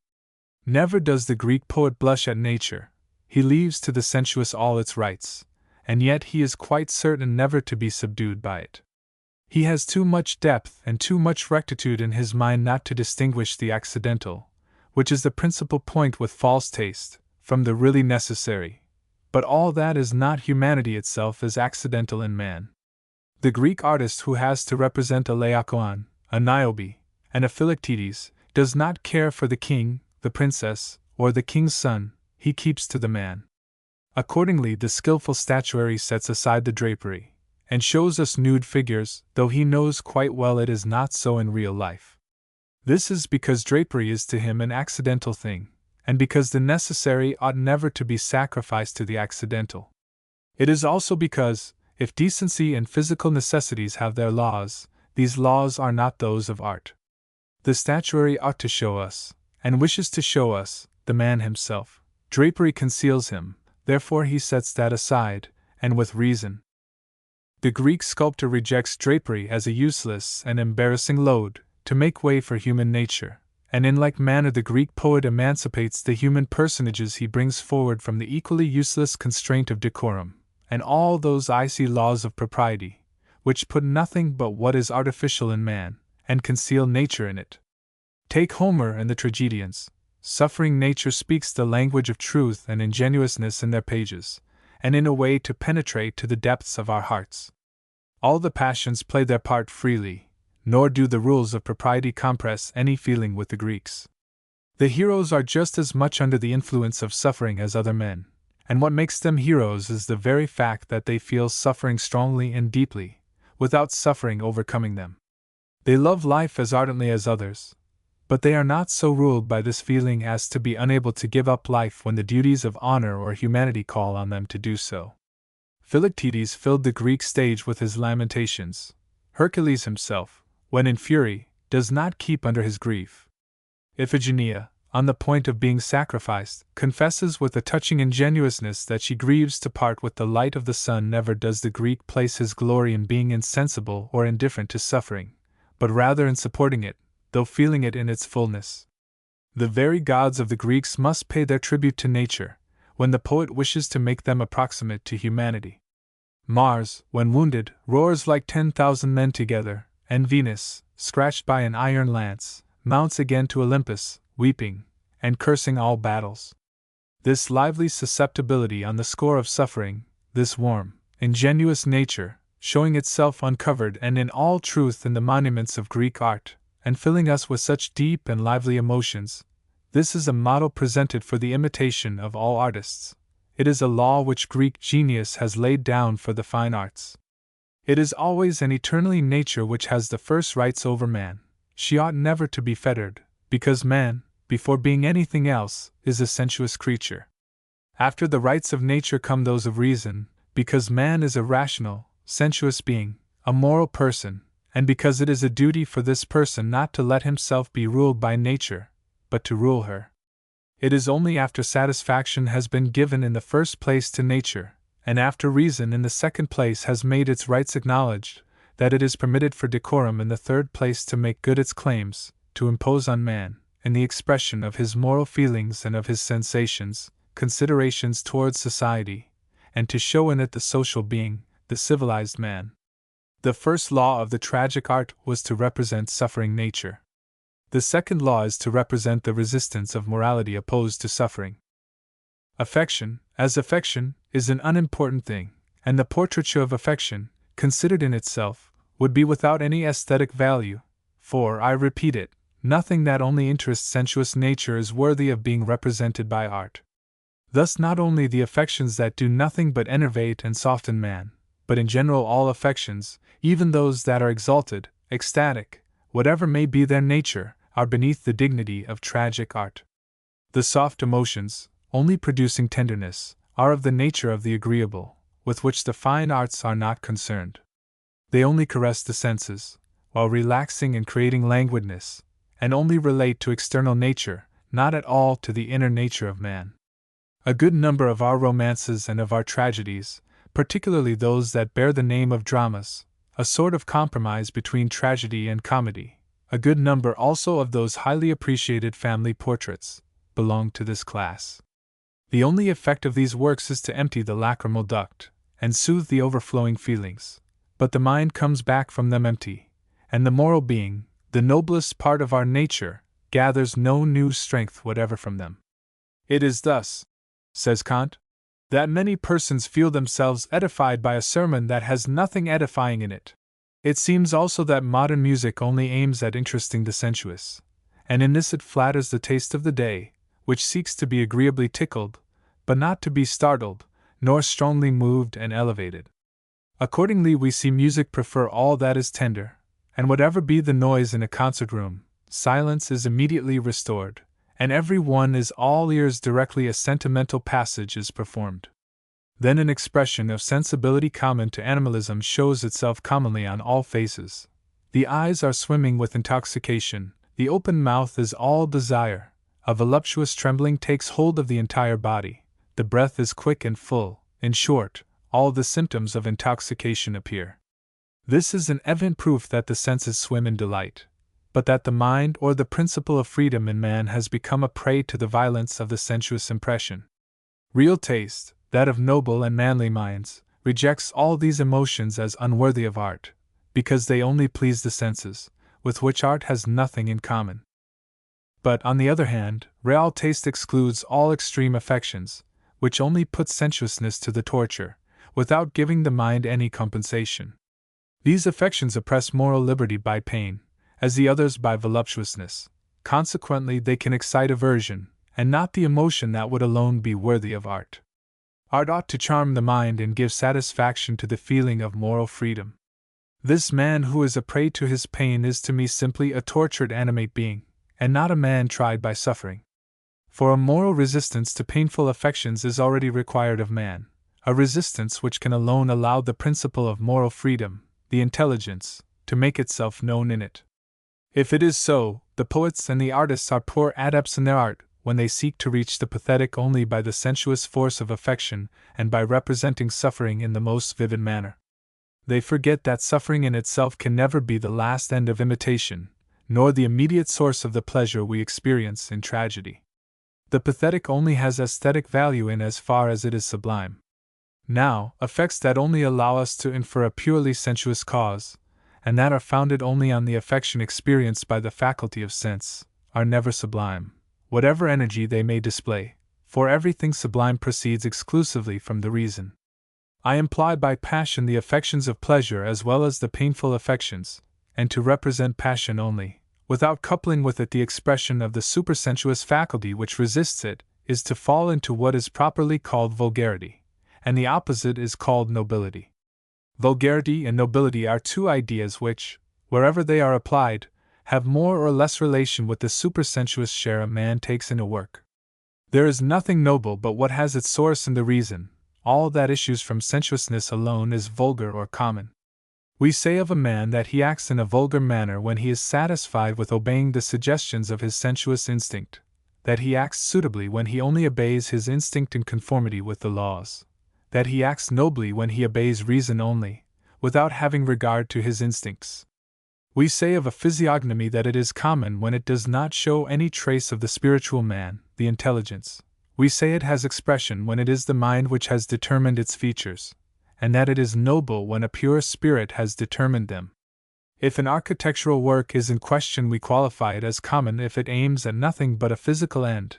We name it noble if, independently of all physical aim, we find in it at the same time the expression of a conception. Accordingly, I repeat it, correct taste disallows all painting of the affections, however energetic, which rests satisfied with expressing physical suffering and the physical resistance opposed to it by the subject, without making visible at the same time the superior principle of the nature of man, the presence of a supersensuous faculty. It does this in virtue of the principle developed farther back, namely, that it is not suffering in itself, but only the resistance opposed to suffering, that is pathetic and deserving of being represented. It is for this reason that all the absolutely extreme degrees of the affections are forbidden to the artist as well as to the poet. All of these, in fact, oppress the force that resists from within, or rather, all betray of themselves, and without any necessity of other symptoms, the oppression of this force, because no affection can reach this last degree of intensity as long as the intelligence in man makes any resistance. Then another question presents itself. How is this principle of resistance, this supersensuous force, manifested in the phenomenon of the affections? Only in one way, by mastering or, more commonly, by combating affection. I say affection, for sensuousness can also fight, but this combat of sensuousness is not carried on with the affection, but with the cause that produces it, a contest which has no moral character, but is all physical, the same combat that the earthworm, trodden underfoot, and the wounded bull engage in, without thereby exciting the pathetic. When suffering man seeks to give an expression to his feelings, to remove his enemy, to shelter the suffering limb, he does all this in common with the animals, and instinct alone takes the initiative here, without the will being applied to. Therefore, this is not an act that emanates from the man himself, nor does it show him as an intelligence. Sensuous nature will always fight the enemy that makes it suffer, but it will never fight against itself. On the other hand, the contest with affection is a contest with sensuousness, and consequently presupposes something that is distinct from sensuous nature. Man can defend himself with the help of common sense and his muscular strength against the object that makes him suffer. Against suffering itself he has no other arms than those of reason. These ideas must present themselves to the eye in the portraiture of the affections, or be awakened by this portraiture in order that the pathetic may exist. But it is impossible to represent ideas, in the proper sense of the word, and positively, as nothing corresponds to pure ideas in the world of sense. But they can be always represented negatively, and in an indirect way if the sensuous phenomenon by which they are manifested has some character of which you would seek in vain the conditions in physical nature. All phenomena of which the ultimate principle cannot be derived from the world of sense are an indirect representation of the upper sensuous element. And how does one succeed in representing something that is above nature without having recourse to supernatural means? What can this phenomenon be which is accomplished by natural forces, otherwise it would not be a phenomenon, and yet which cannot be derived from physical causes without a contradiction? This is the problem. How can the artist solve it? It must be remembered that the phenomena observable in a man in a state of passion are of two kinds. They are either phenomena connected simply with animal nature, and which, therefore, only obey the physical law, without the will being able to master them, or the independent force in him being able to exercise an immediate influence over them. It is the instinct which immediately produces these phenomena, and they obey blindly the laws of instinct. To this kind belong, for example, the organs of the circulation of the blood, of respiration, and all the surface of the skin. But, moreover, the other organs, and those subject to the will, do not always await the decision of the will, and often instinct itself sets them immediately in play, especially when the physical state is threatened with pain or with danger. Thus, the movements of my arm depend, it is true, on my will. But if I place my hand, without knowing it, on a burning body, the movement by which I draw it back is certainly not a voluntary act, but a purely instinctive phenomenon. Nay more, speech is assuredly subject to the empire of the will, and yet instinct can also dispose of this organ according to its whim, and even of this and of the mind, without consulting beforehand the will. Directly a sharp pain, or even an energetic affection, takes us by surprise. Take the most impassible Stoic and make him see suddenly something very wonderful, or a terrible and unexpected object. Fancy him, for example, present when a man slips and falls to the bottom of an abyss. A shout, a resounding cry, and not only inarticulate, but a distinct word will escape his lips, and nature will have acted in him before the will, a certain proof that there are in man phenomena which cannot be referred to his person as an intelligence, but only to his instinct as a natural force. But there is also in man a second order of phenomena, which are subject to the influence and empire of the will, or which may be considered at all events as being of such a kind that will might always have prevented them, consequently phenomena for which the person and not instinct is responsible. It is the office of instinct to watch with a blind zeal over the interests of the senses, but it is the office of the person to hold instinct in proper bounds, out of respect for the moral law. Instinct in itself does not hold account of any law, but the person ought to watch that instinct may not infringe in any way on the decrees of reason. It is therefore evident that it is not for instinct alone to determine unconditionally all the phenomena that take place in man in the state of affection, and that on the contrary the will of man can place limits to instinct. When instinct only determines all phenomena in man, there is nothing more that can recall the person. There is only a physical creature before you, and consequently an animal, for every physical creature subject to the sway of instinct is nothing else. Therefore, if you wish to represent the person itself, you must propose to yourself and man certain phenomena that have been determined in opposition to instinct, or at least that have not been determined by instinct. That they have not been determined by instinct is sufficient to refer them to a higher source. The moment we see that instinct would no doubt have determined them in another way if its force had not been broken by some obstacle. We are now in a position to point out in what way the supersensuous element, the moral and independent force of man, his ego in short, can be represented in the phenomena of the affections. I understand that this is possible if the parts which only obey physical nature, those where will either disposes nothing at all, or only under certain circumstances, betray the presence of suffering, and if those, on the contrary, that escape the blind sway of instinct, that only obey physical nature, show no trace, or only a very feeble trace, of suffering, and consequently appear to have a certain degree of freedom. Now this want of harmony between the features imprinted on animal nature in virtue of the laws of physical necessity, and those determined with the spiritual and independent faculty of man, is precisely the point by which that supersensuous principle is discovered in man capable of placing limits to the effects produced by physical nature, and therefore distinct from the latter. The purely animal part of man obeys the physical law, and consequently may show itself oppressed by the affection. It is, therefore, in this part that all the strength of passion shows itself, and it answers in some degree as a measure to estimate the resistance, that is to say, of the energy of the moral faculty in man, which can only be judged according to the force of the attack. Thus, in proportion as the affection manifests itself with decision and violence in the field of animal nature, without being able to exercise the same power in the field of human nature, so in proportion the latter makes itself manifestly known, in the same proportion the moral independence of man shows itself gloriously, the portraiture becomes pathetic and the pathetic sublime. The statues of the ancients make this principle of aesthetics sensible to us. but it is difficult to reduce to conceptions and express in words what the very inspection of ancient statues makes the senses feel in so lively a manner. The group of Laocoon and his children can give to a great extent the measure of what the plastic art of the ancients was capable of producing in the matter of pathos. Winckelmann, in his History of Art, says, Laocoon is nature seized in the highest degree of suffering, under the features of a man who seeks to gather up against pain all the strength of which the mind is conscious.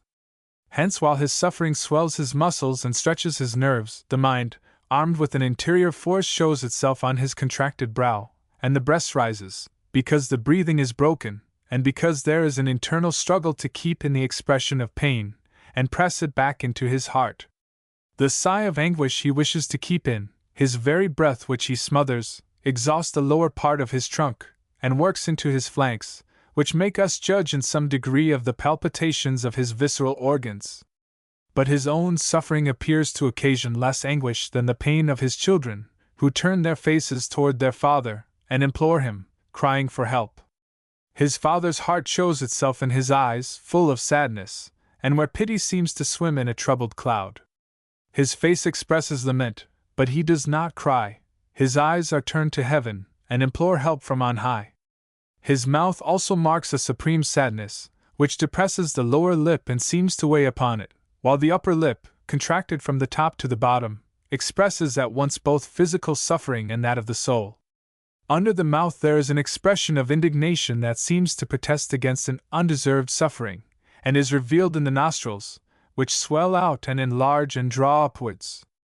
Under the forehead, the struggle between pain and moral strength, united as it were in a single point, is represented with great truth, for, while pain contracts and raises the eyebrows, the effort opposed to it by the will draws down towards the upper eyelid all the muscles above it, so that the eyelid is almost covered by them. The artist, not being able to embellish nature, has sought at least to develop its means, to increase its effect and power. Whereas the greatest amount of pain is also the highest beauty.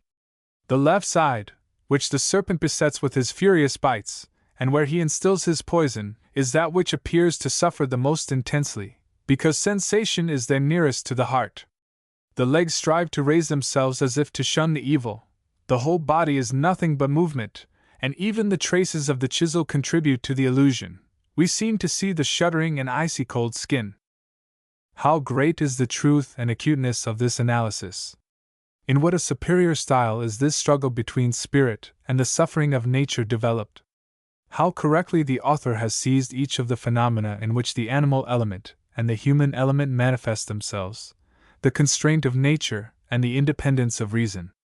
It is well known that Virgil has described this same scene in his Aeneid, but it did not enter into the plan of the epic poet to pause as the sculptor did, and describe the moral nature of Laocoon, for this recital is in Virgil only an episode, and the object he proposes is sufficiently attained by the simple description of the physical phenomenon, without the necessity on his part of looking into the soul of the unhappy sufferer, as his aim is less to inspire us with pity than to fill us with terror. The duty of the poet from this point of view was purely negative. I mean, he had only to avoid carrying the picture of physical suffering to such a degree that all expression of human dignity or of moral resistance would cease, for if he had done this, indignation and disgust would certainly be felt. He, therefore, preferred to confine himself to the representation of the least of the suffering, and he found it advisable to dwell at length on the formidable nature of the two serpents, and on the rage with which they attack their victims, rather than on the feelings of Laocoon.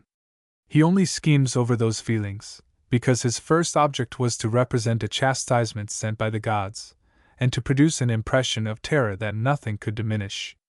If he had, on the contrary, detained our looks on the person of Laocoon himself with as much perseverance as the statuary, instead of on the chastising deity, the suffering man would have become the hero of the scene, and the episode would have lost its propriety in connection with the whole piece. The narrative of Virgil is well known through the excellent commentary of Lessing. But Lessing only proposed to make evident by this example the limits that separate partial description from painting, and not to make the notion of the pathetic issue from it. Yet the passage of Virgil does not appear to me less valuable for this latter object, and I crave permission to bring it forward again under this point of view. We find here realized the first of the three conditions of the sublime that have been mentioned further back, a very powerful natural force, armed for destruction, and ridiculing all resistance. But that this strong element may at the same time be terrible, and thereby sublime, two distinct operations of the mind are wanted. I mean two representations that we produce in ourselves by our own activity. First, we recognize this irresistible natural force as terrible by comparing it with the weakness of the faculty of resistance that the physical man can oppose to it, and secondly, it is by referring it to our will, and recalling to our consciousness that the will is absolutely independent of all influence of physical nature, that this force becomes to us a sublime object. But it is we ourselves who represent these two relations. The poet has only given us an object armed with a great force seeking to manifest itself. If this object makes us tremble, it is only because we in thought suppose ourselves, or someone like us, engaged with this force. And if trembling in this way, we experience the feeling of the sublime, it is because our consciousness tells us that, if we are the victims of this force, we should have nothing to fear, from the freedom of our ego, for the autonomy of the determinations of our will. In short, the description up to here is sublime, but quite a contemplative, intuitive sublimity. Here the force is presented to us as terrible also, and contemplative sublimity passes into the pathetic. We see that force enter really into strife with man's impotence. Whether it concerns Laocoon or ourselves is only a question of degree. The instinct of sympathy excites and frightens in us the instinct of preservation. There are the monsters, they are darting on ourselves. There is no more safety, flight is vain. It is no more in our power to measure this force with ours, and to refer it or not to our own existence. This happens without our cooperation, and is given us by the object itself.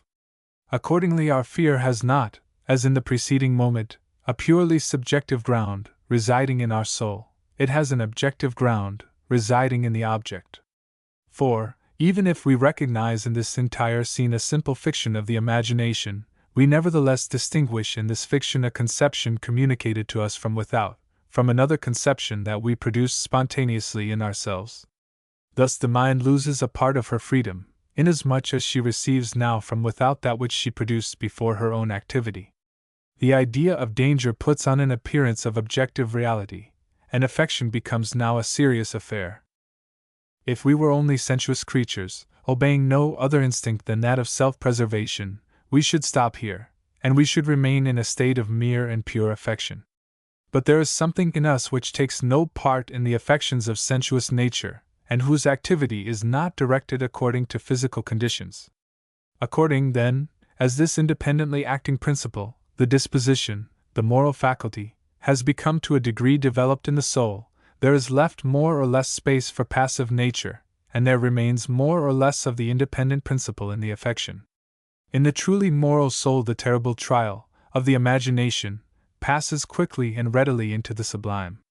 In proportion as imagination loses its liberty, reason makes its own prevail, and the soul ceases not to enlarge within when it thus finds outward limits. Driven from all the entrenchments which would give physical protection to sensuous creatures, we seek refuge in the stronghold of our moral liberty, and we arrive by that means at an absolute and unlimited safety, at the very moment when we seem to be deprived in the world of phenomena of a relative and precarious rampart. But precisely because it was necessary to have arrived at the physical oppression before having recourse to the assistance of our moral nature, we can only by this high sentiment of our liberty through suffering. An ordinary soul confines itself entirely to this suffering, and never comprehends in the sublime or the pathetic anything beyond the terrible. An independent soul, on the contrary, precisely seizes this occasion to rise to the feeling of his moral force, in all that is most magnificent in this force, and from every terrible object knows how to draw out the sublime. The moral man, the father, see Aeneid 2. 213-215, is here attacked before the physical man, and that has a grand effect. All the affections become more aesthetic when we receive them second-hand. There is no stronger sympathy than that we feel for sympathy. The moment, see Aeneid 2. 216-217, had arrived when the hero himself had to be recommended to our respect as a moral personage, and the poet seized upon that moment. We already know by his description all the force, all the rage of the two monsters who menaced Laocoon, and we know how all resistance would be in vain. If Laocoon were only a common man, he would better understand his own interests, and like the rest of the Trojans, he would find safety in rapid flight. But there is a heart in that breast. The danger to his children holds him back, and decides him to meet his fate. This trait alone renders him worthy of our pity. At whatever moment the serpents had assailed him, we should have always been touched and troubled. But because it happens just at the moment when as father he shows himself so worthy of respect, his fate appears to us as the result of having fulfilled his duty as parent, of his tender disquietude for his children. It is this which calls forth our sympathy in the highest degree. It appears, in fact, as if he deliberately devoted himself to destruction, and his death becomes an act of the will. Thus there are two conditions in every kind of the pathetic: first, suffering, to interest our sensuous nature; 2d. moral liberty, to interest our spiritual nature. All portraiture in which the expression of suffering nature is wanting remains without aesthetic action, and our heart is untouched. All portraiture in which the expression of moral aptitude is wanting, even did it possess all the sensuous force possible, could not attain to the pathetic, and would infallibly revolt our feelings. Throughout moral liberty we require the human being who suffers. Throughout all the sufferings of human nature we always desire to perceive the independent spirit, or the capacity for independence. But the independence of the spiritual being in the state of suffering can manifest itself in two ways. Either negatively, when the moral man does not receive the law from the physical man, and his state exercises no influence over his manner of feeling, or positively, when the moral man is a ruler over the physical being, and his manner of feeling exercises an influence upon his state. In the first case, it is the sublime of disposition; in the second, it is the sublime of action. The sublime of disposition is seen in all character independent of the accidents of fate. A noble heart struggling against adversity, says Seneca, is a spectacle full of attraction even for the gods. Such, for example, is that which the Roman Senate offered after the disaster of Cannae. Lucifer, even, in Milton, when for the first time he contemplates hell, which is to be his future abode, penetrates us with a sentiment of admiration by the force of soul he displays. The reply of Medea in the tragedy belongs also to this order of the sublime. The sublime of disposition makes itself seen, it is visible to the spectator, because it rests upon coexistence, the simultaneous. The sublime action, on the contrary, is conceived only by the thought, because the impression and the act are successive, and the intervention of the mind is necessary to infer from a free determination the idea of previous suffering. It follows that the first alone can be expressed by the plastic arts, because these arts give but that which is simultaneous. But the poet can extend his domain over one and the other. Even more, when the plastic art has to represent a sublime action, it must necessarily bring it back to sublimity. In order that the sublimity of action should take place, not only must the suffering of man have no influence upon the moral constitution, but rather the opposite must be the case. The affection is the work of his moral character. This can happen in two ways, either immediately, or according to the law of liberty, when out of respect for such and such a duty it decides from free choice to suffer. In this case, the idea of duty determines as a motive, and its suffering is a voluntary act; or immediately, and according to the necessity of nature, when he expiates by a moral suffering the violation of duty. In this second case, the idea of duty determines him as a force, and his suffering is no longer an effect. Regulus offers us an example of the first kind, when, to keep his word, he gives himself up to the vengeance of the Carthaginians, and he would serve as an example of the second class, if, having betrayed his trust, the consciousness of this crime would have made him miserable. In both cases suffering has a moral course, but with this difference, that on the one part Regulus shows us its moral character, and that, on the other, he only shows us that he was made to have such a character. In the first case he is in our eyes a morally great person, in the second he is only aesthetically great. This last distinction is important for the tragic art; it consequently deserves to be examined more closely. Man is already a sublime object, but only in the aesthetic sense, when the state in which he is gives us an idea of his human destination, even though we might not find this destination realized in his person. He only becomes sublime to us in a moral point of view, when he acts, moreover, as a person, in a manner conformable with this destination, if our respect bears not only on his moral faculty, but on the use he makes of this faculty, if dignity, in his case, is due, not only to his moral aptitude, but to the real morality of his conduct.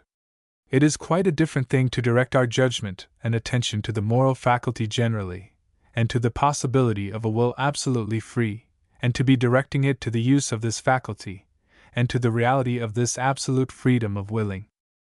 It is, I repeat, quite a different thing, and this difference is connected not only with the objects to which we may have to direct our judgment, but to the very criterion of our judgment. The same object can displease us if we appreciate it in a moral point of view, and be very attractive to us in the aesthetical point of view. But even if the moral judgment and the aesthetical judgment were both satisfied, this object would produce this effect on one and the other in quite a different way.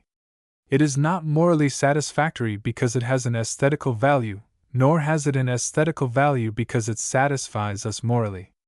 Let us take, as example, Leonidas and his devotion at Thermopylae. Judged from the moral point of view, this action represents to me the moral law carried out notwithstanding all the repugnance of instinct. Judged from the aesthetic point of view, it gives me the idea of the moral faculty, independent of every constraint of instinct. The act of Leonidas satisfies the moral sense, the reason; it enraptures the aesthetical sense, the imagination. Whence comes this difference in the feelings in connection with the same object? I account for it thus. In the same way that our being consists of two principles and natures, so also and consequently our feelings are divided into two kinds, entirely different. As reasonable beings we experience a feeling of approbation or of disapprobation; as sensuous creatures we experience pleasure or displeasure. The two feelings, approbation and pleasure, repose on satisfaction, one on a satisfaction given to a requirement of reason. Reason has only requirements, and not wants. The other depends on a satisfaction given to a sensuous want. Sense only knows of wants, and cannot prescribe anything. These two terms, requirements of reason, wants of the senses, are mutually related, as absolute necessity and the necessity of nature. Accordingly, both are included in the idea of necessity, but with this difference, that the necessity of reason is unconditional, and the necessity of sense only takes place under conditions. But, for both, satisfaction is a purely contingent thing. Accordingly, every feeling, whether of pleasure or approbation, rests definitively on an agreement between the contingent and the necessary. If the necessary has thus an imperative character, the feeling experienced will be that of approbation. If necessity has the character of a want, the feeling experienced will be that of pleasure, and both will be strong in proportion as the satisfaction will be contingent. Now, underlying every moral judgment there is a requirement of reason which requires us to act conformably with the moral law, and it is an absolute necessity that we should wish what is good. But as the will is free, it is physically an accidental thing that we should do in fact what is good. If we actually do it, this agreement between the contingent in the use of free will and the imperative demand of reason gives rise to our assent or approbation, which will be greater in proportion as the resistance of the inclinations made this use that we make of our free will more accidental and more doubtful. Every aesthetic judgment, on the contrary, refers the object to the necessity which cannot help willing imperatively, but only desires that there should be an agreement between the accidental and its own interest. Now, what is the interest of imagination? It is to emancipate itself from all laws, and to play its part freely. The obligation imposed on the will by the moral law, which prescribes its object in the strictest manner, is by no means favorable to this need of independence. And as the moral obligation of the will is the object of the moral judgment, it is clear that in this mode of judging, the imagination could not find its interest. But a moral obligation imposed on the will cannot be conceived, except by supposing this same will absolutely independent of the moral instincts, and from their constraint. Accordingly, the possibility of the moral act requires liberty, and therefore agrees here in the most perfect manner with the interest of imagination. But as imagination, through the medium of its wants, cannot give orders to the will of the individual, as reason does by its imperative character, it follows that the faculty of freedom, in relation to imagination, is something accidental, and consequently that the agreement between the accidental and the necessary, conditionally necessary, must excite pleasure. Therefore, if we bring to bear a moral judgment on this act of Leonidas, we shall consider it from a point of view where its accidental character strikes the eye less than its necessary side. If, on the other hand, we apply the aesthetical judgment to it, this is another point of view, where its character of necessity strikes us less forcibly than its accidental character. It is a duty for every will to act thus, directly it is a free will. But the fact that there is a free will that makes this act possible is a favor of nature in regard to this faculty, to which freedom is a necessity. Thus an act of virtue judged by the moral sense, by reason, will give us as its only satisfaction the feeling of approbation, because reason can never find more, and seldom finds as much as it requires. This same act, judged, on the contrary, by the aesthetic sense, by imagination, will give us a positive pleasure, because the imagination, never requiring the end to agree with the demand, must be surprised, enraptured, at the real satisfaction of this demand as at a happy chance. Our reason will merely approve, and only approve, of Leonidas actually taking this heroic resolution, but that he could take this resolution is what delights and enraptures us. This distinction between the two sorts of judgments becomes more evident still, if we take an example where the moral sense and the aesthetic sense pronounce a different verdict. Suppose we take the act of Peregrinus Proteus burning himself at Olympia.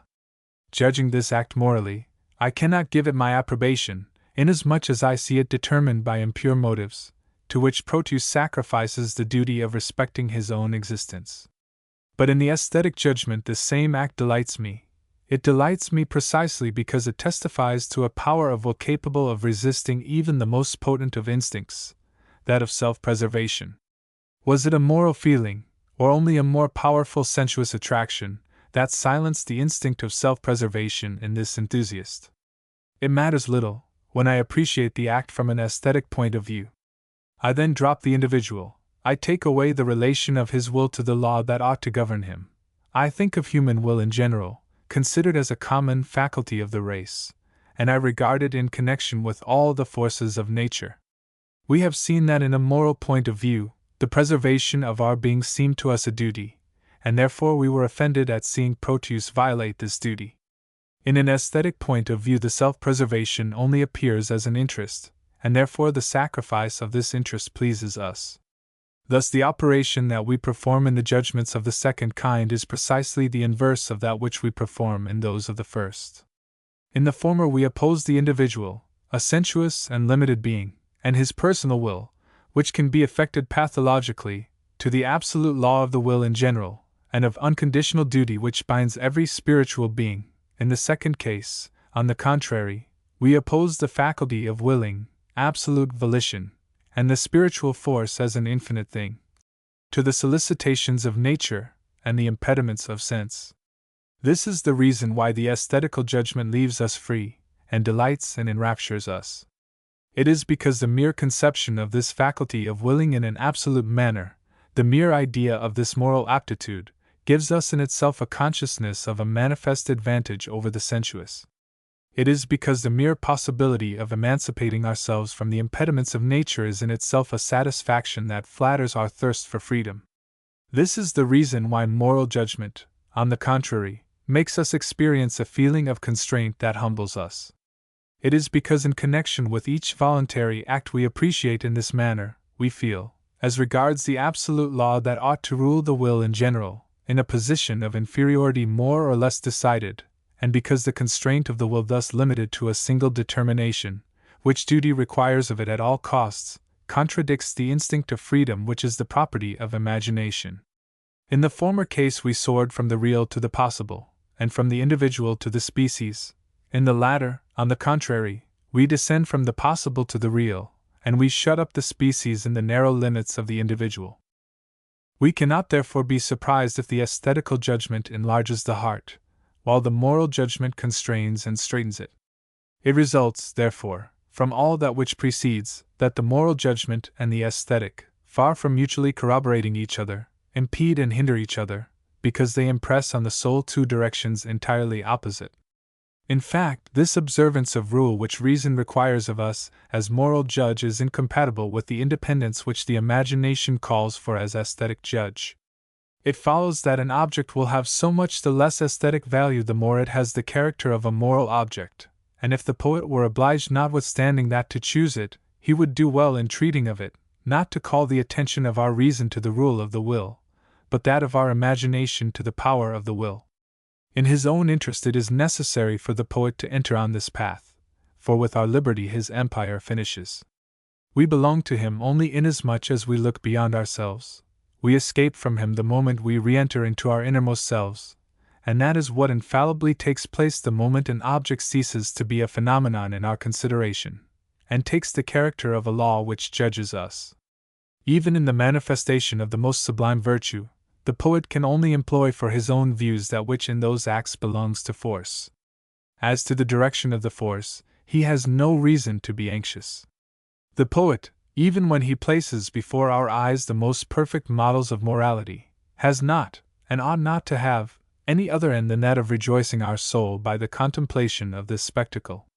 Moreover, nothing can rejoice our soul except that which improves our personality, and nothing can give us a spiritual joy except that which elevates the spiritual faculty. But in what way can the morality of another improve our own personality, and raise our spiritual force? That this other one accomplishes really his duty results from an accidental use which he makes of his liberty, and which for that very reason can prove nothing to us. We only have in common with him the faculty to conform ourselves equally to duty. The moral power which he exhibits reminds us also of our own, and that is why we then feel something which upraises our spiritual force. Thus it is only the idea of the possibility of an absolutely free will which makes the real exercise of this will in us charming to the aesthetic feeling. We shall be still more convinced when we think how little the poetic force of impression which is awakened in us by an act or a moral character is dependent on their historic reality. The pleasure which we take in considering an ideal character will in no way be lessened when we come to think that this character is nothing more than a poetic fiction, for it is on the poetic truth, and not on historic truth, that every aesthetic impression of the feelings rests. Moreover, poetic truth does not consist in that this or that thing has effectually taken place, but in that it may have happened, that is to say, that the thing is in itself possible. Thus the aesthetic force is necessarily obliged to rest in the first place in the idea of possibility. Even in real subjects, for which the actors are borrowed from history, it is not the reality of the simple possibility of the fact, but that which is guaranteed to us by its very reality which constitutes the poetic element. That these personages have indeed existed, and that these events have in truth taken place, is a circumstance which can, it is true, in many cases add to our pleasure, but that which it adds to it is like a foreign addition, much rather unfavorable than advantageous to the poetical impression. It was long thought that a great service was rendered to German poetry by recommending German poets to treat of national themes. Why, it was asked, did Greek poetry have so much power over the mind? Because it brought forward national events and immortalized domestic exploits. No doubt the poetry of the ancients may have been indebted to this circumstance for certain effects of which modern poetry cannot boast.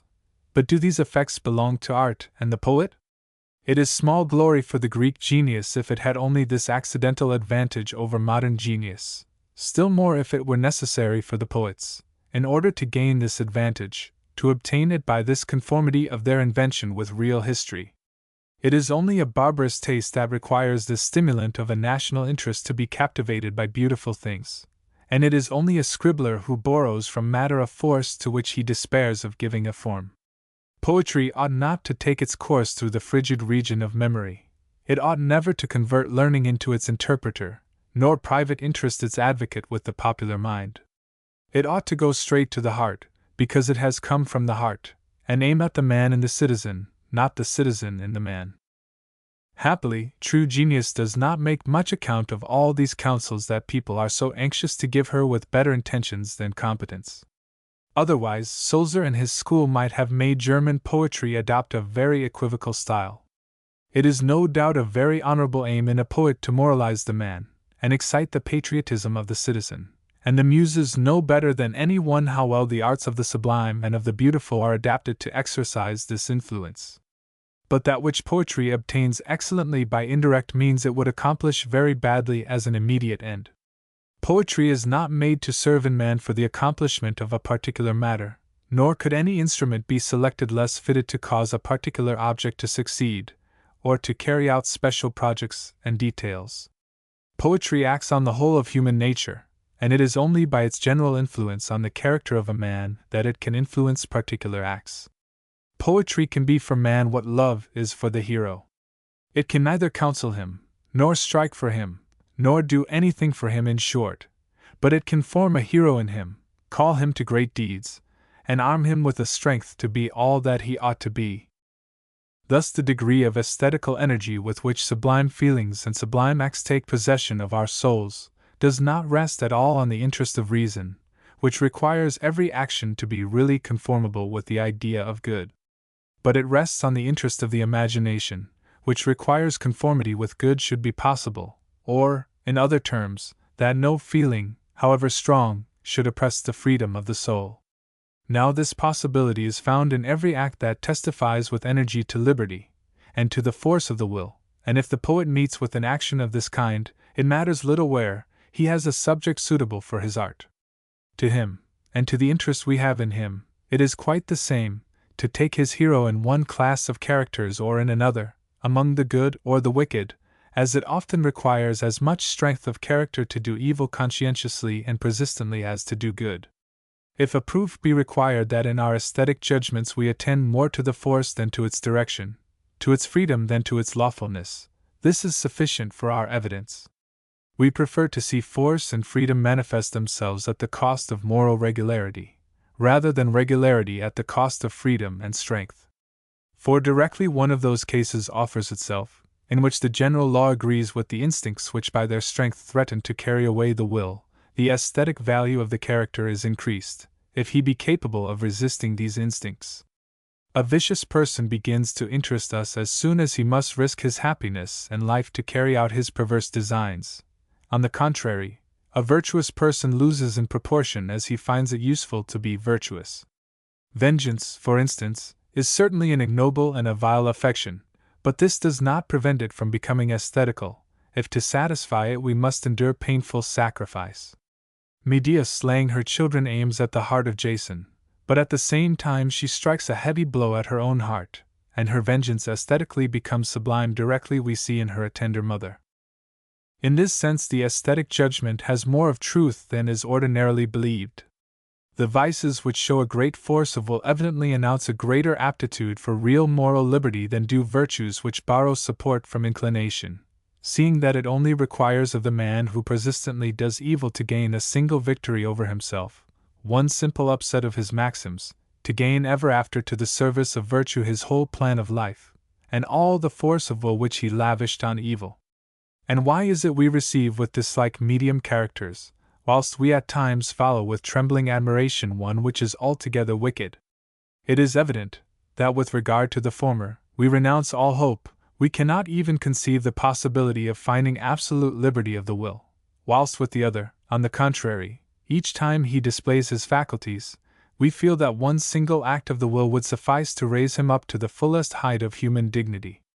Thus, in the aesthetic judgment, that which excites our interest is not morality itself, but liberty alone, and moral purity can only please our imagination when it places in relief the forces of the will. It is then manifestly to confound two very distinct orders of ideas, to require in aesthetic things so exact a morality, and in order to stretch the domain of reason, to exclude the imagination from its own legitimate sphere. Either it would be necessary to subject it entirely, then there would be an end to all aesthetic effect, or it would share the realm of reason, then morality would not gain much. For if we pretend to pursue at the same time two different ends, there would be risk of missing both one and the other. The liberty of the imagination would be fettered by too great respect for the moral law, and violence would be done to the character of necessity which is in the reason, in missing the liberty which belongs to the imagination. On grace and dignity. The Greek fable attributes to the goddess of beauty a wonderful girdle which has the quality of lending grace and of gaining hearts in all who wear it. This same divinity is accompanied by the Graces, or goddesses of grace. From this we see that the Greeks distinguished from beauty grace, and the divinities styled the Graces, as they expressed the ideas by proper attributes, separable from the goddess of beauty. All that is graceful is beautiful, for the girdle of love-winning attractions is the property of the goddess of Nidus. But all beauty is not of necessity grace, for Venus, even without this girdle, does not cease to be what she is. However, according to this allegory, the goddess of beauty is the only one who wears and who lends to others the girdle of attractions. Juno, the powerful queen of Olympus, must begin by borrowing this girdle from Venus, when she seeks to charm Jupiter on Mount Ida. Pope's Iliad, Book 14. v. 220. Thus greatness, even clothed with a certain degree of beauty, which is by no means disputed in the spouse of Jupiter, is never sure of pleasing without the grace, since the august queen of the gods, to subdue the heart of her consort, expects the victory not from her own charms but from the girdle of Venus. But we see, moreover, that the goddess of beauty can part with this girdle, and grant it, with its quality and effects, to a being less endowed with beauty. Thus grace is not the exclusive privilege of the beautiful. It can also be handed over, but only by beauty, to an object less beautiful, or even to an object deprived of beauty. If these same Greeks saw a man gifted in other respects with all the advantages of mind, but lacking grace, they advised him to sacrifice to the Graces. If, therefore, they conceived these deities as forming an escort to the beauty of the other sex, they also thought that they would be favorable to man, and that to please he absolutely required their help. But what then is grace if it be true that it prefers to unite with beauty, yet not in an exclusive manner? What is grace if it proceeds from beauty, but yet produces the effects of beauty, even when beauty is absent? What is it, if beauty can exist indeed without it, and yet has no attraction except with it? The delicate feeling of the Greek people had marked at an early date this distinction between grace and beauty, whereof the reason was not then able to give an account, and seeking the means to express it, it borrowed images from the imagination, because the understanding could not offer notions to this end. On this score, the myth of the girdle deserves to fix the attention of the philosopher, who, however, ought to be satisfied to seek ideas corresponding with these pictures when the pure instinctive feeling throws out its discoveries, or, in other words, with explaining the hieroglyphs of sensation. If we strip off its allegorical veil from this conception of the Greeks, the following appears the only meaning it admits. Grace is a kind of movable beauty. I mean a beauty which does not belong essentially to its subject, but which may be produced accidentally in it, as it may also disappear from it. It is in this that grace is distinguished from beauty properly so called, or fixed beauty, which is necessarily inherent in the subject itself. Venus can no doubt take off her girdle and give it up for the moment to Juno, but she could only give up her beauty with her very person. Venus, without a girdle, is no longer the charming Venus. Without beauty she is no longer Venus. But this girdle as a symbol of movable beauty has this particular feature, that the person adorned with it not only appears more graceful, but actually becomes so. The girdle communicates objectively this property of grace, in this contrasting with other articles of dress, which have only subjective effects, and without modifying the person herself, only modify the impression produced on the imagination of others. Such is the express meaning of the Greek myth. Grace becomes the property of the person who puts on this girdle. She does more than appear amiable, it is so in fact.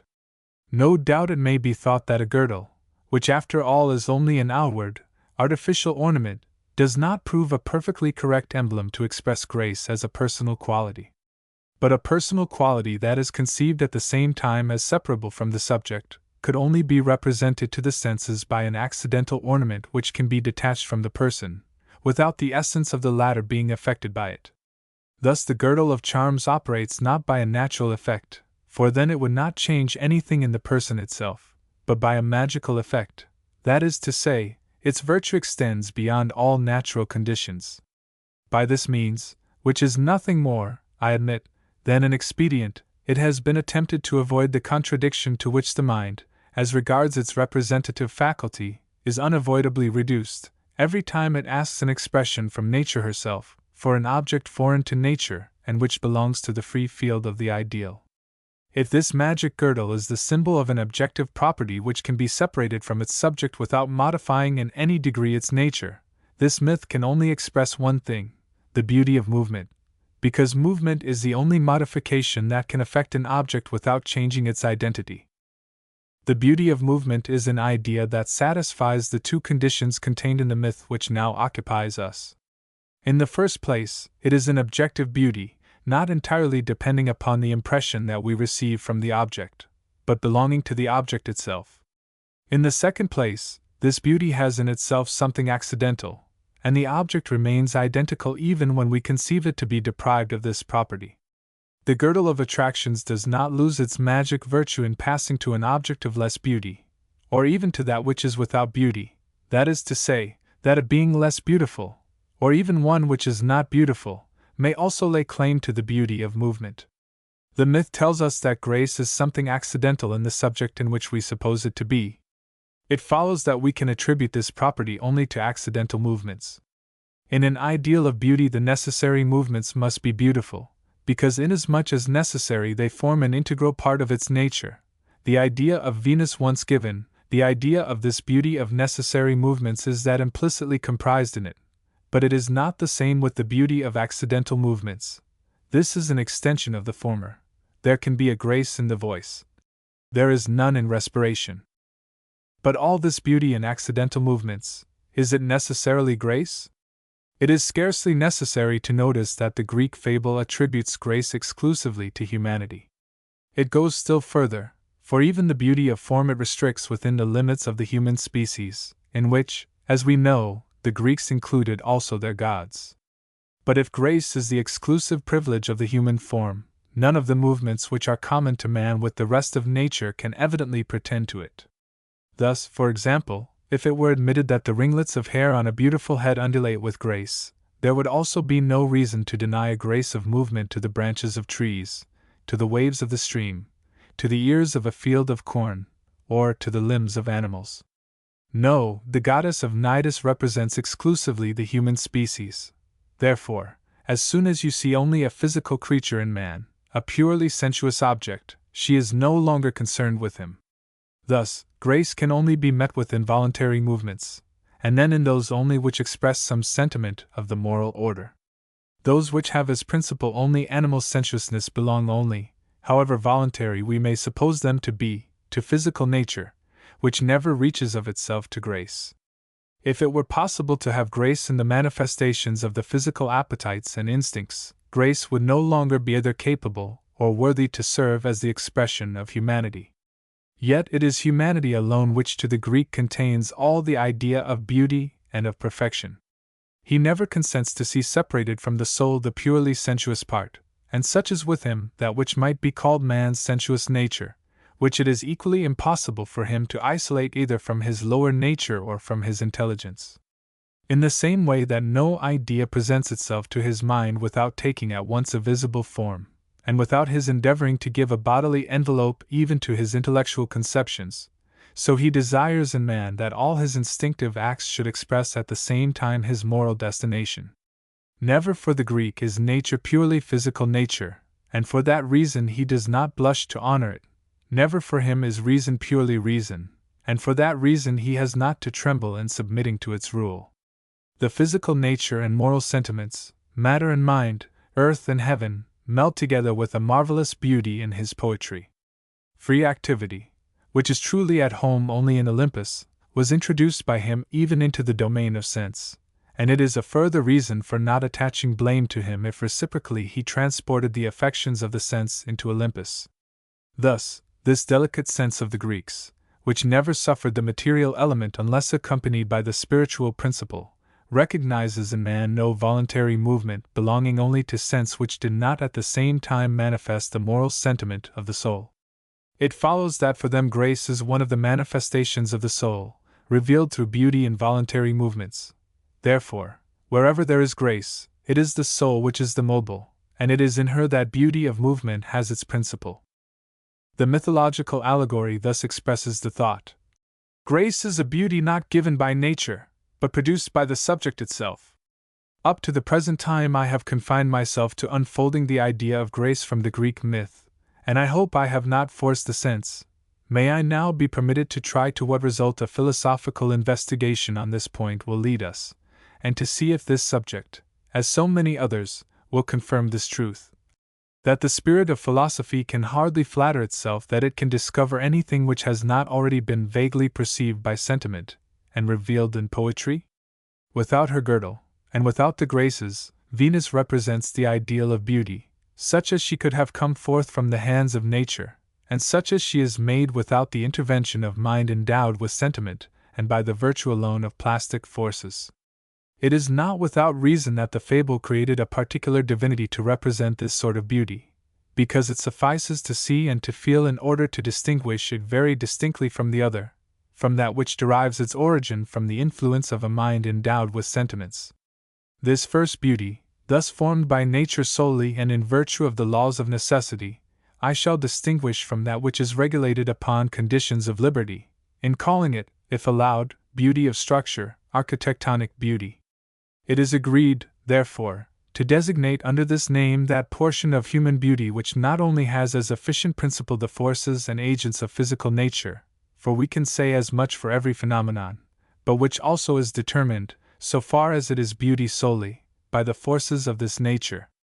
Well-proportioned limbs, rounded contours, an agreeable complexion, delicacy of skin, an easy and graceful figure, a harmonious tone of voice, etc., are advantages which are gifts of nature and fortune, of nature, which predisposed to this, and developed it herself, of fortune, which protects against all influence adverse to the work of nature. Venus came forth perfect and complete from the foam of the sea. Why perfect? Because she is the finished and exactly determined work of necessity, and on that account she is neither susceptible of variety nor of progress. In other terms, as she is only a beautiful representation of the various ends which nature had in view in forming man, and thence each of her properties is perfectly determined by the idea that she realizes. Hence it follows that we can consider her as definitive and determined, with regard to its connection with the first conception, although this conception is subject, in its development, to the conditions of time. The architectonic beauty of the human form and its technical perfection are two ideas, which we must take good care not to confound. By the latter, the ensemble of particular ends must be understood, such as they coordinate between themselves towards a general and higher end. By the other, on the contrary, a character suited to the representation of these ends, as far as these are revealed, under a visible form, to our faculty of seeing and observing. When, then, we speak of beauty, we neither take into consideration the justness of the aims of nature in themselves, nor formally, the degree of adaptation to the principles of art which their combination could offer. Our contemplative faculties hold to the manner in which the object appears to them, without taking heed to its logical constitution. Thus, although the architectonic beauty, in the structure of man, be determined by the idea which has presided at this structure, and by the ends that nature proposes for it, the aesthetic judgment, making abstraction of these ends, considers this beauty in itself, and in the idea which we form of it, nothing enters which does not immediately and properly belong to the exterior appearance. We are, then, not obliged to say that the dignity of man and of his condition heightens the beauty of his structure. The idea we have of his dignity may influence, it is true, the judgment that we form on the beauty of his structure, but then this judgment ceases to be purely aesthetic. Doubtless, the technical constitution of the human form is an expression of its destiny, and, as such, it ought to excite our admiration. But this technical constitution is represented to the understanding and not to sense. It is a conception and not a phenomenon. The architectonic beauty, on the contrary, could never be an expression of the destiny of man, because it addresses itself to quite a different faculty from that to which it belongs to pronounce upon his destiny. If, then, man is, amongst all the technical forces created by nature, that to whom more especially we attribute beauty, this is exact and true only under one condition, which is, that at once and upon the simple appearance he justifies this superiority, without the necessity, in order to appreciate it, that we bring to mind his humanity. For, to recall this, we must pass through a conception, and then it would no longer be the sense, but the understanding, that would become the judge of beauty, which would imply contradiction. Man, therefore, cannot put forward the dignity of his moral destiny, nor give prominence to his superiority as intelligence, to increase the price of his beauty. Man, here, is but a being thrown like others into space, a phenomenon amongst other phenomena. In the world of sense no account is made of the rank he holds in the world of ideas, and if he desires in that to hold the first place, he can only owe it to that in him which belongs to the physical order. But his physical nature is determined, we know, by the idea of his humanity, from which it follows that his architectonic beauty is so also mediately. If, then, he is distinguished by superior beauty from all other creatures of the sensuous world, it is incontestable that he owes this advantage to his destiny as man, because it is in it that the reason is of the differences which in general separate him from the rest of the sensuous world. But the beauty of the human form is not due to its being the expression of this superior destiny, for if it were so, this form would necessarily cease to be beautiful, from the moment it began to express a less high destiny, and the contrary to this form would be beautiful as soon as it could be admitted that it expresses this higher destination. However, suppose that at the sight of a fine human face we could completely forget that which it expresses, and put in its place, without chancing anything of its outside, the savage instincts of the tiger, the judgment of the eyesight would remain absolutely the same, and the tiger would be for it the chef d'oeuvre of the Creator. The destiny of man as intelligence contributes, then, to the beauty of his structure only so far as the form that represents this destiny, the expression that makes it felt, satisfies at the same time the conditions which are prescribed in the world of sense to the manifestations of the beautiful, which signifies that beauty ought always to remain a pure effect of physical nature, and that the rational conception which had determined the technical utility of the human structure cannot confer beauty, but simply be compatible with beauty. It could be objected, it is true, that in general all which is manifested by a sensuous representation is produced by the forces of nature, and that consequently this character cannot be exclusively an indication of the beautiful. Certainly, and without doubt, all technical creations are the work of nature, but it is not by the fact of nature that they are technical, or at least that they are so judged to be.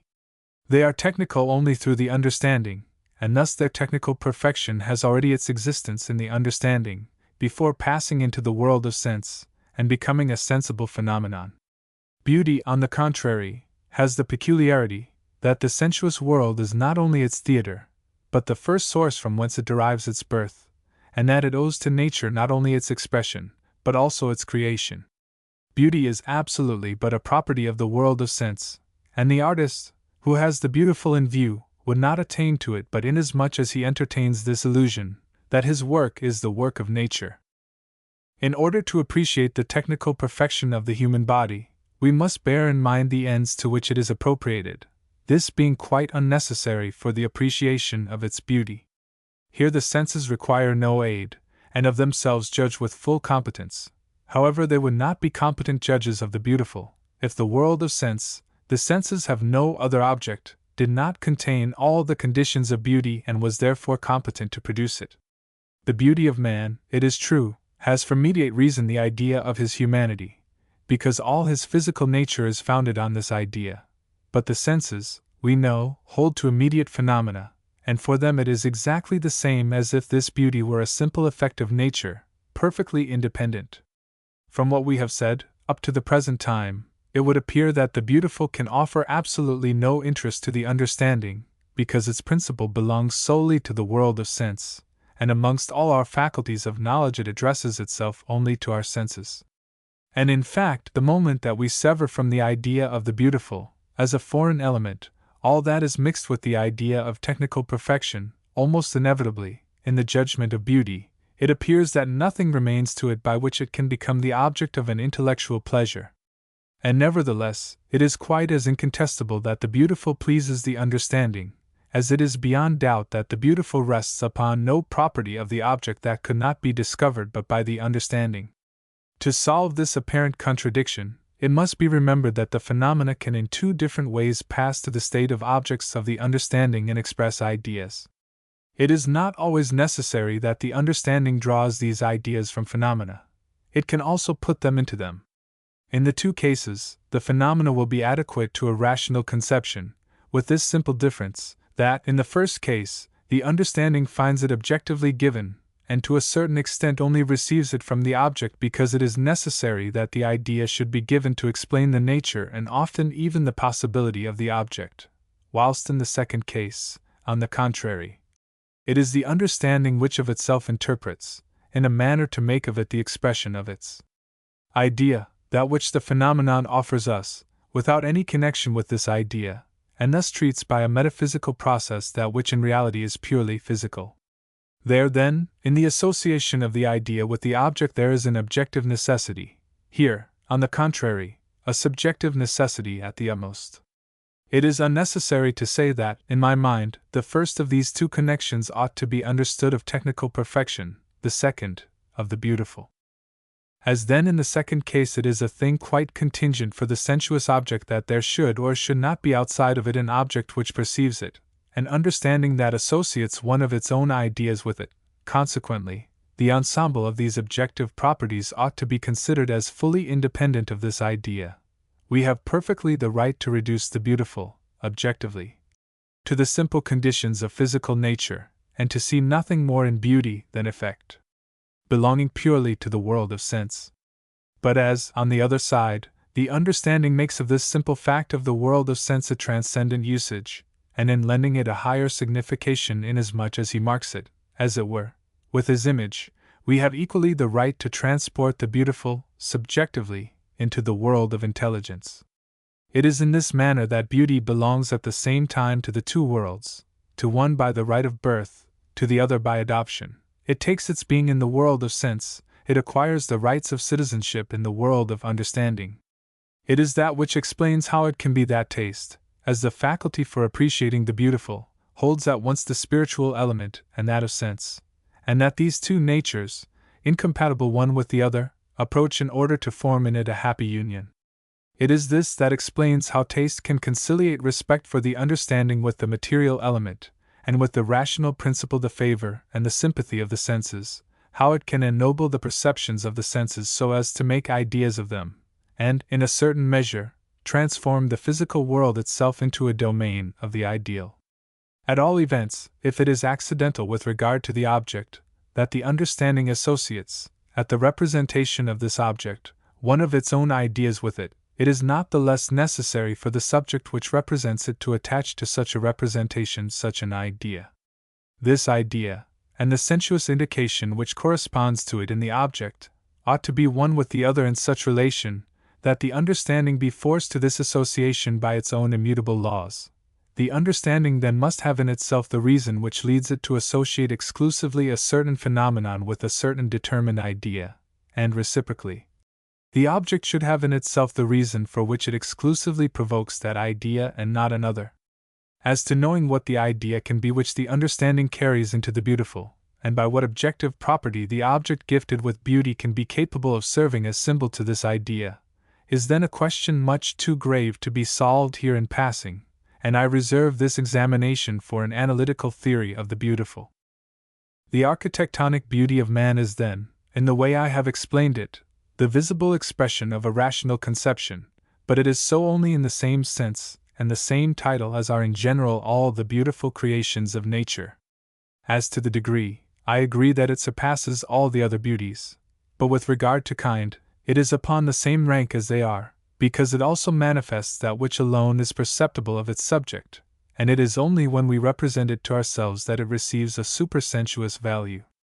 If the ends of creation are marked in man with more of success and of beauty than in the organic beings, it is to some extent a favor which the intelligence, inasmuch as it dictated the laws of the human structure, has shown to nature charged to execute those laws. The intelligence, it is true, pursues its end in the technique of man with a rigorous necessity, but happily its exigencies meet and accord with the necessary laws of nature so well, that one executes the order of the other whilst acting according to its own inclination.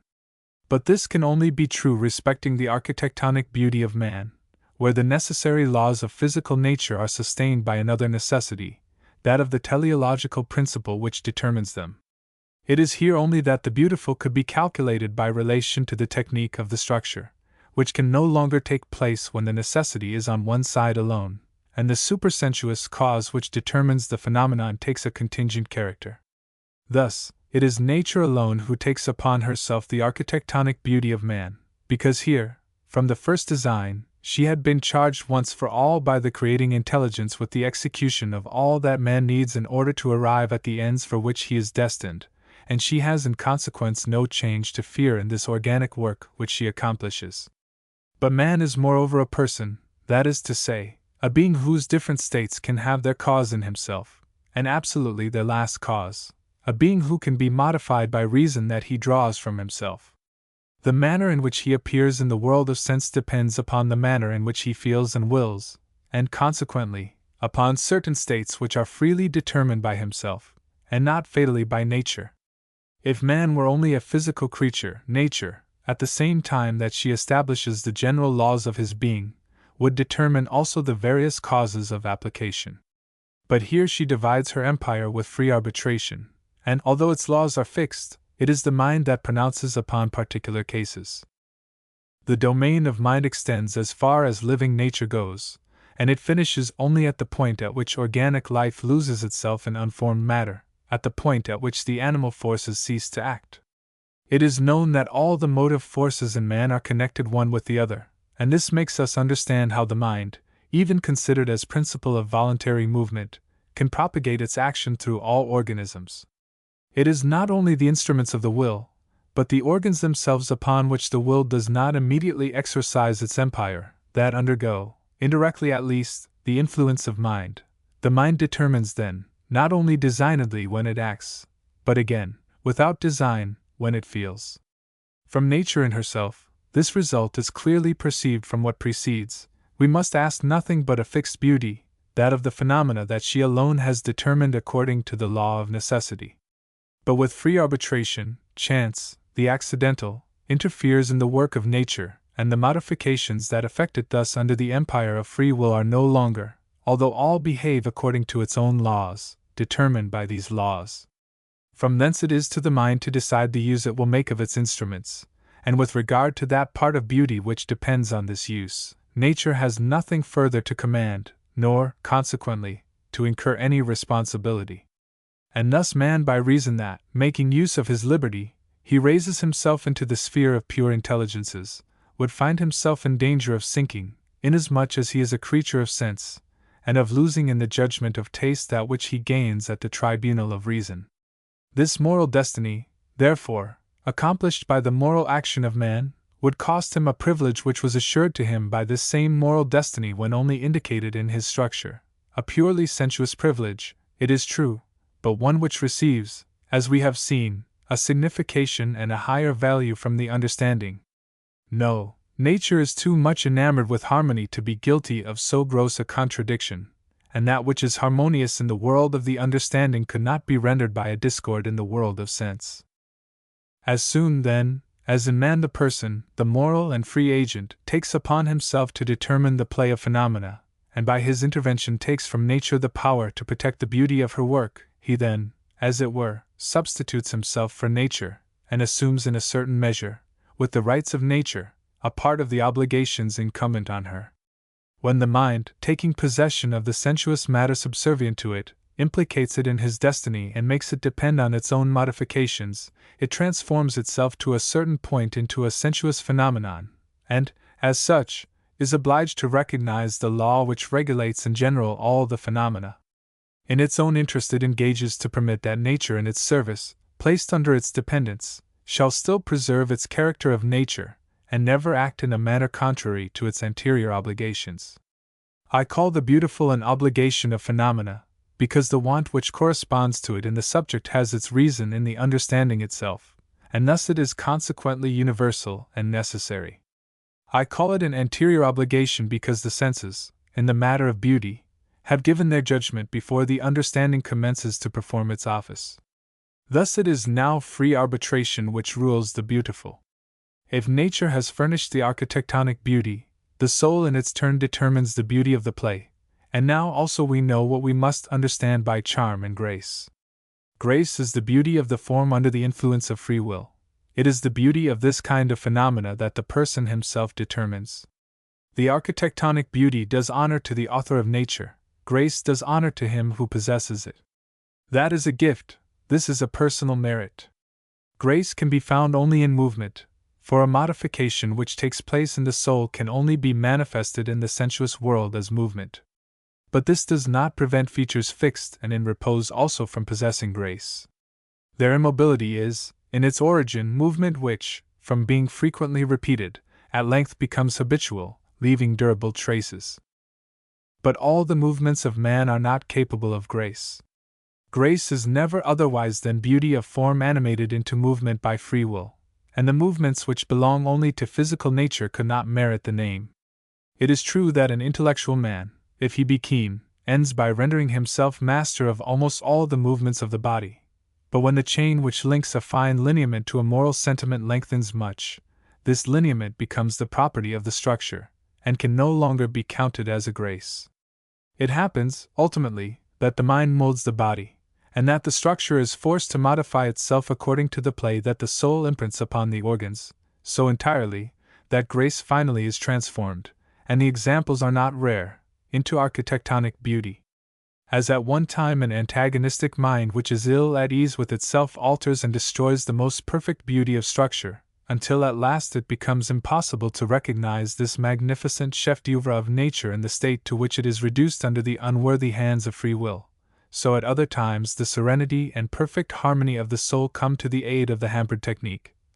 Unloose nature and develop with divine splendor the beauty of form, enveloped until then, and oppressed.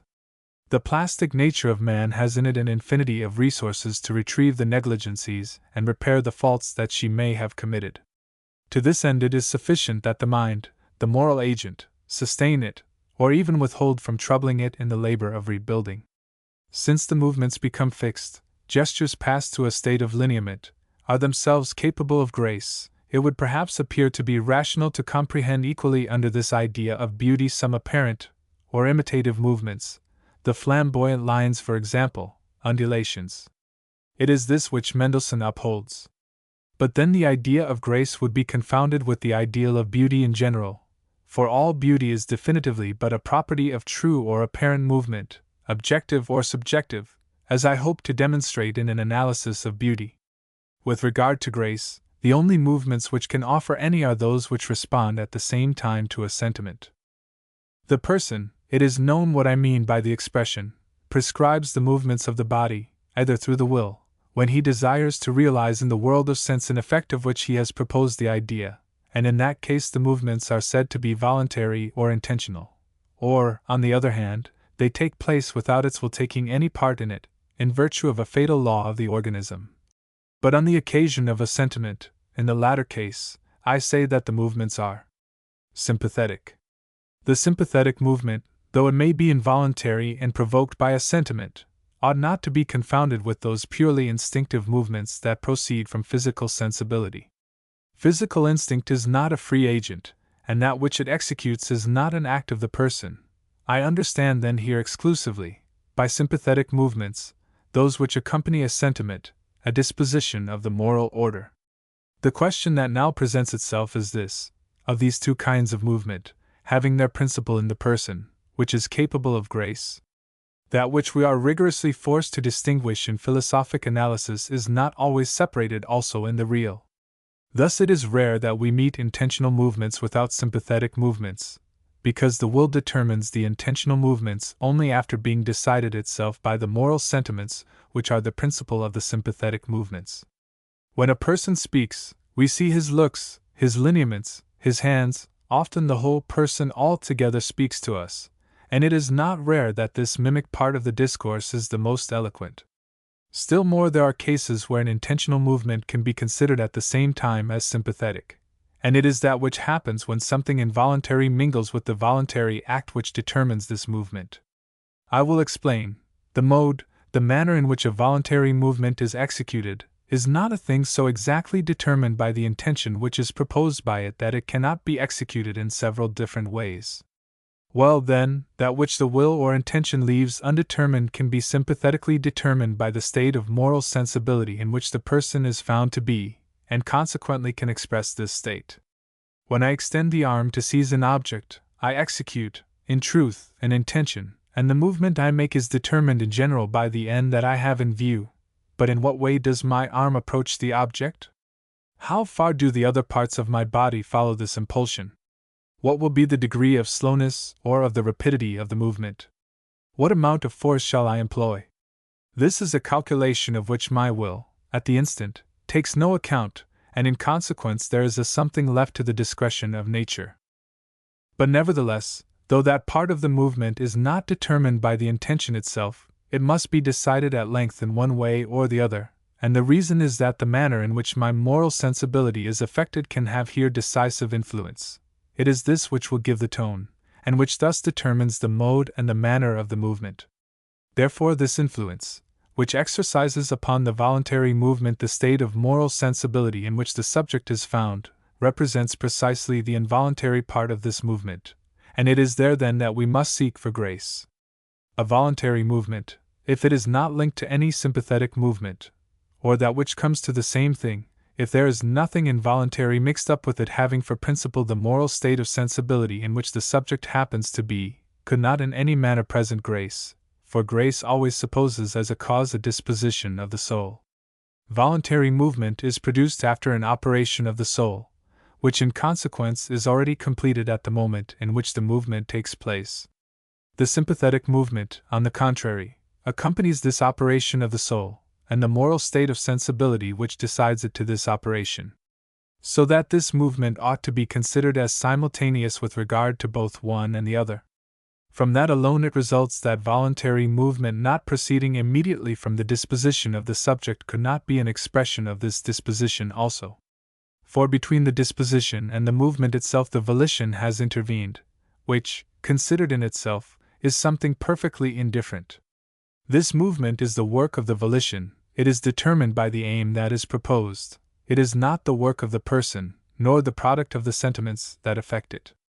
The voluntary movement is united but accidentally with the disposition which precedes it. The concomitant movement, on the contrary, is necessarily linked to it. The first is to the soul that which the conventional signs of speech are to the thoughts which they express. The second, on the contrary, the sympathetic movement, or concomitant, is to the soul that which the cry of passion is to the passion itself. The involuntary movement is, then, an expression of the mind, not by its nature, but only by its use. And in consequence we are not authorized to say that the mind is revealed in a voluntary movement. This movement never expresses more than the substance of the will, the aim, and not the form of the will, the disposition. The disposition can only manifest itself to us by concomitant movements. It follows that we can infer from the words of a man the kind of character he desires to have attributed to him. But if we desire to know what is in reality his character, we must seek to divine it in the mimic expression which accompanies his words, and in his gestures, that is to say, in the movements which he did not desire. If we perceive that this man wills even the expression of his features, from the instant we have made this discovery we cease to believe in his physiognomy, and to see in it an indication of his sentiments. It is true that a man, by dint of art and of study, can at last arrive at this result, to subdue to his will even the concomitant movements, and, like a clever juggler, to shape according to his pleasure such or such a physiognomy upon the mirror from which his soul is reflected through mimic action. But then, with such a man all is dissembling, and art entirely absorbs nature. The true grace, on the contrary, ought always to be pure nature, that is to say, involuntary, or at least appear to be so, to be graceful. The subject even ought not to appear to know that it possesses grace. By which we can also see incidentally what we must think of grace, either imitated or learned. I would willingly call it theatrical grace, or the grace of the dancing master. It is the pendant of that sort of beauty which a woman seeks from her toilet table, reinforced with rouge, white paint, false ringlets, pads, and whalebone. Imitative grace is to true grace what beauty of toilet is to architectonic beauty. One and the other could act in absolutely the same manner upon the senses badly exercised, as the original of which they wish to be the imitation, and at times even, if much art is put into it, they might create an illusion to the connoisseur. But there will be always some indication through which the intention and constraint will betray it in the end, and this discovery will lead inevitably to indifference, if not even to contempt and disgust. If we are warned that the architectonic beauty is factitious, at once, the more it has borrowed from a nature which is not its own, the more it loses in our eyes of that which belongs to humanity, so far as it is phenomenal, and then we, who forbid the renunciation lightly of an accidental advantage, how can we see with pleasure or even with indifference an exchange through which man sacrifices a part of his proper nature in order to substitute elements taken from inferior nature? How, even supposing we could forgive the illusion produced, how could we avoid despising the deception? If we are told that grace is artificial, our heart at once closes. Our soul, which at first advanced with so much vivacity to meet the graceful object, shrinks back. That which was mind has suddenly become matter. Juno in her celestial beauty has vanished, and in her place there is nothing but a phantom of vapor. Although grace ought to be, or at least ought to appear, something involuntary, still we seek it only in the movements that depend more or less on the will. I know also that grace is attributed to a certain mimic language, and we say a pleasing smile, a charming blush, though the smile and the blush are sympathetic movements, not determined by the will, but by moral sensibility. But besides that, the first of these movements is, after all, in our power, and that it is not shown that in the second there is, properly speaking, any grace, it is right to say, in general, that most frequently when grace appears it is on the occasion of a voluntary movement. Grace is desired both in language and in song. It is asked for in the play of the eyes and of the mouth, in the movements of the hands and the arms whenever these movements are free and voluntary. It is required in the walk, in the bearing, and attitude, in a word, in all exterior demonstrations of man, so far as they depend on his will. As to the movements which the instinct of nature produces in us, or which an overpowering affection excites, or, so to speak, is lord over, that which we ask of these movements, in origin purely physical, is, as we shall see presently, quite another thing than grace. These kinds of movements belong to nature, and not to the person, but it is from the person alone, as we have seen, that all grace issues. If, then, grace is a property that we demand only from voluntary movements, and if, on the other hand, all voluntary elements should be rigorously excluded from grace, we have no longer to seek it but in that portion of the intentional movements to which the intention of the subject is unknown, but which, however, does not cease to answer in the soul to a moral cause. We now know in what kind of movements he must ask for grace, but we know nothing more, and a movement can have these different characters, without on that account being graceful. It is as yet only speaking, or mimic. I call speaking, in the widest sense of the word, every physical phenomenon which accompanies and expresses a certain state of the soul.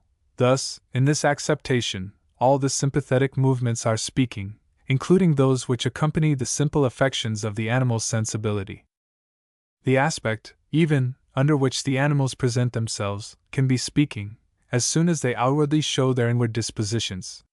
But with them, it is nature alone which speaks, and not liberty. By the permanent configuration of animals through their fixed and architectonic features, nature expresses the aim she proposed in creating them.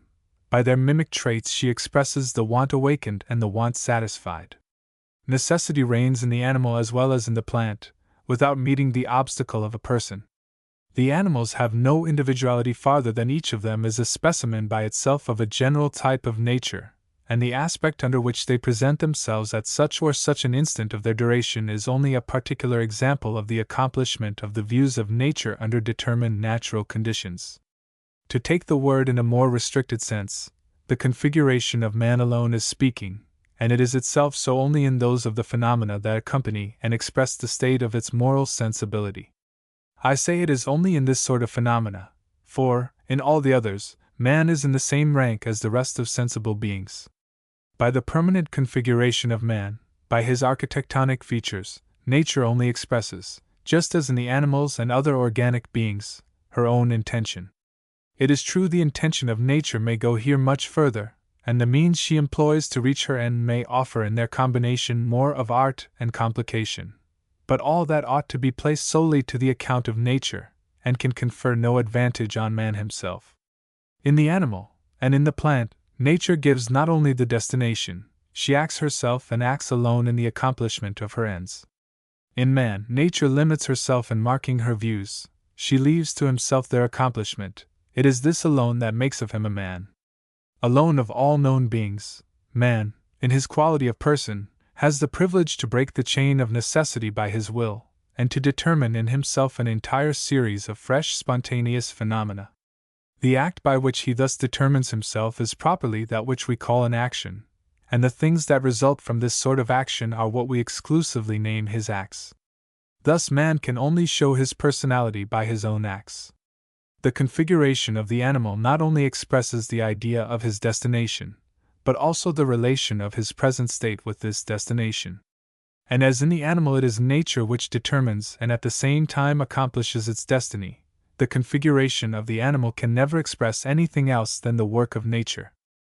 If then nature, whilst determining the destiny of man, abandons to the will of man himself the care to accomplish it, the relation of his present state with his destiny cannot be a work of nature, but ought to be the work of the person. It follows that all in the configuration which expresses this relation will belong, not to nature, but to the person, that is to say, will be considered as a personal expression.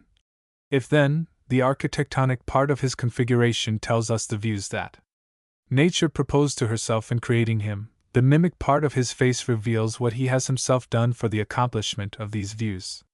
It is not then enough for us, when there is question of the form of man, to find in it the expression of humanity in general, or even of that which nature has herself contributed to the individual in particular, in order to realize the human type in it, for he would have that in common with every kind of technical configuration. We expect something more of his face. We desire that it reveal to us at the same time up to what point man himself, in his liberty, has contributed towards the aim of nature. In other words, we desire that his face bear witness to his character. In the first case we see that nature proposed to create in him a man, but it is in the second case only that we can judge if he has become so in reality. Thus, the face of a man is truly his own only inasmuch as his face is mimic, but also all that is mimic in his face is entirely his own. For, if we suppose the case in which the greatest part, and even the totality, of these mimic features express nothing more than animal sensations or instincts, and, in consequence, would show nothing more than the animal in him, it would still remain that it was in his destiny and in his power to limit, by his liberty, his sensuous nature. The presence of these kinds of traits clearly witness that he has not made use of this faculty. We see by that he has not accomplished his destiny, and in this sense his face is speaking. It is still a moral expression, the same as the non-accomplishment of an act commanded by duty is likewise a sort of action. We must distinguish from these speaking features which are always an expression of the soul, the features non-speaking or dumb, which are exclusively the work of plastic nature, and which it impresses on the human face when it acts independently of all influence of the soul. I call them dumb, because, like incomprehensible figures put there by nature, they are silent upon the character. They mark only distinctive properties attributed by nature to all the kind, and if at times they are sufficient to distinguish the individual, they at least never express anything of the person. These features are by no means devoid of signification for the physiognomies, because the physiognomies not only studies that which man has made of his being, but also that which nature has done for him and against him. It is not also easy to determine with precision where the dumb traits or features end, where the speaking traits commence. The plastic forces on one side, with their uniform action, and on the other, the affections which depend on no law, dispute incessantly the ground, and that which nature, in its dumb and indefatigable activity, has succeeded in raising up, often is overturned by liberty, as a river that overflows and spreads over its banks.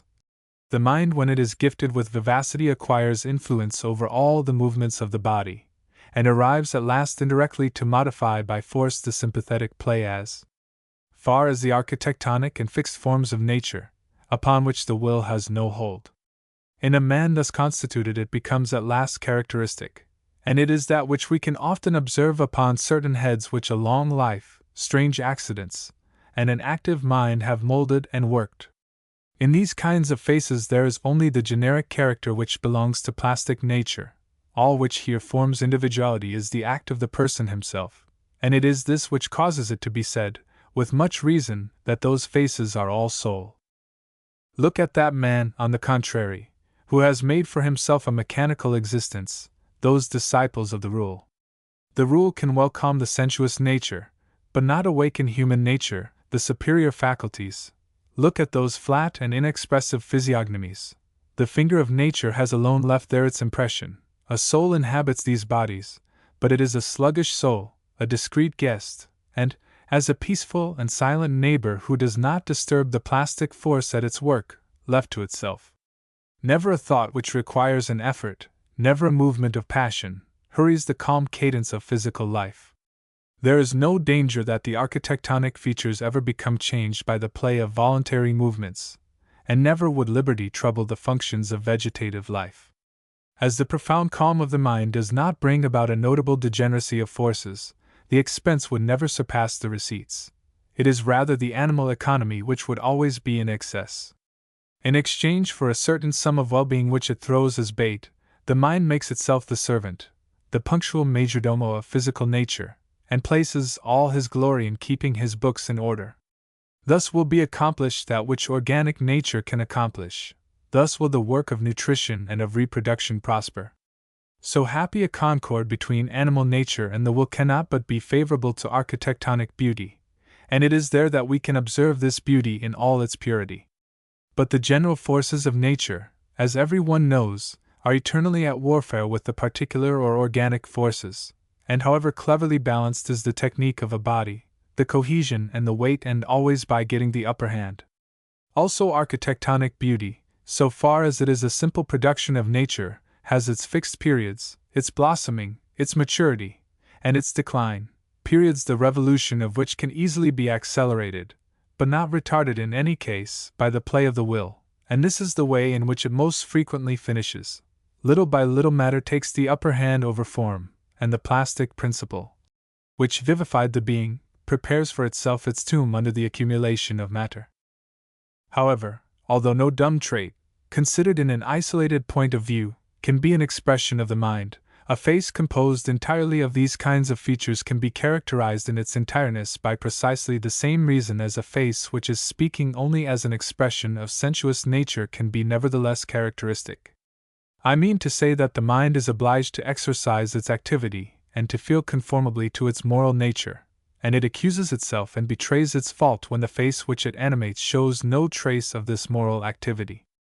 If, therefore, the pure and beautiful expression of the destination of man, which is marked in his architectonic structure, penetrates us with satisfaction and respect for the sovereign, reason, who is the author of it, at all events these two sentiments will not be for us without mixture but in as far as we see in man a simple creation of nature. But if we consider in him the moral person, we have a right to demand of his face an expression of the person, and if this expectation is deceived contempt will infallibly follow. Simply organic beings have a right to our respect as creatures. Man cannot pretend to it but in the capacity of creator, that is to say, as being himself the determiner of his own condition. He ought not only, as the other sensuous creatures, to reflect the rays of a foreign intelligence, were it even the divine intelligence. Man ought, as a sun, to shine by his own light.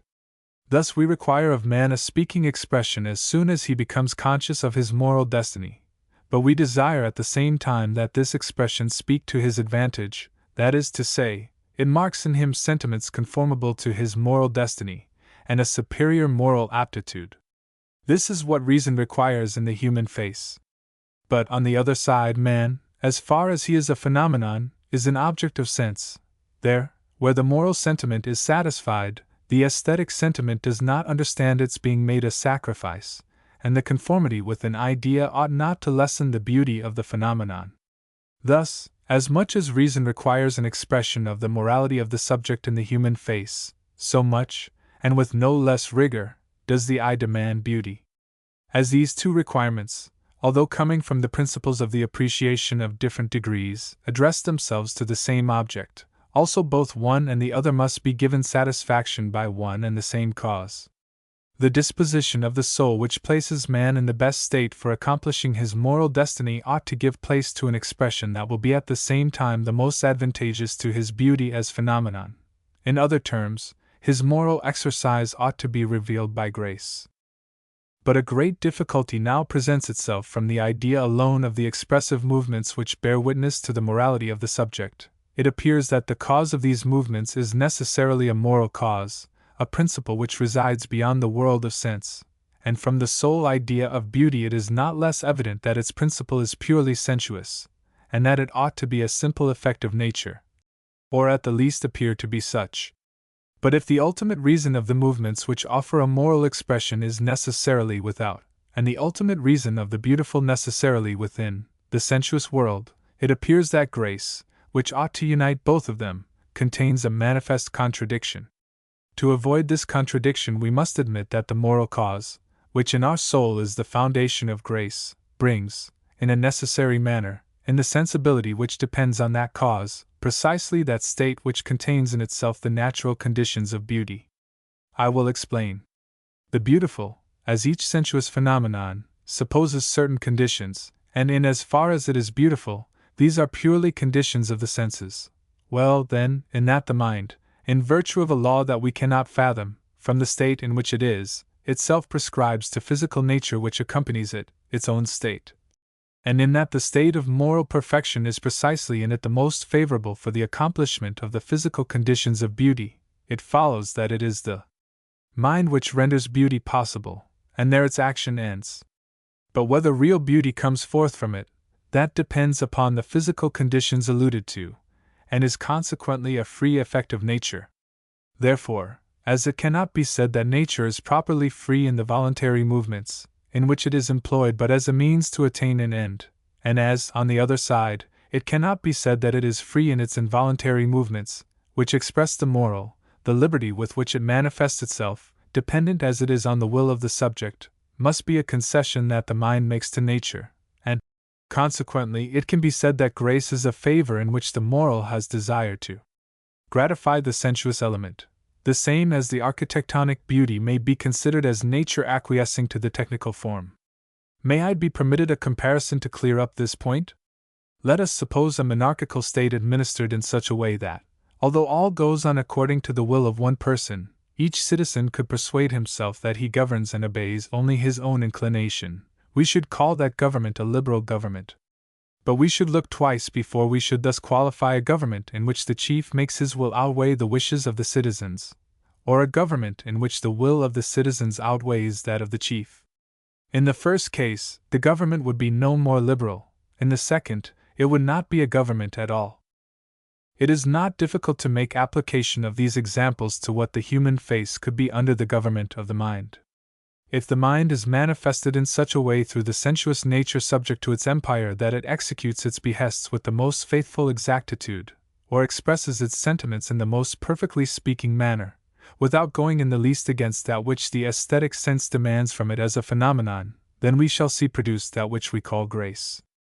But this is far from being grace, if mind is manifested in a constrained manner by the sensuous nature, or if sensuous nature acting alone in all liberty the expression of moral nature was absent.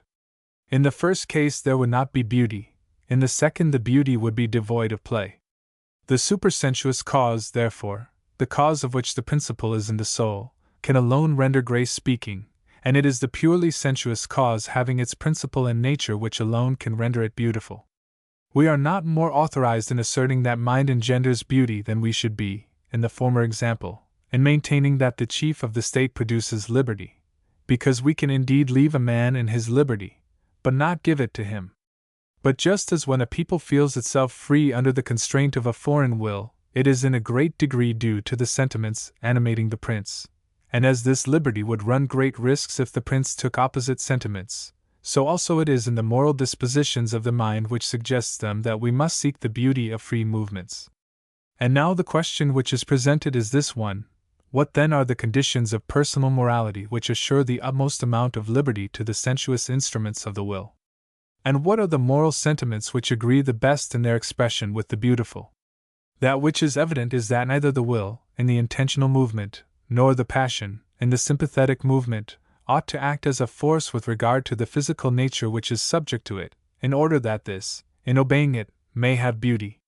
In truth, without going further, common sense considers ease to be the first requisite of grace. It is not less evident that, On another side, nature ought not to act as a force with regard to mind, in order to give occasion for a fine moral expression, for there, where physical nature commands alone, it is absolutely necessary that the character of the man should vanish. We can conceive three sorts of relation of man with himself. I mean the sensuous part of man with the reasonable part. From these three relations we have to seek which is that one which best suits him in the sensuous world, and the expression of which constitutes the beautiful.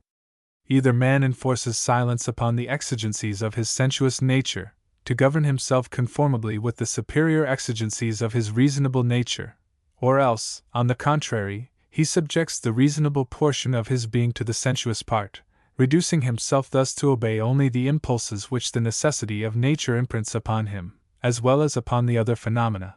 Or lastly, harmony is established between the impulsions of the one and the laws of the other, and man is in perfect accord with himself. If he has the consciousness of his spiritual person, of his pure autonomy, man rejects all that is sensuous, and it is only when thus isolated from matter that he feels to the full his moral liberty. But for that, as his sensuous nature opposes an obstinate and vigorous resistance to him, he must, on his side, exercise upon it a notable pressure and a strong effort, without which he could neither put aside the appetites nor reduce to silence the energetic voice of instinct. A mind of this quality makes the physical nature which depends on him feel that it has a master in him, whether it fulfills the orders of the will or endeavors to anticipate them. Under its stern discipline, sensuousness appears then repressed, and interior resistance will betray itself exteriorly by the constraint. This moral state cannot, then, be favorable to beauty, because nature cannot produce the beautiful but as far as it is free, and consequently that which betrays to us the struggles of moral liberty against matter cannot either be grace. If, on the contrary, subdued by its wants, man allows himself to be governed without reserve by the instinct of nature, it is his interior autonomy that vanishes, and with it all trace of this autonomy is exteriorly effaced. The animal nature is alone visible upon his visage. The eye is watery and languishing, the mouth rapaciously open, the voice trembling and muffled, the breathing short and rapid, the limbs trembling with nervous agitation. The whole body by its languor betrays its moral degradation. Moral force has renounced all resistance, and physical nature, with such a man, is placed in full liberty. But precisely this complete abandonment of moral independence, which occurs ordinarily at the moment of sensuous desire, and more still at the moment of enjoyment, sets suddenly brute matter at liberty which until then had been kept in equilibrium by the active and passive forces. The inert forces of nature commence from thence to gain the upper hand over the living forces of the organism. The form is oppressed by matter, humanity by common nature. The eye, in which the soul shone forth, becomes dull, or it protrudes from its socket with I know not what glassy haggardness. The delicate pink of the cheeks thickens, and spreads as a coarse pigment in uniform layers. The mouth is no longer anything but a simple opening, because its form no longer depends upon the action of forces, but on their non-resistance. The gasping voice and breathing are no more than an effort to ease the laborious and oppressed lungs, and which show a simple mechanical want, with nothing that reveals a soul. In a word, in that state of liberty which physical nature arrogates to itself from its chief, we must not think of beauty. Under the empire of the moral agent, the liberty of form was only restrained. Here it is crushed by brutal matter, which gains as much ground as is abstracted from the will. Man in this state not only revolts the moral sense, which incessantly claims of the face an expression of human dignity, but the aesthetic sense, which is not content with simple matter, and which finds in the form an unfettered pleasure. The aesthetic sense will turn away with disgust from such a spectacle, where concupiscence could alone find its gratification. Of these two relations between the moral nature of man and his physical nature, the first makes us think of a monarchy, where strict surveillance of the prince holds in hand all free movement. The second is an ochlocracy, where the citizen, in refusing to obey his legitimate sovereign, finds he has liberty quite as little as the human face has beauty when the moral autonomy is oppressed. Nay, on the contrary. Just as the citizens are given over to the brutal despotism of the lowest classes, so the form is given over here to the despotism of matter. Just as liberty finds itself between the two extremes of legal oppression and anarchy, so also we shall find the beautiful between two extremes, between the expression of dignity which bears witness to the domination exercised by the mind, and the voluptuous expression which reveals the domination exercised by instinct. In other terms, if the beauty of expression is incompatible with the absolute government of reason over sensuous nature, and with the government of sensuous nature over the reason, it follows that the third state, for one could not conceive a fourth, that in which the reason and the senses, duty and inclination, are in harmony, will be that in which the beauty of play is produced. In order that obedience to reason may become an object of inclination, it must represent for us the principle of pleasure, for pleasure and pain are the only springs which set the instincts in motion. It is true that in life it is the reverse that takes place, and pleasure is ordinarily the motive for which we act according to reason. If morality itself has at last ceased to hold this language, it is to the immortal author of the Critique, to whom we must offer our thanks. It is to him to whom the glory is due of having restored the healthy reason in separating it from all systems. But in the manner in which the principles of this philosopher are ordinarily expressed by himself and also by others, it appears that the inclination can never be for the moral sense otherwise than a very suspicious companion, and pleasure a dangerous auxiliary for moral determinations. In admitting that the instinct of happiness does not exercise a blind domination over man, it does not the less desire to interfere in the moral actions which depend on free arbitration, and by that it changes the pure action of the will, which ought always to obey the law alone, never the instinct. Thus, to be altogether sure that the inclination has not interfered with the demonstrations of the will, we prefer to see it in opposition rather than in accord with the law of reason, because it may happen too easily, when the inclination speaks in favor of duty, that duty draws from the recommendation all its credit over the will. And in fact, as in practical morals, it is not the conformity of the acts with the law, but only the conformity of the sentiments with duty, which is important.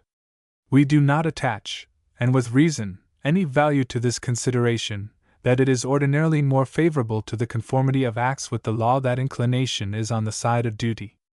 As a consequence, this much appears evident, that the assent of sense, if it does not render suspicious the conformity of the will with duty, at least does not guarantee it.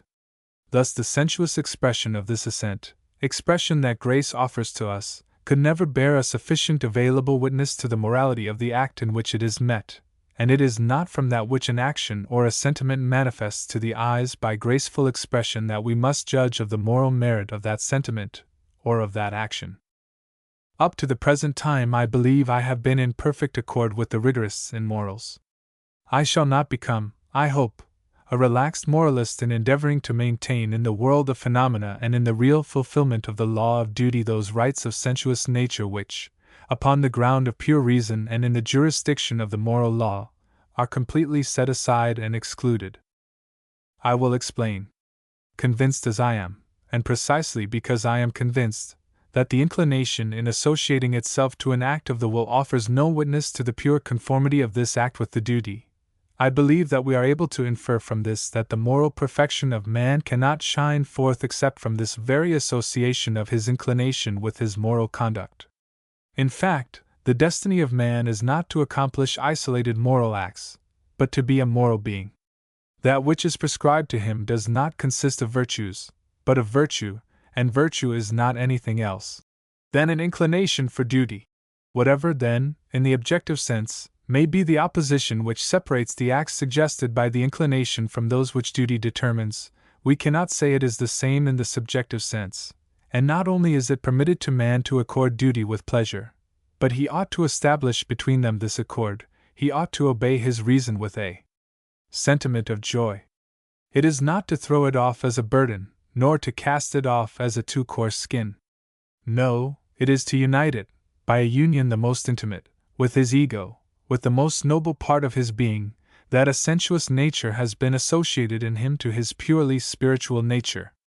By the fact that nature has made of him a being both at once reasonable and sensuous, that is to say, a man, it has prescribed to him the obligation not to separate that which she has united, not to sacrifice in him the sensuous being, were it in the most pure manifestations of the divine part, and never to found the triumph of one over the oppression and the ruin of the other. It is only when he gathers, so to speak, his entire humanity together, and his way of thinking in morals becomes the result of the united action of the two principles. When morality has become to him a second nature, it is then only that it is secure.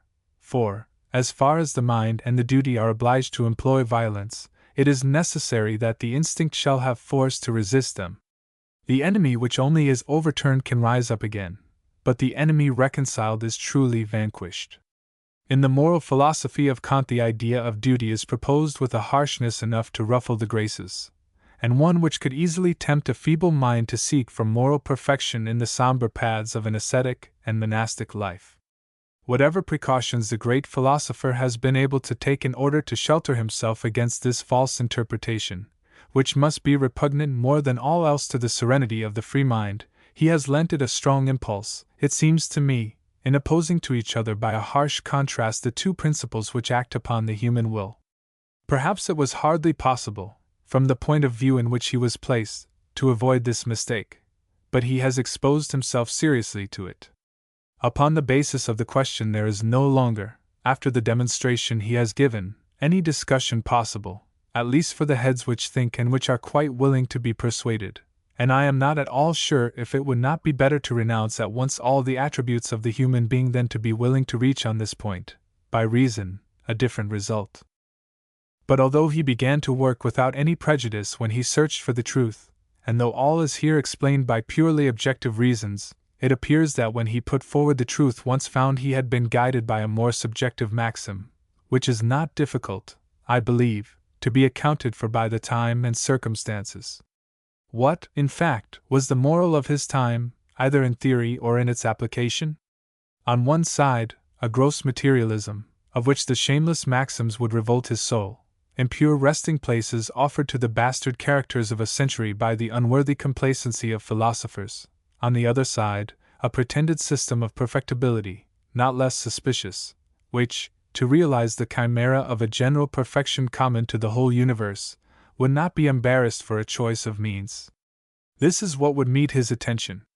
So he carried there, where the most pressing danger lay and reform was the most urgent, the strongest forces of his principles, and made it a law to pursue sensualism without pity, whether it walks with a bold face, impudently insulting morality, or dissimulates under the imposing veil of a moral, praiseworthy end, under which a certain fanatical kind of order know how to disguise it.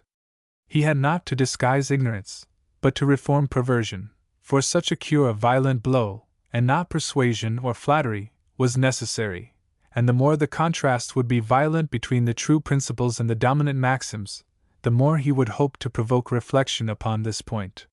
He was the Draco of his time, because his time seemed to him as yet unworthy to possess a Solon, either capable of receiving him. From the sanctuary of pure reason he drew forth the moral law, unknown then, and yet, in another way, so known. He made it appear in all its saintliness before a degraded century, and troubled himself little to know whether there were eyes too enfeebled to bear the brightness. But what had the children of the house done for him to have occupied himself only with the valets? Because strongly impure inclinations often usurp the name of virtue, was it a reason for disinterested inclinations in the noblest heart to be also rendered suspicious? Because the moral Epicurean had willingly relaxed the law of reason, in order to fit it as a plaything to his customs, was it a reason to thus exaggerate harshness, and to make the fulfillment of duty, which is the most powerful manifestation of moral freedom, another kind of decorated servitude of a more specious name? And, in fact, between the esteem and the contempt of himself has the truly moral man a more free choice than the slave of sense between pleasure and pain? Is there less of constraint there for a pure will than here for a depraved will? Must one, by this imperative form given to the moral law, accuse man and humble him, and make of this law, which is the most sublime witness of our grandeur, the most crushing argument for our fragility?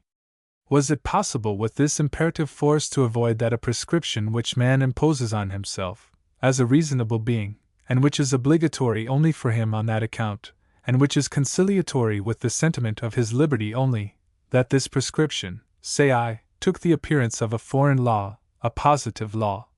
An appearance which could hardly lessen the radical tendency which we impute to man to react against the law? It is certainly not an advantage for moral truth to have against itself sentiments which man can avow without shame.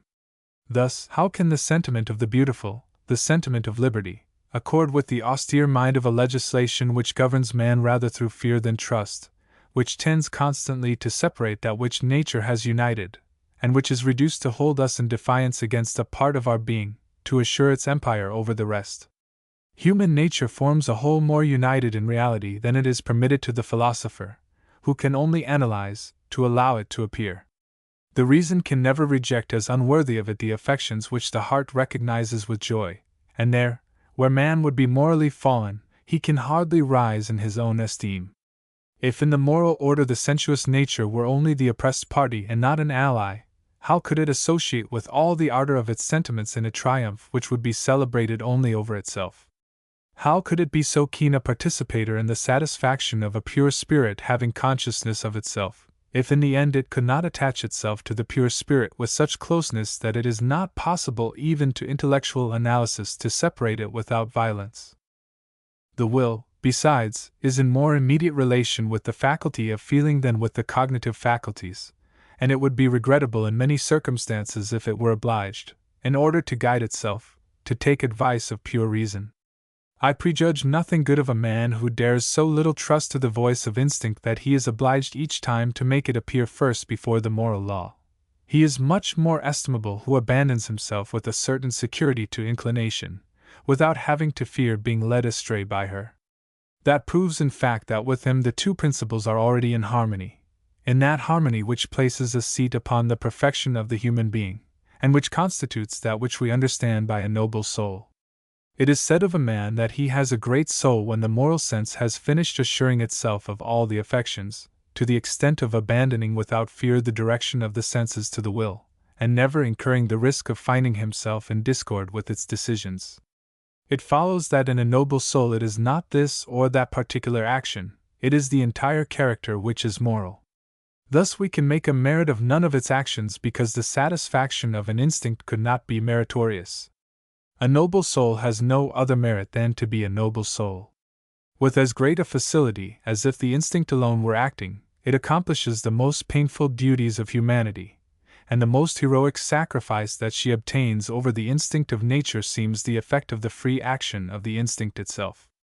Also, it has no idea of the beauty of its act, and it never occurs to it that any other way of acting could be possible. On the contrary, the moralist formed by the school and by rule is always ready at the first question of the master to give an account with the most rigorous precision of the conformity of its acts with the moral law. The life of this one is like a drawing where the pencil has indicated by harsh and stiff lines all that the rule demands, and which could, if necessary, serve for a student to learn the elements of art. The life of a noble soul, on the contrary, is like a painting of Titian, all the harsh outlines are effaced, which does not prevent the whole face being more true, lifelike and harmonious. It is then in a noble soul that is found the true harmony between reason and sense, between inclination and duty, and grace is the expression of this harmony in the sensuous world. It is only in the service of a noble soul that nature can at the same time be in possession of its liberty, and preserve from all alteration the beauty of its forms. For the one, its liberty would be compromised under the tyranny of an austere soul, the other, under the anarchical regimen of sensuousness. A noble soul spreads even over a face in which the architectonic beauty is wanting in irresistible grace, and often even triumphs over the natural disfavor. All the movements which proceed from a noble soul are easy, sweet, and yet animated. The eye beams with serenity as with liberty, and with the brightness of sentiment. Gentleness of heart would naturally give to the mouth a grace that no affectation, no art, could attain. You trace there no effort in the varied play of the physiognomy, no constraint in the voluntary movements. A noble soul knows not constraint. The voice becomes music, and the limpid stream of its modulations touches the heart. The beauty of structure can excite pleasure, admiration, astonishment. Grace alone can charm. Beauty has its adorers. Grace alone has its lovers, for we pay our homage to the Creator, and we love man. As a whole, grace would be met with especially amongst women. Beauty, on the contrary, is met with more frequently in man, and we need not go far without finding the reason. For grace we require the union of bodily structure, as well as that of character. The body, by its suppleness, by its promptitude to receive impressions and to bring them into action; the character, by the moral harmony of the sentiments. Upon these 2 points nature has been more favorable to the woman than to man. The more delicate structure of the woman receives more rapidly each impression and allows it to escape as rapidly. It requires a storm to shake a strong constitution, and when vigorous muscles begin to move we should not find the ease which is one of the conditions of grace. That which upon the face of woman is still a beautiful sensation would express suffering already upon the face of man. Woman has the more tender nerves; it is a reed which bends under the gentlest breath of passion. The soul glides in soft and amiable ripples upon her expressive face, which soon regains the calm and smooth surface of the mirror. The same also for the character. For that necessary union of the soul with grace the woman is more happily gifted than man. The character of woman rises rarely to the supreme ideal of moral purity, and would rarely go beyond acts of affection. Her character would often resist sensuousness with heroic force. Precisely because the moral nature of woman is generally on the side of inclination, the effect becomes the same, in that which touches the sensuous expression of this moral state, as if the inclination were on the side of duty. Thus grace would be the expression of feminine virtue, and this expression would often be wanting in manly virtue. On dignity. As grace is the expression of a noble soul, so is dignity the expression of elevated feeling. It has been prescribed to man, it is true, to establish between his 2 natures a unison, to form always an harmonious whole, and to act as in union with his entire humanity. But this beauty of character, this last fruit of human maturity, is but an ideal to which he ought to force his conformity with a constant vigilance, but to which, with all his efforts, he can never attain. He cannot attain to it because his nature is thus made and it will not change; the physical conditions of his existence themselves are opposed to it. In fact, his existence, so far as he is a sensuous creature, depends on certain physical conditions, and in order to ensure this existence man ought, because, in his quality of a free being, capable of determining his modifications by his own will, to watch over his own preservation himself. Man ought to be made capable of certain acts in order to fulfill these physical conditions of his existence, and when these conditions are out of order to re-establish them. But although nature had to give up to him this care which she reserves exclusively to herself and those creatures which have only a vegetative life, still it was necessary that the satisfaction of so essential a want, in which even the existence of the individual and of the species is interested, should not be absolutely left to the discretion of man, and his doubtful foresight. It has then provided for this interest, which in the foundation concerns it, and it has also interfered with regard to the form in placing in the determination of free arbitration a principle of necessity. From that arises natural instinct, which is nothing else than a principle of physical necessity which acts upon free arbitration by the means of sensation. The natural instinct solicits the sensuous faculty through the combined force of pain and of pleasure, by pain when it asks satisfaction, and by pleasure when it has found what it asks. As there is no bargaining possible with physical necessity, man must also, in spite of his liberty, feel what nature desires him to feel. According as it awakens in him a painful or an agreeable sensation, there will infallibly result in him either aversion or desire. Upon this point man quite resembles the brute, and the Stoic, whatever his power of soul, is not less sensible of hunger, and has no less aversion to it, than the worm that crawls at his feet. But here begins the great difference. With the lower creature action succeeds to desire or aversion quite as of necessity, as the desire to the sensation, and the expression to the external impression. It is here a perpetual circle, a chain, the links of which necessarily join one to the other. With man there is one more force, the will, which, as a supersensuous faculty, is not so subject to the law of nature, nor that of reason, that he remains without freedom to choose, and to guide himself according to this or to that. The animal cannot do otherwise than seek to free itself from pain; man can decide to suffer. The will of man is a privilege, a sublime idea, even when we do not consider the moral use that he can make of it. But firstly, the animal nature must be in abeyance before approaching the other, and from that cause it is always a considerable step towards reaching the moral emancipation of the will to have conquered in us the necessity of nature, even in indifferent things, by the exercise in us of the simple will. The jurisdiction of nature extends as far as the will, but there it stops, and the empire of reason commences. Placed between these two jurisdictions, the will is absolutely free to receive the law from one and the other, but it is not in the same relation with one and the other. Inasmuch as it is a natural force, it is equally free with regard to nature and with respect to reason. I mean to say, it is not forced to pass either on the side of one or of the other, but as far as it is a moral faculty, it is not free. I mean that it ought to choose the law of reason. It is not chained to one or the other, but it is obliged towards the law of reason. The will really then makes use of its liberty even whilst it acts contrary to reason, but it makes use of it unworthily, because, notwithstanding its liberty, it is no less under the jurisdiction of nature, and adds no real action to the operation of pure instinct.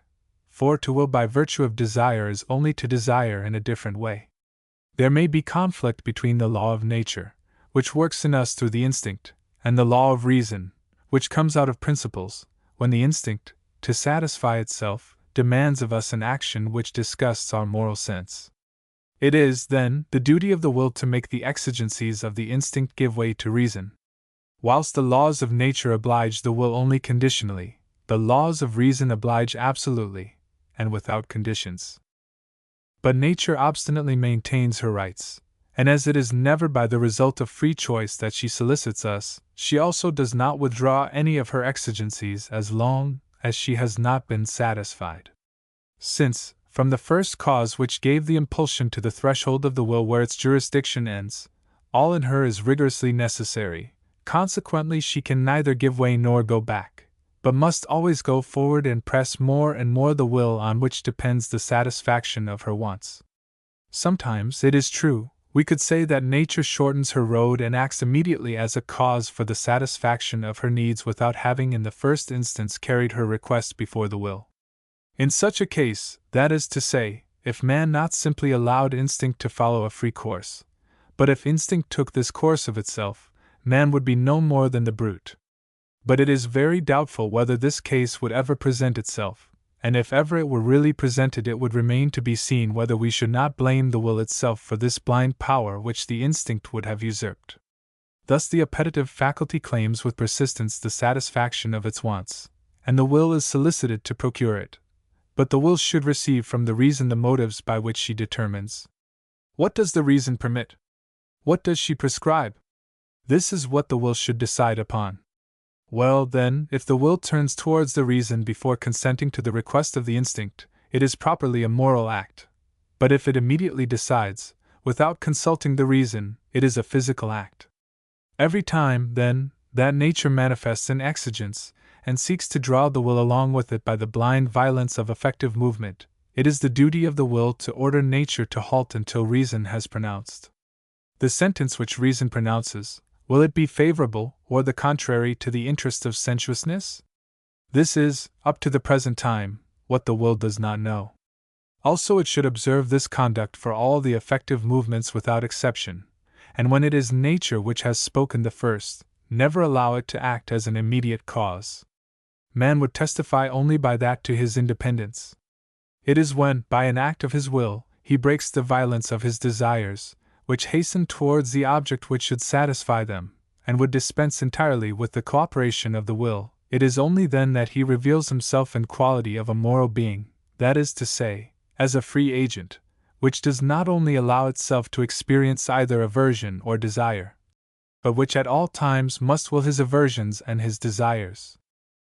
But this act of taking previously the advice of reason is already an attempt against nature, who is a competent judge in her own cause, and who will not allow her sentences to be submitted to a new and strange jurisdiction.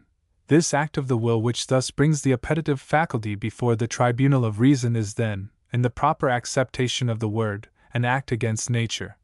In that it renders accidental that which is necessary, in that it attributes to the laws of reason the right to decide in a cause where the laws of nature can alone pronounce, and where they have pronounced effectively. Just, in fact, as the reason in the exercise of its moral jurisdiction is little troubled to know if the decisions it can come to will satisfy or not the sensuous nature, so the sensuous in the exercise of the right which is proper to it does not trouble itself whether its decisions would satisfy pure reason or not.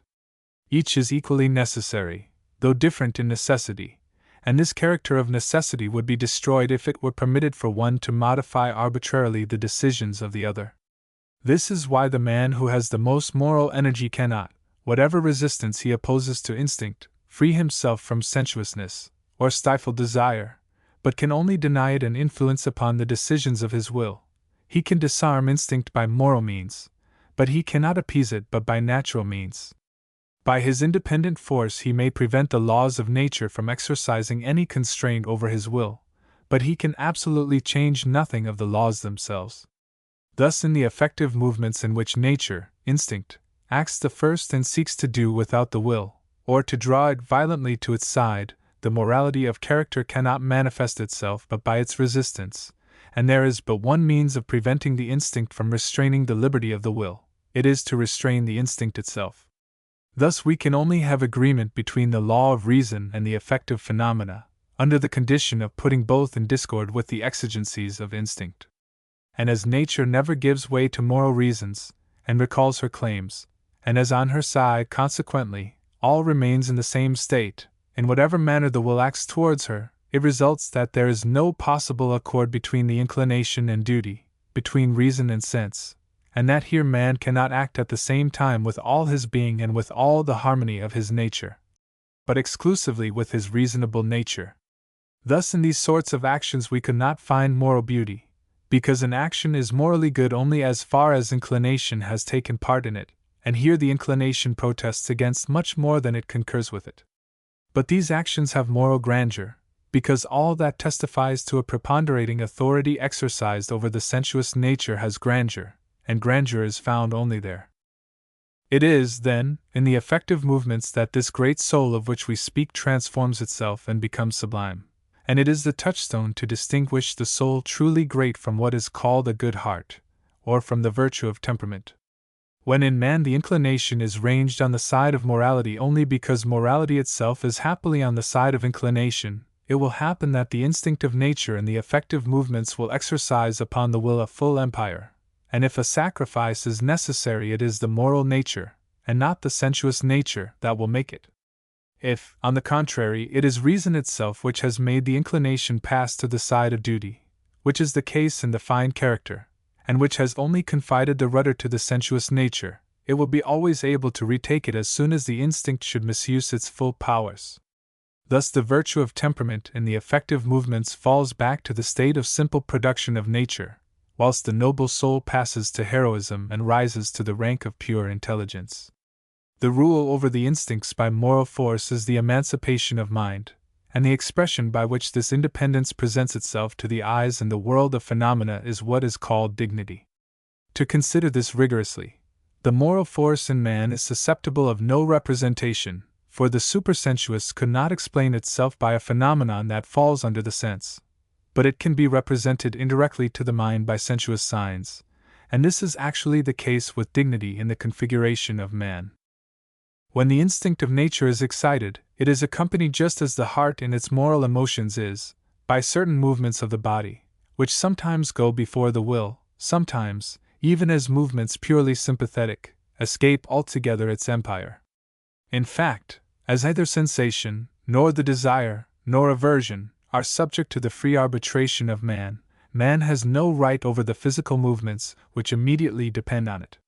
But the instinct does not confine itself to simple desire, it presses, it advances, it endeavors to realize its object, and if it does not meet in the autonomy of the mind an energetic resistance, it will even anticipate it, it will itself take the initiative of those sorts of acts over which the will alone has the right to pronounce. For the instinct of conservation tends without ceasing to usurp the legislative powers in the domain of the will, and its efforts go to exercise over man a domination as absolute as over the beast. There are, then, two sorts of distinct movements, which, in themselves and by their origin, in each effective phenomenon, arise in man by the instinct of conservation, those firstly which immediately proceed from sensation, and which, consequently, are quite involuntary, then those which in principle could and would be voluntary, but from which the blind instinct of nature takes all freedom. The first refer to the affection itself, and are united necessarily with it.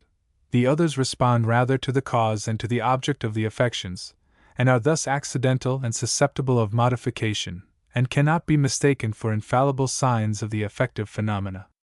But as both one and the other, when once the object is determined, are equally necessary to the instinct of nature, so they assist, both one and the other, the expression of affective phenomena, a necessary competition, in order that the expression should be complete and form a harmonious whole.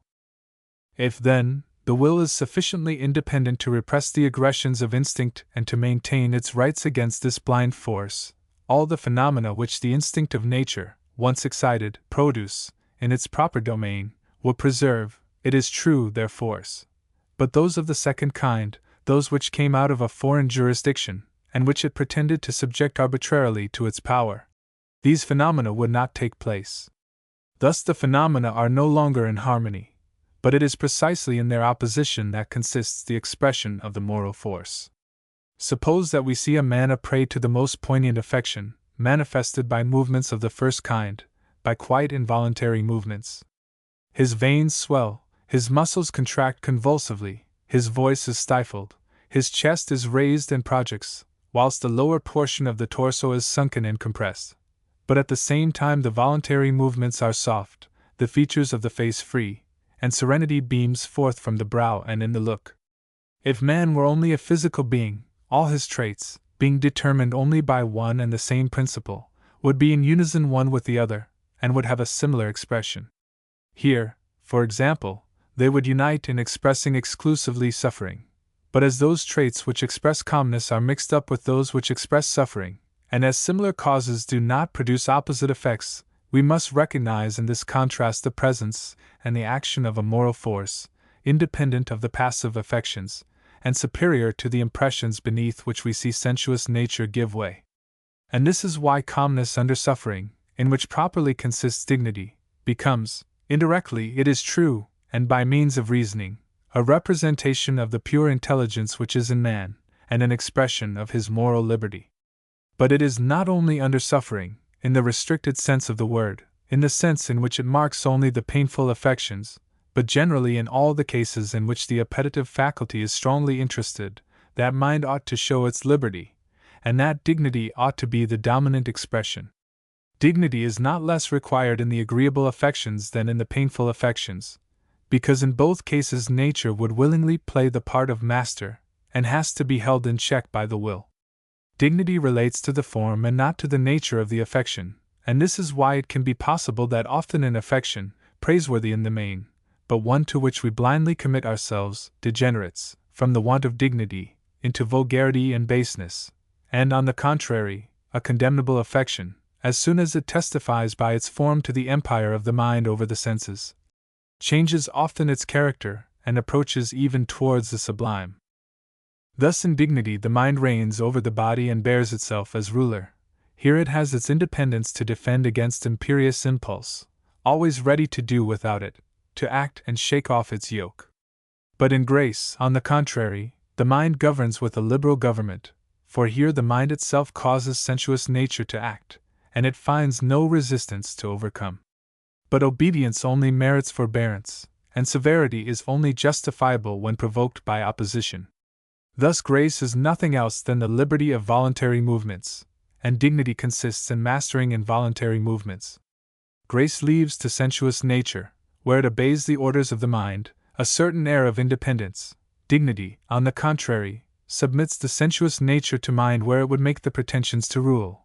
Wherever instinct takes the initiative and allows itself to trespass upon the attributes of the will must show it no indulgence, but it must testify to its own independence, autonomy, in opposing to it the most energetic resistance. If, on the contrary, it is the will that commences, and if instinct does but follow it, the free arbitration has no longer to display any rigor, now it must show indulgence. Such is in a few words the law which ought to regulate the relation of the two natures of man in what regards the expression of this relation in the world of phenomena. It follows that dignity is required, and is seen particularly in passive affection, whilst grace is shown in the conduct, for it is only in suffering that the liberty of the soul can be manifested, and only in action that the liberty of the body can be displayed. If dignity is an expression of resistance opposed to instinct by moral liberty, and if the instinct consequently ought to be considered as a force that renders resistance necessary, it follows that dignity is ridiculous where you have no force of this kind to resist, and contemptible where there ought not to be any such force to combat. We laugh at a comedian, whatever rank or condition he may occupy, who even in indifferent actions affects dignity.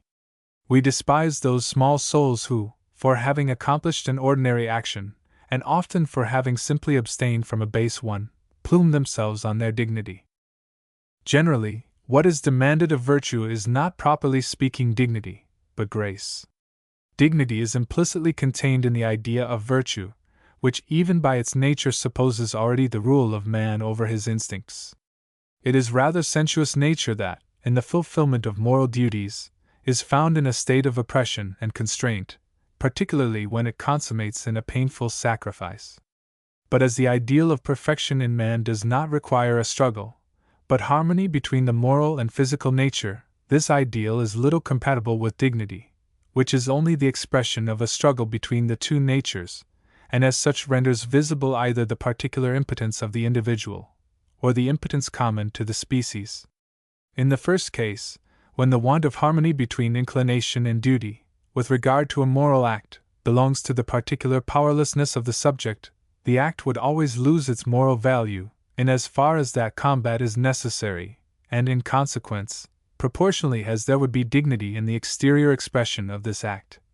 For our moral judgment connects each individual with the common measure of the species, and we do not allow man to be stopped by other limits than those of human nature.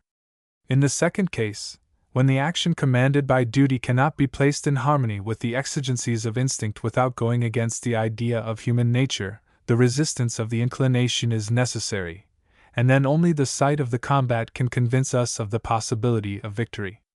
Thus we ask here of the features and attitudes and expression of this interior struggle, not being able to take upon ourselves to believe in virtue where there is no trace of humanity.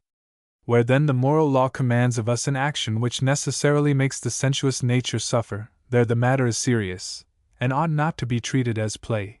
Ease and lightness in accomplishing this act would be much more likely to revolt us than to satisfy us, and thus, in consequence, expression is no longer grace, but dignity.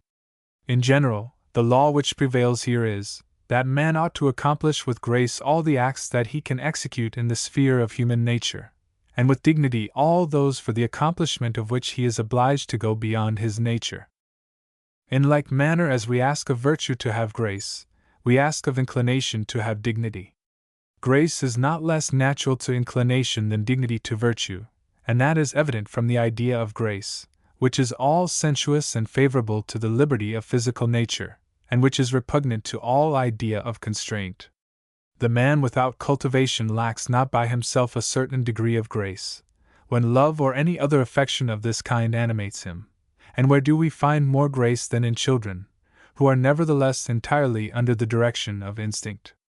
The danger is rather that inclination should end by making the state of passion the dominant one, stifling the independence of mind, and bringing about a general relaxation. Therefore, in order to conciliate the esteem of a noble sentiment, esteem can only be inspired by that which proceeds from a moral source. The inclination must always be accompanied by dignity. It is for that reason a person in love desires to find dignity in the object of this passion. Dignity alone is the warrant that it is not need which has force, but free choice which has chosen, that he is not desired as a thing, but esteemed as a person. We require grace of him who obliges, dignity of the person obliged, the first, to set aside an advantage which he has over the other, and which might wound, ought to give to his actions, though his decision may have been disinterested, the character of an effective movement, that thus, from the part which he allows inclination to take, he may have the appearance of being the one who gains the most, the second, not to compromise by the dependence in which he put himself the honor of humanity, of which liberty is the saintly palladium, ought to raise what is only a pure movement of instinct to the height of an act of the will, and in this manner, at the moment when he receives a favor, return in a certain sense another favor. We must censure with grace, and own our faults with dignity. To put dignity into our remonstrances is to have the air of a man too penetrated by his own advantage.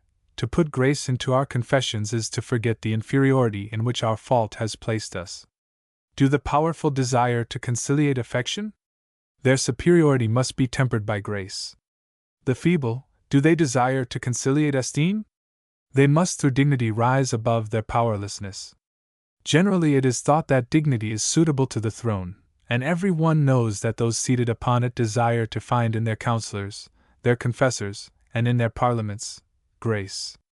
But that which may be good and praiseworthy in a kingdom is not so always in the domain of taste. The prince himself enters into this domain as soon as he descends from his throne, for thrones have their privileges, and the crouching courtier places himself under the saintly and free probation of this law as soon as he stands erect and becomes again a man. The first we would counsel to supplement from the superfluity of the second that which he himself needs, and to give him as much of his dignity as he requires to borrow grace from him. Although dignity and grace have each their proper domain in which they are manifest, they do not exclude each other. They can be met with in the same person, and even in the same state of that person. Further, it is grace alone which guarantees and accredits dignity, and dignity alone can give value to grace. Dignity alone, wherever met with, testifies that the desires and inclinations are restrained within certain limits. But what we take for a force which moderates and rules, may it not be rather an obliteration of the faculty of feeling hardness? Is it really the moral autonomy, and may it not be rather the preponderance of another affection, and in consequence a voluntary interested effort that restrains the outburst of the present affection? This is what grace alone can put out of doubt in joining itself to dignity. It is grace, I mean to say, that testifies to a peaceful soul in harmony with itself and a feeling heart. In like manner grace by itself shows a certain susceptibility of the feeling faculty, and a certain harmony of sentiment. But may this not be a certain relaxation of the mind which allows so much liberty to sensuous nature, and which opens the heart to all impressions? Is it indeed the moral which has established this harmony between the sentiments? It is dignity alone which can in its turn guarantee this to us in joining itself to grace. I mean it is dignity alone which attests in the subject an independent force, and at the moment when the will represses the license of involuntary movement, it is by dignity that it makes known that the liberty of voluntary movements is a simple concession on its part. If grace and dignity, still supported, the one by architectonic beauty and the other by force, were united in the same person, the expression of human nature would be accomplished in him. Such a person would be justified in the spiritual world and set at liberty in the sensuous world. Here the two domains touch so closely that their limits are indistinguishable. The smile that plays on the lips, this sweetly animated look, that serenity spread over the brow, it is the liberty of the reason which gleams forth in a softened light. This noble majesty impressed on the face is the sublime adieu of the necessity of nature, which disappears before the mind. Such is the ideal of human beauty according to which the antique conceptions were formed, and we see it in the divine forms of a Niobe, of the Apollo Belvedere, in the winged genius of the Borghese, and in the muse of the Barberini Palace. There, where grace and dignity are united, we experience by turns attraction and repulsion, attraction as spiritual creatures, and repulsion as being sensuous creatures. Dignity offers to us an example of subordination of sensuous nature to moral nature, an example which we are bound to imitate, but which at the same time goes beyond the measure of our sensuous faculty. This opposition between the instincts of nature and the exigencies of the moral law, exigencies, however, that we recognize as legitimate, brings our feelings into play and awakens a sentiment that we name esteem, which is inseparable from dignity.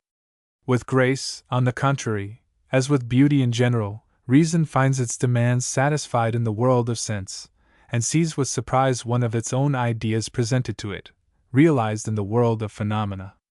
This unexpected encounter between the accident of nature and the necessity of reason awakens in us a sentiment of joyous approval, contentment, which calms the senses, but which animates and occupies the mind, and it results necessarily that we are attracted by a charm towards the sensuous object. It is this attraction which we call kindliness, or love, a sentiment inseparable from grace and beauty. The attraction, I mean the attraction, stimulus, not of love but of voluptuousness, proposes to the senses a sensuous object that promises to these the satisfaction of a want, that is to say, a pleasure. The senses are consequently solicited towards this sensuous object, and from that springs desire, a sentiment which increases and excites the sensuous nature, but which, on the contrary, relaxes the spiritual nature. We can say of esteem that it inclines towards its object, of love, that it approaches with inclination towards its object, of desire, that it precipitates itself upon its object. With esteem, the object is reason, and the subject is sensuous nature. With love, the object is sensuous, and the subject is moral nature. With desire, the object and the subject are purely sensuous. With love alone is sentiment free, because it is pure in its principle, and because it draws its source from the seat of liberty, from the breast of our divine nature.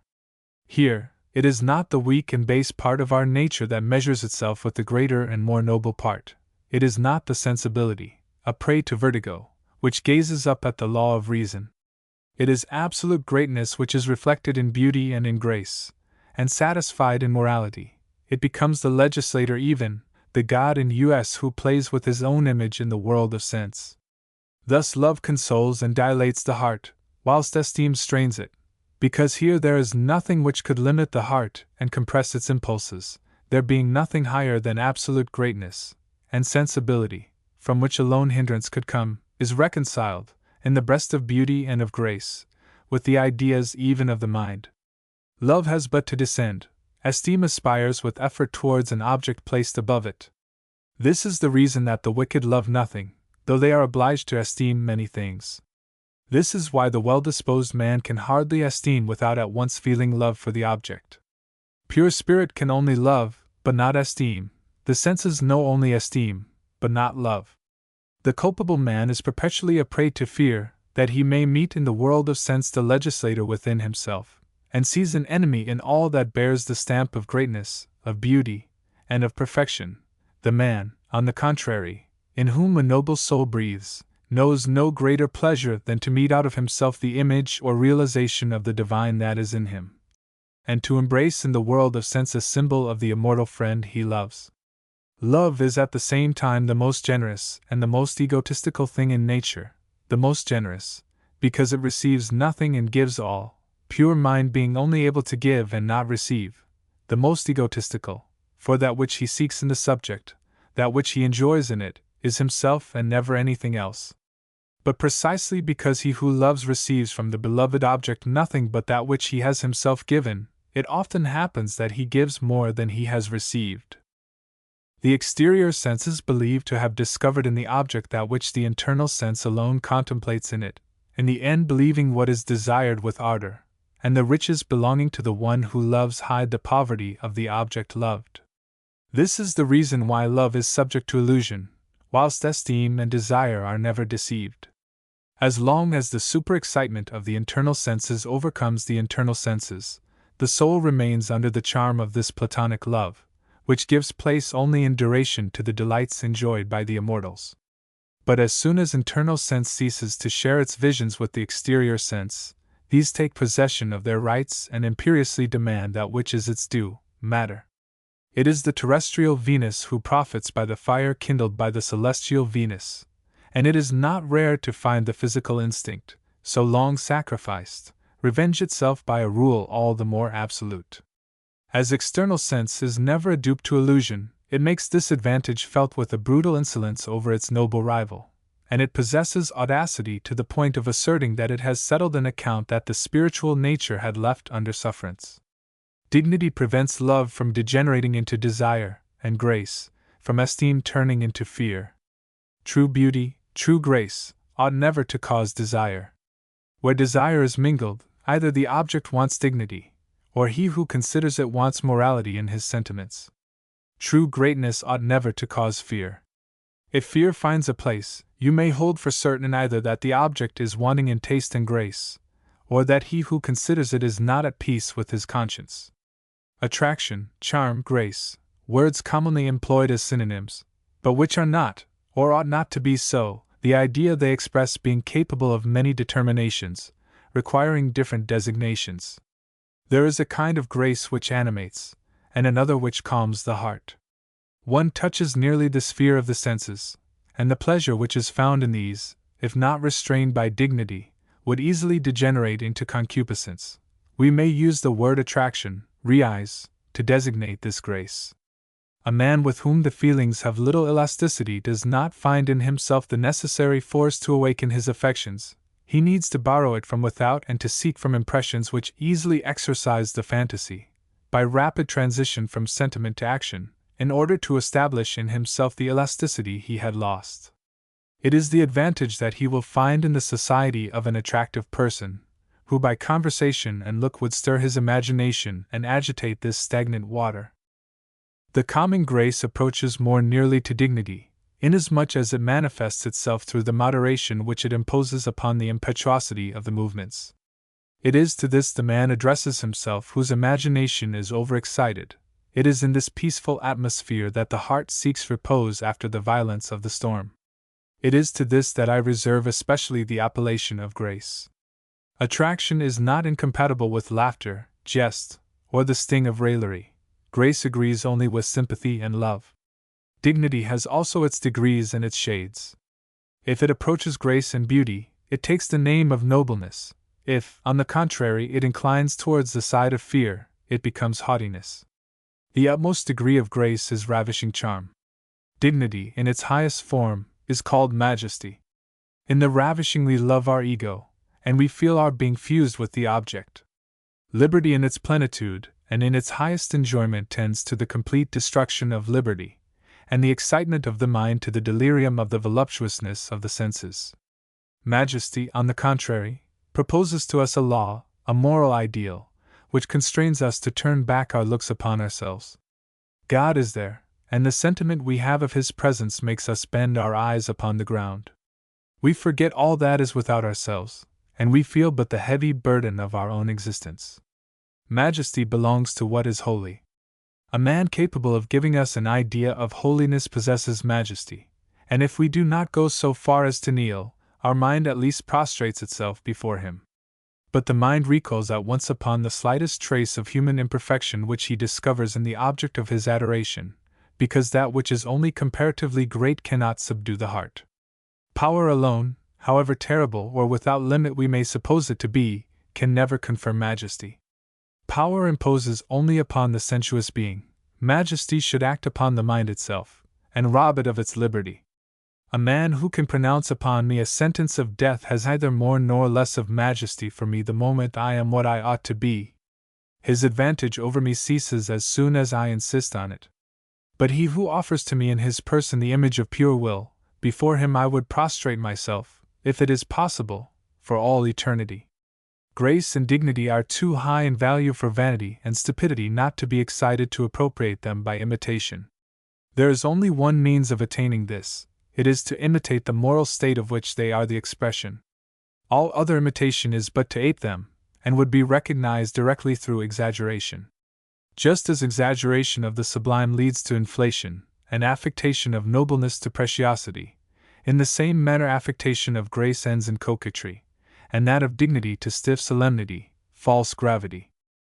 There where true grace simply used ease and provenance, affected grace becomes effeminacy. One is content to use discreetly the voluntary movements, and not thwart unnecessarily the liberty of nature. The other has not even the heart to use properly the organs of will, and not to fall into hardness and heaviness. It prefers to sacrifice something of the aim of movement, or else it seeks to reach it by cross ways and indirect means. An awkward and stiff dancer expends as much force as if he had to work a windmill. With his feet and arms he describes lines as angular as if he were tracing figures with geometrical precision. The affected dancer, on the other hand, glides with an excess of delicacy, as if he feared to injure himself on coming in contact with the ground, and his feet and hands describe only lines and sinuous curves. The other sex, which is essentially in possession of true grace, is also that one which is more frequently culpable of affected grace, but this affectation is never more distasteful than when used as a bait to desire. The smile of true grace thus gives place to the most repulsive grimace. The fine play of look, so ravishing when it displays a true sentiment, is only contortion. the melodious inflections of the voice, an irresistible attraction from candid lips, are only a vain cadence, a tremulousness which savors of study. In a word, all the harmonious charms of woman become only deception, an artifice of the toilet. If we have many occasions to observe the affected grace in the theatre and in the ballroom, there is also often occasion of studying the affected dignity in the cabinet of ministers and in the study rooms of men of science, notably at universities. True dignity is content to prevent the domination of the affections, to keep the instinct within just limits, but there only where it pretends to be master in the involuntary movements.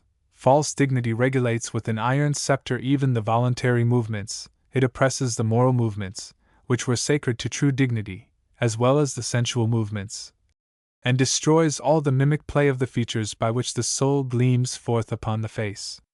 It arms itself not only against rebel nature, but against submissive nature, and ridiculously seeks its greatness in subjecting nature to its yoke, or, if this does not succeed, in hiding it. As if it had vowed hatred to all that is called nature, it swathes the body in long, heavy-plaited garments, which hide the human structure. It paralyzes the limbs in surcharging them with vain ornaments, and goes even the length of cutting the hair to replace this gift of nature by an artificial production. True dignity does not blush for nature, but only for brute nature.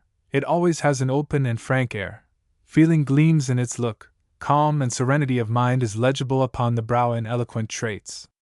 False gravity, on the contrary, places its dignity in the lines of its visage. It is close, mysterious, and guards its features with the care of an actor. All the muscles of its face are tormented, all natural and true expression disappears, and the entire man is like a sealed letter.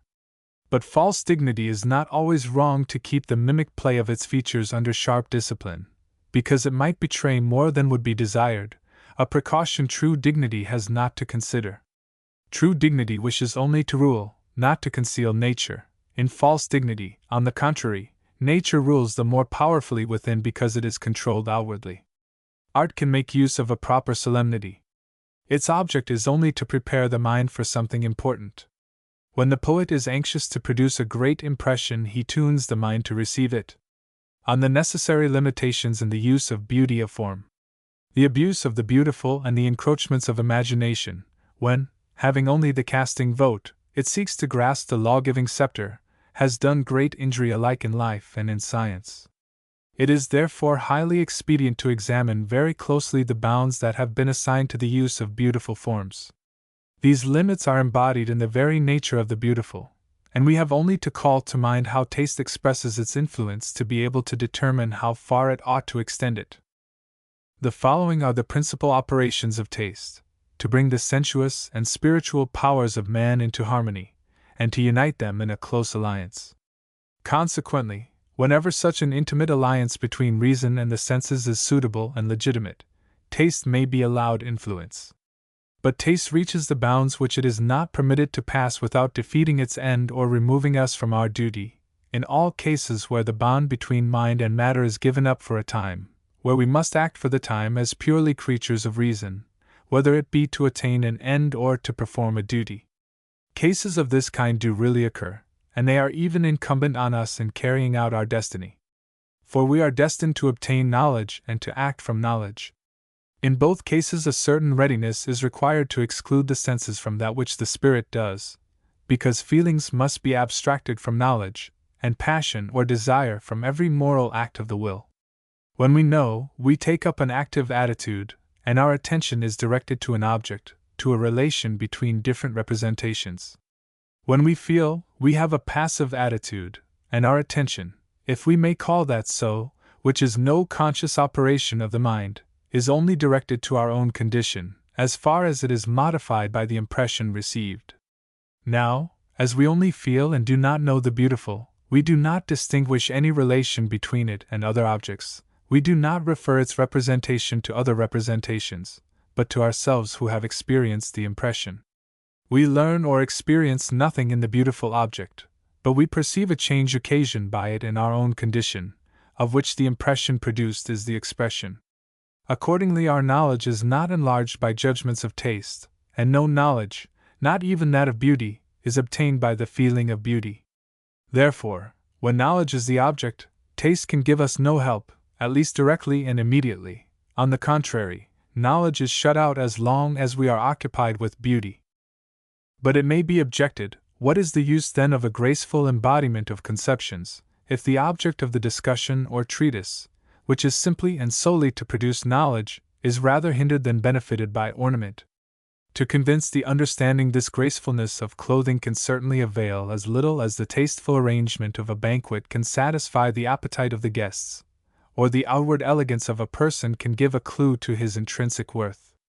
But just as the appetite is excited by the beautiful arrangement of the table, and attention is directed to the elegant person in question, by the attractiveness of the exterior, so also we are placed in a favorable attitude to receive truth by the charming representation given of it. We are led to open our souls to its reception, and the obstacles are removed from our minds which would have otherwise opposed the difficult pursuit of a long and strict concatenation of thought. It is never the contents, the substance, that gains by the beauty of form, nor is it the understanding that is helped by taste in the act of knowing. The substance, the contents, must commend themselves to the understanding directly, of themselves, whilst the beautiful form speaks to the imagination, and flatters it with an appearance of freedom.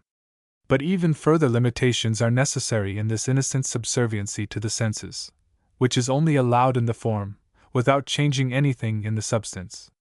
Great moderation must be always used, and sometimes the end in view may be completely defeated according to the kind of knowledge and degree of conviction aimed at in imparting our views to others.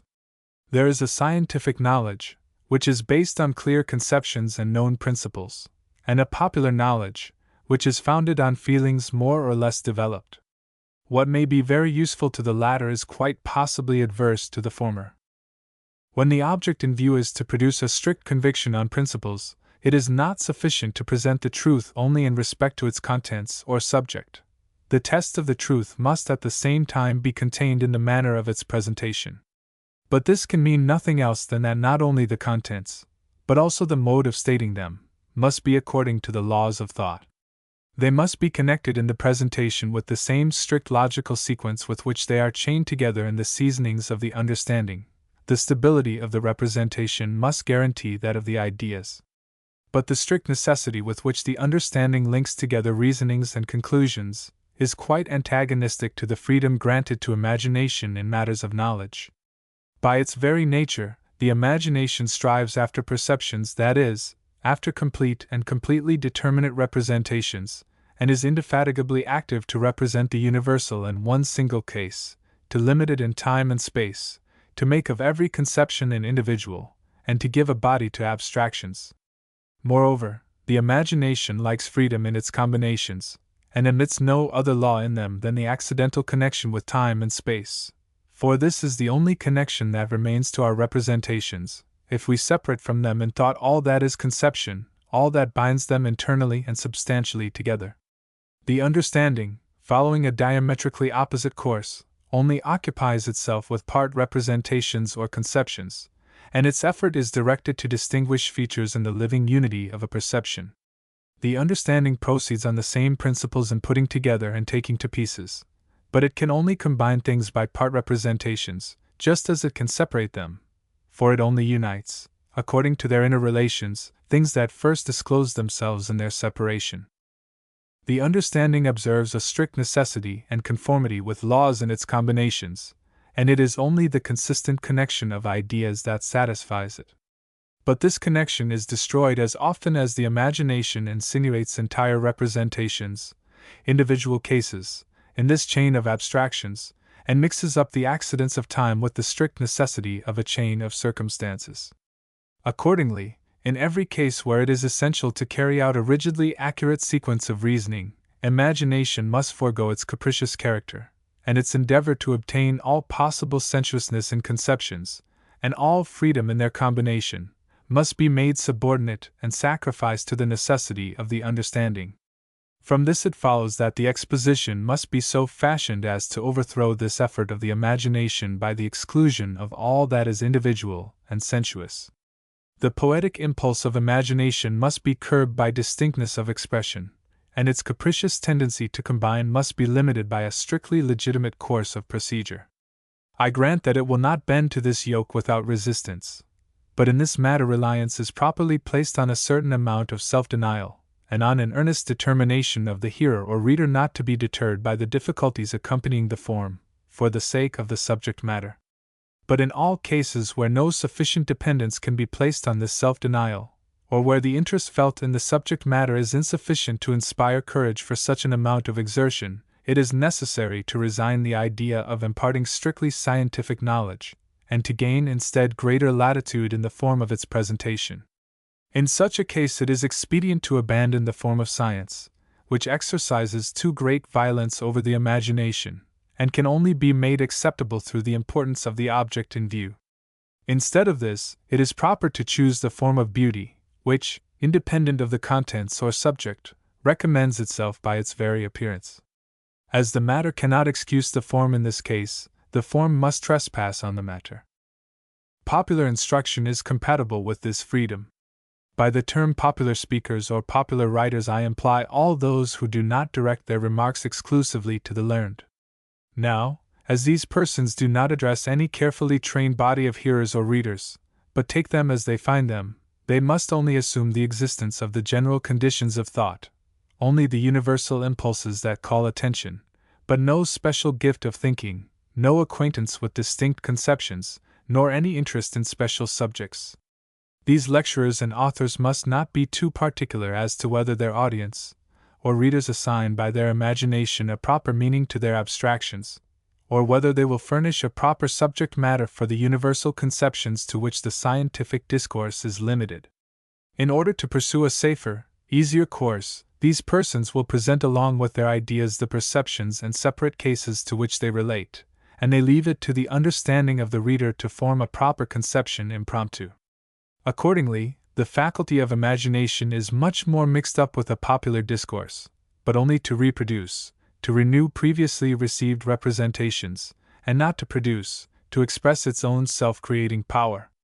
Those special cases or perceptions are much too certainly calculated for the object on hand, and much too closely applied to the use that is to be made of them, to allow the imagination ever to forget that it only acts in the service of the understanding. It is true that a discourse of this popular kind holds somewhat closer to life and the world of sense, but it does not become lost in it. The mode of presenting the subject is still didactic, for in order to be beautiful it is still wanting in the two most distinguished features of beauty, sensuousness of expression and freedom of movement. The mode of presenting a theme may be called free when the understanding, while determining the connection of ideas, does so with so little prominence that the imagination appears to act quite capriciously in the matter, and to follow only the accident of time. The presentation of a subject becomes sensuous when it conceals the general in the particular, and when the fancy gives the living image, the whole representation, where attention is merely concerned with the conception, the part representation. Accordingly, sensuous presentation is, viewed in one aspect, rich, for in cases where only one condition is desired, a complete picture, an entirety of conditions, an individual is offered. But viewed in another aspect it is limited and poor, because it only confines to a single individual and a single case what ought to be understood of a whole sphere. It therefore curtails the understanding in the same proportion that it grants preponderance to the imagination, for the completer a representation is in substance, the smaller it is in compass. It is the interest of the imagination to change objects according to its caprice. The interest of the understanding is to unite its representations with strict logical necessity.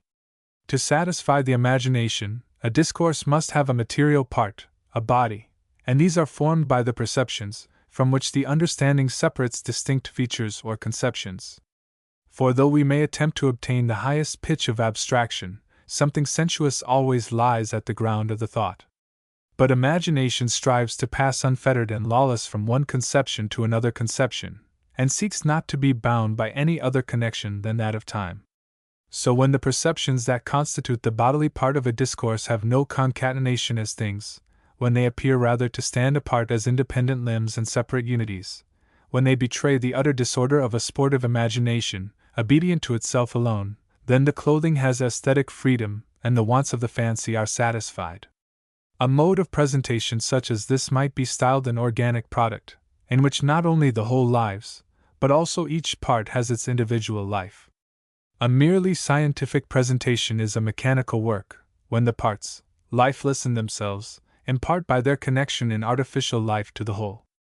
On the other hand, a discourse, in order to satisfy the understanding and to produce knowledge, must have a spiritual part, it must have significance, and it receives this through the conceptions, by means of which those perceptions are referred to one another and united into a whole. The problem of satisfying the understanding by conformity with law, while the imagination is flattered by being set free from restrictions, is solved thus, by obtaining the closest connection between the conceptions forming the spiritual part of the discourse, while the perceptions, corresponding to them and forming the sensuous part of the discourse, appear to cohere merely through an arbitrary play of the fancy. If an inquiry be instituted into the magic influence of a beautiful diction, it will always be found that it consists in this happy relation between external freedom and internal necessity. The principal features that contribute to this freedom of the imagination are the individualizing of objects and the figurative or inexact expression of a thing, the former employed to give force to its sensuousness, the latter to produce it where it does not exist. When we express a species or kind by an individual, and portray a conception in a single case, we remove from fancy the chains which the understanding has placed upon her and give her the power to act as a creator. Always grasping at completely determinate images, the imagination obtains and exercises the right to complete according to her wish the image afforded to her, to animate it, to fashion it, to follow it in all the associations and transformations of which it is capable. She may forget for a moment her subordinate position, and act as an independent power, only self-directing, because the strictness of the inner concatenation has sufficiently guarded against her breaking loose from the control of the understanding. An inexact or figurative expression adds to the liberty, by associating ideas which in their nature differ essentially from one another, but which unite in subordination to the higher idea. The imagination adheres to the concrete object, the understanding to this higher idea, and thus the former finds movement and variety even where the other verifies a most perfect continuity. The conceptions are developed according to the law of necessity, but they pass before the imagination according to the law of liberty. Thought remains the same, the medium that represents it is the only thing that changes. It is thus that an eloquent writer knows how to extract the most splendid order from the very center of anarchy, and that he succeeds in erecting a solid structure on a constantly moving ground, on the very torrent of imagination.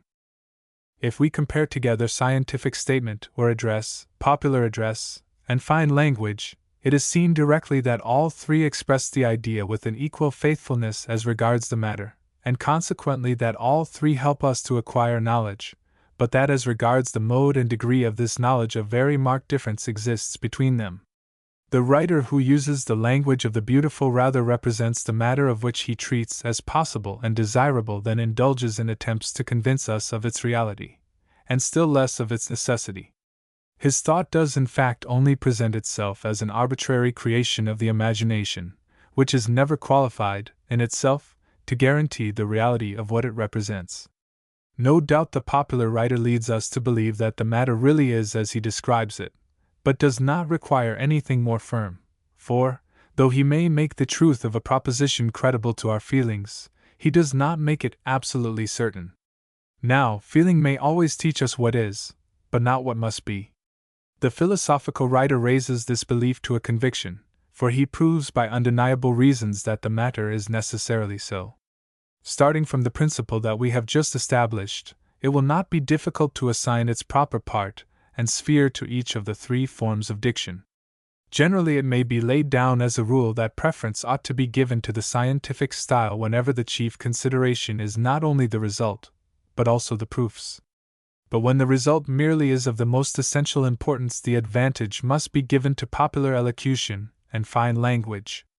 But it may be asked in what cases ought popular elocution to rise to a noble style?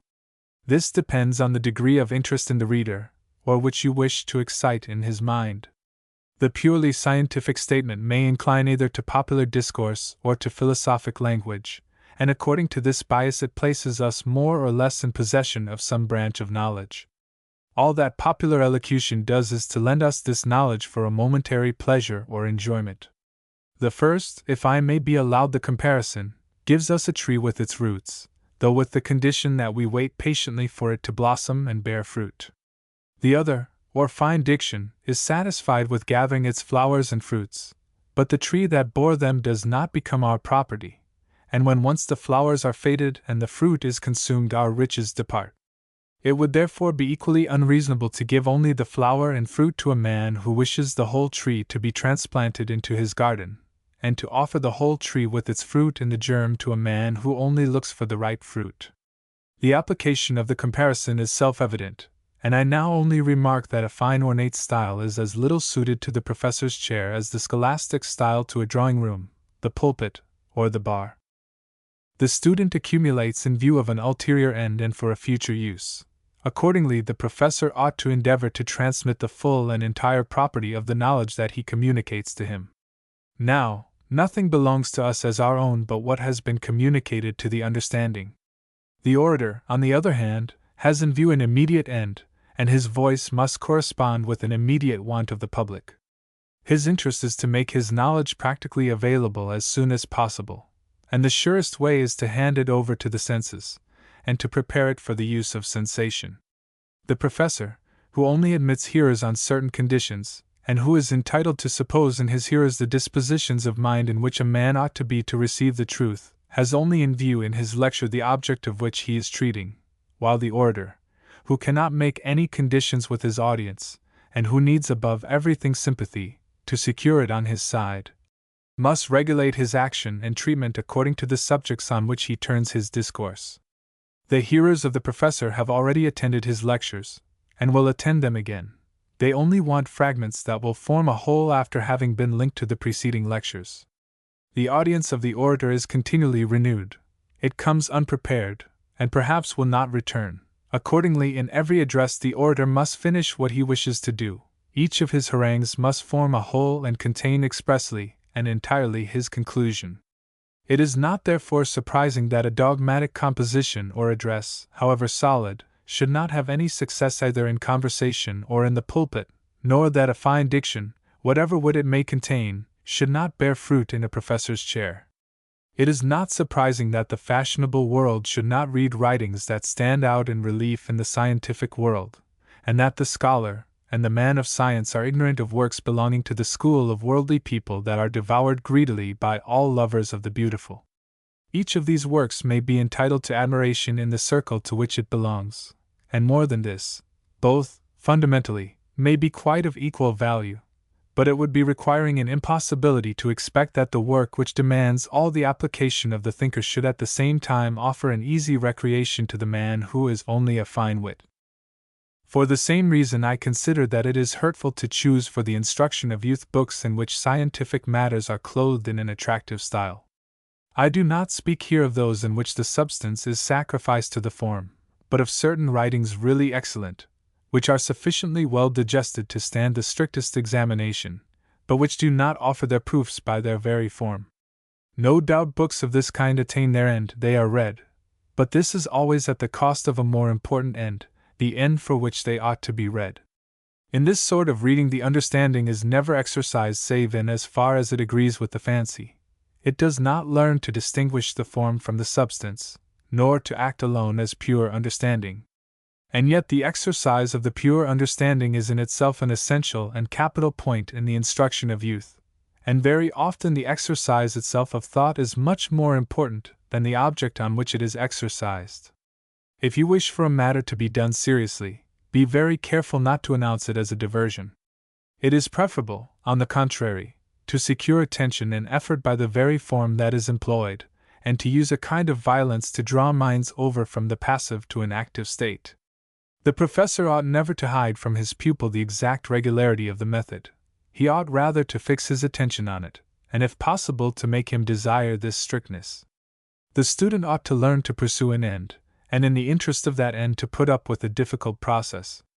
He ought early to aspire to that loftier satisfaction which is the reward of exertion.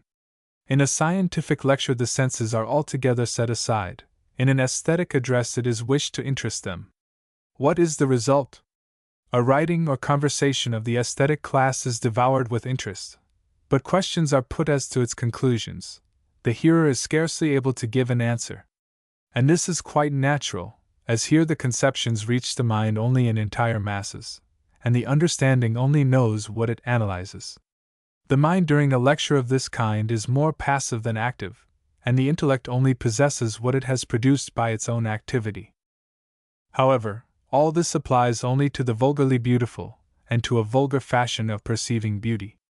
True beauty reposes on the strictest limitation, on the most exact definition, on the highest and most intimate necessity. Only this limitation ought rather to let itself be sought for than be imposed violently. It requires the most perfect conformity to law, but this must appear quite natural. A product that unites these conditions will fully satisfy the understanding as soon as study is made of it. But exactly because this result is really beautiful, its conformity is not expressed. It does not take the understanding apart to address it exclusively. It is a harmonious unity which addresses the entire man, all his faculties together. It is nature speaking to nature. A vulgar criticism may perhaps find it empty, paltry, and too little determined. He who has no other knowledge than that of distinguishing, and no other sense than that for the particular, is actually pained by what is precisely the triumph of art, this harmonious unity where the parts are blended in a pure entirety. No doubt it is necessary, in a philosophical discourse, that the understanding, as a faculty of analysis, find what will satisfy it. It must obtain single concrete results. This is the essential that must not by any means be lost sight of. But if the writer, while giving all possible precision to the substance of his conceptions, has taken the necessary measures to enable the understanding, as soon as it will take the trouble, to find of necessity these truths, I do not see that he is a less good writer because he has approached more to the highest perfection. Nature always acts as a harmonious unity, and when she loses this in her efforts after abstraction, nothing appears more urgent to her than to re-establish it, and the writer we are speaking of is not less commendable if he obeys nature by attaching to the understanding what had been separated by abstraction, and when, by appealing at the same time to the sensuous and to the spiritual faculties, he addresses altogether the entire man. No doubt the vulgar critic will give very scant thanks to this writer for having given him a double task. For vulgar criticism has not the feeling for this harmony, it only runs after details, and even in the Basilica of St. Peter would exclusively attend to the pillars on which the ethereal edifice reposes. The fact is that this critic must begin by translating it to understand it, in the same way that the pure understanding, left to itself, if it meets beauty and harmony, either in nature or in art, must begin by transferring them into its own language, and by decomposing it, by doing in fact what the pupil does who spells before reading. But it is not from the narrow mind of his readers that the writer who expresses his conceptions in the language of the beautiful receives his laws. The ideal which he carries in himself is the goal at which he aims without troubling himself as to who follows and who remains behind. Many will stay behind, for if it be a rare thing to find readers simply capable of thinking, it is infinitely more rare to meet any who can think with imagination. Thus our writer, by the force of circumstances, will fall out, on the one hand, with those who have only intuitive ideas and feelings, for he imposes on them a painful task by forcing them to think, and on the other hand, he aggravates those who only know how to think, for he asks of them what is absolutely impossible, to give a living, animated form to conception. But as both only represent true humanity very imperfectly, that normal humanity which requires the absolute harmony of these two operations, their contradictory objections have no weight, and if their judgments prove anything, it is rather that the author has succeeded in attaining his end. The abstract thinker finds that the substance of the work is solidly thought. The reader of intuitive ideas finds his style lively and animated. Both consequently find and approve in him what they are able to understand, and that alone is wanting which exceeds their capacity. But precisely for this very reason a writer of this class is not adapted to make known to an ignorant reader the object of what he treats, or, in the most proper sense of the word, to teach. Happily also, he is not required for that, for means will not be wanting for the teaching of scholars. The professor in the strictest acceptation is obliged to bind himself to the needs of his scholars. The first thing he has to presuppose is the ignorance of those who listen to him. The other, on the other hand, demands a certain maturity and culture in his reader or audience. Nor is his office confined to impart to them dead ideas. He grasps the living object with a living energy, and seizes at once on the entire man, his understanding, his heart, and his will. We have found that it is dangerous for the soundness of knowledge to give free scope to the exigencies of taste in teaching, properly so called. But this does not mean by any means that the culture of this faculty in the student is a premature thing. He must, on the contrary, be encouraged to apply the knowledge that he has appropriated in the school to the field of living development. When once the first point has been observed, and the knowledge acquired, the other point, the exercise of taste, can only have useful results.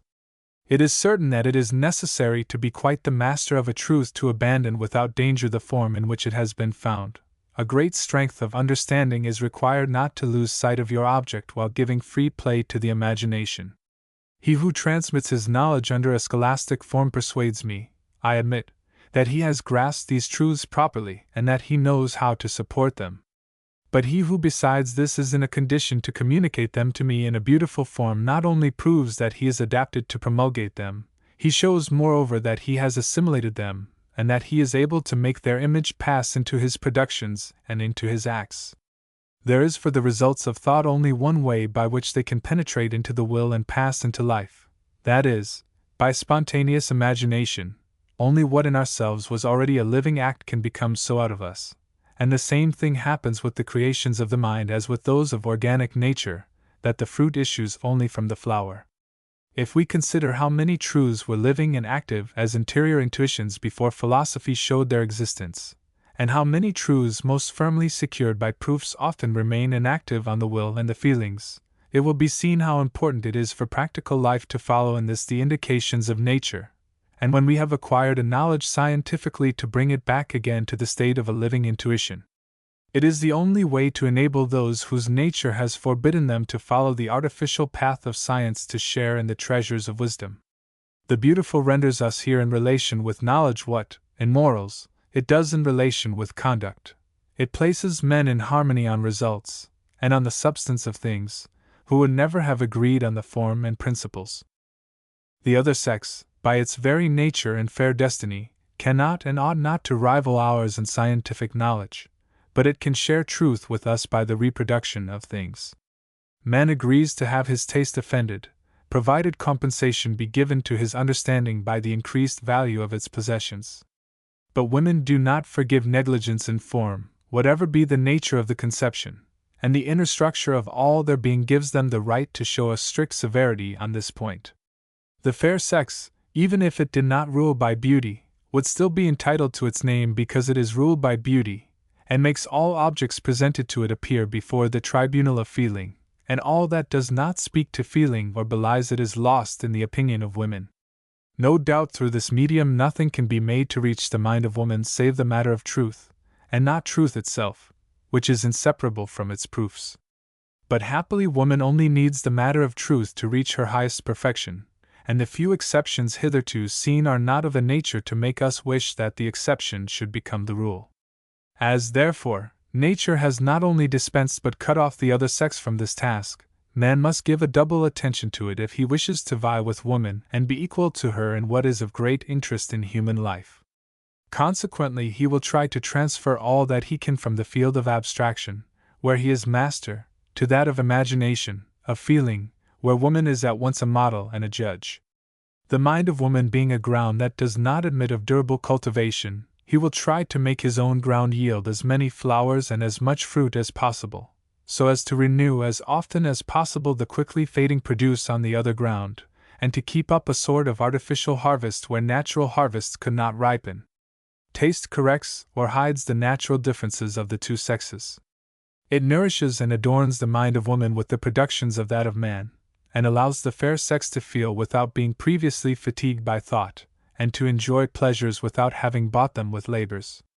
Thus, save the restrictions I have named, it is to the taste that is entrusted the care of form in every statement by which knowledge is communicated, but under the express condition that it will not encroach on the substance of things.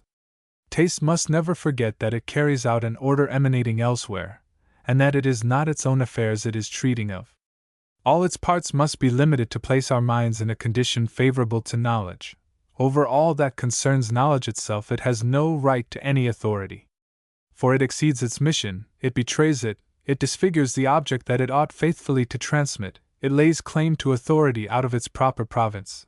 If it tries to carry out there, too, its own law, which is nothing but that of pleasing the imagination and making itself agreeable to the intuitive faculties, if it applies this law not only to the operation, but also to the matter itself, if it follows this rule not only to arrange the materials, but also to choose them. When this is the case, the first consideration is not the things themselves, but the best mode of presenting them so as to recommend them to the senses. The logical sequence of conceptions of which only the strictness should have been hidden from us is rejected as a disagreeable impediment. Perfection is sacrificed to ornament, the truth of the parts to the beauty of the whole, the inmost nature of things to the exterior impression. Now, directly the substance is subordinated to form, properly speaking, it ceases to exist. The statement is empty, and instead of having extended our knowledge, we have only indulged in an amusing game. The writers who have more wit than understanding and more taste than science are too often guilty of this deception, and readers more accustomed to feel than to think are only too inclined to forgive them. In general, it is unsafe to give to the aesthetical sense all its culture before having exercised the understanding as the pure thinking faculty, and before having enriched the head with conceptions. For as taste always looks at the carrying out and not at the basis of things, wherever it becomes the only arbiter, there is an end of the essential difference between things. Men become indifferent to reality, and they finish by giving value to form and appearance only. Hence arises that superficial and frivolous bel esprit that we often see hold sway in social conditions and in circles where men pride themselves, and not unreasonably, on the finest culture. It is a fatal thing to introduce a young man into assemblies where the graces hold sway before the muses have dismissed him and owned his majority. Moreover, it can hardly be prevented that what completes the external education of a young man whose mind is ripe turns him who is not ripened by study into a fool. I admit that to have a fund of conceptions, and not form, is only a half possession. For the most splendid knowledge in a head incapable of giving them form is like a treasure buried in the earth. But form without substance is a shadow of riches, and all possible cleverness in expression is of no use to him who has nothing to express. Thus, to avoid the graces of education leading us in a wrong road, taste must be confined to regulating the external form, while reason and experience determine the substance and the essence of conceptions. If the impression made on the senses is converted into a supreme criterion, and if things are exclusively referred to sensation, man will never cease to be in the service of matter. He will never clear a way for his intelligence. In short, reason will lose in freedom in proportion as it allows imagination to usurp undue influence. The beautiful produces its effect by mere intuition. The truth demands study. Accordingly, the man who among all his faculties has only exercised the sense of the beautiful is satisfied even when study is absolutely required, with a superficial view of things, and he fancies he can make a mere play of wit of that which demands a serious effort. But mere intuition cannot give any result. To produce something great, it is necessary to enter into the fundamental nature of things, to distinguish them strictly, to associate them in different manners, and study them with a steady attention. Even the artist and the poet, though both of them labor to procure us only the pleasure of intuition, can only by most laborious and engrossing study succeed in giving us a delightful recreation by their works. I believe this to be the test to distinguish the mere dilettante from the artist of real genius. The seductive charm exercised by the sublime and the beautiful, the fire which they kindle in the young imagination, the apparent ease with which they place the senses under an illusion, have often persuaded inexperienced minds to take in hand the palette or the harp, and to transform into figures or to pour out in melody what they felt living in their heart. Misty ideas circulate in their heads, like a world in formation, and make them believe that they are inspired. They take obscurity for depth, savage vehemence for strength, the undetermined for the infinite, what has not senses for the supersensuous. And how they revel in these creations of their brain! But the judgment of the connoisseur does not confirm this testimony of an excited self-love. With his pitiless criticism he dissipates all the prestige of the imagination and of its dreams, and carrying the torch before these novices he leads them into the mysterious depths of science and life, where, far from profane eyes, the source of all true beauty flows ever towards him who is initiated. If now a true genius slumbers in the young aspirant, no doubt his modesty will at first receive a shock, but soon the consciousness of real talent will embolden him for the trial. If nature has endowed him with gifts for plastic art, he will study the structure of man with the scalpel of the anatomist. He will descend into the lowest depths to be true in representing surfaces, and he will question the whole race in order to be just to the individual. If he is born to be a poet, he examines humanity in his own heart to understand the infinite variety of scenes in which it acts on the vast theater of the world. He subjects imagination and its exuberant fruitfulness to the discipline of taste, and charges the understanding to mark out in its cool wisdom the banks that should confine the raging waters of inspiration. He knows full well that the great is only formed of the little, from the imperceptible. He piles up, grain by grain, the materials of the wonderful structure, which, suddenly disclosed to our eyes, produces a startling effect and turns our head. But if nature has only intended him for a dilettante, difficulties damp his impotent zeal, and one of two things happens: either he abandons, if he is modest, that to which he was diverted by a mistaken notion of his vocation, or, if he has no modesty, he brings back the ideal to the narrow limits of his faculties, for want of being able to enlarge his faculties to the vast proportions of the ideal. Thus the true genius of the artist will be always recognized by this sign, that when most enthusiastic for the whole, he preserves a coolness, a patience defying all obstacles, as regards details. Moreover, in order not to do any injury to perfection, he would rather renounce the enjoyment given by the completion. For the simple amateur, it is the difficulty of means that disgusts him and turns him from his aim. His dreams would be to have no more trouble in producing than he had in conception and intuition. I have spoken hitherto of the dangers to which we are exposed by an exaggerated sensuousness and susceptibility to the beautiful in the form, and from too extensive aesthetical requirements, and I have considered these dangers in relation to the faculty of thinking and knowing. What, then, will be the result when these pretensions of the aesthetical taste bear on the will?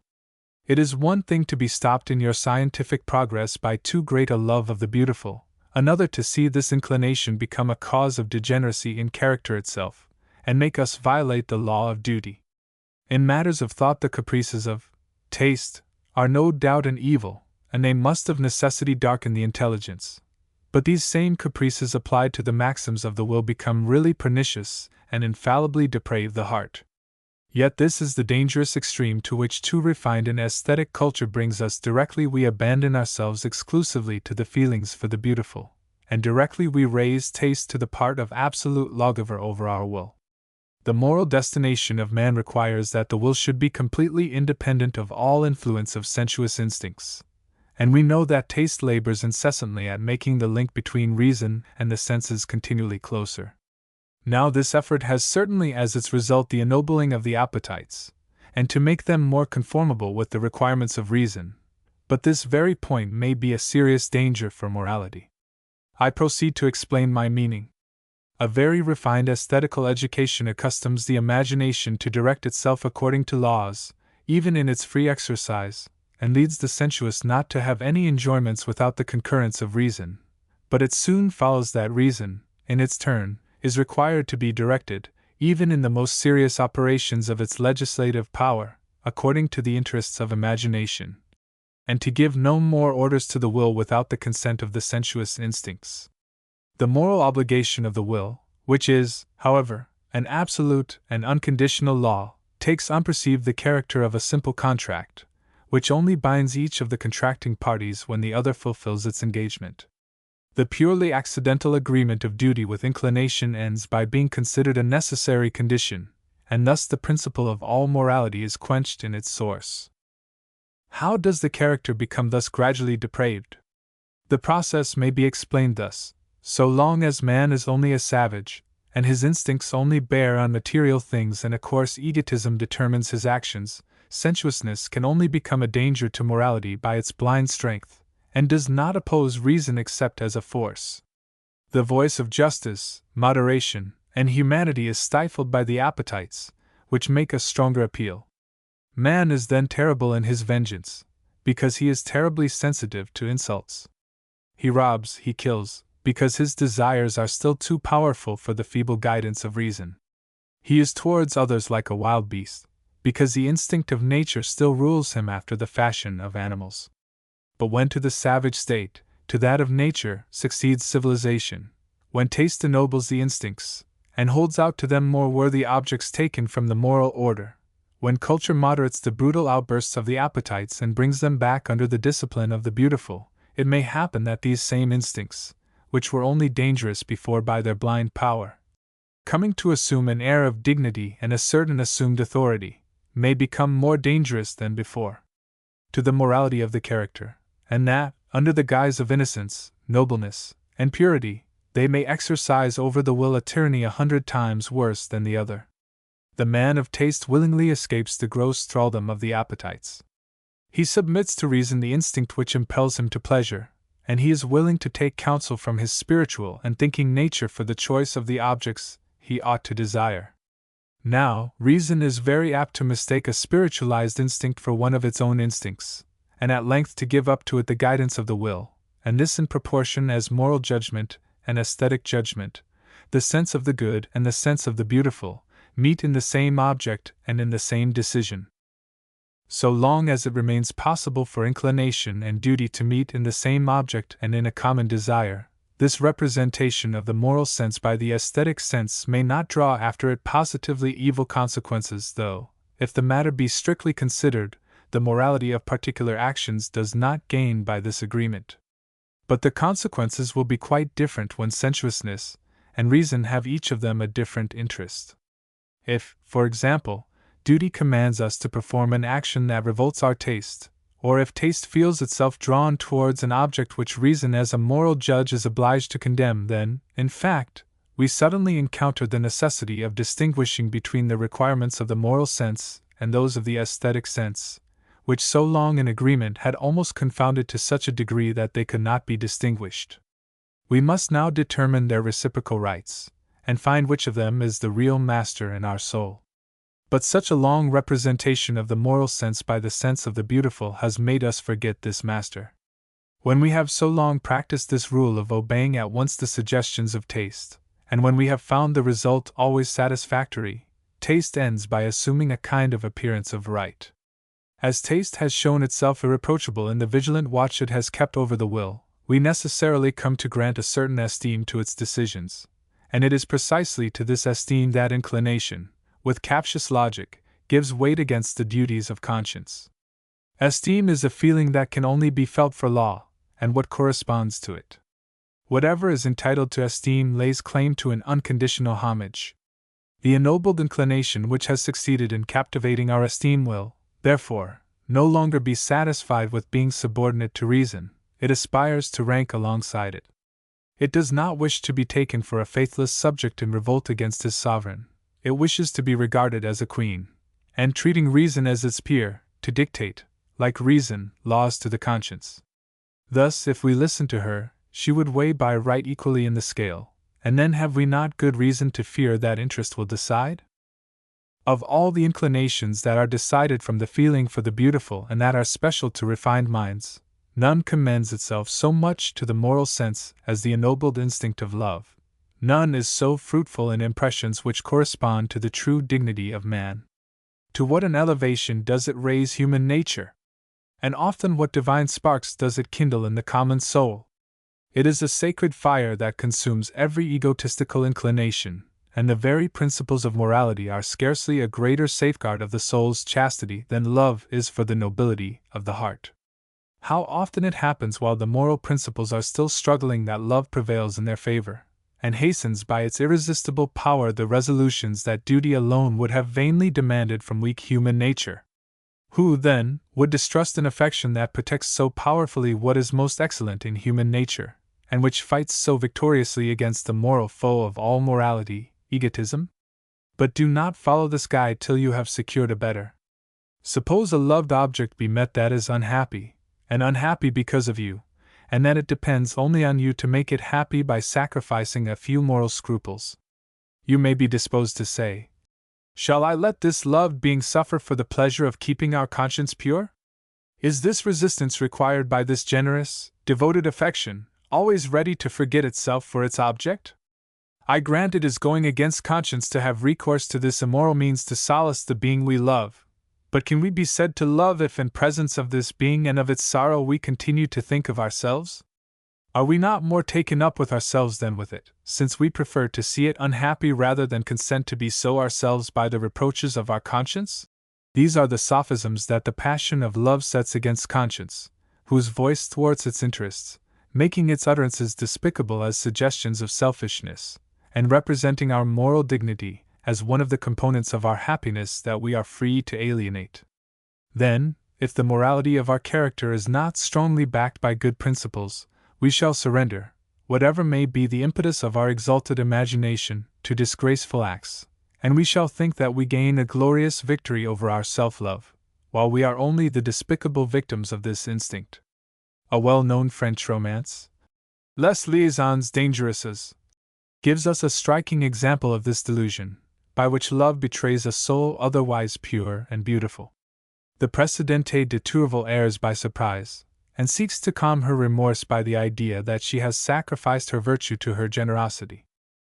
Secondary and imperfect duties, as they are styled, are those that the feeling for the beautiful takes most willingly under its patronage, and which it allows to prevail on many occasions over perfect duties.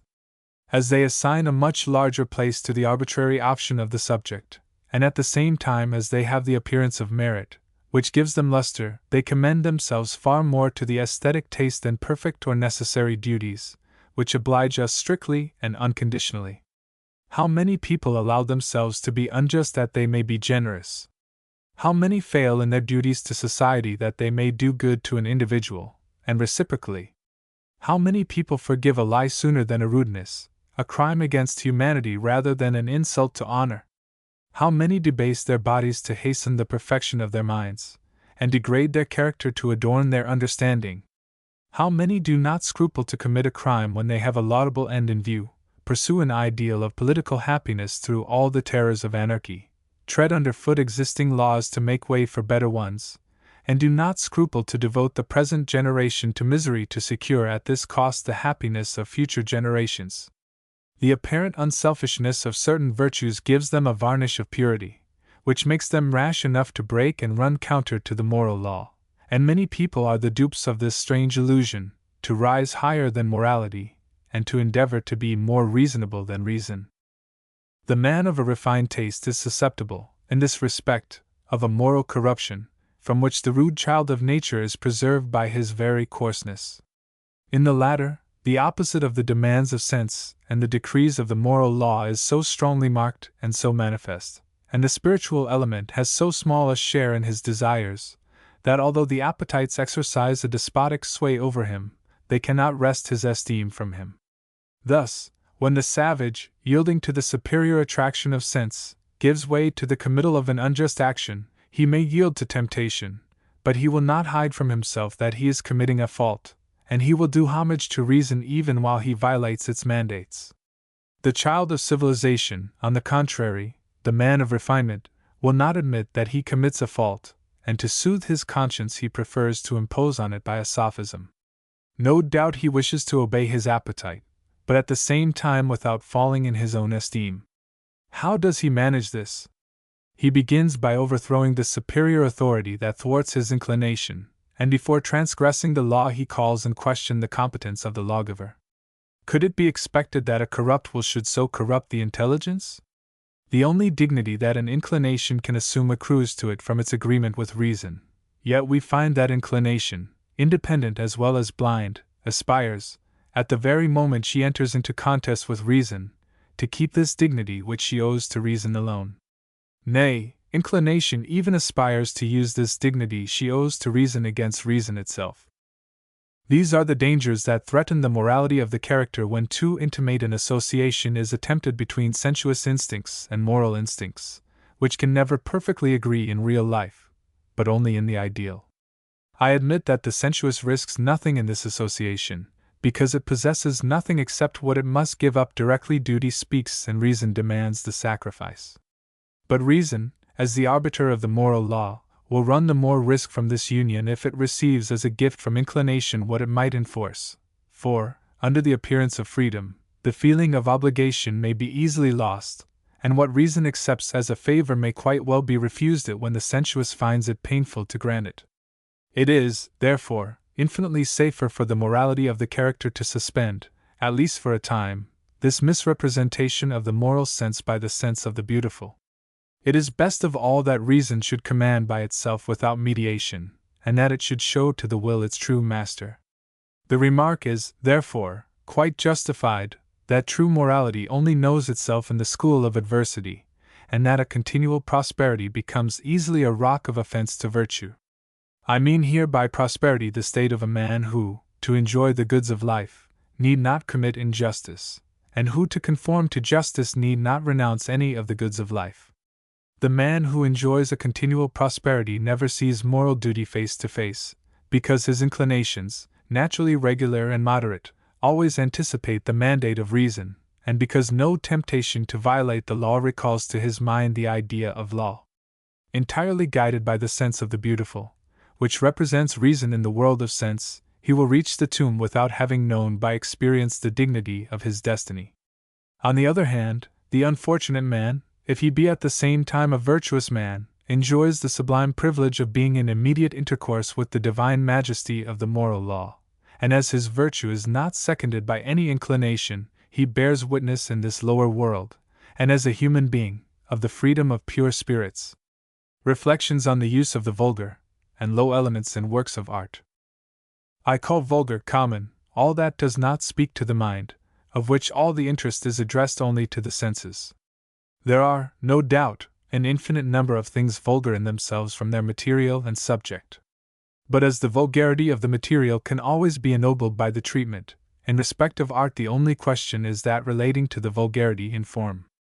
A vulgar mind will dishonor the most noble matter by treating it in a common manner.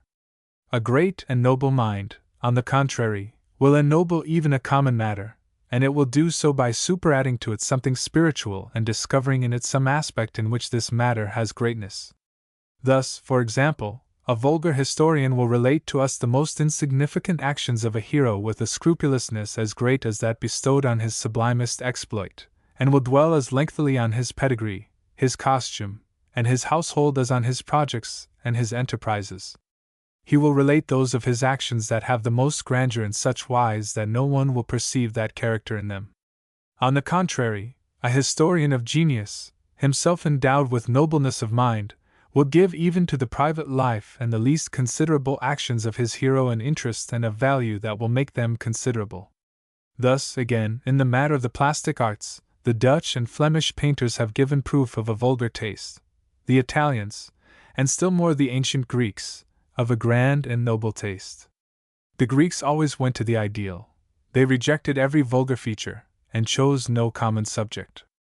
A portrait painter can represent his model in a common manner or with grandeur, in a common manner if he reproduce the merely accidental details with the same care as the essential features, if he neglect the great to carry out the minutiae curiously.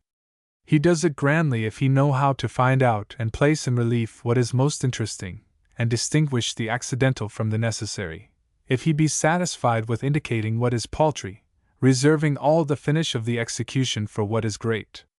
And the only thing that is great is the expression of the soul itself, manifesting itself by actions, gestures, or attitudes. The poet treats his subject in a common manner when in the execution of his theme he dwells on valueless facts, and only schemes rapidly over those that are important. He treats his theme with grandeur when he associates with it what is great. For example, Homer treated the shield of Achilles grandly, though the making of a shield, looking merely at the matter, is a very commonplace affair.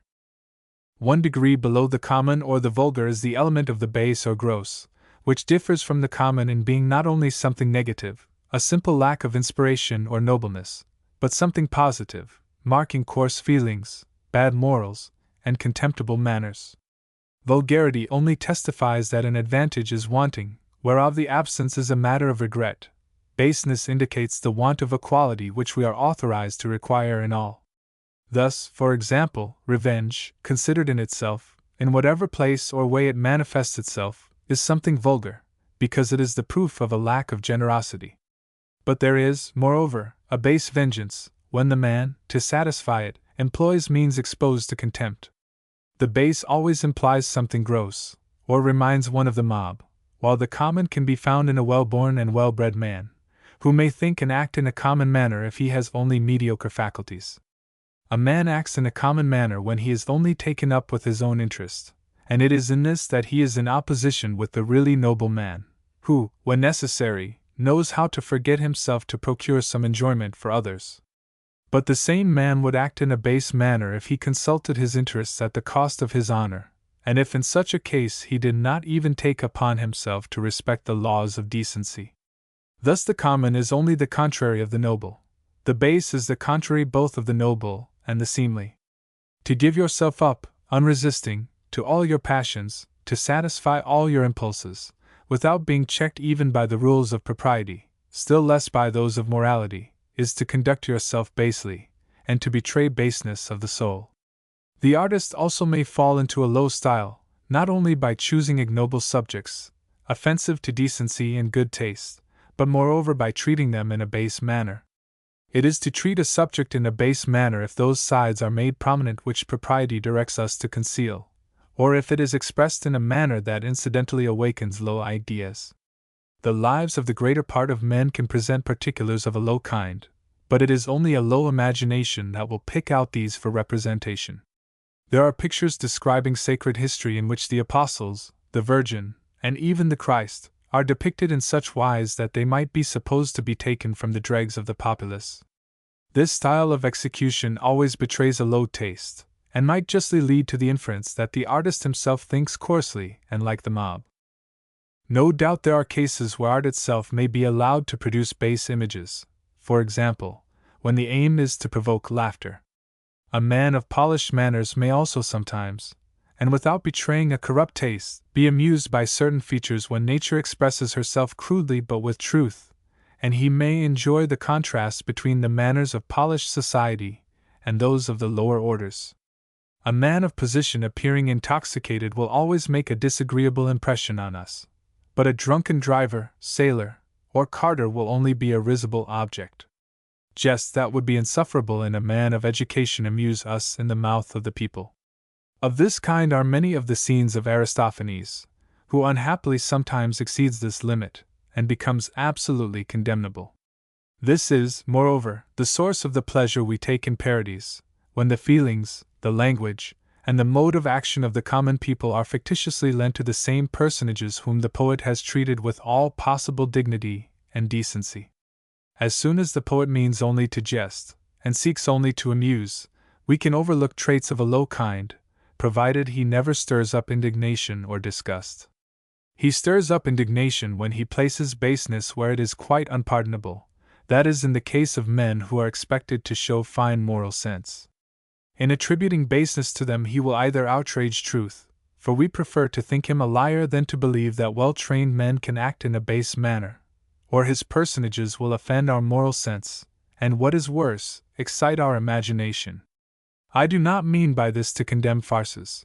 A farce implies between the poet and the spectator a tacit consent that no truth is to be expected in the piece. In a farce we exempt the poet from all faithfulness in his pictures. He has a kind of privilege to tell us untruths. Here, in fact, all the comic consists exactly in its contrast with the truth, and so it cannot possibly be true. This is not all. Even in the serious and the tragic there are certain places where the low element can be brought into play. But in this case the affair must pass into the terrible, and the momentary violation of our good taste must be masked by a strong impression, which brings our passion into play. In other words, the low impression must be absorbed by a superior tragic impression. Theft, for example, is a thing absolutely base, and whatever arguments our heart may suggest to excuse the thief, whatever the pressure of circumstances that led him to the theft, it is always an indelible brand stamped upon him, and aesthetically speaking, he will always remain a base object. On this point taste is even less forgiving than morality, and its tribunal is more severe, because an aesthetical object is responsible even for the accessory ideas that are awakened in us by such an object, while moral judgment eliminates all that is merely accidental. According to this view, a man who robs would always be an object to be rejected by the poet who wishes to present serious pictures. But suppose this man is at the same time a murderer, he is even more to be condemned than before by the moral law. But in the aesthetic judgment he is raised one degree higher and made better adapted to figure in a work of art. Continuing to judge him from the aesthetic point of view, it may be added that he who abases himself by a vile action can to a certain extent be raised by a crime, and can be thus reinstated in our aesthetic estimation.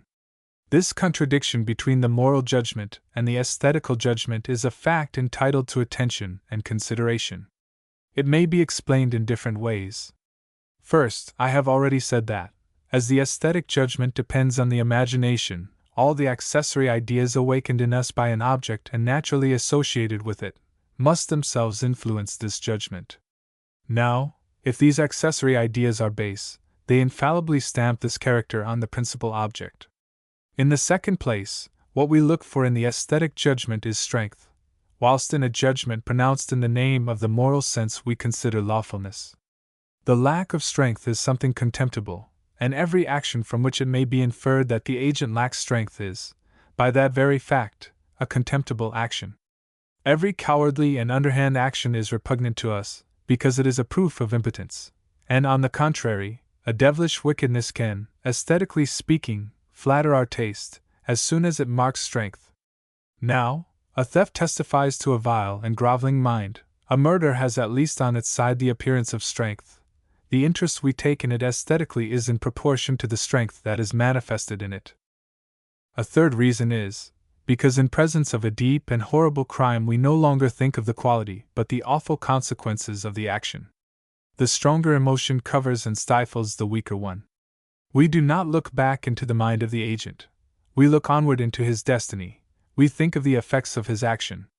Now, directly we begin to tremble, all the delicacies of taste are reduced to silence.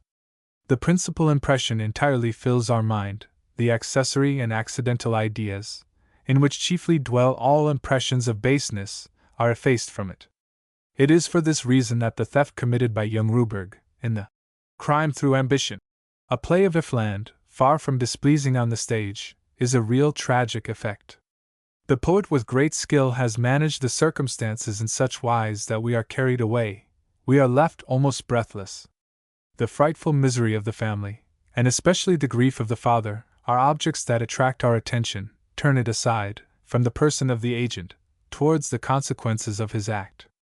We are too much moved to tarry long in representing to our minds the stamp of infamy with which the theft is marked. In a word, the base element disappears in the terrible.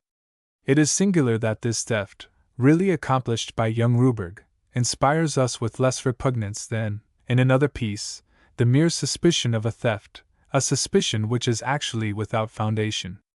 In the latter case it is a young officer who is accused without grounds of having abstracted a silver spoon, which is recovered later on.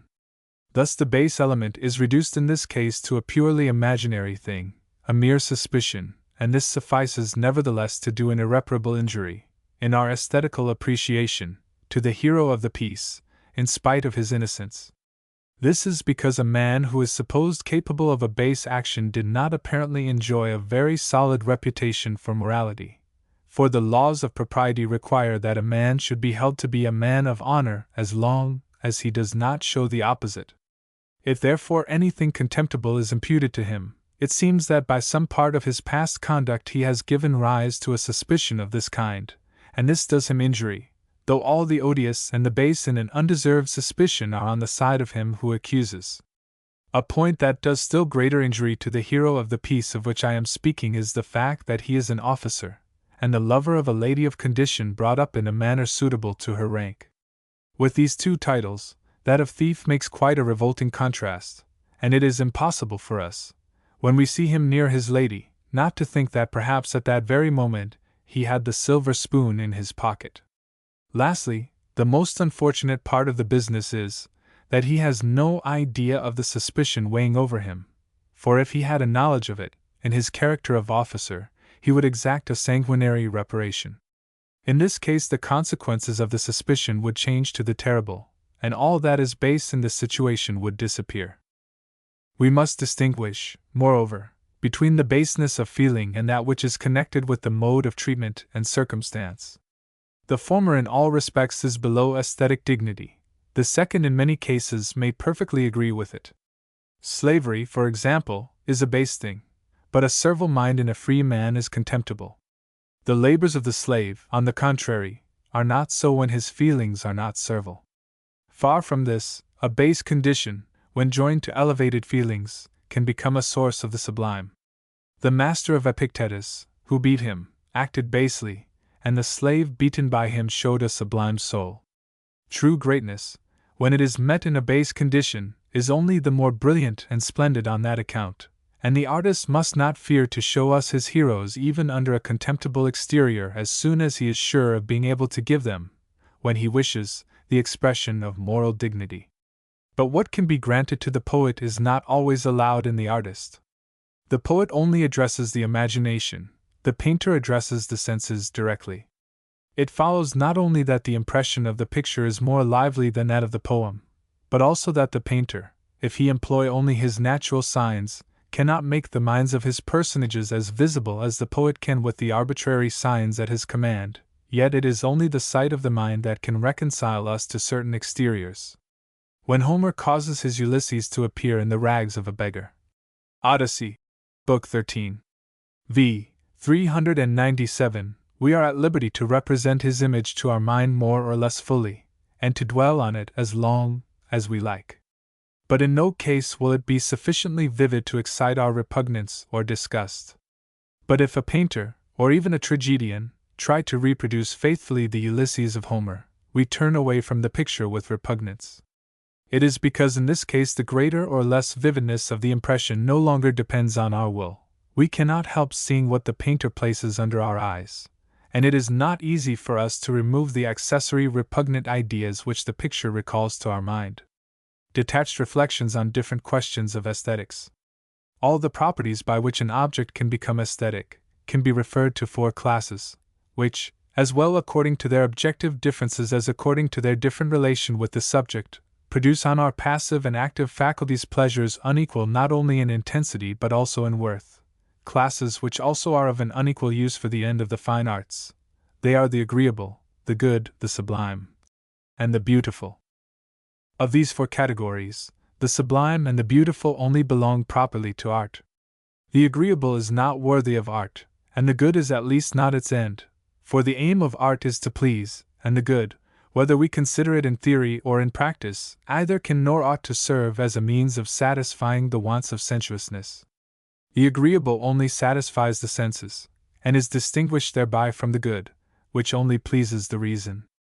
The agreeable only pleases by its matter, for it is only matter that can affect the senses, and all that is form can only please the reason. It is true that the beautiful only pleases through the medium of the senses, by which it is distinguished from the good, but it pleases reason, on account of its form, by which it is essentially distinguished from the agreeable. It might be said that the good pleases only by its form being in harmony with reason, the beautiful by its form having some relation of resemblance with reason, and that the agreeable absolutely does not please by its form. The good is perceived by thought, the beautiful by intuition, and the agreeable only by the senses. The first pleases by the conception, the second by the idea, and the third by material sensation. The distance between the good and the agreeable is that which strikes the eyes the most. The good widens our understanding, because it procures and supposes an idea of its object. The pleasure which it makes us perceive rests on an objective foundation, even when this pleasure itself is but a certain state in which we are situated. The agreeable, on the contrary, produces no notion of its object, and indeed, reposes on no objective foundation. It is agreeable only inasmuch as it is felt by the subject, and the idea of it completely vanishes the moment an obstruction is placed on the affectability of the senses, or only when it is modified. For a man who feels the cold, the agreeable would be a warm air, but this same man, in the heat of summer, would seek the shade and coolness, but we must agree that in both cases he has judged well.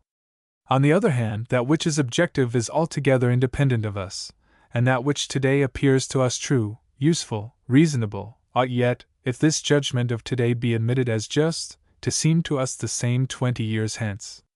But our judgment of the agreeable changes as soon as our state, with regard to its object, has changed. The agreeable is therefore not a property of the object.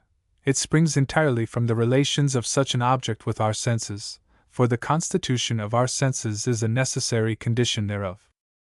The good, on the contrary, is good in itself, before being represented to us, and before being felt. The property by which it pleases exists fully in itself without being in want of our subject, although the pleasure which we take in it rests on an aptitude for feeling that which is in us. Thus we can say that the agreeable exists only because it is experienced, and that the good, on the contrary, is experienced because it exists. The distinction between the beautiful and the agreeable, great as it is, moreover, strikes the eye less. The beautiful approaches the agreeable in this, that it must always be proposed to the senses, inasmuch as it pleases only as a phenomenon. It comes near to it again in as far as it neither procures nor supposes any notion of its object. But, on the other hand, it is widely separated from the agreeable, because it pleases by the form under which it is produced, and not by the fact of the material sensation. No doubt it only pleases the reasonable subject in so far as it is also a sensuous subject, but also it pleases the sensuous subject only inasmuch as it is at the same time a reasonable subject. The beautiful is not only pleasing to the individual but to the whole species, and although it draws its existence but from its relation with creatures at the same time reasonable and sensuous, it is not less independent of all empirical limitations of sensuousness, and it remains identical even when the particular constitution of the individual is modified. The beautiful has exactly in common with the good that by which it differs from the agreeable, and it differs from the good exactly in that in which it approximates to the agreeable. By the good we must understand that in which reason recognizes a conformity with her theoretical and practical laws. But the same object can be perfectly conformable to the theoretical reason, and not be the less in contradiction in the highest degree with the practical reason. We can disapprove of the end of an enterprise, and yet admire the skill of the means and their relation with the end in view. We can despise the pleasures which the voluptuous man makes the end of his life, and nevertheless praise the skill which he exhibits in the choice of his means, and the logical result with which he carries out his principles. That which pleases us only by its form is good, absolutely good, and without any conditions, when its form is at the same time its matter. The good is also an object of sensuousness, but not of an immediate sensuousness, as the agreeable, nor moreover of a mixed sensuousness, as the beautiful. It does not excite desire as the first, nor inclination as the second. The simple idea of the good inspires only esteem. The difference separating the agreeable, the good, and the beautiful being thus established, it is evident that the same object can be ugly, defective, even to be morally rejected, and nevertheless be agreeable and pleasing to the senses, that an object can revolt the senses, and yet be good, i.e., please the reason, that an object can from its inmost nature revolt the moral senses, and yet please the imagination which contemplates it, and still be beautiful. It is because each one of these ideas interests different faculties, and interests differently. But have we exhausted the classification of the aesthetic attributes? No, there are objects at the same time ugly, revolting, and horrifying to the senses, which do not please the understanding, and of no account to the moral judgment, and these objects do not fail to please, certainly to please to such a degree, that we would willingly sacrifice the pleasure of these senses and that of the understanding to procure for us the enjoyment of these objects.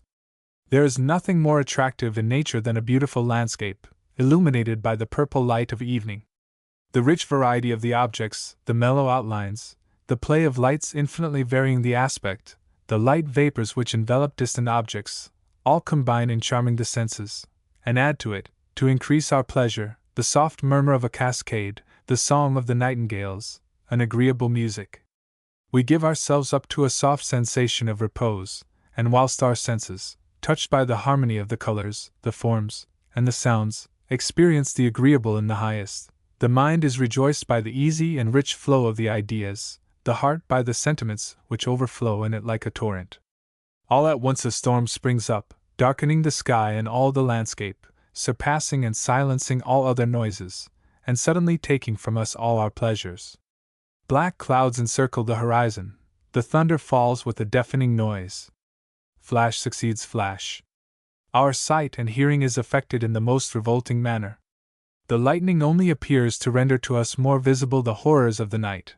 We see the electric fluid strike, nay, we begin to fear lest it may strike us. Well, that does not prevent us from believing that we have gained more than lost by the change. I except, of course, those whom fear has bereft of all liberty of judgment. We are, on the one hand, forcibly drawn towards this terrible spectacle, which on the other wounds and repulses our senses, and we pause before it with a feeling which we cannot properly call a pleasure, but one which we often like much more than pleasure. But still, the spectacle that nature then offers to us is in itself rather destructive than good. At all events, we in no way need to think of the utility of a storm to take pleasure in this phenomenon, is in itself rather ugly than beautiful, for the darkness, hiding from us all the images which light affords, cannot be in itself a pleasant thing, and those sudden crashes with which the thunder shakes the atmosphere, those sudden flashes when the lightning rends the cloud, all is contrary to one of the essential conditions of the beautiful, which carries with it nothing abrupt, nothing violent. And moreover, this phenomenon, if we consider only our senses, is rather painful than agreeable, for the nerves of our sight and those of our hearing are each in their turn painfully strained, then not less violently relaxed, by the alternations of light and darkness, of the explosion of the thunder and silence. And in spite of all these causes of displeasure, a storm is an attractive phenomenon for whomsoever is not afraid of it. Another example.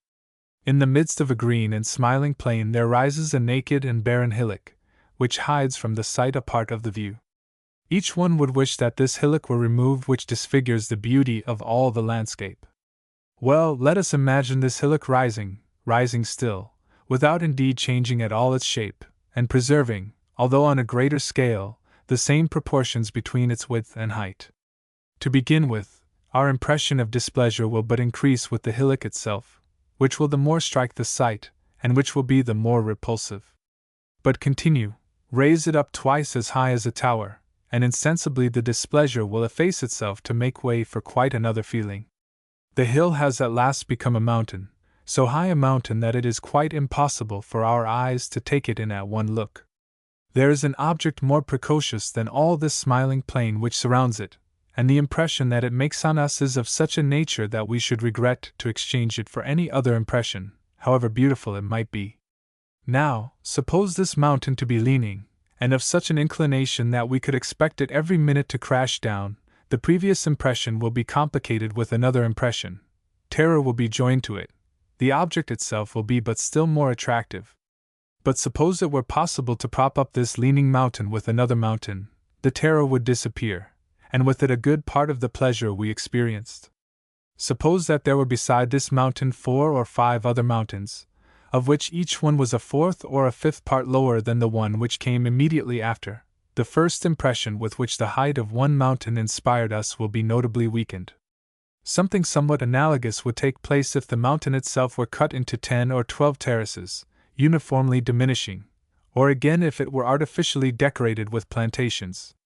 We have at first subjected one mountain to no other operation than that of increasing its size, leaving it otherwise just as it was, and without altering its form, and this simple circumstance has sufficed to make an indifferent, or even disagreeable object satisfying to the eyes. By the second operation, this enlarged object has become at the same time an object of terror, and the pleasure which we have found in contemplating it has but been the greater. Finally, by the last operation which we have made, we have diminished the terror which its sight occasioned, and the pleasure has diminished as much. We have diminished subjectively the idea of its height, whether by dividing the attention of the spectator between several objects, or in giving to the eyes, by means of these smaller mountains, placed near to the large one, a measure by which to master the height of the mountain all the more easily. The great and the terrible can therefore be of themselves in certain cases a source of aesthetic pleasure. There is not in the Greek mythology a more terrible, and at the same time more hideous, picture than the Furies, or Aaron, yes, quitting the infernal regions to throw themselves in the pursuit of a criminal. Their faces frightfully contracted and grimacing, their fleshless bodies, their heads covered with serpents in the place of hair, revolt our senses as much as they offend our taste. However, when these monsters are represented to us in the pursuit of Orestes, the murderer of his mother, when they are shown to us brandishing the torches in their hands, and chasing their prey, without peace or truce, from country to country, until at last, the anger of justice being appeased, they engulf themselves in the abyss of the infernal regions, then we pause before the picture with a horror mixed with pleasure.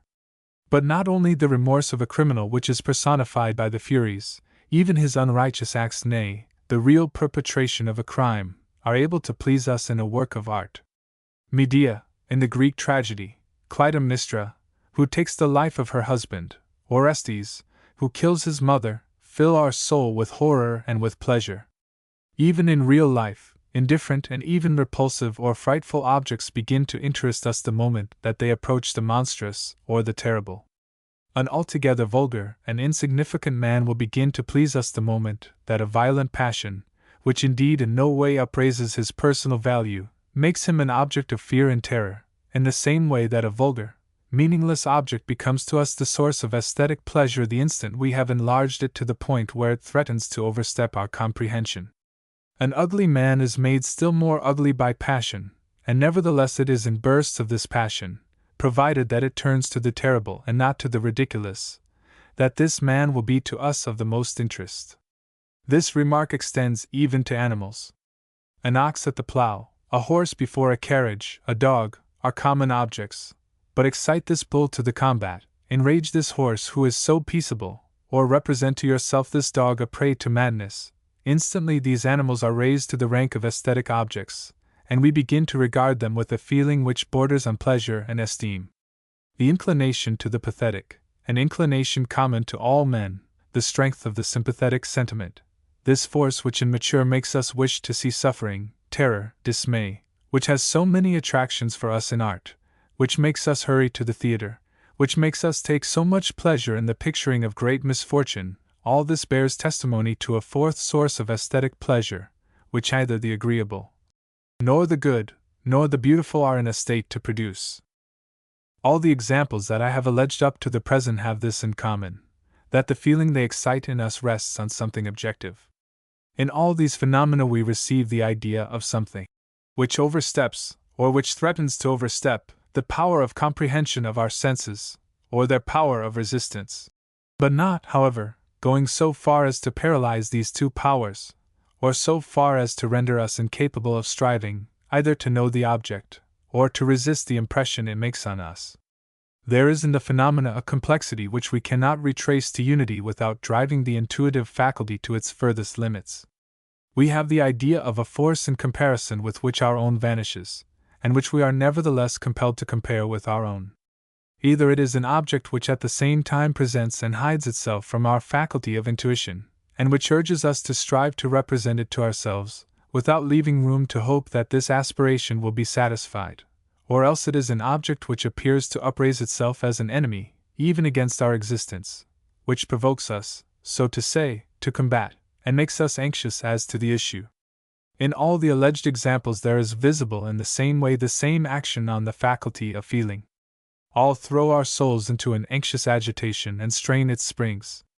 A certain gravity which can even raise itself to a solemn rejoicing takes possession of our soul, and whilst our organs betray evident signs of internal anxiety, our mind falls back on itself by reflection, and appears to find a support in a higher consciousness of its independent strength and dignity. This consciousness of ourselves must always dominate in order that the great and the horrible may have for us an aesthetic value. It is because the soul before such sights as these feels itself inspired and lifted above itself that they are designated under the name of sublime, although the things themselves are objectively in no way sublime, and consequently it would be more just to say that they are elevating than to call them in themselves elevated or sublime. For an object to be called sublime it must be in opposition with our sensuousness. In general it is possible to conceive but two different relations between the objects and our sensuousness, and consequently there ought to be two kinds of resistance. They ought either to be considered as objects from which we wish to draw a knowledge, or else they should be regarded as a force with which we compare our own. According to this division, there are two kinds of the sublime of knowledge and the sublime of force. Moreover, the sensuous faculties contribute to knowledge only in grasping a given matter, and putting one by the other its complexity in time and in space. As to dissecting this complex property and assorting it, it is the business of the understanding and not of the imagination. It is for the understanding alone that the diversity exists. For the imagination, considered simply as a sensuous faculty, there is but an uniformity, and consequently it is but the number of the uniform things, the quantity and not the quality, which can give origin to any difference between the sensuous perception of phenomena. Thus, in order that the faculty of picturing things sensuously may be reduced to impotence before an object, necessarily it is imperative that this object exceeds in its quantity the capacity of our imagination. On simple and sentimental poetry. There are moments in life when nature inspires us with a sort of love and respectful emotion, not because she is pleasing to our senses, or because she satisfies our mind or our taste. It is often the very opposite that happens, but merely because she is nature. This feeling is often elicited when nature is considered in her plants, in her mineral kingdom, in rural districts, also in the case of human nature, in the case of children, and in the manners of country people and of the primitive races. Every man of refined feeling, provided he has a soul, experiences this feeling when he walks out under the open sky, when he lives in the country, or when he stops to contemplate the monuments of early ages. In short, when escaping from factitious situations and relations, he finds himself suddenly face to face with nature. This interest, which is often exalted in us so as to become a want, is the explanation of many of our fancies for flowers and for animals, our preference for gardens laid out in the natural style, our love of walks, of the country and those who live there, of a great number of objects proceeding from a remote antiquity, etc. It is taken for granted that no affectation exists in the matter, and moreover that no accidental interest comes into play. But this sort of interest which we take in nature is only possible under two conditions. First, the object that inspires us with this feeling must be really nature, or something we take for nature. Secondly, this object must be in the full sense of the word simple, that is, presenting the entire contrast of nature with art, all the advantage remaining on the side of nature. Directly this second condition is united to the first, but no sooner, nature assumes the character of simplicity.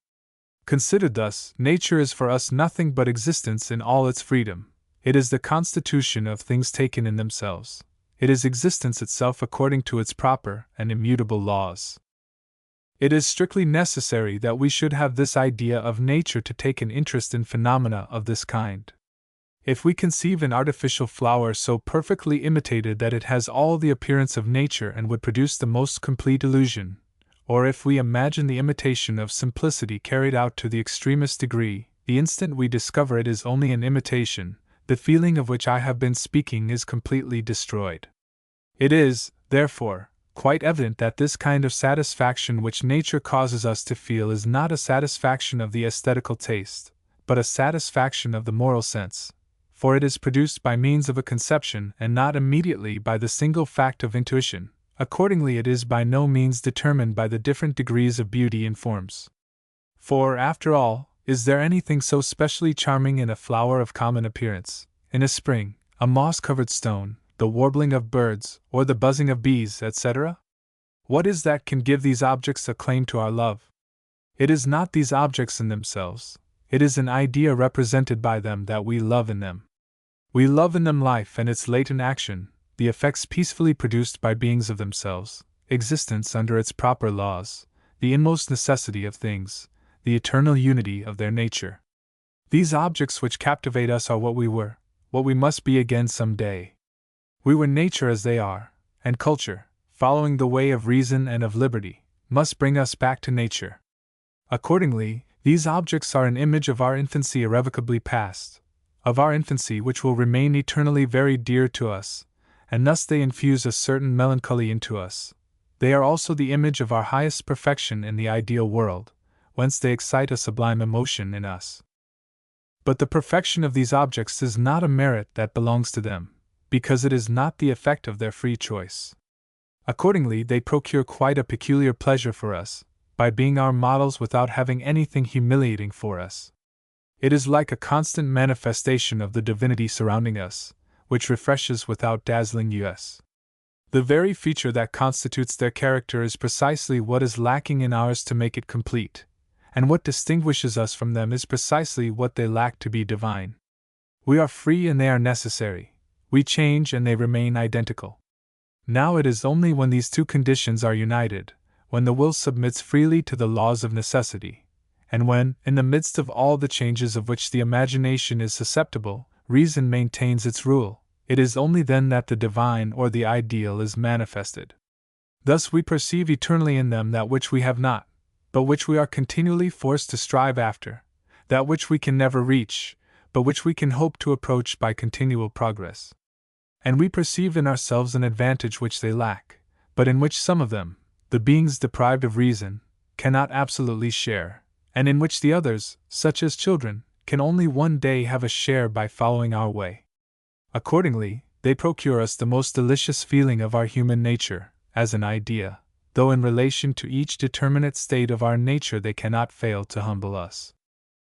As this interest in nature is based on an idea, it can only manifest itself in a soul capable of ideas, that is, in a moral soul. For the immense majority it is nothing more than pure affectation, and this taste of sentimentality so widely diffused in our day, manifesting itself, especially since the appearance of certain books, by sentimental excursions and journeys, by sentimental gardens, and other fancies akin to these, this taste by no means proves that true refinement of sense has become general. Nevertheless, it is certain that nature will always produce something of this impression, even on the most insensible hearts, because all that is required for this is the moral disposition or aptitude, which is common to all men. For all men, however contrary their acts may be to simplicity and to the truth of nature, are brought back to it in their ideas. This sensibility in connection with nature is specially and most strongly manifested, in the greater part of persons, in connection with those sorts of objects which are closely related to us, and which, causing us to look closer into ourselves, show us more clearly what in us departs from nature, for example, in connection with children, or with nations in a state of infancy. It is an error to suppose that it is only the idea of their weakness that, in certain moments, makes us dwell with our eyes on children with so much emotion. This may be true with those who, in the presence of a feeble being, are used to feel nothing but their own superiority. But the feeling of which I speak is only experienced in a very peculiar moral disposition, nor must it be confounded with the feeling awakened in us by the joyous activity of children. The feeling of which I speak is calculated rather to humble than to flatter our self-love, and if it gives us the idea of some advantage, this advantage is at all events not on our side. We are moved in the presence of childhood, but it is not because from the height of our strength and of our perfection we drop a look of pity on it. It is, on the contrary, because from the depths of our impotence, of which the feeling is inseparable from that of the real and determinate state to which we have arrived, we raise our eyes to the child's determinableness and pure innocence. The feeling we then experience is too evidently mingled with sadness for us to mistake its source. In the child, all is disposition and destination. In us, all is in the state of a completed, finished thing, and the completion always remains infinitely below the destination. It follows that the child is to us like the representation of the ideal, not, indeed, of the ideal as we have realized it, but such as our destination admitted, and consequently it is not at all the idea of its indigence, of its hindrances, that makes us experience emotion in the child's presence. It is, on the contrary, the idea of its pure and free force, of the integrity, the infinity of its being. This is the reason why, in the sight of every moral and sensible man, the child will always be a sacred thing. I mean an object which, by the grandeur of an idea, reduces to nothingness all grandeur realized by experience, an object which, in spite of all it may lose in the judgment of the understanding, regains largely the advantage before the judgment of reason. Now it is precisely this contradiction between the judgment of reason and that of the understanding which produces in us this quite special phenomenon, this mixed feeling, called forth in us by the sight of the simple. I mean the simple in the manner of thinking. It is at once the idea of a childlike simplicity, and of a childish simplicity. By what it has of childish simplicity, it exposes a weak side to the understanding, and provokes in us that smile by which we testify our superiority, an entirely speculative superiority. But directly we have reason to think that childish simplicity is at the same time a childlike simplicity, that it is not consequently a want of intelligence, an infirmity in a theoretical point of view, but a superior force, practically, a heart full of truth and innocence, which is its source, a heart that has despised the help of art because it was conscious of its real and internal greatness. Directly this is understood, the understanding no longer seeks to triumph. Then raillery, which was directed against simpleness, makes way for the admiration inspired by noble simplicity. We feel ourselves obliged to esteem this object, which at first made us smile, and directing our eyes to ourselves, to feel ourselves unhappy in not resembling it. Thus is produced that very special phenomenon of a feeling in which good-natured raillery, respect, and sadness are confounded. It is the condition of the simple that nature should triumph over art, either unconsciously to the individual and against his inclination, or with his full and entire cognizance. In the former case it is simplicity as a surprise, and the impression resulting from it is one of gaiety. In the second case, it is simplicity of feeling, and we are moved. With regard to simplicity as a surprise, the person must be morally capable of denying nature. In simplicity of feeling, the person may be morally incapable of this, but we must not think him physically incapable, in order that it may make upon us the impression of the simple. This is the reason why the acts and words of children only produce the impression of simplicity upon us when we forget that they are physically incapable of artifice, and in general only when we are exclusively impressed by the contrast between their natural character and what is artificial in us. Simplicity is a childlike ingenuousness which is encountered when it is not expected, and it is for this very reason that, taking the word in its strictest sense, simplicity could not be attributed to childhood properly speaking. But in both cases, in simplicity as a surprise and simplicity as a feeling, nature must always have the upper hand, and art succumb to her. Until we have established this distinction, we can only form an incomplete idea of simplicity. The affections are also something natural, and the rules of decency are artificial, yet the triumph of the affections over decency is anything but simple. But when affection triumphs over artifice, over false decency, over dissimulation, we shall have no difficulty in applying the word simple to this. Nature must therefore triumph over art, not by its blind and brutal force as a dynamical power, but in virtue of its form as a moral magnitude, in a word, not as a want, but as an internal necessity. It must not be insufficiency, but the inopportune character of the latter that gives nature her victory, for insufficiency is only a want and a defect, and nothing that results from a want or defect could produce esteem.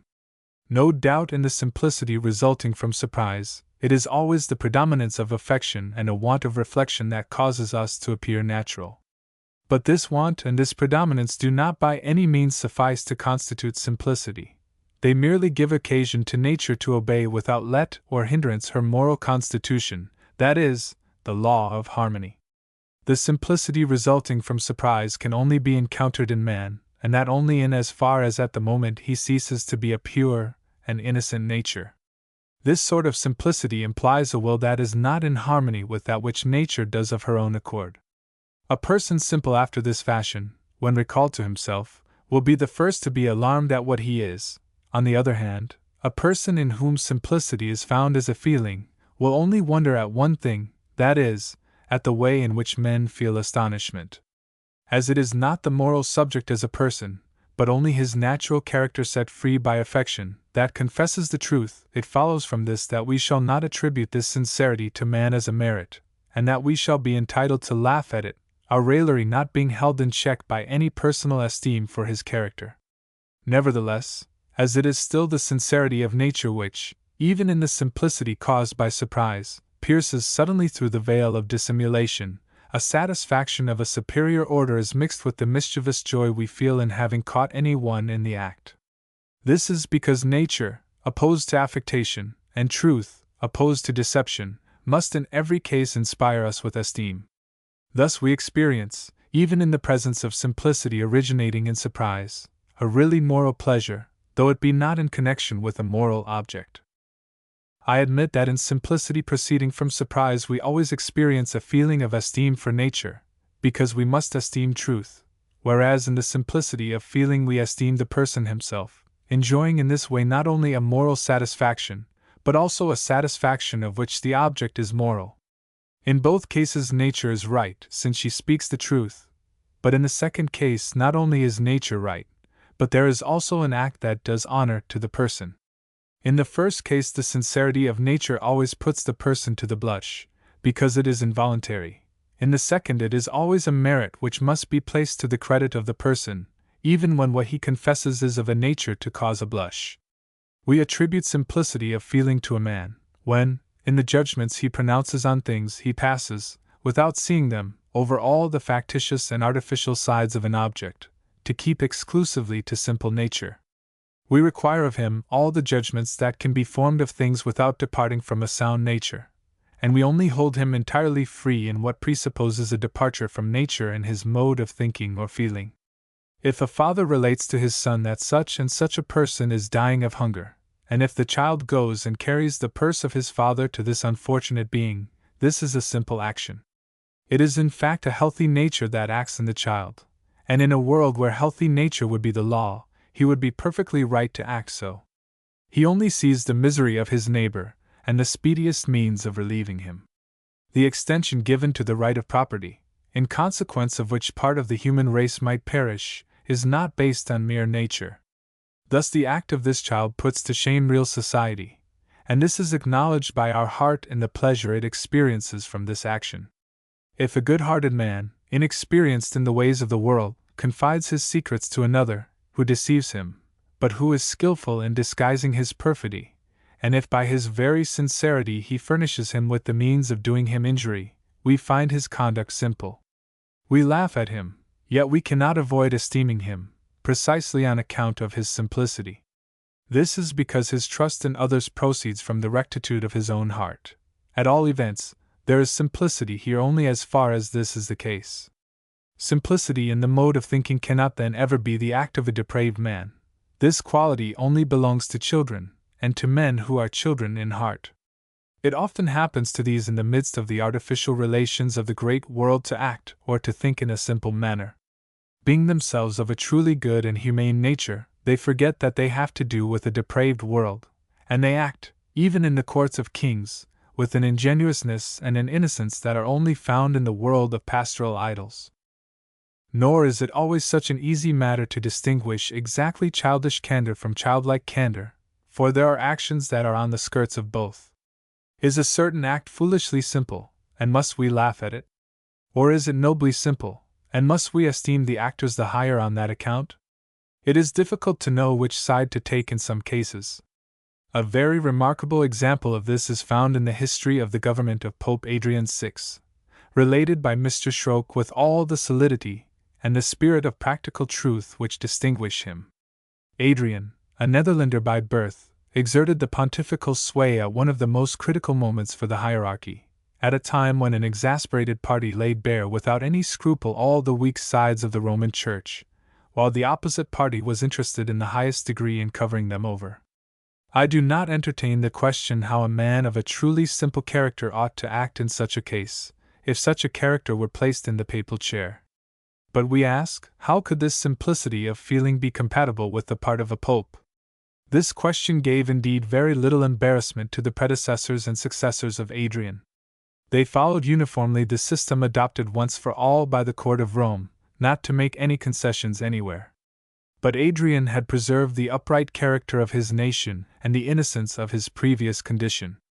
Issuing from the humble sphere of literary men to rise to this eminent position, he did not belie at that elevation the primitive simplicity of his character. He was moved by the abuses of the Roman Church, and he was much too sincere to dissimulate publicly what he confessed privately. It was in consequence of this manner of thinking that, in his instruction to his legate in Germany, he allowed himself to be drawn into avowals hitherto unheard of in a sovereign pontiff, and diametrically contrary to the principles of that court. "We know well," he said, among other things, "that for many years many abominable things have taken place in this holy chair, It is not therefore astonishing that the evil has been propagated from the head to the members, from the Pope to the prelates. We have all gone astray from the good road, and for a long time there is none of us, not one, who has done anything good. Elsewhere he orders his legate to declare in his name that he, Adrian, cannot be blamed for what other popes have done before him, that he himself, when he occupied a comparatively mediocre position, had always condemned these excesses. It may easily be conceived how such simplicity in a pope must have been received by the Roman clergy. The smallest crime of which he was accused was that of betraying the Church and delivering it over to heretics. Now this proceeding, supremely imprudent in a pope, would yet deserve our esteem and admiration if we could believe it was real simplicity, that is, that Adrian, without fear of consequences, had made such an avowal, moved by his natural sincerity, and that he would have persisted in acting thus, though he had understood all the drift of his clumsiness. Unhappily, we have some reason to believe that he did not consider his conduct as altogether impolitic, and that in his candor he went so far as to flatter himself that he had served very usefully the interests of his church by his indulgence to his adversaries. He did not even imagine that he ought to act thus in his quality as an honest man.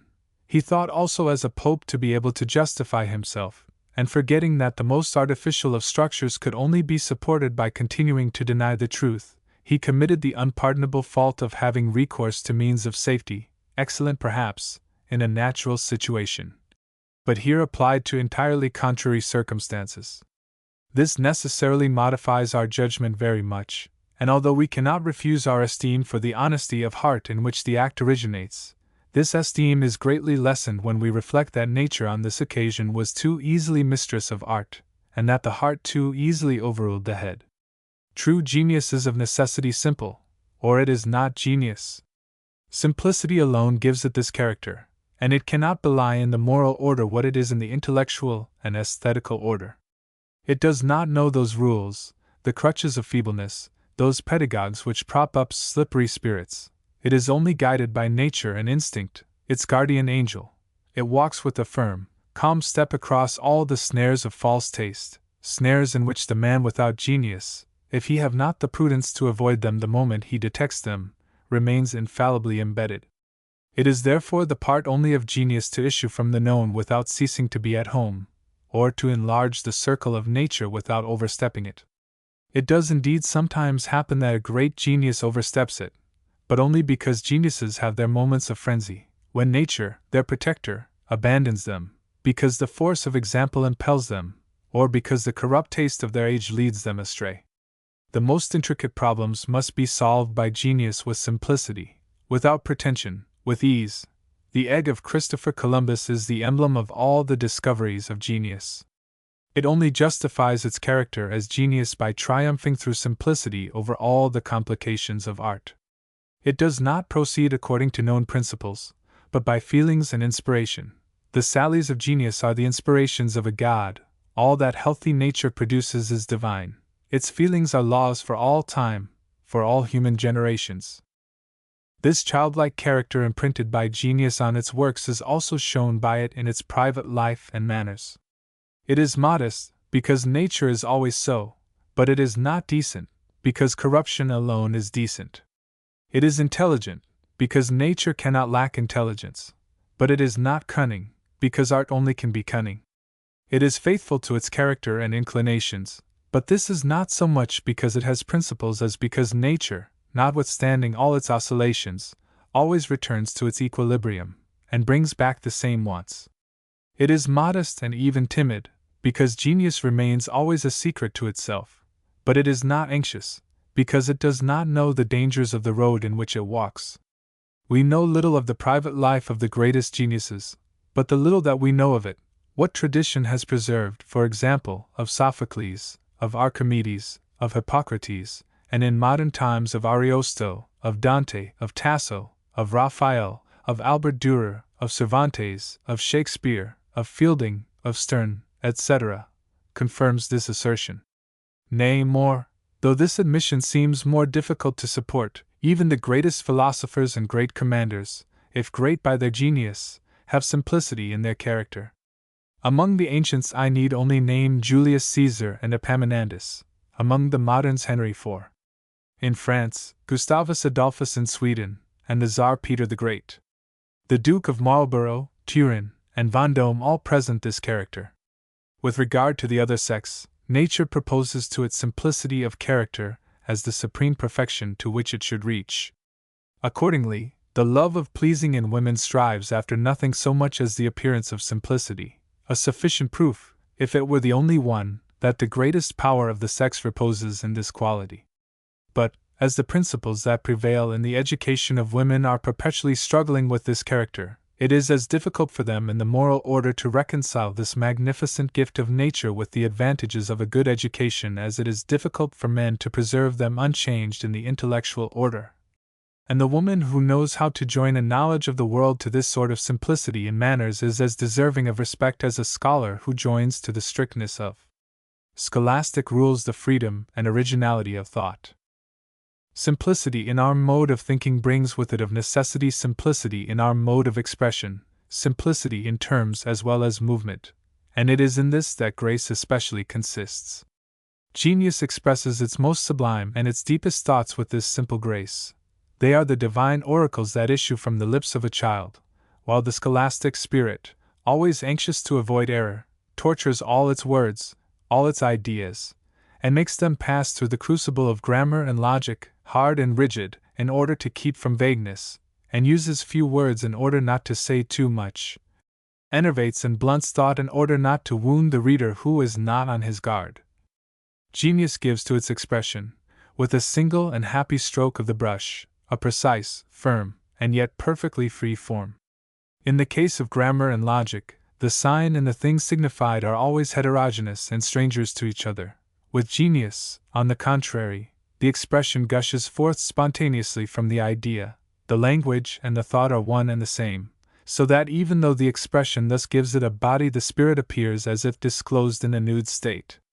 This fashion of expression, when the sign disappears entirely in the thing signified, when the tongue, so to speak, leaves the thought it translates naked, whilst the other mode of expression cannot represent thought without veiling it at the same time, this is what is called originality and inspiration and style. This freedom, this natural mode by which genius expresses itself in works of intellect, is also the expression of the innocence of heart in the intercourse of life. Every one knows that in the world men have departed from simplicity, from the rigorous veracity of language, in the same proportion as they have lost the simplicity of feelings. The guilty conscience easily wounded, the imagination easily seduced, made an anxious decency necessary. Without telling what is false, people often speak differently from what they think. We are obliged to make circumlocutions to say certain things, which, however, can never afflict any but a sickly self-love, and that have no danger except for a depraved imagination. The ignorance of these laws of propriety, conventional laws, coupled with a natural sincerity which despises all kinds of bias and all appearance of falsity, sincerity I mean, not coarseness, for coarseness dispenses with forms because it is hampered, gives rise in the intercourse of life to a simplicity of expression that consists in naming things by their proper name without circumlocution. This is done because we do not venture to designate them as they are, or only to do so by artificial means. The ordinary expressions of children are of this kind. They make us smile because they are in opposition to received manners, but men would always agree in the bottom of their hearts that the child is right. It is true that simplicity of feeling cannot properly be attributed to the child any more than to the man, that is, to a being not absolutely subject to nature, though there is still no simplicity, except on the condition that it is pure nature that acts through him. But by an effort of the imagination, which likes to poetize things, we often carry over these attributes of a rational being to beings destitute of reason. It is thus that, on seeing an animal, a landscape, a building, and nature in general, from opposition to what is arbitrary and fantastic in the conceptions of man, we often attribute to them a simple character. But that implies always that in our thought we attribute a will to these things that have none, and that we are struck to see it directed rigorously according to the laws of necessity. Discontented as we are that we have ill employed our own moral freedom, and that we no longer find moral harmony in our conduct, we are easily led to a certain disposition of mind, in which we willingly address ourselves to a being destitute of reason, as if it were a person. and we readily view it as if it had really had to struggle against the temptation of acting otherwise, and proceed to make a merit of its eternal uniformity, and to envy its peaceable constancy. We are quite disposed to consider in those moments reason, this prerogative of the human race, as a pernicious gift and as an evil.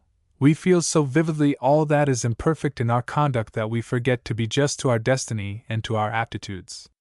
We see, then, in nature, destitute of reason, only a sister who, more fortunate than ourselves, has remained under the maternal roof, while in the intoxication of our freedom we have fled from it to throw ourselves into a stranger world. We regret this place of safety, we earnestly long to come back to it as soon as we have begun to feel the bitter side of civilization, and in the totally artificial life in which we are exiled we hear in deep emotion the voice of our mother. While we were still only children of nature we were happy, we were perfect, we have become free, and we have lost both advantages. Hence a twofold and very unequal longing for nature, the longing for happiness, and the longing for the perfection that prevails there. Man, as a sensuous being, deplores sensibly the loss of the former of these goods. It is only the moral man who can be afflicted at the loss of the other. Therefore, let the man with a sensible heart and a loving nature question himself closely. Is it your indolence that longs for its repose, or your wounded moral sense that longs for its harmony? Ask yourself well, when, disgusted with the artifices, offended by the abuses that you discover in social life, you feel yourself attracted towards inanimate nature. In the midst of solitude, ask yourself what impels you to fly the world. Is it the privation from which you suffer, its loads, its troubles? Or is it the moral anarchy, the caprice, the disorder that prevail there? Your heart ought to plunge into these troubles with joy, and to find in them the compensation in the liberty of which they are the consequence. You can, I admit, propose as your aim, in a distant future, the calm and the happiness of nature, but only that sort of happiness which is the reward of your dignity. Thus, then, let there be no more complaint about the loads of life, the inequality of conditions, or the hampering of social relations, or the uncertainty of possession, ingratitude, oppression, and persecution. You must submit to all these evils of civilization with a free resignation. It is the natural condition of good, par excellence, of the only good, and you ought to respect it under this head. In all these evils you ought only to deplore what is morally evil in them, and you must do so not with cowardly tears only. Rather watch to remain pure yourself in the midst of these impurities, free amidst this slavery, constant with yourself in the midst of these capricious changes, a faithful observer of the law amidst this anarchy. Be not frightened at the disorder that is without you, but at the disorder which is within. Aspire after unity, but seek it not in uniformity. Aspire after repose, but through equilibrium, and not by suspending the action of your faculties. This nature which you envy in the being destitute of reason deserves no esteem, it is not worth a wish. You have passed beyond it, it ought to remain forever behind you. The ladder that carried you having given way under your foot, the only thing for you to do is to seize again on the moral law freely, with a free consciousness, a free will, or else to roll down, hopeless of safety, into a bottomless abyss. But when you have consoled yourself for having lost the happiness of nature, let its perfection be a model to your heart. If you can issue from the circle in which art keeps you enclosed and find nature again, if it shows itself to you in its greatness and in its calm, in its simple beauty, in its childlike innocence and simplicity, oh! Then pause before its image, cultivate this feeling lovingly. It is worthy of you, and of what is noblest in man. Let it no more come into your mind to change with it, rather embrace it, absorb it into your being, and try to associate the infinite advantage it has over you with that infinite prerogative that is peculiar to you, and let the divine issue from this sublime union. Let nature breathe around you like a lovely idyll, where far from artifice and its wanderings you may always find yourself again, where you may go to draw fresh courage, a new confidence, to resume your course, and kindle again in your heart the flame of the ideal, so readily extinguished amidst the tempests of life. If we think of that beautiful nature which surrounded the ancient Greeks, if we remember how intimately that people, under its blessed sky, could live with that free nature, how their mode of imagining, and of feeling, and their manners, approached far nearer than ours to the simplicity of nature, how faithfully the works of their poets express this, we must necessarily remark, as a strange fact, that so few traces are met among them of that sentimental interest that we moderns ever take in the scenes of nature and in natural characters. I admit that the Greeks are superiorly exact and faithful in their descriptions of nature. They reproduce their details with care, but we see that they take no more interest in them and more heart in them than in describing a vestment, a shield, armor, a piece of furniture, or any production of the mechanical arts. In their love for the object, it seems that they make no difference between what exists in itself and what owes its existence to art, to the human will. It seems that nature interests their minds and their curiosity more than moral feeling. They do not attach themselves to it with that depth of feeling, with that gentle melancholy, that characterize the moderns. Nay, more, by personifying nature in its particular phenomena, by deifying it, by representing its effects as the acts of free being, they take from it that character of calm necessity which is precisely what makes it so attractive to us. Their impatient imagination only traverses nature to pass beyond it to the drama of human life. It only takes pleasure in the spectacle of what is living and free. It requires characters, acts, the accidents of fortune and of manners, and whilst it happens with us, at least in certain moral dispositions, to curse our prerogative, this free will, which exposes us to so many combats with ourselves, to so many anxieties and errors, and to wish to exchange it for the condition of beings destitute of reason, for that fatal existence that no longer admits of any choice, but which is so calm in its uniformity. While we do this, the Greeks, on the contrary, only have their imagination occupied in retracing human nature in the inanimate world, and in giving to the will an influence where blind necessity rules. Whence can arise this difference between the spirit of the ancients and the modern spirit? How comes it that, being, for all that relates to nature, incomparably below the ancients, we are superior to them precisely on this point, that we render a more complete homage to nature, that we have a closer attachment to it, and that we are capable of embracing even the inanimate world with the most ardent sensibility? It is because nature, in our time, is no longer in man, and that we no longer encounter it in its primitive truth, except out of humanity, in the inanimate world. It is not because we are more conformable to nature, quite the contrary. It is because in our social relations, in our mode of existence, in our manners, we are in opposition with nature. This is what leads us, when the instinct of truth and of simplicity is awakened, this instinct which, like the moral aptitude from which it proceeds, lives incorruptible and indelible in every human heart, to procure for it in the physical world the satisfaction which there is no hope of finding in the moral order. This is the reason why the feeling that attaches us to nature is connected so closely with that which makes us regret our infancy, forever flown, and our primitive innocence. Our childhood is all that remains of nature in humanity, such as civilization has made it, of untouched, unmutilated nature. It is, therefore, not wonderful, when we meet out of us the impress of nature, that we are always brought back to the idea of our childhood. It was quite different with the Greeks in antiquity. Civilization with them did not degenerate, nor was it carried to such an excess that it was necessary to break with nature. The entire structure of their social life reposed on feelings, and not on a factitious conception, on a work of art. Their very theology was the inspiration of a simple spirit, the fruit of a joyous imagination, and not, like the ecclesiastical dogmas of modern nations, subtle combinations of the understanding. Since, therefore, the Greeks had not lost sight of nature and humanity, they had no reason, when meeting it out of man, to be surprised at their discovery, and they would not feel very imperiously the need of objects in which nature could be retraced. In accord with themselves, happy in feeling themselves men, they would of necessity keep to humanity as to what was greatest to them, and they must needs try to make all the rest approach it, while we, who are not in accord with ourselves, we who are discontented with the experience we have made of our humanity, have no more pressing interest than to fly out of it and to remove from our sight a so ill-fashioned form. The feeling of which we are treating here is, therefore, not that which was known by the ancients.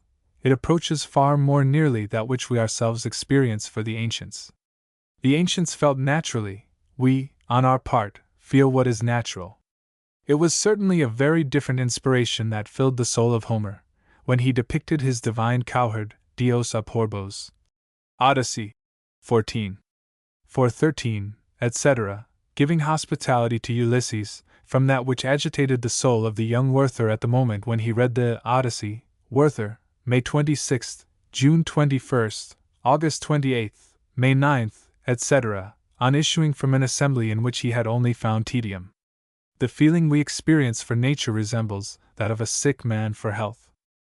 As soon as nature gradually vanishes from human life, that is, in proportion as it ceases to be experienced as a subject, active and passive, we see it dawn and increase in the poetical world in the guise of an idea and as an object. The people who have carried farthest the want of nature, and at the same time the reflections on that matter, must needs have been the people who at the same time were most struck with this phenomenon of the simple, and gave it a name. If I am not mistaken, this people was the French. But the feeling of the simple, and the interest we take in it, must naturally go much farther back, and it dates from the time when the moral sense and the aesthetical sense began to be corrupt. This modification in the manner of feeling is exceedingly striking in Euripides, for example, if compared with his predecessors, especially Aeschylus, and yet Euripides was the favorite poet of his time. The same revolution is perceptible in the ancient historians. Horace, the poet of a cultivated and corrupt epoch, praises, under the shady groves of Tiber, the calm and happiness of the country, and he might be termed the true founder of this sentimental poetry, of which he has remained the unsurpassed model. In Propertius, Virgil, and others, we find also traces of this mode of feeling. Less of it is found in Ovid, who would have required for that more abundance of heart, and who in his exile at Tomes sorrowfully regrets the happiness that Horace so readily dispensed with in his villa at Tiber. It is in the fundamental idea of poetry that the poet is everywhere the guardian of nature. When he can no longer entirely fill this part, and has already in himself suffered the deleterious influence of arbitrary and factitious forms, or has had to struggle against this influence, he presents himself as the witness of nature and as its avenger. The poet will, therefore, be the expression of nature itself, or his part will be to seek it, if men have lost sight of it. Hence arise two kinds of poetry, which embrace and exhaust the entire field of poetry. All poets, I mean those who are really so, will belong, according to the time when they flourish, according to the accidental circumstances that have influenced their education generally, and the different dispositions of mind through which they pass, will belong, I say, to the order of the sentimental poetry or to simple poetry. The poet of a young world, simple and inspired, as also the poet who at an epoch of artificial civilization approaches nearest to the primitive bards, is austere and prudish. Like the virginal Diana in her forests wholly unconfiding, he hides himself from the heart that seeks him, from the desire that wishes to embrace him. It is not rare for the dry truth with which he treats his subject to resemble insensibility. The whole object possesses him, and to reach his heart it does not suffice, as with metals of little value, to stir up the surface. As with pure gold, you must go down to the lowest depths. Like the deity behind this universe, the simple poet hides himself behind his work. He is himself his work, and his work is himself. A man must be no longer worthy of the work, nor understand it, or be tired of it, to be even anxious to learn who is its author. Such appears to us, for instance, Homer in antiquity, and Shakespeare among moderns, two natures infinitely different and separated in time by an abyss, but perfectly identical as to this trait of character. When, at a very youthful age, I became first acquainted with Shakespeare, I was displeased with his coldness, with his insensibility, which allows him to jest even in the most pathetic moments, to disturb the impression of the most harrowing scenes in Hamlet, in King Lear, and in Macbeth, etc., by mixing with them the buffooneries of a madman. I was revolted by his insensibility, which allowed him to pause sometimes at places where my sensibility would bid me hasten and bear me along, and which sometimes carried him away with indifference when my heart would be so happy to pause. Though I was accustomed, by the practice of modern poets, to seek at once the poet in his works, to meet his heart, to reflect with him in his theme, in a word, to see the object in the subject, I could not bear that the poet could in Shakespeare never be seized, that he would never give me an account of himself. For some years Shakespeare had been the object of my study, and of all my respect before I had learned to love his personality. I was not yet able to comprehend nature at first hand. All that my eyes could bear was its image only, reflected by the understanding and arranged by rules, and on this score the sentimental poetry of the French, or that of the Germans of 1750 to 1780, was what suited me best. For the rest, I do not blush at this childish judgment. Adult critics pronounced in that day in the same way, and carried their simplicity so far as to publish their decisions to the world. The same thing happened to me in the case of Homer, with whom I made acquaintance at a later date.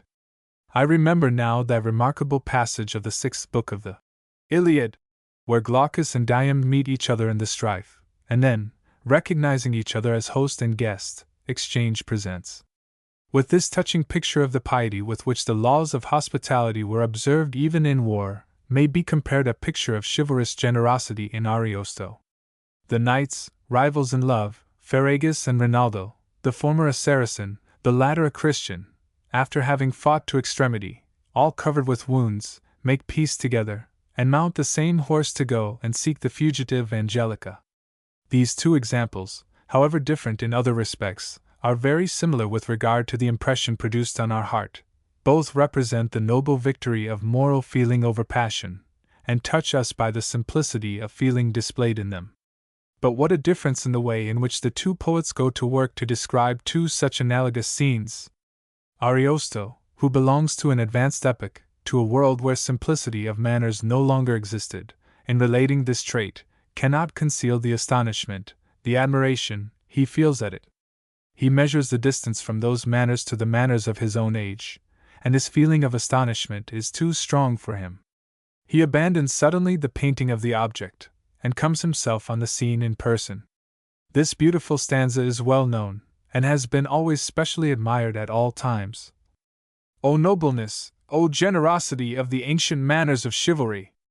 These were rivals, separated by their faith, suffering bitter pain throughout their frames in consequence of a desperate combat, and without any suspicion, behold them riding in company along dark and winding paths stimulated by 4 spurs. The horse hastens his pace till they arrive at the place where the road divides.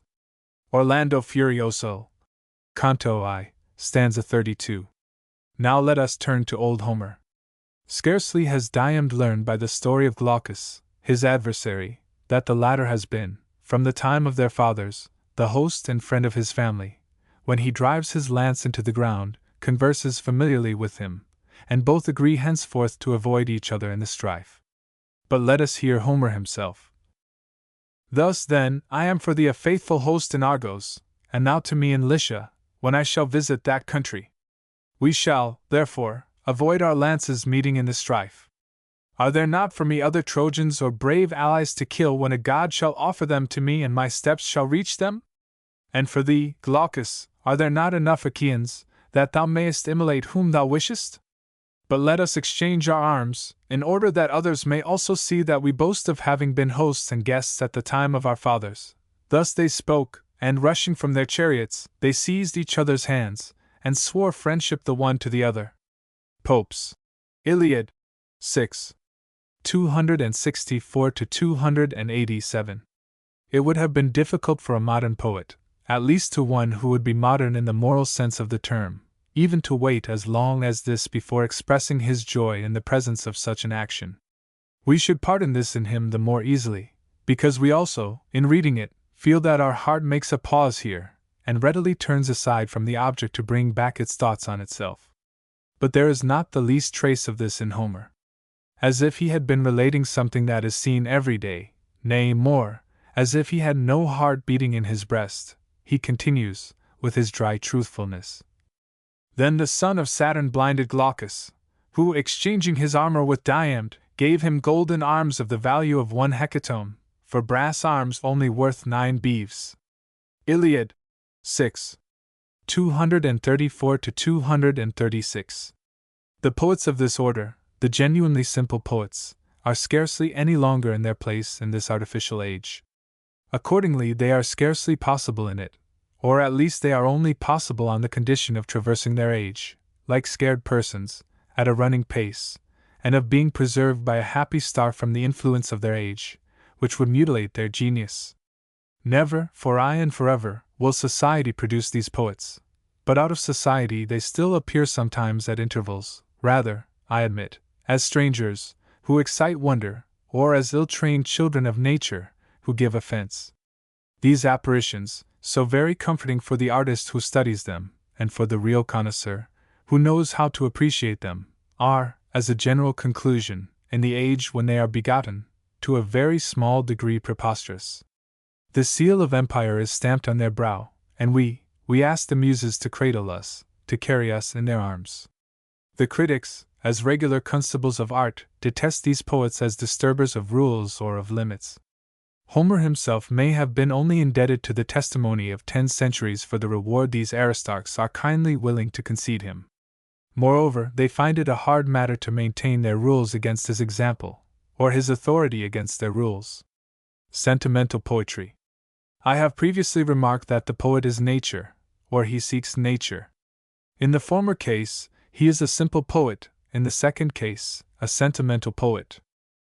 The poetic spirit is immortal, nor can it disappear from humanity. It can only disappear with humanity itself, or with the aptitude to be a man, a human being. And actually, though man by the freedom of his imagination and of his understanding departs from simplicity, from truth, from the necessity of nature, not only a road always remains open to him to return to it, but moreover, a powerful and indestructible instinct, the moral instinct, brings him incessantly back to nature. And it is precisely the poetical faculty that is united to this instinct by the ties of the closest relationship. Thus man does not lose the poetic faculty directly he parts with the simplicity of nature. Only this faculty acts out of him in another direction. Even at present nature is the only flame that kindles and warms the poetic soul. From nature alone it obtains all its force, to nature alone it speaks in the artificial culture-seeking man. Any other form of displaying its activity is remote from the poetic spirit.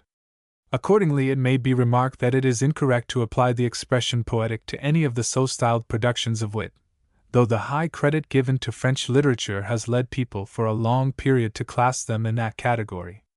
I repeat that at present, even in the existing phase of culture, it is still nature that powerfully stirs up the poetic spirit, only its present relation to nature is of a different order from formerly. As long as man dwells in a state of pure nature, I mean pure and not coarse nature, all his being acts at once like a simple sensuous unity, like a harmonious whole.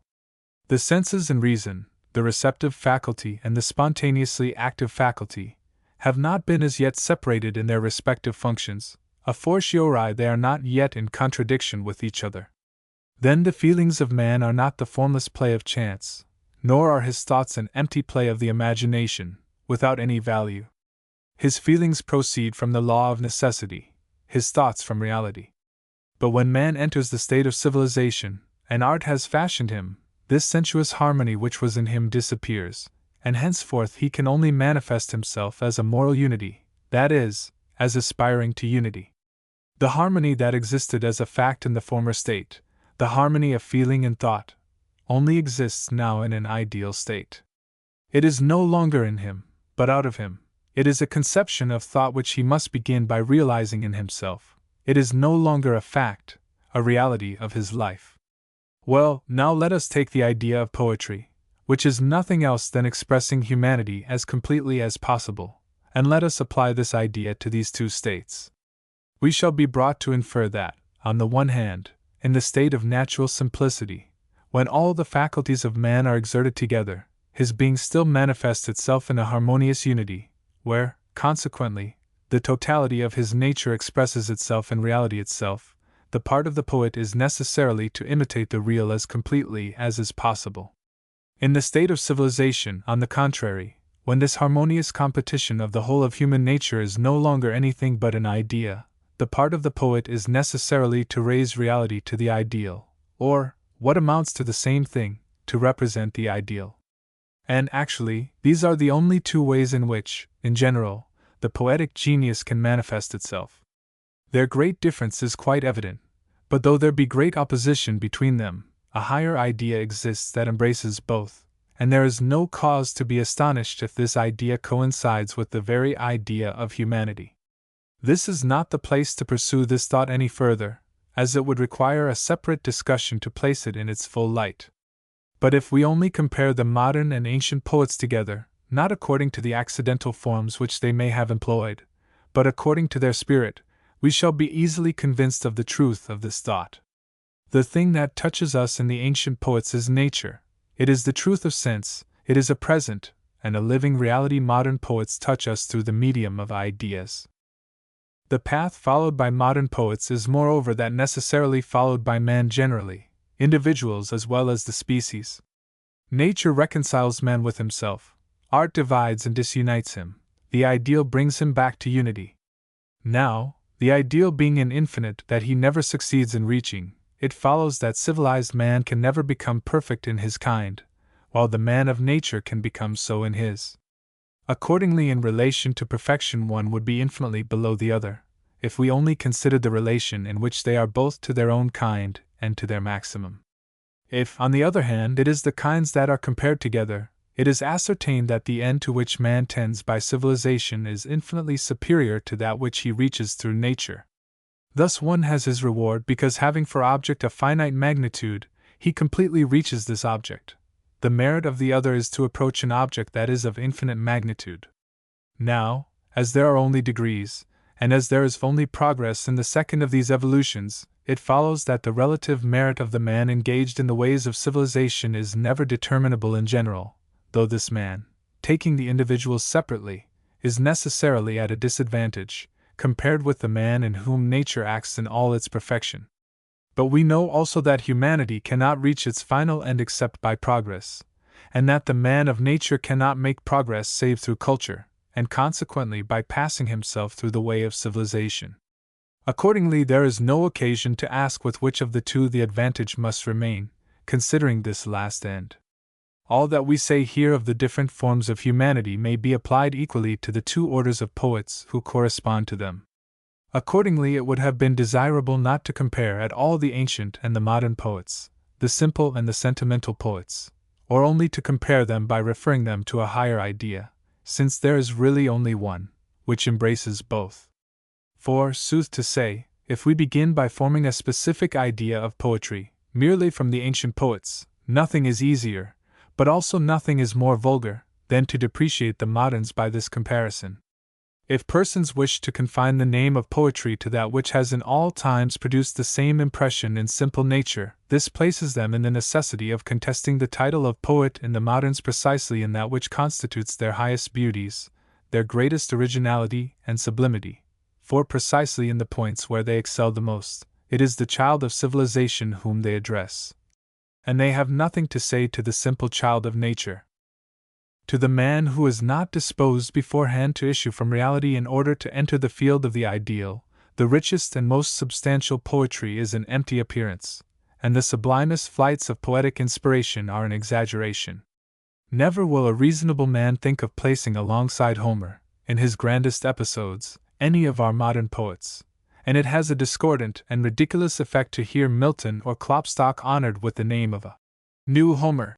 But take in modern poets what characterizes them, what makes their special merit, and try to compare any ancient poet with them in this point, they will not be able to support the comparison any better, and Homer less than any other. I should express it thus: the power of the ancients consists in compressing objects into the finite, and the moderns excel in the art of the infinite. What we have said here may be extended to the fine arts in general, except certain restrictions that are self-evident.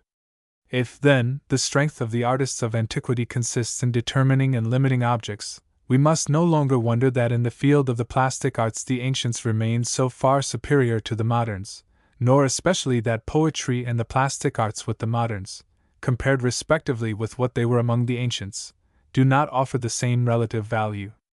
This is because an object that addresses itself to the eyes is only perfect in proportion as the object is clearly limited in it, whilst a work that is addressed to the imagination can also reach the perfection which is proper to it by means of the ideal and the infinite. This is why the superiority of the moderns in what relates to ideas is not of great aid to them in the plastic arts, where it is necessary for them to determine in space, with the greatest precision, the image which their imagination has conceived, and where they must therefore measure themselves with the ancient artist just on a point where his superiority cannot be contested.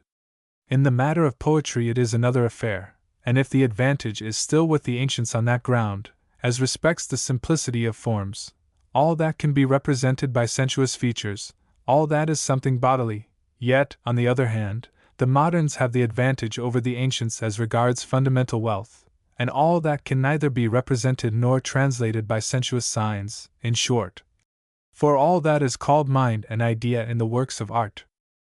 From the moment that the simple poet is content to follow simple nature and feeling, that he is contented with the imitation of the real world, he can only be placed, with regard to his subject, in a single relation. And in this respect he has no choice as to the manner of treating it.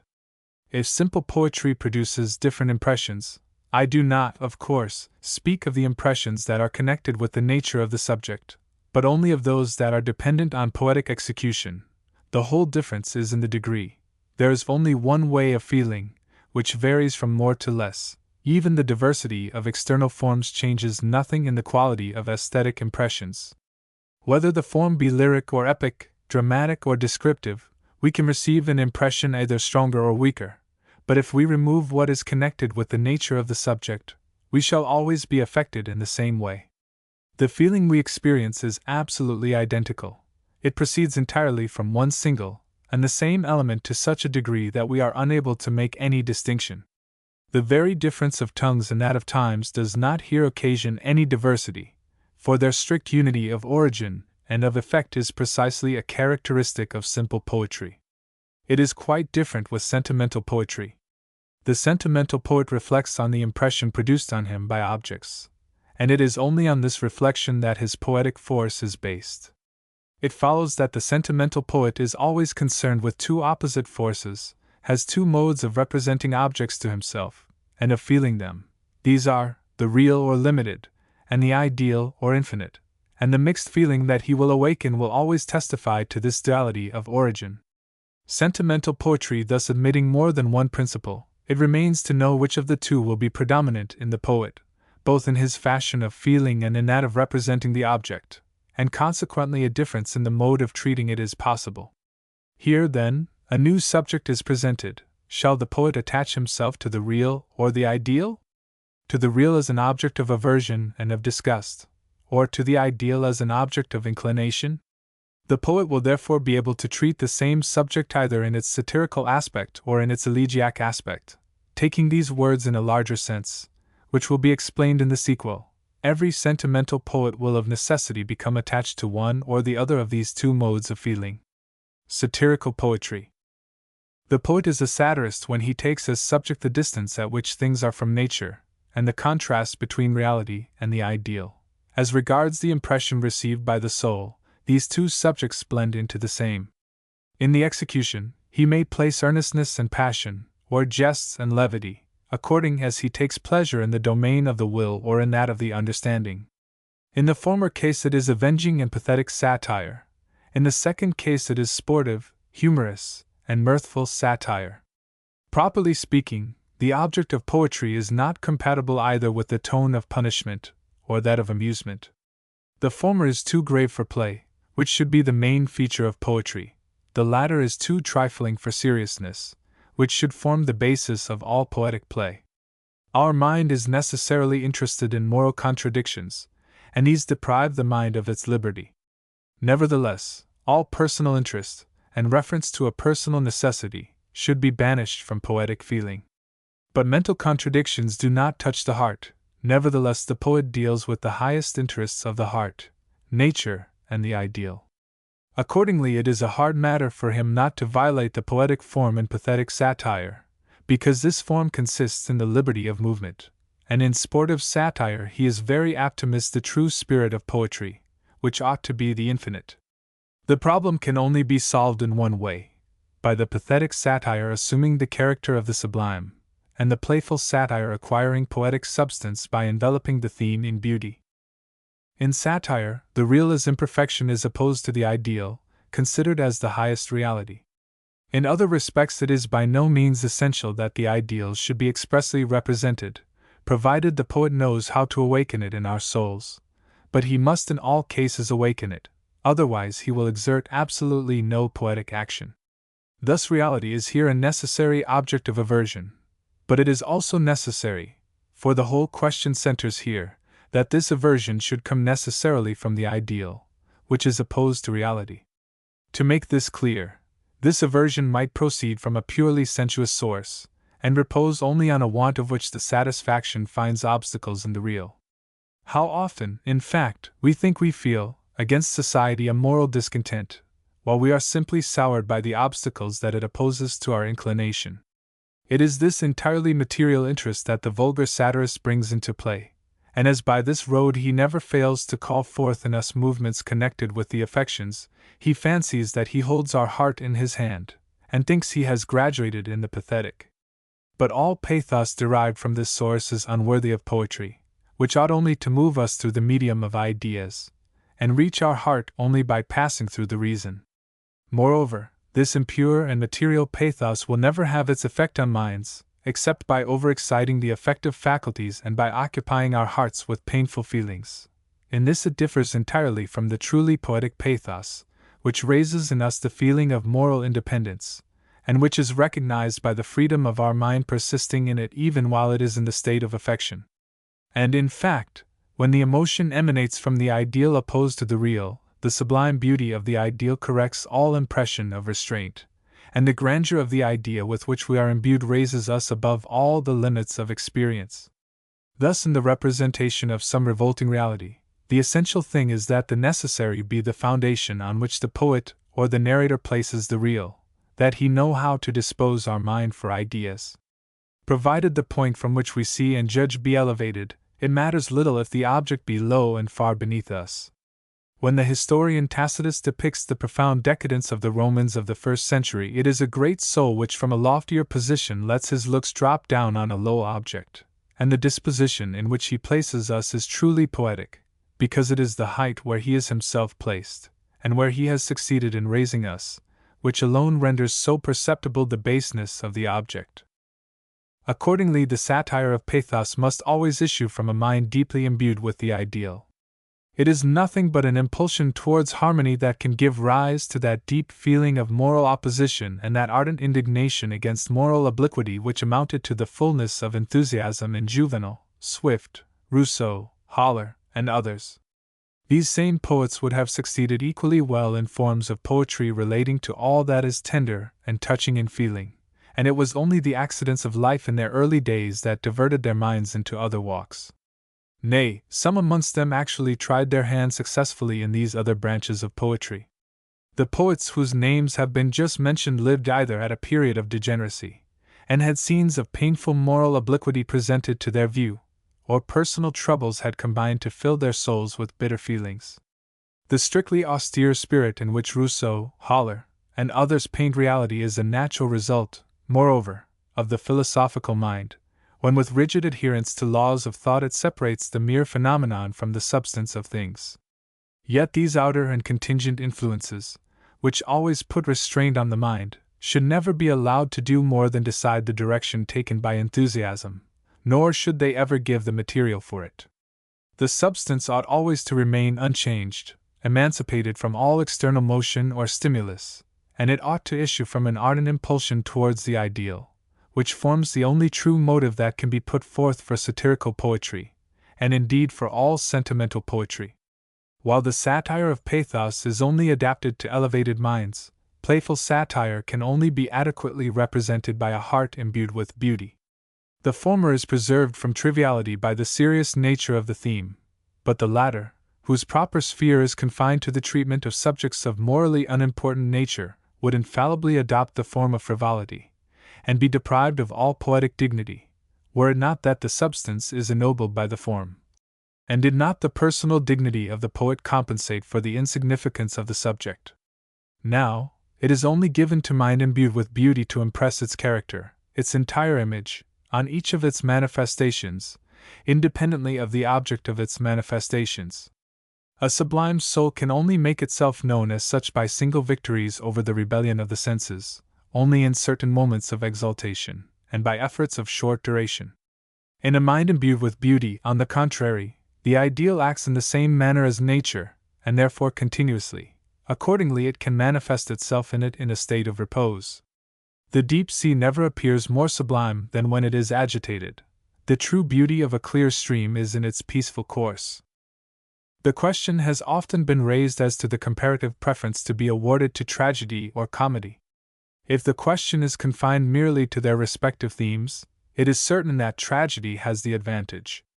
But if our inquiry be directed to ascertain which has the more important personality, it is probable that a decision may be given in favor of comedy. In tragedy, the theme in itself does great things. In comedy, the object does nothing and the poet all. Now, as in the judgments of taste no account must be kept of the matter treated of, it follows naturally that the aesthetic value of these two kinds will be in an inverse ratio to the proper importance of their themes. The tragic poet is supported by the theme, while the comic poet, on the contrary, has to keep up the aesthetic character of his theme by his own individual influence. The former may soar, which is not a very difficult matter, but the latter has to remain one and the same in tone. He has to be in the elevated region of art, where he must be at home, but where the tragic poet has to be projected and elevated by a bound. And this is precisely what distinguishes a soul of beauty from a sublime soul. A soul of beauty bears in itself by anticipation all great ideas. They flow without constraint and without difficulty from its very nature, an infinite nature, at least in potency, at whatever point of its career you seize it. A sublime soul can rise to all kinds of greatness, but by an effort, it can tear itself from all bondage, to all that limits and constrains it, but only by strength of will. Consequently, the sublime soul is only free by broken efforts, the other with ease and always. The noble task of comedy is to produce and keep up in us this freedom of mind, just as the end of tragedy is to re-establish in us this freedom of mind by aesthetic ways, when it has been violently suspended by passion. Consequently, it is necessary that in tragedy the poet, as if he made an experiment, should artificially suspend our freedom of mind, since tragedy shows its poetic virtue by re-establishing it. In comedy, on the other hand, care must be taken that things never reach this suspension of freedom. It is for this reason that the tragic poet invariably treats his theme in a practical manner, and the comic poet in a theoretic manner, even when the former, as happened with Lessing in his Nathan, should have the curious fancy to select a theoretical, and the latter should have that of choosing a practical subject. A piece is constituted a tragedy or a comedy not by the sphere from which the theme is taken, but by the tribunal before which it is judged. A tragic poet ought never to indulge in tranquil reasoning, and ought always to gain the interest of the heart, but the comic poet ought to shun the pathetic and bring into play the understanding.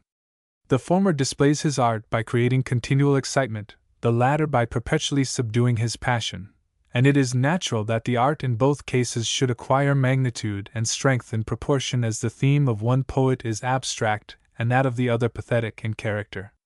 Accordingly, if tragedy sets out from a more exalted place, it must be allowed, on the other hand, that comedy aims at a more important end, and if this end could be actually attained it would make all tragedy not only unnecessary, but impossible. The aim that comedy has in view is the same as that of the highest destiny of man, and this consists in liberating himself from the influence of violent passions, and taking a calm and lucid survey of all that surrounds him, and also of his own being, and of seeing everywhere occurrence rather than fate or hazard, and ultimately rather smiling at the absurdities than shedding tears and feeling anger at sight of the wickedness of man. It frequently happens in human life that facility of imagination, agreeable talents, a good-natured mirthfulness are taken for ornaments of the mind. The same fact is discerned in the case of poetical displays. Now, public taste scarcely if ever soars above the sphere of the agreeable, and authors gifted with this sort of elegance of mind and style do not find it a difficult matter to usurp a glory which is or ought to be the reward of so much real labor. Nevertheless, an infallible text exists to enable us to discriminate a natural facility of manner from ideal gentleness, and qualities that consist in nothing more than natural virtue from genuine moral worth of character. This test is presented by trials such as those presented by difficulty, and events offering great opportunities. Placed in positions of this kind, the genius whose essence is elegance is sure infallibly to fall into platitudes, and that virtue which only results from natural causes drops down to a material sphere. But a mind imbued with true and spiritual beauty is in cases of the kind we have supposed sure to be elevated to the highest sphere of character and of feeling.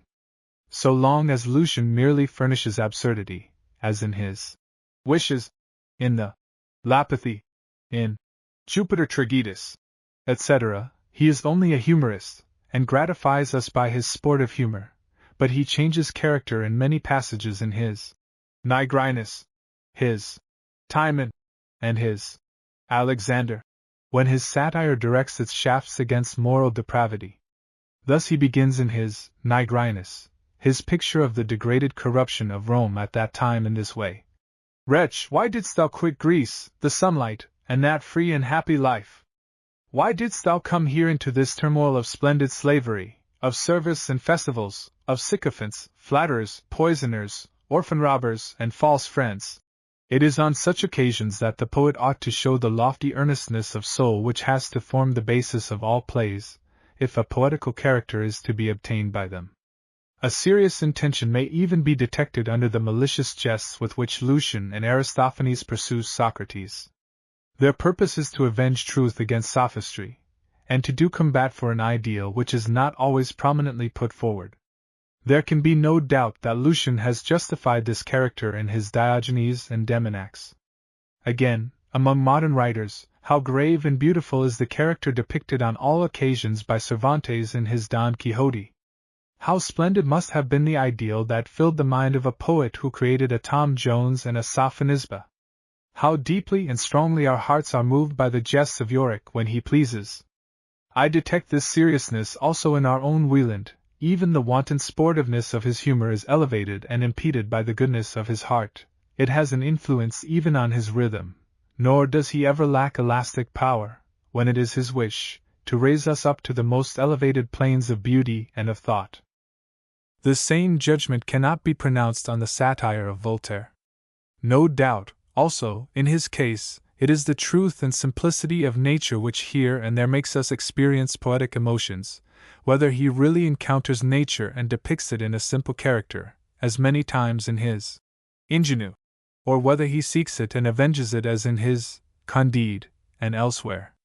But when neither one nor the other takes place, he can doubtless amuse us with his fine wit, but he assuredly never touches us as a poet.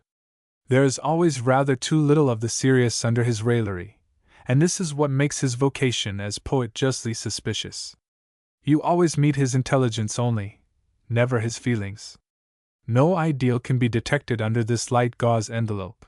Scarcely can anything absolutely fixed be found under this perpetual movement. His prodigious diversity of externals and forms, far from proving anything in favor of the inner fullness of his inspiration, rather testifies to the contrary, for he has exhausted all forms without finding a single one on which he has succeeded in impressing his heart. We are almost driven to fear that in the case of his rich talent the poverty of heart alone determined his choice of satire. And how could we otherwise explain the fact that he could pursue so long a road without ever issuing from its narrow rut? Whatever may be the variety of matter and of external forms, we see the inner form return everywhere with its sterile and eternal uniformity, and in spite of his so productive career, he never accomplished in himself the circle of humanity, that circle which we see joyfully traversed throughout by the satirists previously named. Elegiac poetry. When the poet opposes nature to art, and the ideal to the real, so that nature and the ideal form the principal object of his pictures, and that the pleasure we take in them is the dominant impression, I call him an elegiac poet. In this kind, as well as in satire, I distinguish two classes. Either nature and the ideal are objects of sadness, when one is represented as lost to man and the other as unattained, or both are objects of joy, being represented to us as reality. In the first case it is elegy in the narrower sense of the term, in the second case it is the idyll in its most extended acceptation. Indignation in the pathetic and ridicule in mirthful satire are occasioned by an enthusiasm which the ideal has excited, and thus also sadness should issue from the same source in elegy. It is this, and this only, that gives poetic value to elegy, and any other origin for this description of poetical effusion is entirely beneath the dignity of poetry. The elegiac poet seeks after nature, but he strives to find her in her beauty, and not only in her mirth, in her agreement with conception, and not merely in her facile disposition towards the requirements and demands of sense.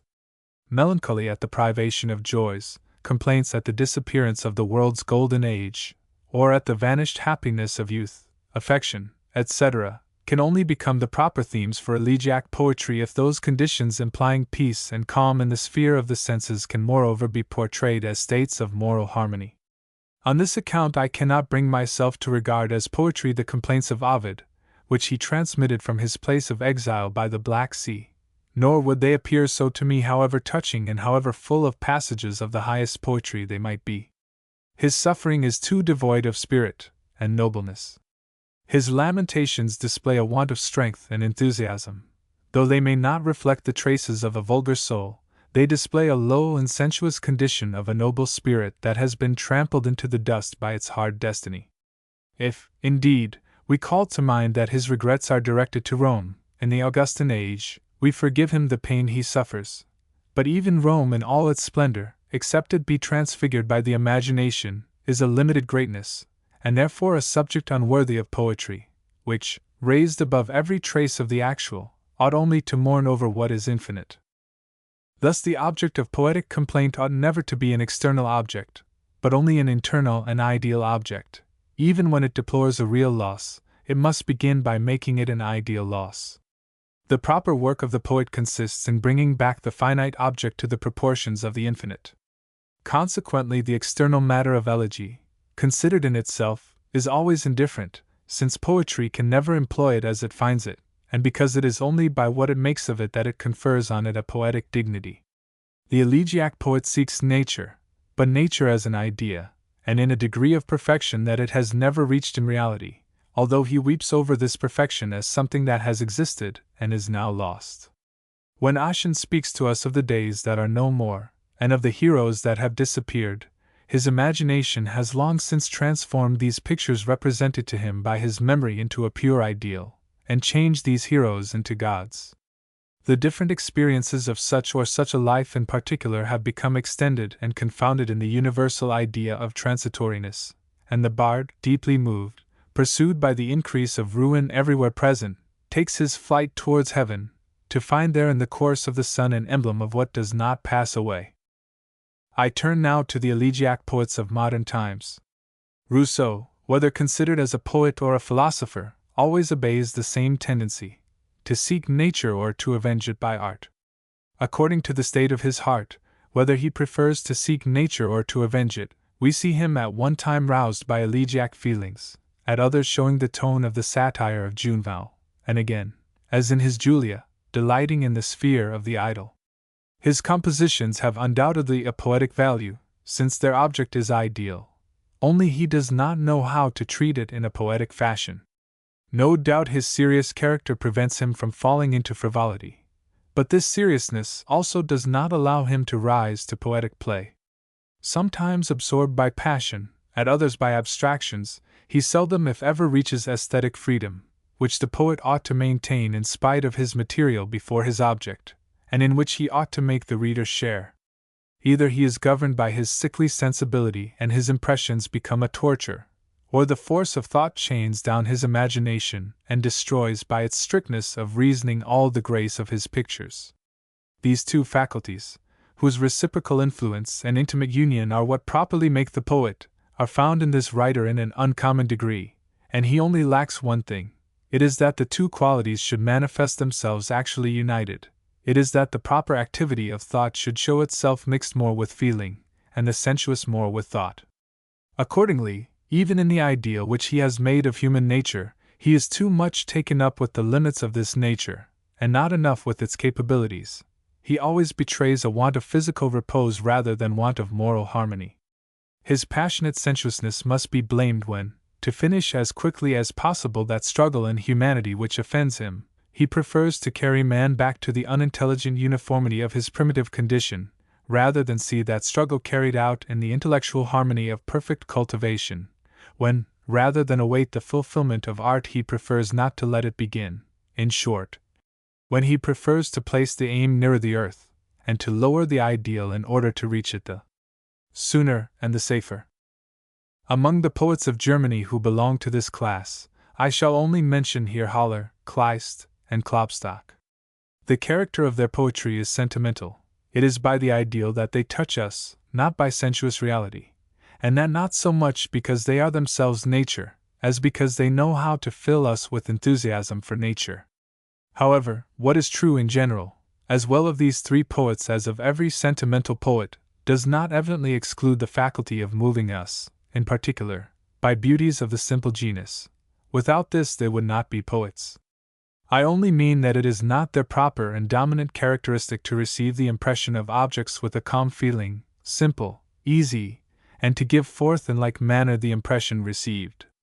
Involuntarily the imagination in them anticipates intuition, and reflection is in play before the sensuous nature has done its function. They shut their eyes and stop their ears to plunge into internal meditations. Their souls could not be touched by any impression without observing immediately their own movements, without placing before their eyes and outside themselves what takes place in them.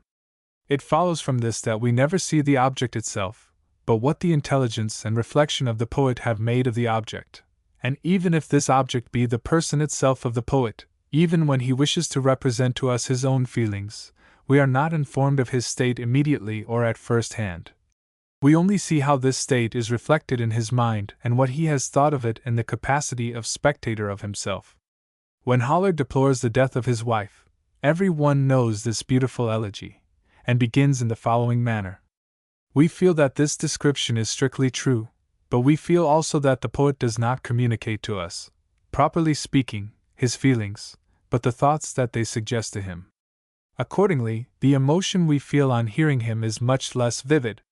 People remark that the poet's mind must have been singularly cooled down to become thus a spectator of his own emotion.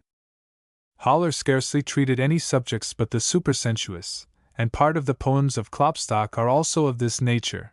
This choice itself excludes them from the simple kind.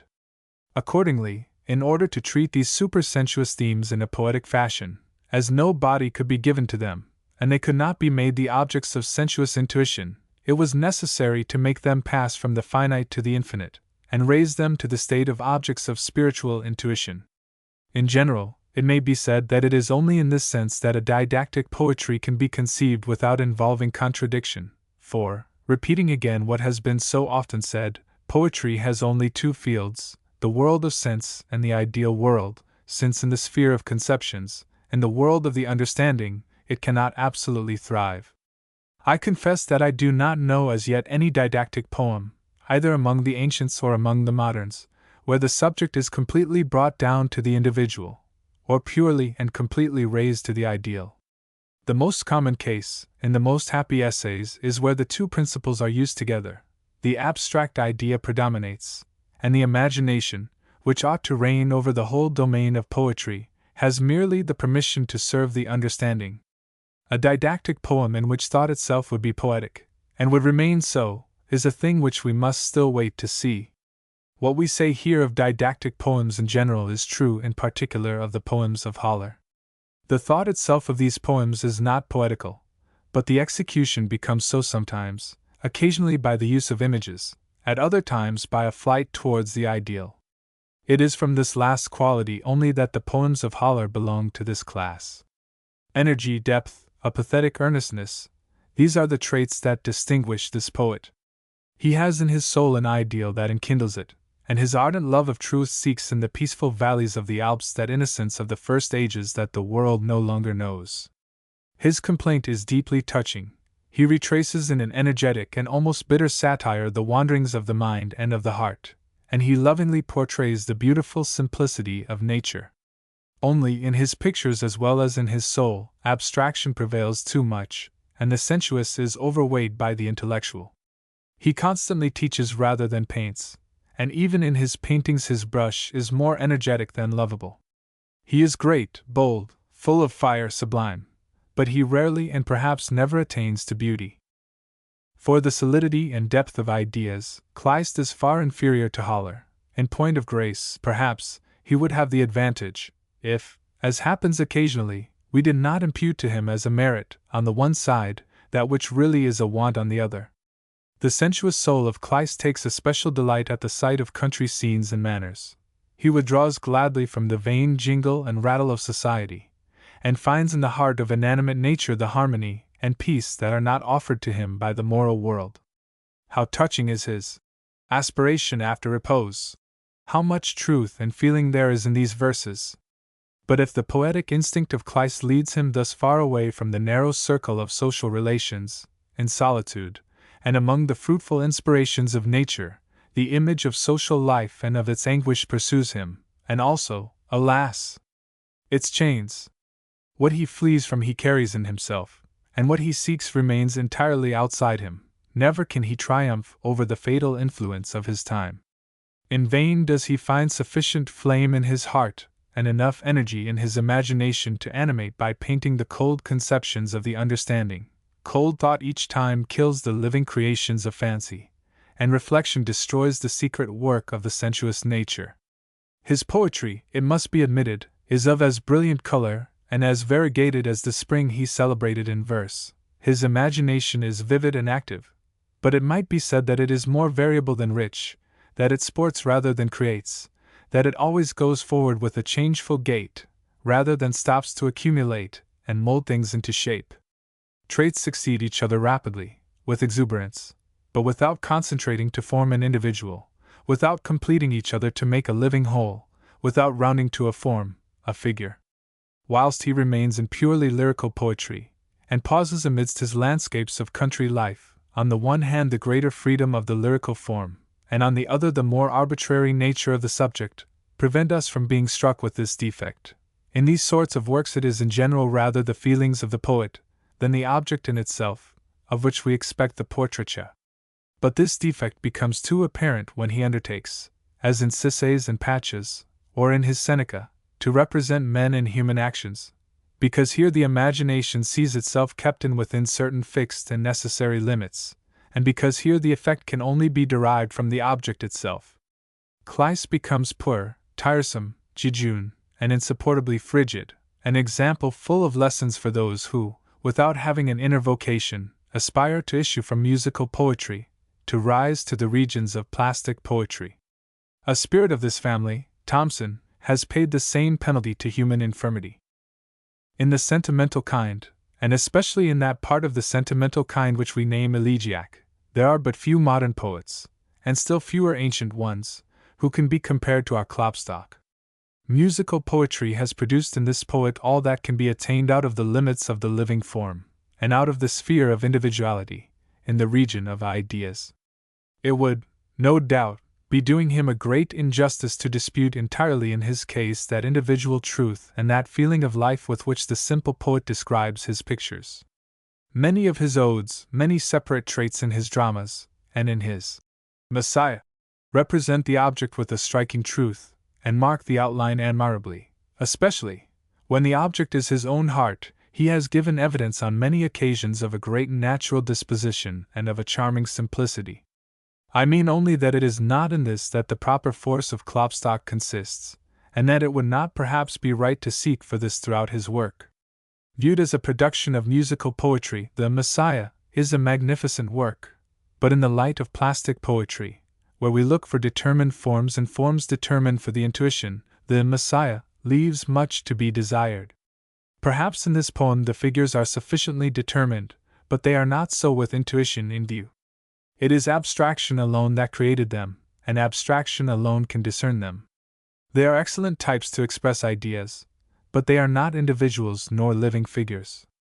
With regard to the imagination, which the poet ought to address, and which he ought to command by putting before it always perfectly determinate forms, it is left here much too free to represent as it wishes these men and these angels, these divinities and demons, this paradise and this hell. We see quite well the vague outlines in which the understanding must be kept to conceive these personages, but we do not find the limit clearly traced in which the imagination must be enclosed to represent them. And what I say here of characters must apply to all that in this poem is, or ought to be, action and life, and not only in this epopea, but also in the dramatic poetry of Klopstock. For the understanding all is perfectly determined and bounded in them. I need only here recall his Judas, his Pilate, his Philo, his Solomon in the tragedy that bears that name. But for the imagination all this wants form too much, and I must readily confess I do not find that our poet is at all in his sphere here. His sphere is always the realm of ideas, and he knows how to raise all he touches to the infinite. It might be said that he strips away their bodily envelope, to spiritualize them from all the objects with which he is occupied, in the same way that other poets clothe all that is spiritual with a body. The pleasure occasioned by his poems must almost always be obtained by an exercise of the faculty of reflection.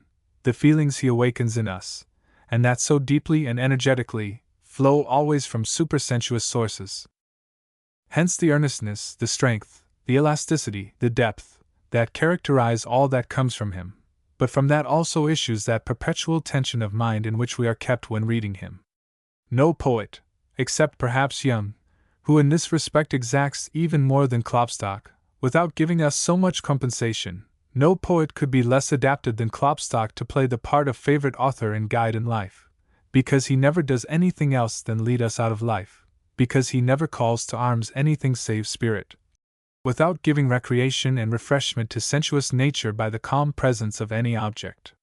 His muse is chaste, it has nothing of the earthly, it is immaterial and holy as his religion, and we are forced to admit with admiration that if he wanders sometimes on these high places, it never happened to him to fall from them.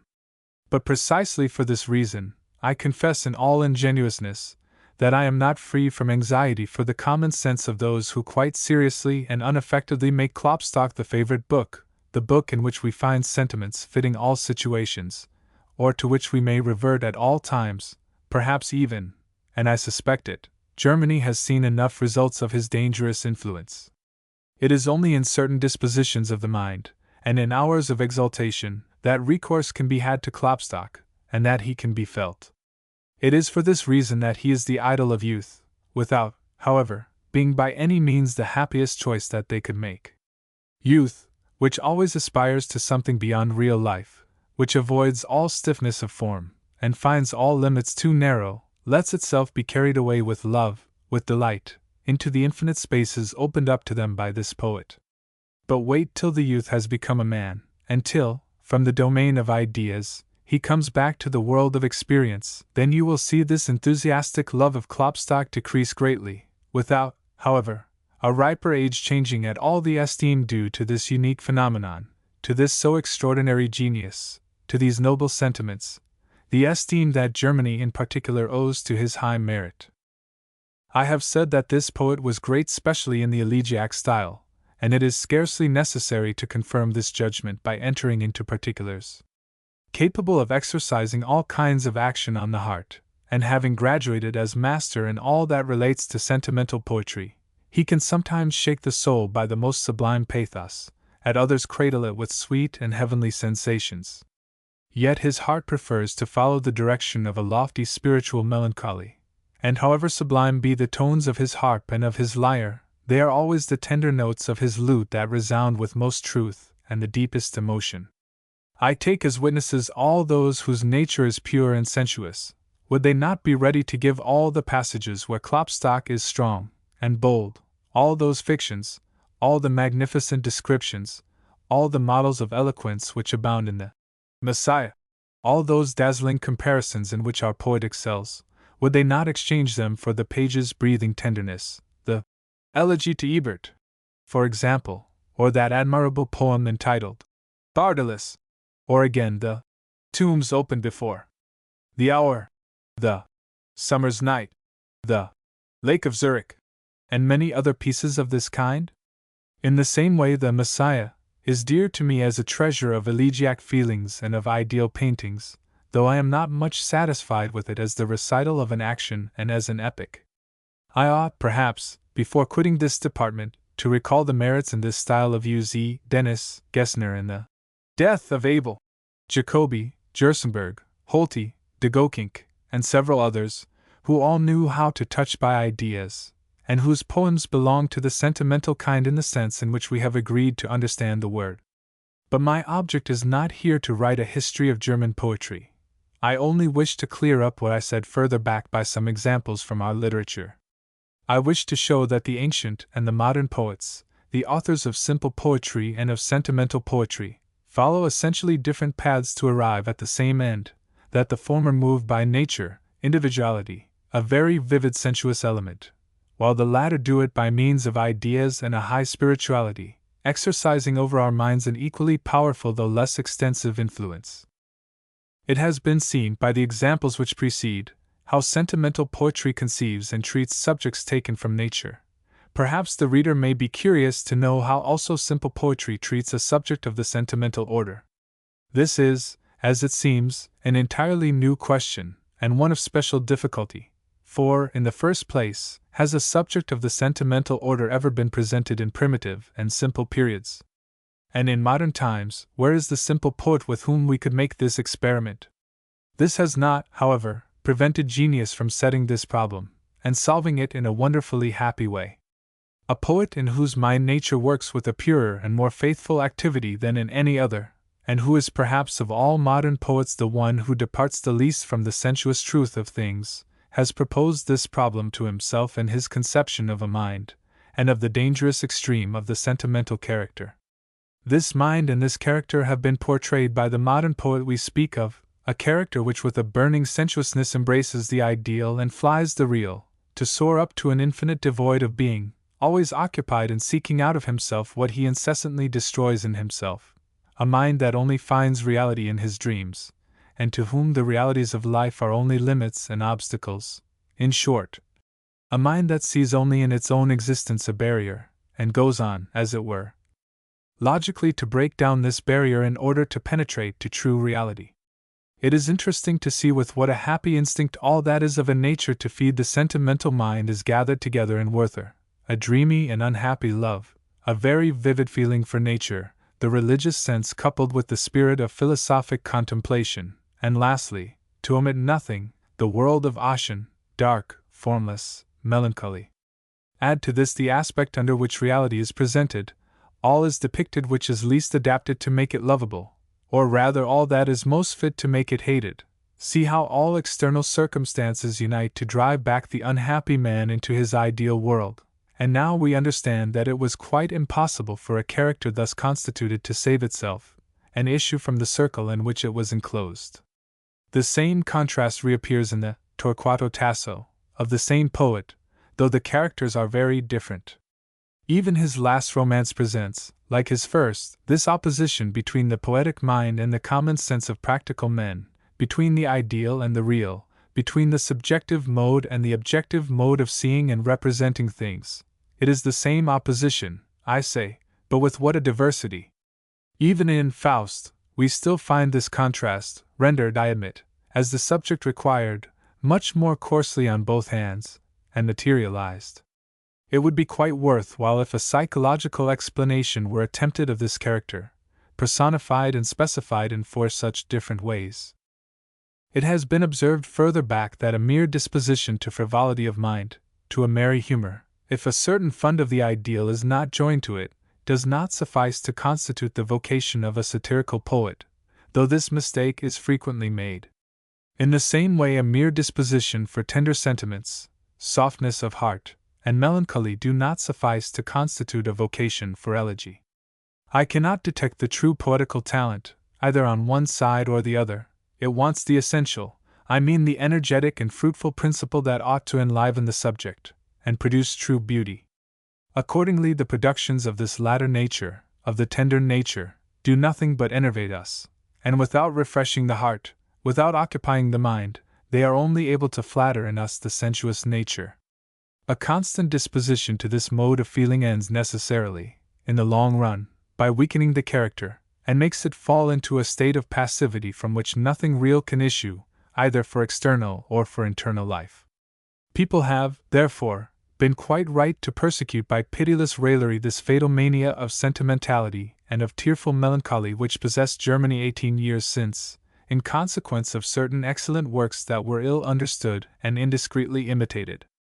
People have been right, I say, to combat this perversity, though the indulgence with which men are disposed to receive the parodies of these elegiac caricatures, that are very little better themselves, the complaisance shown to bad wit, to heartless satire and spiritless mirth, show clearly enough that this zeal against false sentimentalism does not issue from quite a pure source.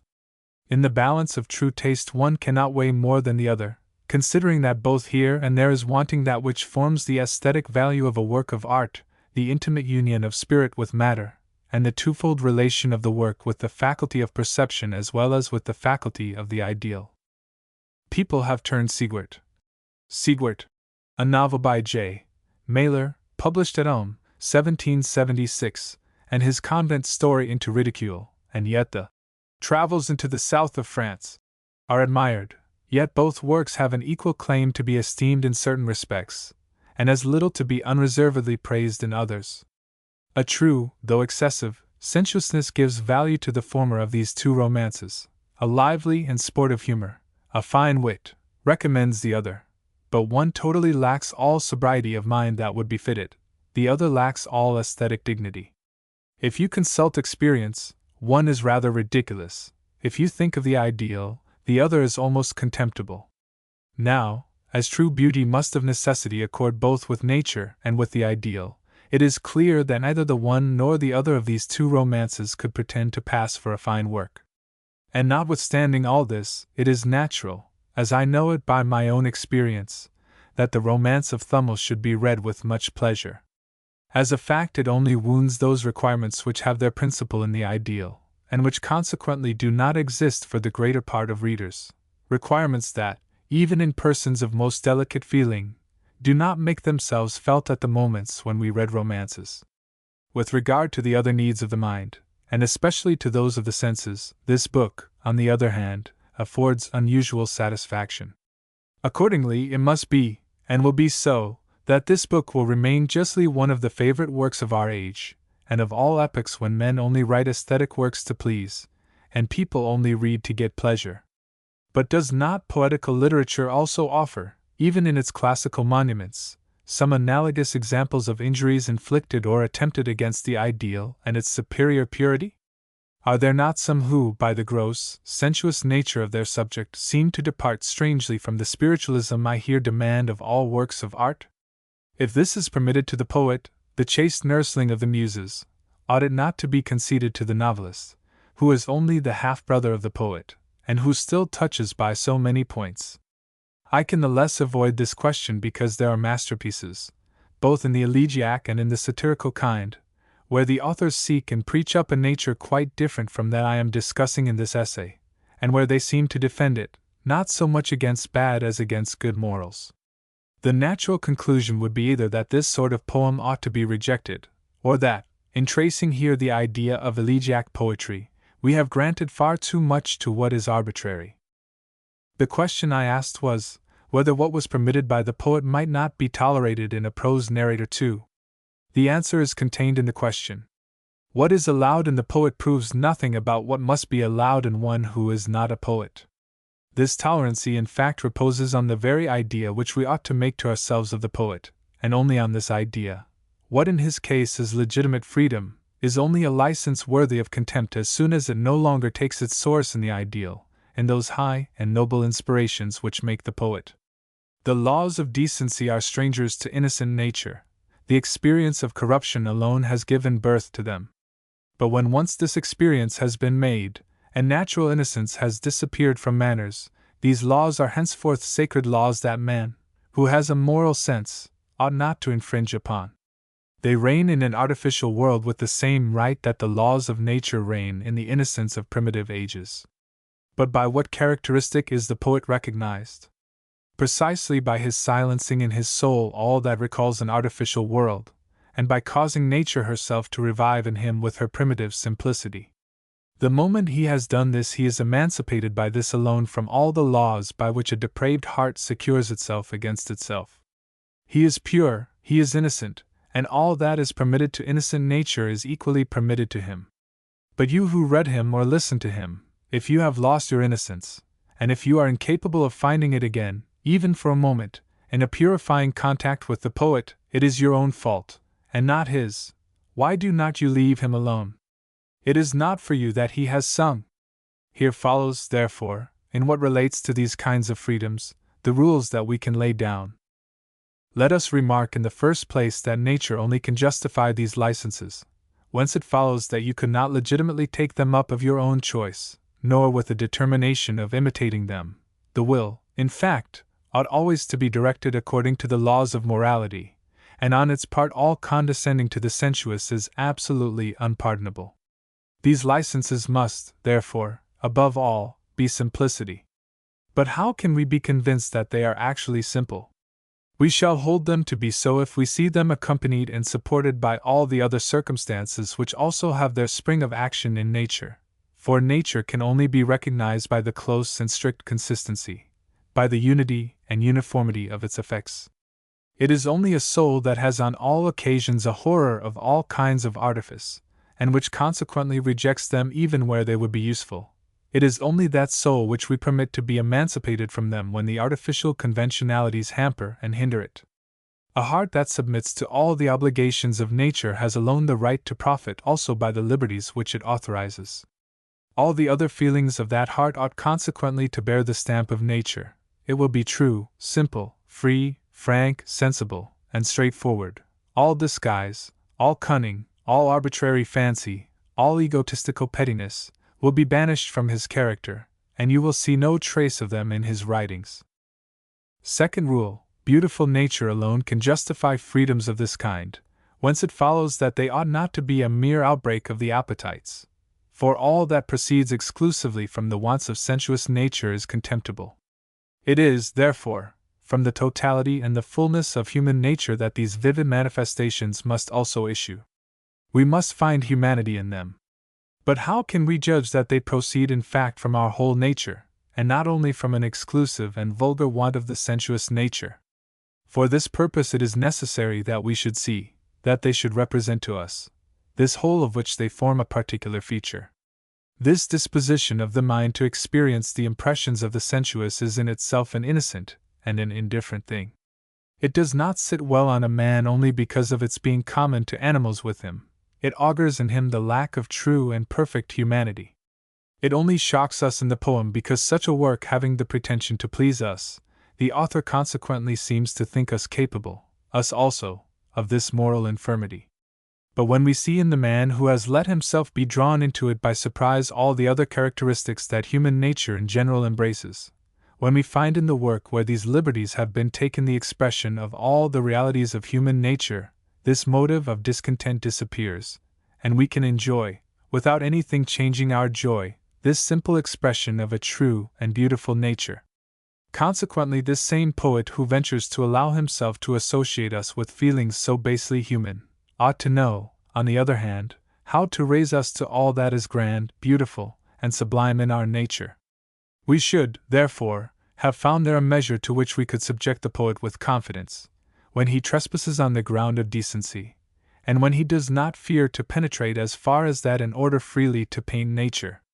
His work is common, base, absolutely inexcusable, from the moment it is frigid, and from the moment it is empty, because that shows a prejudice, a vulgar necessity, an unhealthy appeal to our appetites. His work, on the other hand, is beautiful and noble, and we ought to applaud it without any consideration for all the objections of frigid decency, as soon as we recognize in its simplicity the alliance of spiritual nature and of the heart. Perhaps I shall be told that if we adopt this criterion, most of the recitals of this kind composed by the French, and the best imitations made of them in Germany, would not perhaps find their interest in it, and that it might be the same, at least in part, with many of the productions of our most intellectual and amiable poets, without even accepting his masterpieces.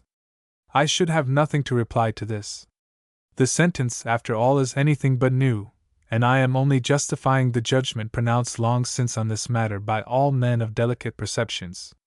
But these same principles which, applied to the works of which I have just spoken, seem perhaps in too strict a spirit, might also be found too indulgent when applied to some other works. I do not deny, in fact, that the same reasons which make me hold to be quite inexcusable the dangerous pictures drawn by the Roman Ovid and the German Ovid, those of Crebillon, of Voltaire, of Marmontel, who pretends to write moral tales, of Lacroix, and of many others, that these same reasons, I say, reconcile me with the elegies of the Roman Propertius and of the German Propertius, and even with some of the decried productions of Diderot. This is because the former of those works are only witty, prosaic, and voluptuous, while the others are poetic, human, and simple. Idle. It remains for me to say a few words about this third kind of sentimental poetry, some few words and no more, for I propose to speak of it at another time with the developments particularly demanded by the theme. This kind of poetry generally presents the idea and description of an innocent and happy humanity. This innocence and bliss seeming remote from the artificial refinements of fashionable society, poets have removed the scene of the idle from crowds of worldly life to the simple shepherd's cot, and have given it a place in the infancy of humanity before the beginning of culture. These limitations are evidently accidental. They do not form the object of the idle, but are only to be regarded as the most natural means to attain this end. The end is everywhere to portray man in a state of innocence, which means a state of harmony and peace with himself and the external world. But a state such as this is not merely met with before the dawn of civilization, it is also the state to which civilization aspires, as to its last end, if only it obeys a determined tendency in its progress. The idea of a similar state, and the belief of the possible reality of this state, is the only thing that can reconcile man with all the evils to which he is exposed in the path of civilization, and if this idea were only a chimera, the complaints of those who accuse civil life and the culture of the intelligence as an evil for which there is no compensation, and who represent this primitive state of nature that we have renounced as the real end of humanity, their complaints, I say, would have a perfectly just foundation. It is, therefore, of infinite importance for the man engaged in the path of civilization to see confirmed in a sensuous manner the belief that this idea can be accomplished in the world of sense, that this state of innocence can be realized in it, and as real experience, far from keeping up this belief, is rather made incessantly to contradict it. Poetry comes here, as in many other cases, in aid of reason, to cause this idea to pass into the condition of an intuitive idea, and to realize it in a particular fact. No doubt this innocence of pastoral life is also a poetic idea, and the imagination must already have shown its creative power in that. But the problem, with this datum, becomes infinitely simpler and easier to solve, and we must not forget that the elements of these pictures already existed in real life, and that it was only requisite to gather up the separate traits to form a whole. Under a fine sky, in a primitive society, when all the relations are still simple, when science is limited to so little, nature is easily satisfied, and man only turns to savagery when he is tortured by want. All nations that have a history have a paradise, an age of innocence, a golden age. Nay, more than this, every man has his paradise, his golden age, which he remembers with more or less enthusiasm, according as he is more or less poetical. Thus experience itself furnishes sufficient traits to this picture which the pastoral idyll executes. But this does not prevent the pastoral idyll from remaining always a beautiful and an encouraging fiction, and poetic genius, in retracing these pictures, has really worked in favor of the ideal. For, to the man who has once departed from simple nature, and who has been abandoned to the dangerous guidance of his reason, it is of the greatest importance to find the laws of nature expressed in a faithful copy, to see their image in a clear mirror, and to reject all the stains of artificial life. There is, however, a circumstance which remarkably lessens the aesthetic value of these sorts of poetry. By the very fact that the idyll is transported to the time that precedes civilization, it also loses the advantages thereof, and by its nature finds itself in opposition to itself. Thus, in a theoretical sense, it takes us back at the same time that in a practical sense it leads us on and ennobles us. Unhappily, it places behind us the end towards which it ought to lead us, and consequently it can only inspire us with the sad feeling of a loss, and not the joyous feeling of a hope. As these poems can only attain their end by dispensing with all art, and by simplifying human nature, they have the highest value for the heart, but they are also far too poor for what concerns the mind, and their uniform circle is too quickly traversed. Accordingly, we can only seek them and love them in moments in which we need calm, and not when our faculties aspire after movement and exercise. A morbid mind will find its cure in them, a sound soul will not find its food in them. They cannot vivify, they can only soften. This defect, grounded in the essence of the pastoral idyll, has not been remedied by the whole art of poets. I know that this kind of poem is not without admirers, and that there are readers enough who prefer an Amyntas and a Daphnis to the most splendid masterpieces of the epic or the dramatic muse, but in them it is less the aesthetical taste than the feeling of an individual want that pronounces on works of art, and their judgment, by that very fact, could not be taken into consideration here.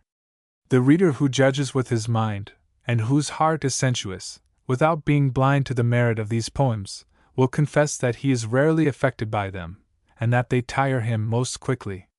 But they act with so much the more effect in the exact moment of need. But must the truly beautiful be reduced to await our hours of need? And is it not rather its office to awaken in our soul the want that it is going to satisfy? The reproaches I here level against the bucolic idyll cannot be understood of the sentimental. The simple pastoral, in fact, cannot be deprived of aesthetic value, since this value is already found in the mere form.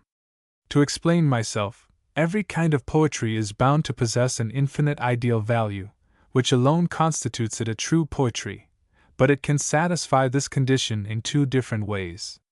It can give us the feeling of the infinite as to form, by representing the object altogether limited and individualizing it. It can awaken in us the feeling of the infinite as to matter, in freeing its object from all limits in which it is enclosed, by idealizing this object. Therefore it can have an ideal value either by an absolute representation or by the representation of an absolute. Simple poetry takes the former road, the other is that of sentimental poetry. Accordingly, the simple poet is not exposed to failure in value so long as he keeps faithfully to nature, which is always completely circumscribed, that is infinite as regards form.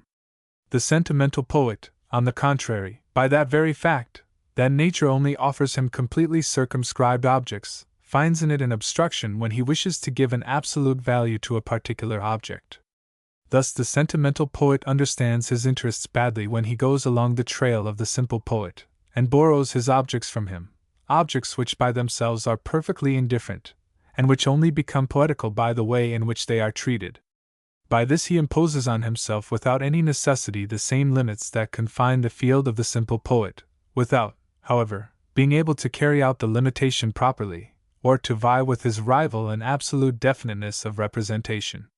He ought rather, therefore, to depart from the simple poet, just in the choice of object, because, the latter having the advantage of him on the score of form, it is only by the nature of the objects that he can resume the upper hand. Applying this to the pastoral idylls of the sentimental poet, we see why these poems, whatever amount of art and genius be displayed in them, do not fully satisfy the heart or the mind. An ideal is proposed in it, and at the same time, the writer keeps to this narrow and poor medium of pastoral life. Would it not have been better, on the contrary, to choose for the ideal another frame, or for the pastoral world another kind of picture? These pictures are just ideal enough for painting to lose its individual truth in them, and again, just individual enough for the ideal in them to suffer therefrom. For example, a shepherd of Gessner can neither charm by the illusion of nature nor by the beauty of imitation. He is too ideal a being for that, but he does not satisfy us any more as an ideal by the infinity of the thought. He is a far too limited creature to give us this satisfaction. He will, therefore, please up to a certain point all classes of readers, without exception, because he seeks to unite the simple with the sentimental, and he thus gives a commencement of satisfaction to the two opposite exigencies that may be brought to bear on any particular part of a poem. But the author, in trying to unite the 2 points, does not fully satisfy either one or the other exigency. As you do not find in him either pure nature or the pure ideal, he cannot rank himself as entirely up to the mark of a stringent critical taste, for taste does not accept anything equivocal or incomplete in aesthetical matters. It is a strange thing that, in the poet whom I have named, this equivocal character extends to the language, which floats undecided between poetry and prose, as if he feared either to depart too far from nature, by speaking rhythmical language, or if he completely freed himself from rhythm, to lose all poetic flight. Milton gives a higher satisfaction to the mind, in the magnificent picture of the first human pair, and of the state of innocence in paradise, the most beautiful idyll I know of the sentimental kind. Here nature is noble, inspired, simple, full of breadth, and, at the same time, of depth. It is humanity in its highest moral value, clothed in the most graceful form. Thus, even in respect to the idle, as well as to all kinds of poetry, we must once for all declare either for individuality or ideality, for to aspire to give satisfaction to both exigencies is the surest means, unless you have reached the terminus of perfection, to miss both ends. If the modern poet thinks he feels enough of the Greek's mind to vie with them, notwithstanding all the indocility of his matter, on their own ground, namely that of simple poetry, let him do it exclusively, and place himself apart from all the requirements of the sentimental taste of his age. No doubt it is very doubtful if he come up to his models. Between the original and the happiest imitation there will always remain a notable distance. But by taking this road, he is at all events secure of producing a really poetic work. If, on the other hand, he feels himself carried to the ideal by the instinct of sentimental poetry, let him decide to pursue this end fully, let him seek the ideal in its purity, and let him not pause till he has reached the highest regions without looking behind him to know if the real follows him, and does not leave him by the way. Let him not lower himself to this wretched expedient of spoiling the ideal to accommodate himself to the wants of human weakness, and to turn out mind in order to play more easily with the heart. Let him not take us back to our infancy, to make us buy, at the cost of the most precious acquisitions of the understanding, a repose that can only last as long as the slumber of our spiritual faculties. But let him lead us on to emancipation, and give us this feeling of higher harmony which compensates for all his troubles and secures the happiness of the victor. Let him prepare as his task an idyll that realizes the pastoral innocence, even in the children of civilization, and in all the conditions of the most militant and excited life, of thought enlarged by culture, of the most refined art, of the most delicate social conventionalities, an idyll, in short, that is made, not to bring back man to Arcadia, but to lead him to Elysium. This idyll, as I conceive it, is the idea of humanity definitely reconciled with itself, in the individual as well as in the whole of society. It is union freely re-established between inclination and duty. It is nature purified, raised to its highest moral dignity. In short, it is no less than the ideal of beauty applied to real life. Thus, the character of this idyll is to reconcile perfectly all the contradictions between the real and the ideal, which formed the matter of satirical and elegiac poetry, and setting aside their contradictions, to put an end to all conflict between the feelings of the soul.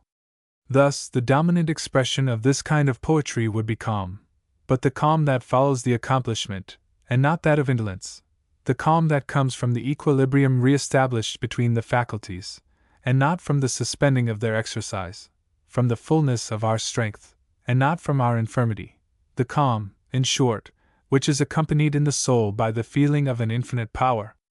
But precisely because idyll thus conceived removes all idea of struggle, it will be infinitely more difficult than it was in two previously named kinds of poetry to express movement. Yet this is an indispensable condition, without which poetry can never act on men's souls. The most perfect unity is required, but unity ought not to wrong variety. The heart must be satisfied, but without the inspiration ceasing on that account. The solution of this problem is properly what ought to be given us by the theory of the idyll. Now, what are the relations of the two poetries to one another, and their relations to the poetic ideal? Here are the principles we have established. Nature has granted this favor to the simple poet, to act always as an indivisible unity, to be at all times identical and perfect, and to represent, in the real world, humanity at its highest value. In opposition, it has given a powerful faculty to the sentimental poet, or rather, it has imprinted an ardent feeling on him. This is to replace out of himself this first unity that abstraction has destroyed in him, to complete humanity in his person, and to pass from a limited state to an infinite state. They both propose to represent human nature fully, or they would not be poets. But the simple poet has always the advantage of sensuous reality over the sentimental poet, by setting forth as a real fact what the other aspires only to reach. Every one experiences this in the pleasure he takes in simple poetry. We there feel that the human faculties are brought into play, no vacuum is felt, we have the feeling of unity, without distinguishing anything of what we experience. We enjoy both our spiritual activity and also the fullness of physical life. Very different is the disposition of mind elicited by the sentimental poet.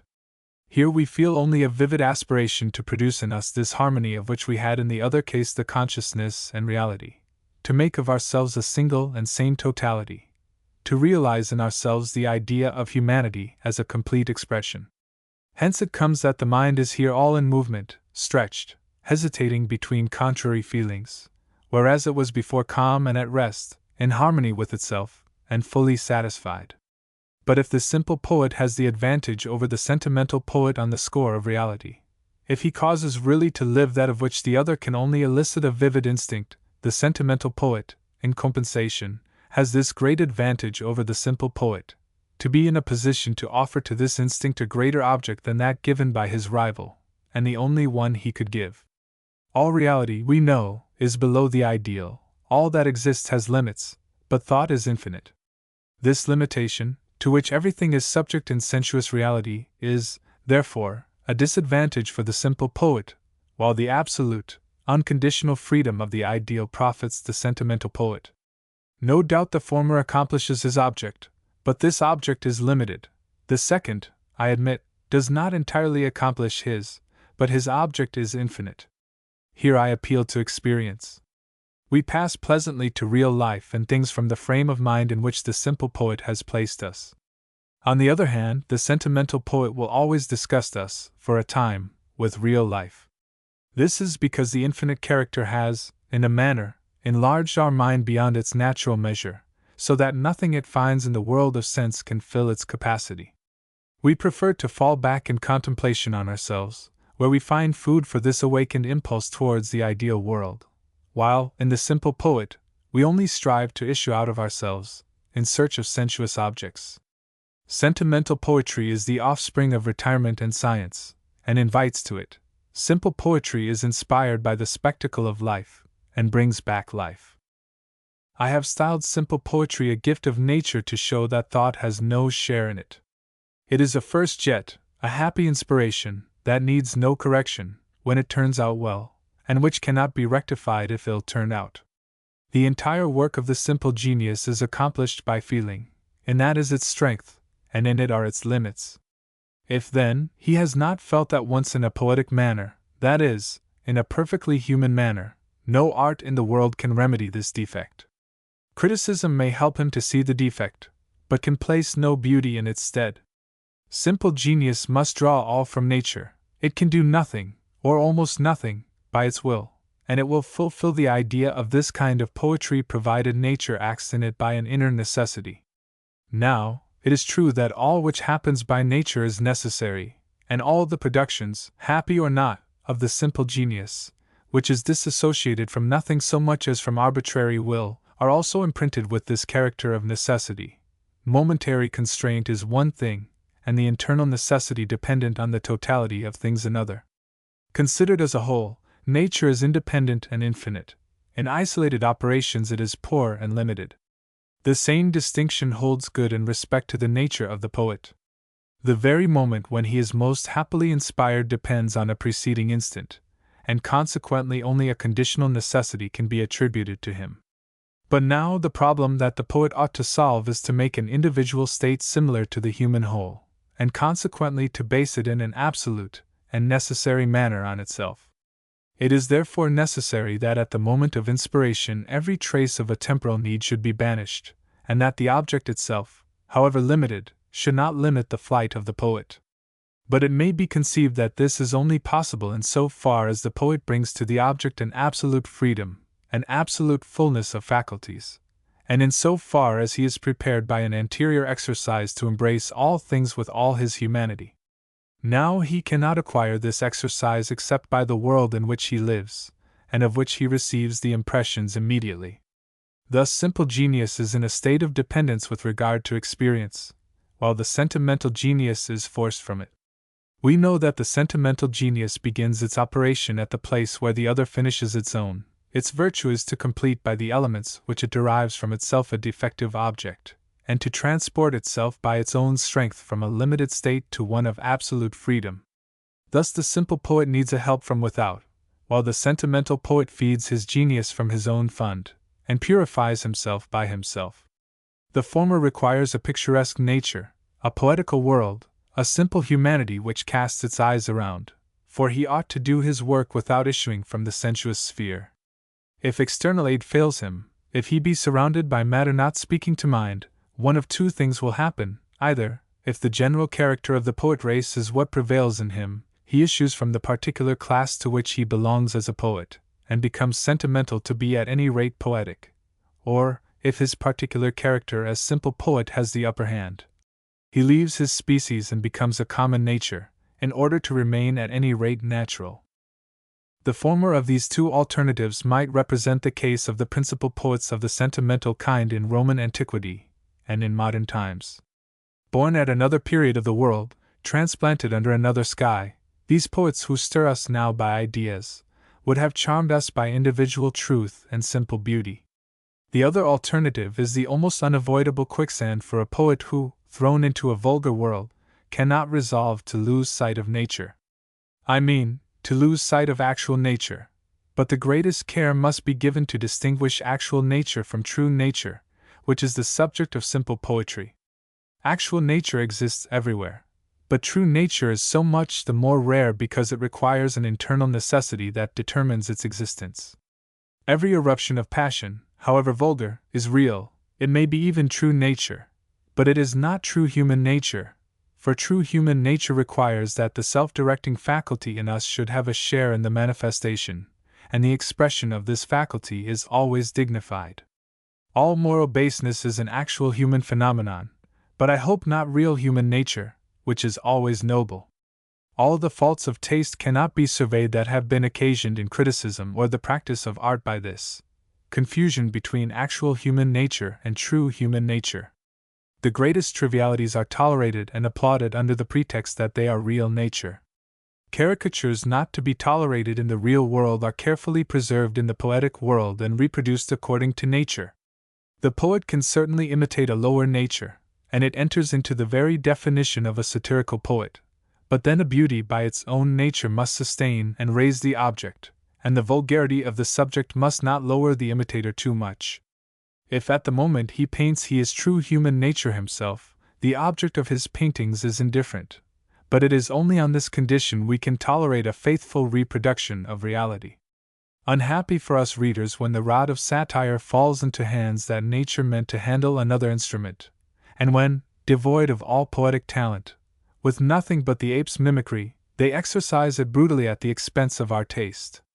But vulgar nature has even its dangers for the simple poet, for the simple poet is formed by this fine harmony of the feeling and thinking faculty, which yet is only an idea, never actually realized.